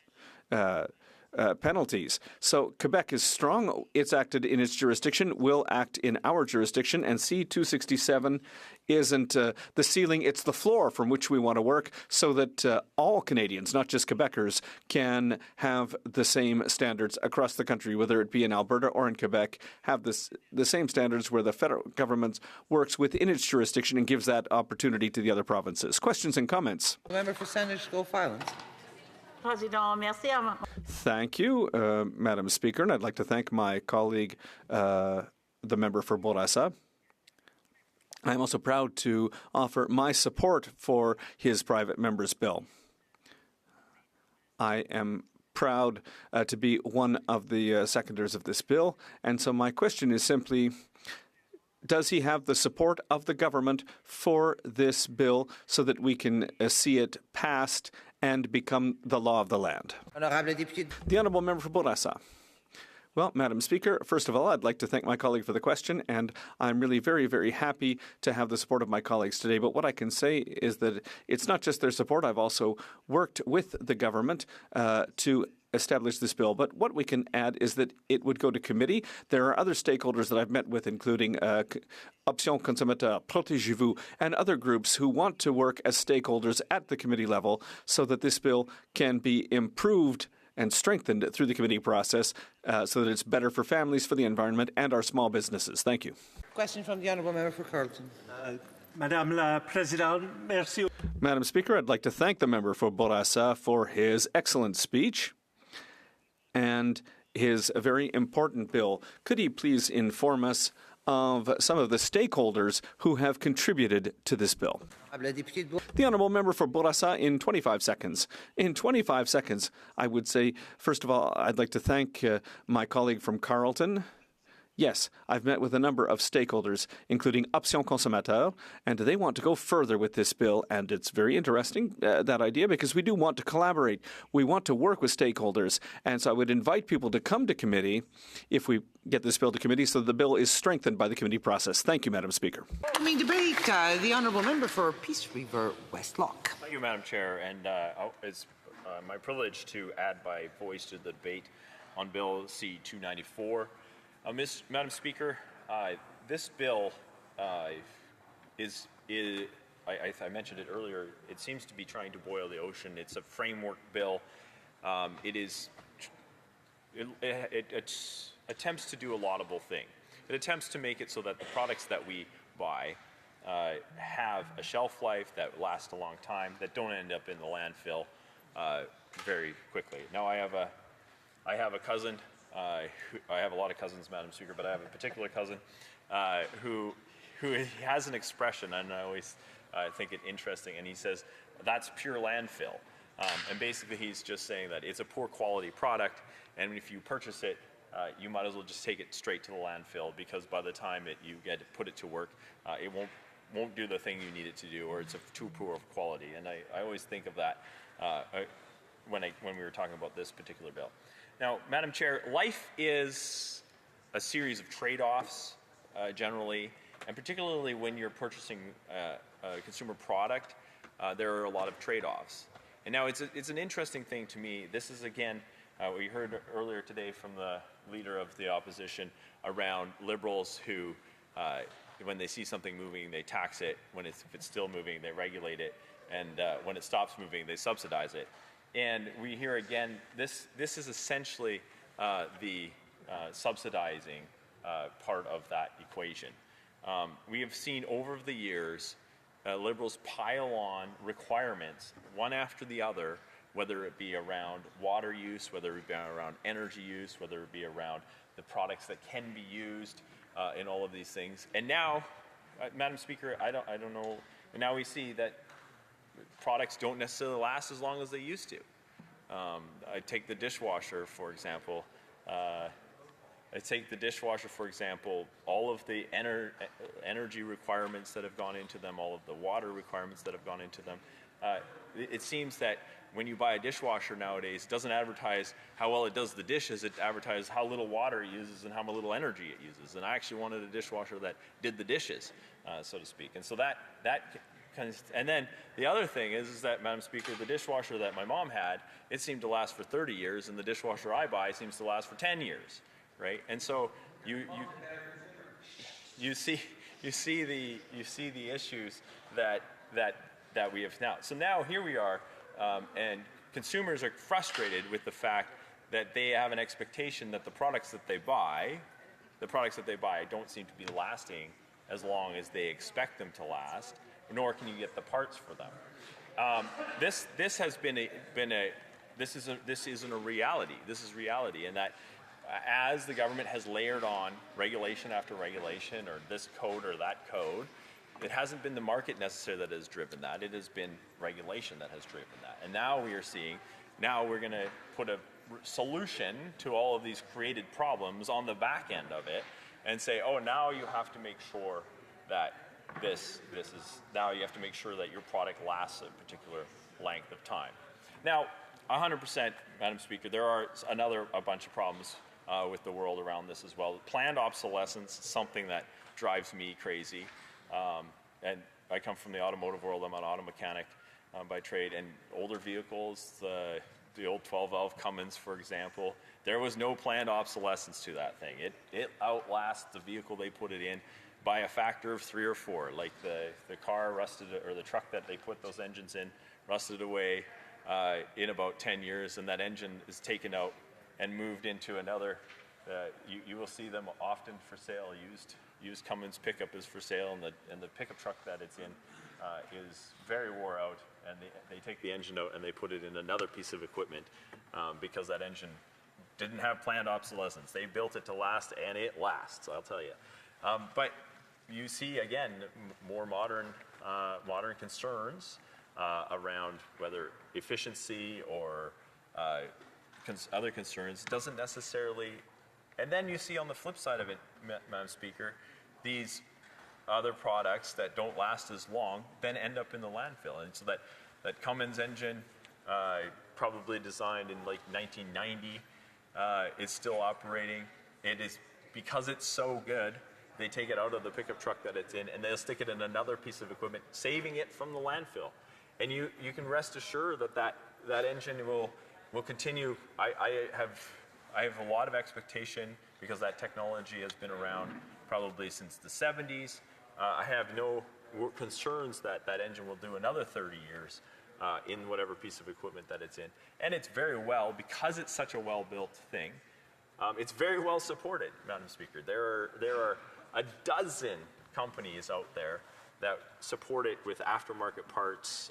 Because it's so popular and well-known, there's a dozen companies that copy it and build other pieces for it. There's a dozen companies that build attachments for it and all these kinds of things. And these are all great things because we see this also with the airplane technology.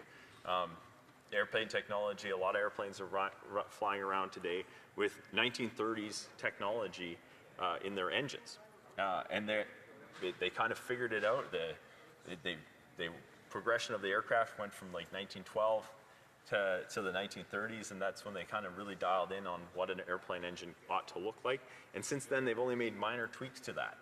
And because of that, there is like a host of companies that work hard on creating a product that is well serviced and it lasts a long time, and it doesn't ever really end up in the landfill because they just keep rebuilding it, keep working it over, that kind of thing. So that, and those two examples that I give over the airplane engines and of the Cummins engines were designed entirely by the market. They were not constrained by a lot of government regulation whatsoever. And so that reality does exist. Now, we see that the bureaucratic growth of the government, and I'm going to pick on particularly around the appliances that this bill is trying to capture. I don't necessarily think that there's an opposition to putting in place a mandatory minimum of, like, this is how long it should last, like a benchmark for warranty, essentially. That has been done in the automotive industry.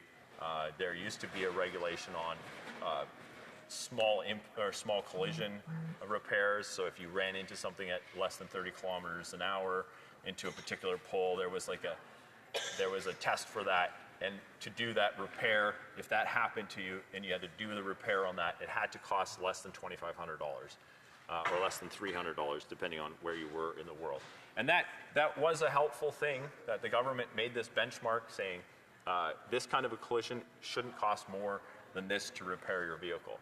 And so I think that there is the capability of doing that kind of thing. And I wish this bill would have contemplated a bunch of that kind of thing. Like if we want to put in this, we can put in the law, and this place can be responsible for that, to say this product should last this long. That we kind of did that with the airlines, and we debated that as to whether that was a good idea or not. But we could have done that with this bill as well, saying here's what our timelines for consumer products ought to be, and we can build a schedule for that. And we can do that all in this place. We can do that also in this place. But this is, again, Madam Speaker, this bill is much like the Liberals' approach in a lot of things, is they have this great idea, we're going to space or whatever it happens to be, but then they don't put the details in the bill. They don't do the hard work of governing the country. So they say, well, just trust us, we'll get the minister on it, and the minister will use the pen of the minister, and they will then decide all of the things that need to go into this, and they'll work with this particular stakeholder or that particular stakeholder. Madam Speaker, this place here, the Parliament, is dedicated to building the laws of this country. I don't know I understand a bill to regulate a whole bunch of particular products might be a large bill, but that hasn't stopped the government before from introducing large bills. That could be, but I don't understand. I don't understand why. And lastly, Madam Speaker, just around, sometimes this government just gets out of their lane a little bit when it comes to provincial jurisdiction, and I know that a number of colleagues have raised this around provincial jurisdiction, that this bill perhaps crosses some of those lines, and so we are concerned about that as well, that perhaps this should be left to the provinces. I know that in particular when it came to tractor regulations, there was I'll talk about that some other. At committee. Reprise du débat, l'honorable député. The honourable member for Repentigny. Madam Speaker, it's a pleasure for me to rise today. On a daily basis, we get reminders about the importance of doing our share for a healthy environment, but sometimes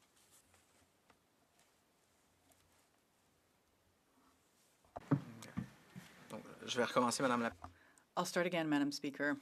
Madam Speaker, on a daily basis, we get reminders about the importance of us doing our share to ensure a healthy environment, but on a daily basis, we can feel somewhat powerless.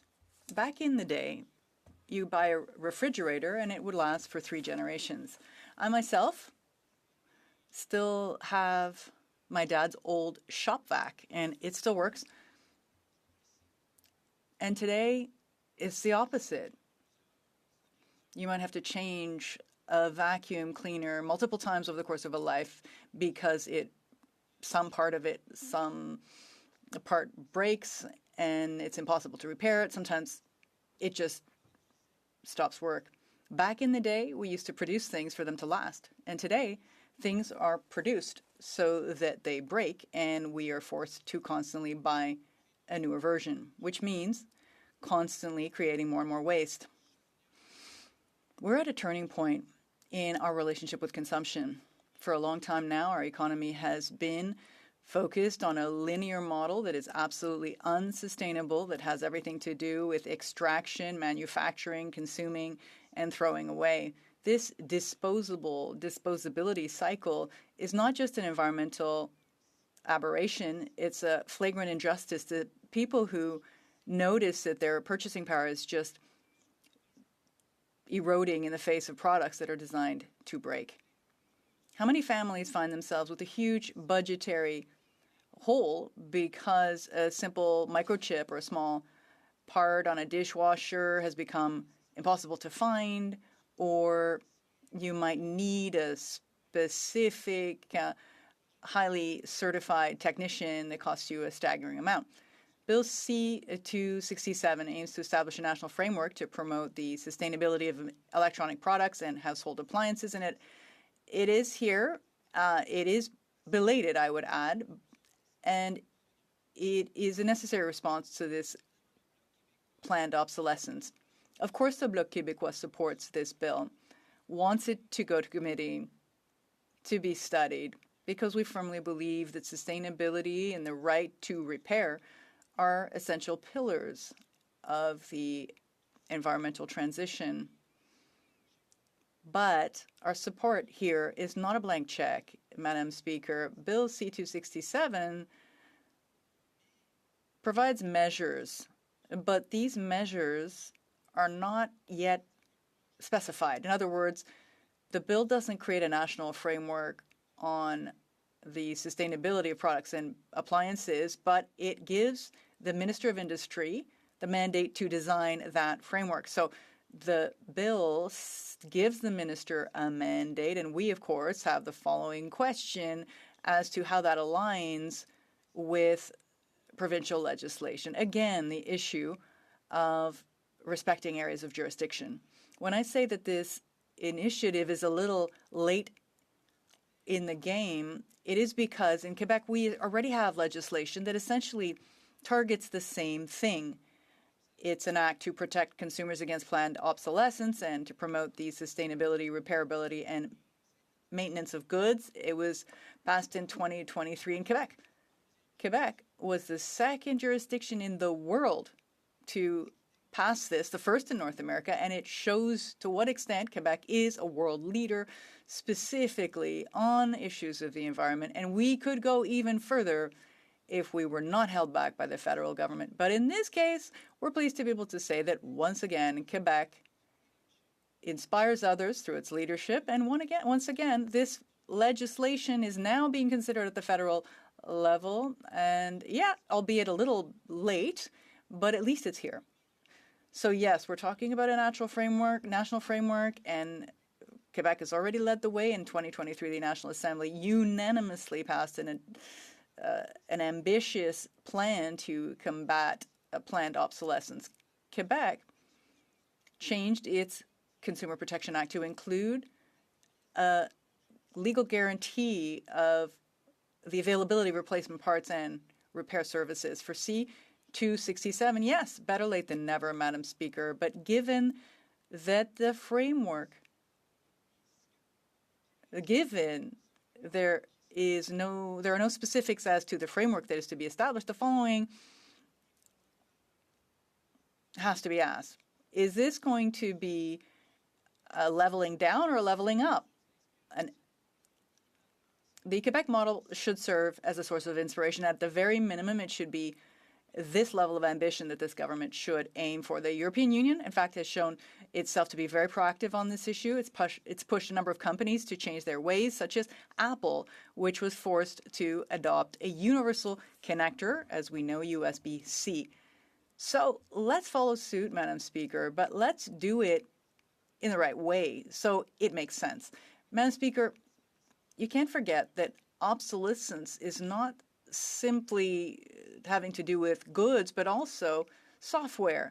For instance, you could have a coffee maker that doesn't allow for other third-party coffee capsules, or you might have the wrong type of ink for your printer because you need specific ink cartridges. When a manufacturer stops producing these cartridges or capsules, the coffee maker or the printer ends up being obsolete. So it might be worthwhile looking at the issue of competition in greater detail. The misuse of copyright to lock down devices remain, and it remains a major obstacle to repair, and that's an area, all copyright actually is under federal jurisdiction. Even an oil change requires access to the onboard computer to reset the oil change warning counter.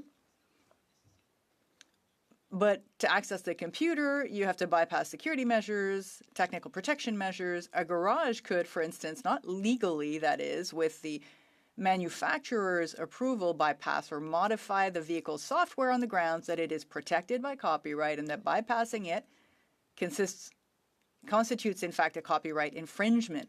With these technical protection measures, dealerships basically held a monopoly on car repairs, maintenance, and diagnostics. Bill C-244, an act to amend the Copyright Act, diagnostics, maintenance, and repair, was passed in the 44th Parliament to address this type of issue.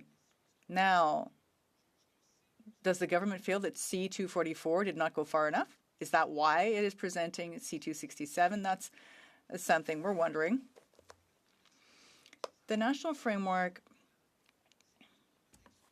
should also directly address these protection measures that create monopolies that are to the benefit of major manufacturers at the expense of small shops and the local economy. And this circular economy, I should add. Finally, Madam Speaker, we must focus on implementation also. The bill provides for consultation with the provinces, and that's the bare minimum. The federal government must act as a partner, not in a position to lecture the provinces, especially when dealing with Quebec, which is already much further along in this legislative process. Any legislative measure resulting from this framework must strictly adhere to the system that we have in Quebec. Mr. Speaker, sustainability is not an option, it's a necessity. Throwaway culture is over. Every device we repair means energy saved, mines we don't need to dig, and landfills that don't need to overflow. Bill C-267 is a step in the right direction. It recognizes that consumers have the right to know what they're buying and the right to keep their goods longer. And that is why the Bloc Québécois will be supporting this bill's study in committee. And we will be working diligently to ensure that the framework meets the urgency of this moment, and specifically that it respects Quebec's areas of jurisdiction in the area of consumer protection. It's time now to give people back control over their own purchases, time to legislate for the future, not for the next quarterly report from multinational electronics companies. Thank you, Madam Speaker. Resuming debate, the Honourable Parliamentary Secretary to the Minister of Industry. Madame la Présidente. Thank you, Madam Speaker. It's a great pleasure for me to take part in this debate. And I really want to commend the member for Bourassa for this bill, for presenting this really major challenge. It's very forceful. It's a wonderful speech that he delivered, where he was describing the benefits for workers who can take part in this type of circular economy if we can do the things that are set out in this bill. Debates to the member for Peace River Westlock, who I think has a lot of experience and knowledge to share in the very particular matters that this bill covers. Je veux saluer les interventions. Also, I want to thank the member for Gaspé and for Repentigny. I want to congratulate the Bloc for their desire to support this bill and identifying the work of the member for Bourassa. I also want to work in partnership with them to really highlight the work of the government of Quebec and of Quebecers for their being really ahead of the game in this area. For Scarborough Woburn, who in previous parliaments and in Ontario has been a very strong champion of the right to repair. We are standing on the shoulders, as has been said, for the province of Quebec, province of Manitoba. Ontario is making steps. and the European Union. And the right to repair, when we think about the idea of the right to repair, it may not be a human right, but repair is fundamental to all that is human. And so this piece of legislation is a very human endeavor that puts humans back in control of technology, humans back in control of the things that are increasingly governing us. And I want to really thank our friend from Bourassa for shining a light on this and for making a very strong statement that says that will stop, that we are working in the opposite direction, where humans are going to be in control of technology, that we have, as humans, this intimate connection with the things around us, and we have a right to repair. And it brings to mind, Madam Speaker, a recent book that's come out by Stuart Brand called Maintenance of Everything. And I want to quote from this book. Stuart Brand has been always on the cusp of the latest thinking about technology, of human connectedness, and of the great ideas of our time. And in his book, Maintenance of Everything, I want to quote from it at some length because I think it captures the humanity that the member from Bourassa so well captured in his speech, and the thing that is driving all of us and is driving the frustrations and the benefits from this legislation. The frustrations have been articulated by my colleagues across the way, and the benefits that this legislation could bring. Here's Mr. Brand from his book. Maintenance is what keeps everything going. It's what keeps life going. Every living thing spends a great deal of time and toil in maintaining its own life and the life of the systems it depends on. Plants tend the life of the soil they grow in. Beavers maintain their dams and thereby the pond that protects them. Humans maintain their bodies, their vehicles, their homes, their cities, along with much else. Nearly everything worth maintaining is nested in something larger, even more worth maintaining. But so much of doing maintenance is tiresome. Brush the damn teeth, change the damn oil. They are unrewarding chores, repetitive, boring, often frustrating, endless. Since that part of maintenance is a pain, we shirk it, defer it, fail to budget time or money for it, let it drop to the bottom of the priority list. That's easy to do because the necessity of maintenance accumulates invisibly and gradually. Then one day, suddenly, the thing breaks, the system falters, and everything stops in a turmoil of disruption, expense, and blame. As a number of us have experienced with our mobile devices, I was just in conversation with my wife, who has just shared her frustration about the latest mishap with her phone. And back to Stuart Brand, the apparent paradox is profound. Maintenance is absolutely necessary, and maintenance is optional. It is easy to put off, and yet has to be done. Defer now, regret later. Maintenance kills. What to do? And what I so appreciate about our moment in this House is that the member for Bourassa has said what to do about this paradox where maintenance is important, we delay it, but we are nested in systems that are even greater systems that are worth maintaining, which for Stuart Brand is ultimately the entire Earth. And the member for Bourassa's response is, we're going to do something about this. We're going to take inspiration from those who care about maintenance, from those who have the connectivity to their devices, to their appliances, as was so well described by the member from Peace River Westlock. Harkening back to perhaps a time when there was a more intimate connection between the manufacturer's devices and those who use the devices. Now, too often, the manufacturers of devices are far away from us. The beneficiaries of the economy in which maintenance is devalued are often outside of Canada. But we can do something about this. We can pass this bill. As far as I can tell, and it's been articulated by some of my colleagues across the way, this bill has three main benefits. First are the environmental benefits, then the customer savings, and then the economic activity. The environmental benefits of maintenance and the price of not investing in environmental maintenance are clear. I was 8 years ago, Équiterre did a poll, and we all know that the member for Laurier Ste. Marie has great ties to Équiterre. They did a study of cooking appliances and noted that the cost of repairing them increases every year.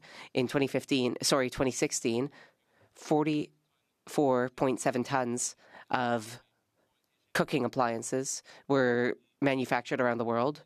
5 years later, this had gone up by 17%. And electronics generating 44.7 million tons of waste worldwide. And this is an 8-year-old figure. And Canadians know about this, and they're frustrated by this. In fact, too many Canadians and too many people around the world have given up because they assume that we can't do anything about this. 86% of respondents in a 2018 survey indicated they believe that home appliances and electronics are deliberately designed with short lifespans. 80% of respondents reported that they purchased their devices new. In an economy that has all these devices around, people are having to buy these new devices, and specifically electronic devices, because they don't last long enough. The planned obsolescence issues, as noted, are key. 61% of Canadians in this survey kept their electronic devices for less than 5 years, and 45% when it came to home appliances. So there is something we can do about this. We can attend to the environmental benefits. This piece of framework legislation, and let's bring it to committee as soon as possible, will allow Canadians down the road to have an ability to, we hope, attend to their devices in the way that Stuart Brand described, and not send them as quickly to the scrap heap. Customer savings, clearly key, and in this time when Canadians are concerned about affordability, and again, we're sending money to device manufacturers and appliance manufacturers too often overseas. The member from Bourassa's interventions, and he spoke so passionately about the kinds of people he sees every day who are faced choices about what to do with their piece of technology which has broken too quickly. And the customer savings that are possible if we implement this legislation successfully, I think are very promising. And then there's the economic activity. This piece of legislation could create a new set of industries, a new set of apprentices, and we've just learned about in the Spring Economic Statement about the apprenticeship benefits coming from the Spring Economic Statement. Imagine a new generation of young workers who are working in shops on their main streets locally, doing this kind of repair at a fraction of the cost that it costs to buy a new device, keeping that money home, creating economies across Canada, because wherever you have a device, whether it's urban or rural, you need someone to repair that device. And it brings to mind for me in my riding the Parkdale People's Economy, an effort that really shined a light on how we need to do some of our economic activity differently. You know, Madam Speaker, the member for Bourassa has said so clearly, the right to repair, it may not be a human right, but it is fundamental to what it means to be human. Let's bring this legislation to committee. Let's reclaim a bit of what makes us human. Let's say that these technologies, these devices don't rule us, but that we rule them, that we are in partnership with each other, that we can have a better quality of life, we can experience the benefits of being in community by having a relationship with these devices, with these appliances, with these technologies that is more human and more in line with the rest of the economy, the rest of the community in which we find ourselves. Pass this bill. Let's take inspiration from the member from Bourassa. Let's take inspiration from Stuart Brand. Let's take inspiration from the European Union, Quebec, Manitoba, and elsewhere, and let's send this bill to committee. Thank you, Madam Speaker. Resuming debate, the honourable member for Moose Jaw, Lake Centre, Lanigan. Thank you, Madam Speaker. How are you? It's not how I really on it to start off my speech, but you're looking well, and it's great to have you in the chair. So I want to talk about a principle most Canadians would consider common sense. If you own something, you should be able to fix it. Canada has already done meaningful work on this file. Bill C-244 and Bill C-294 removed copyright barriers that were being used to block repairs on digital devices. The member, close friend of mine, from Cypress Hills Grassland, introduced Bill C-294 specifically because he understood what those restrictions were doing to agriculture, mining, construction, and forestry industries in Saskatchewan. He named them explicitly. Those bills were real, targeted action, and they deserve credit. I want to thank the member for Bourassa for bringing this bill forward. He has identified a genuine problem and put in the work to bring it here. The frustration behind this bill is legitimate. Canadians should have better options when the products they own break down. But this bill is not the right answer, and I will explain why. When governments get the right to repair right, they act where the need is greatest, and they create actual rights, not frameworks. not consultation processes, rights. In 2023, Colorado became the first American state to pass an agricultural right to repair law, the Consumers' Right to Repair Agricultural Equipment Act. It guaranteed farmers and independent mechanics access to the software and repair materials needed to fix tractors and other agricultural equipment. That was a law. It created real rights in one day. The Federal Trade Commission then filed an antitrust lawsuit against John Deere in January 2025, alleging the company had monopolized the repair market by withholding diagnostic tools. Earlier this month, a class action lawsuit against John Deere, settled for $99 million with a 10-year commitment to make diagnostic tools available to farmers and independent shops. 16 states have now active agricultural right to repair legislation. American farmers running John Deere equipment now have legal tools their Canadian counterparts do not. This is a competitive disadvantage baked into the regulatory gap. Prairie producers are already carrying cost pressures their American competitors don't face in the same way. Industrial carbon pricing, fertilizer costs, higher fuel costs, input costs that can't be passed down to a buyer who sets the price on global commodity markets.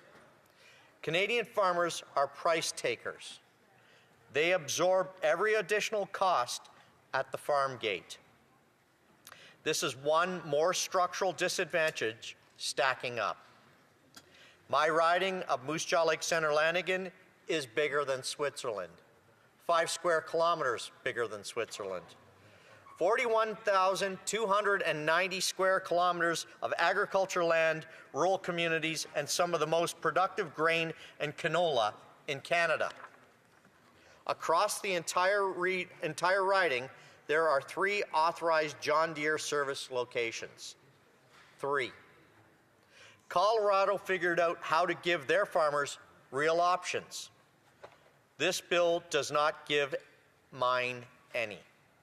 I want to be clear, this is not a criticism of equipment dealers. They serve their customers well and are part of the communities I represent. They play a vital role. The problem is the software lock. A farmer near Crake or Tagaski cannot hand their local mechanic the diagnostic tool they need because the manufacturer controls access to it. If you have the right software, the repair takes an afternoon. Without it, you wait for the one authorized technician who has the key. In Saskatchewan, harvest windows are measured in days, not weeks, days. A 2-day repair delay is not an inconvenience. It can be a crop. The agriculture sector made exactly this case during the government's own right to repair consultations in 2024. The National Cattle Feeders Association told ISED directly that farmers face an uncompetitive scenario, forced to accept the costs and repair schedules of manufacturers. The Ontario Federation of Agriculture called for legislation compelling manufacturers to provide access. Alberta Grains, representing over 18,000 wheat and barley farmers, submitted that producers were so frustrated with repair monopolies that some would rather operate less advanced equipment they could actually fix. Agriculture and Agri-Food Canada held its own targeted roundtables specifically on farm equipment and interoperability. The sector showed up. The government ran dedicated roundtables on the exact gap this bill leaves open. And the bill before the House today does not contain the word agriculture. The bill before us has 2 problems. The first is what it fails to do. The second is what it would do. On the first, the bill is explicitly scoped to electronic products and essential home appliances defined as services or devices intended for regular household use. That definition closes the door entirely on agricultural equipment. A framework covering dishwashers and smartphones, but not combines, is not a right to repair framework for the producers who feed this country. On the second, this bill does not just address repairability, it establishes minimum durability standards and a federal regulatory framework over consumer product design and manufacturing. I understand the consumer appeal of that. Canadians are right to be frustrated when products are built to fail. But we need to be honest about what this bill actually is. A new federal regulatory layer over a broad category of consumer products on top of provincial consumer protection regimes that are already moving on this file. Quebec's Bill 29 is active. Ontario is advancing its own legislation. The provinces are acting. Ottawa adding a parallel federal durability standards framework on top of that provincial action is not simplification. It is duplication. The Canadian Federation of Independent Business just released its entrepreneurial drought report. Canada is in a sustained period where business exits outpace new entries every single quarter. In Saskatchewan specifically, net business creation has been negative for most of the past decade. Regulatory compliance costs Canadian businesses $51.5 billion annually, with nearly $18 billion of that attributed to pure red tape. 87% of small business owners say excessive regulation significantly reduces their ability to grow. This week, leading Canadian industry groups told the Financial Times that federal red tape is costing the country more than Trump's tariffs. Nutrien, headquartered in Saskatchewan, chose to build a $1 billion port in Washington State over Canada's west coast, citing Canadian regulation as a key factor in that decision.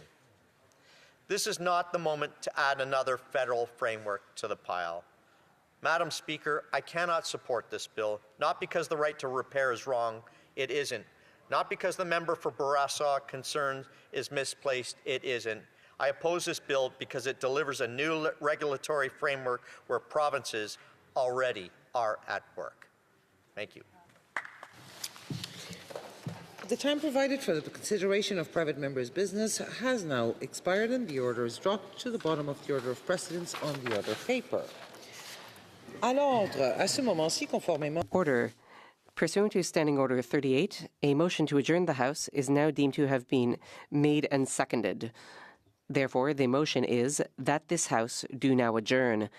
Member for Saanich Islands. Thank you, Madam Speaker. I'm rising today to pursue a question I asked on question period. It was back in, oh my goodness, Madam Speaker, it was a while ago. I'm going to take off my new glasses is the problem. Yes, it was a question that I asked back in February 27th. It was right after the British Columbia government came out with its budget. And I have to say, I think every British Columbia member of Parliament was shocked. The BC NDP government cancelled a very important program, the Community Housing Fund.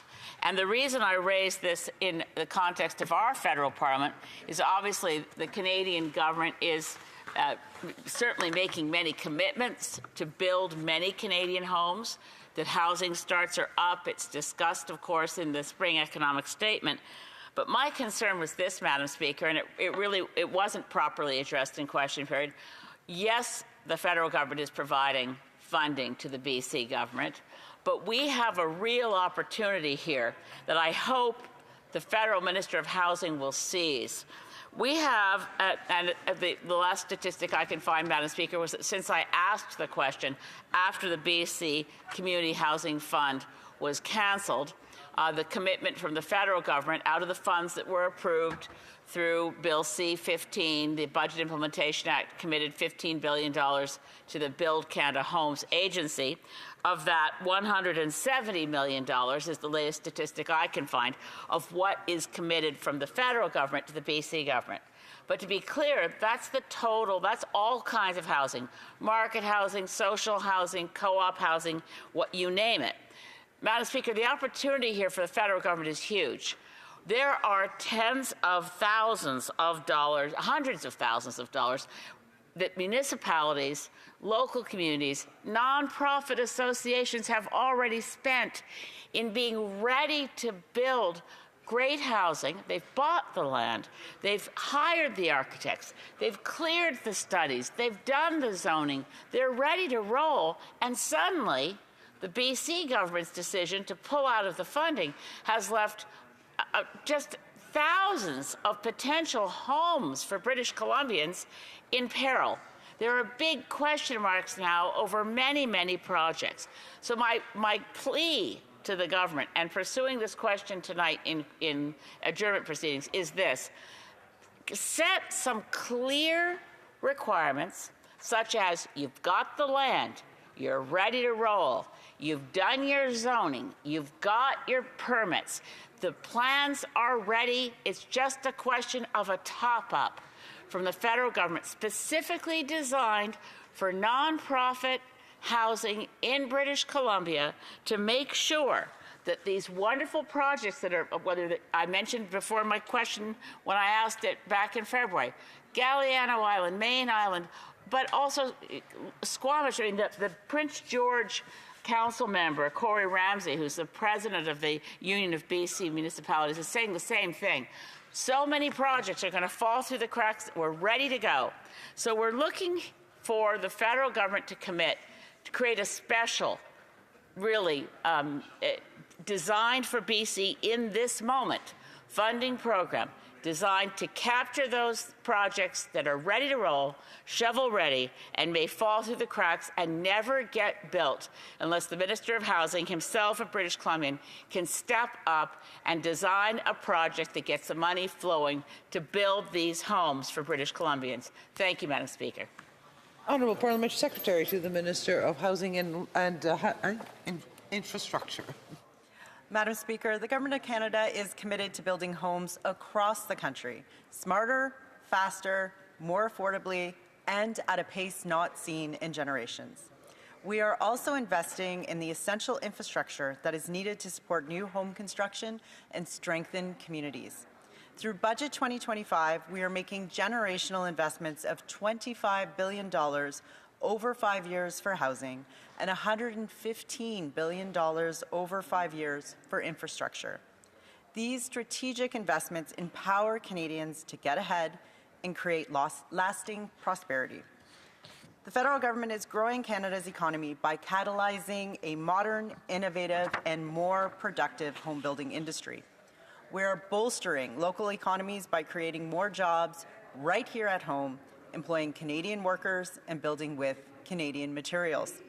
This is also why the Prime Minister launched Build Canada Homes in September 2025 in order to build affordable homes at scale. This new federal agency leverages public lands, offers flexible financial incentives, attracts private capital, and facilitates large portfolio projects. It supports modern manufacturers to build the homes that Canadians need. We are not doing it alone. The Government of Canada is leveraging its partnerships to get homes built. Provincial, territorial, and municipal governments, Indigenous partners, and stakeholders across the ecosystem, everyone is stepping up at all levels to get shovels in the ground. We are working together to build the homes that Canada needs. On April 7th, 2026, the Prime Minister also launched the Build Community Strong Fund. It will provide $51 billion over 10 years, starting in 2026, 2027, and $3 billion per year ongoing to support new and renewed public infrastructure. The Build Community Strongs Fund will invest in a wide range of infrastructure projects that support economic prosperity, housing, education, health, transit, and climate adaptation. In partnership with provinces and territories, this investment will also be leveraged to reduce development charges in jurisdictions where these fees are the highest. This will help to lower the cost of housing construction and get more homes built. A series of 13 projects have been announced so far under the Build Community Strong Fund, furthering public infrastructure projects and priorities across the country. The Government of Canada is committed to solving the housing crisis and taking a leadership role on housing. We are doing so by removing barriers to construction, reducing risk for home builders, and making significant investments in affordable housing. By working closely with builders, we will implement innovative solutions to get the job done. The Government of Canada will continue to work with our partners to build at an unprecedented speed and scale from Whitehouse to St. John's and Grise Fjord to Windsor. These are not just investments in housing, but in people, families, and in neighborhoods. Together, we will build homes for Canadians, and we will build Canada strong. For Saanich School Violence. Oh, I'm so sorry that my first interaction with the newly elected member for Ajax. Congratulations for her appointment as a parliamentary secretary. But my question in question period, and again tonight, is very specific. There is an opportunity that may disappear, specific to British Columbia, specific to projects that are ready to go. It's an opportunity for the federal government to pick up on a bespoke program, limited in time, designed to capture those projects in BC that are ready to roll, that may fall through the cracks. And while I support the national vision that the Honourable Parliamentary Secretary just described, it doesn't speak at all, I'm sad to say, to the issue I raised at the end of February, the opportunity that's here right now to get nonprofit housing built really fast by picking up on the opportunities of ready-to-roll projects that may fall through the cracks before the federal government gets around to trying to rescue them. Thank you, Madam Speaker. The Honourable Parliamentary Secretary. Madam Speaker, the Build Canada Homes portal is open, and we are encouraging all applicants with shovel-ready projects to submit and to apply. We are looking for projects from coast to coast to coast, including in British Columbia. The Government of Canada is taking a bold new approach in making unprecedented investments in order to increase housing supply across Canada. This includes both affordable housing and supportive housing. Through Build Canada Homes and the Build Community Strong Fund, along with other innovative initiatives, we are making progress on key housing and infrastructure projects. The federal government is working in partnership with provinces, territories, and municipalities, as well as Indigenous partners, to remove local barriers that will slow new supply. This includes leveraging infrastructure investments to reduce development charges. We are making it faster and easier for builders to get projects off the ground, including in British Columbia. Together with other levels of government and our partners across the housing sector, we are building homes, creating jobs, and growing our economy. Member for Brandon Souris. Well, thank you, Madam Speaker, and it's a pleasure to rise today. Last week, I asked the Minister of Agriculture and Agri-Food about the sorry state of food affordability in Canada and what exactly the government was doing to increase food production in this country. It makes sense to me that if you grow more and produce more food, the price of food should come down, and it's not impacted by tariffs that we've seen, or as well as inclement weather in other parts of the world, which often affects prices in this country. Unfortunately, the response I got was anything but an answer. The Minister of Agriculture went on to list a whole bunch of programs that have nothing whatsoever to do with food production or increasing it in this country. So I'd like to give the member across the way another crack at the same question. What exactly is this government doing to increase food production in Canada? And when will the Liberals finally recognize that when regions like mine that grow the food can't even afford to buy it, the rest of the country is certainly in crisis? The Honourable Parliamentary Secretary. Madam Speaker, our government is relentless in its efforts to make life more affordable for Canadians. Many hardworking Canadians continue to face affordability pressures as the cost of essential goods, housing, and everyday expenses remains high. This is why our actions have been focused on ensuring Canadians keep more of their hard-earned money in their pockets. The spring economic update, Canada Strong for All, which our government delivered on April 28th, includes the next steps toward meeting our objective of building a stronger, more resilient, and more affordable country. We recently introduced Bill C-30, an act to implement certain provisions of the Spring Economic Update tabled in Parliament on April 28th. It is a key piece of legislation to help ease the sting of higher prices. Let's begin with the rising cost of food, which is a major concern for Canadians. On June 5th, more than 12 million Canadians will receive additional support through the new Canada Groceries and Essentials benefit. The Spring Economic Update via Bill C-30 is proposing additional measures to support Canadians even more as they deal with the financial squeeze of food bills. The passage of Bill C-30 will help growers supercharge domestic food production in Canada with tax changes that will allow the immediate expensing of greenhouse buildings. The measure is projected to provide $41 million of tax relief over 6 years. The government is also committed to developing a national food security strategy. The strategy will make it easier for Canadians to access affordable and nutritious food and build Canada's resilience and capacity to meet domestic needs. As part of this bill, Bill C-30 will amend the Canadian Food Inspection Agency Act and the Pest Control Products Act to include the consideration of food security and the cost of food. Bill C-30 also promises to help address housing affordability concerns. It's clear the high cost of housing is putting significant pressure on household budgets, especially for younger Canadians. Our government recognizes that many Canadians who have recently purchased their first home or are planning to do so could benefit from a boost to their cash flow. That's why Bill C-30 proposes extending the grace period during which home buyers are not required to start repaying their home buyer's plan withdrawals from their RRSPs. The proposed extension is from 2 years to 5 years. This change will deliver cash flow relief of up to $4,000 per individual per year over 3 years, over which they are not required to repay the amount into their RRSP. And there's more in Bill C-30. The legislation proposes an important change to the Canada Pension Plan to ensure Canadians keep more of their money in their bank accounts. The CPP is a cornerstone of Canada's retirement income system, providing stable and predictable pension income to millions of Canadians. To help address affordability pressures faced by so many households, Canada's Ministers of Finance unanimously agreed in April to reduce the contribution rate for the CPP. The change would lower the contribution rate in the base CPP from 9.9% to 9.5%, effectively January 1st, 2027. This 40-point basis reduction to the CPP contribution rate will translate into annual savings of up to $133 for an employee earning $70,000 a year, with equivalent savings for their employer.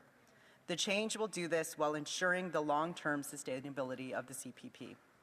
As you can see, Madam Speaker, our government is moving swiftly to improve affordability. We have already accomplished so much, and these are only the latest examples of how we're working hard to lift some of the barriers off Canadians. Member for Brandon Souris. Well, Madam Speaker, that's pretty much par for the course with this Liberal government, unfortunately. The question was specifically about food production. And I'm not sure that the Liberal member across the way used the two-word phrase food production at any point in that entire answer, which is par for the course, even more sadly, for the Agriculture Minister in responding to my questions during question period, and he and his Parliamentary Secretary are clearly too busy tonight to answer these questions. But I do think it is an important measure that we need to be addressing, because this country needs to grow more food to meet our domestic needs, to bring prices down for Canadians, as well as to continue to feed the world, which so many people from my region and many across the prairies do. It's very disappointing that these Liberals have no plan to increase food production in Canada. Honourable Parliamentary Secretary. Madam Speaker, we know that affordability is the single most pressing issue for many Canadians. The government is committed to developing a national food security strategy. The strategy will make it easier for Canadians to access affordable and nutritious food and builds on Canada's resilience and capacity to meet domestic needs. From the beginning, we have placed people and affordability at the center of our economic plan because we know that the pressures are real and demand immediate action, because we believe in a Canada for all. The honourable member for Terranova, the Peninsulas. Well, thank you, Madam Speaker, for having the privilege to speak here today. A few weeks ago, I asked a question in the House about affordability, and the premise of that question was, underneath Trudeau, there was a lot of spending, inflation went up. A new Prime Minister comes along, promises to run on affordability, a banker's resume going to fix the country, bring down inflation. And unfortunately, we actually see a budget that's spending more than Justin Trudeau. And it's so, I guess, disappointing to see that. I think, some Canadians are starting to feel duped now that these budgets are out, because, inflation is caused by printing money, essentially. The more money there's in the system, the more, and the goods remain the same, the more cost it is per good. And see, this is what our Conservative leader was talking about. Just before COVID and during Trudeau's big spending frenzy, our Conservative leader kept talking over and over about how the more you spend, the more inflation goes up, and the more that interest goes up. And what happened? Interest went up. Mortgages are gone up because of it. Rents are gone up because of it. Rents are going up in Newfoundland 10% year over year, partially to do because interest rates are going up. And then we have inflation going up as well. And it's very disappointing because people in Canada are making the same wage, relatively the same wage, working harder but not getting ahead. Working harder, working more and not getting ahead because this government is spending more. And it's so disappointing. There's actually a graph in the budget that came out on page 12, and it actually talks about how the deficit, and I want to get this right, the deficit to GDP ratio actually increases after this Prime Minister was appointed in Canada. A full year, all between when he was appointed till now, it actually increases significantly. And that just blows my mind that that's the opposite of what this Prime Minister campaigned on. A third of Atlantic Canadians, can't even afford to pay their bills now, they're saying.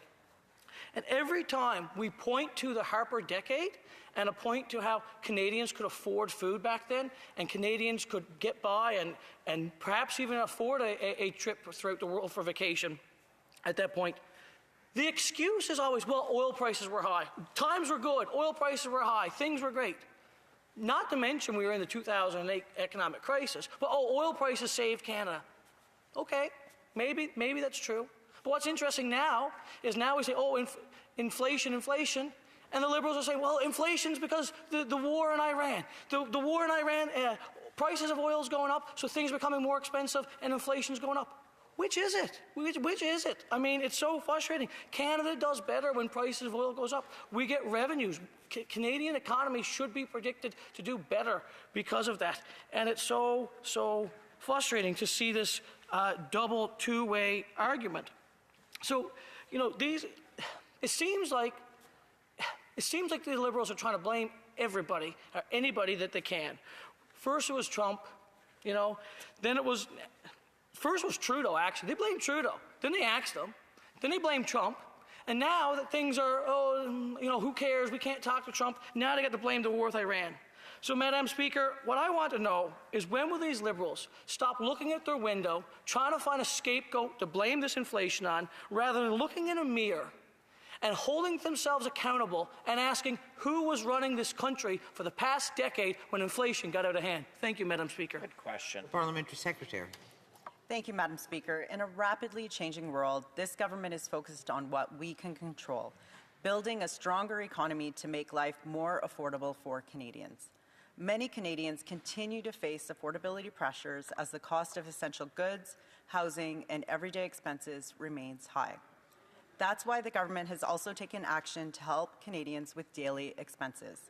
For example, starting April 20th, the federal fuel excise tax on gasoline and diesel across Canada is suspended until Labor Day. This reduces gas station fill-ups by 10 cents per litre on regular gasoline and 4 cents on diesel, and will help Canadian drivers and reduce operating costs for truckers and businesses in the food, agriculture, housing, construction, and delivery sectors. Now, I'd like to talk about some of the new measures announced in the April 28th Spring Economic Update that will help make life more affordable for Canadians. For one, The update announced the government's intention to introduce legislative amendments to the Canadian Pension Plan to reduce the contribution rate in the base CPP from 9.9% to 9.5%, effective next January 1st.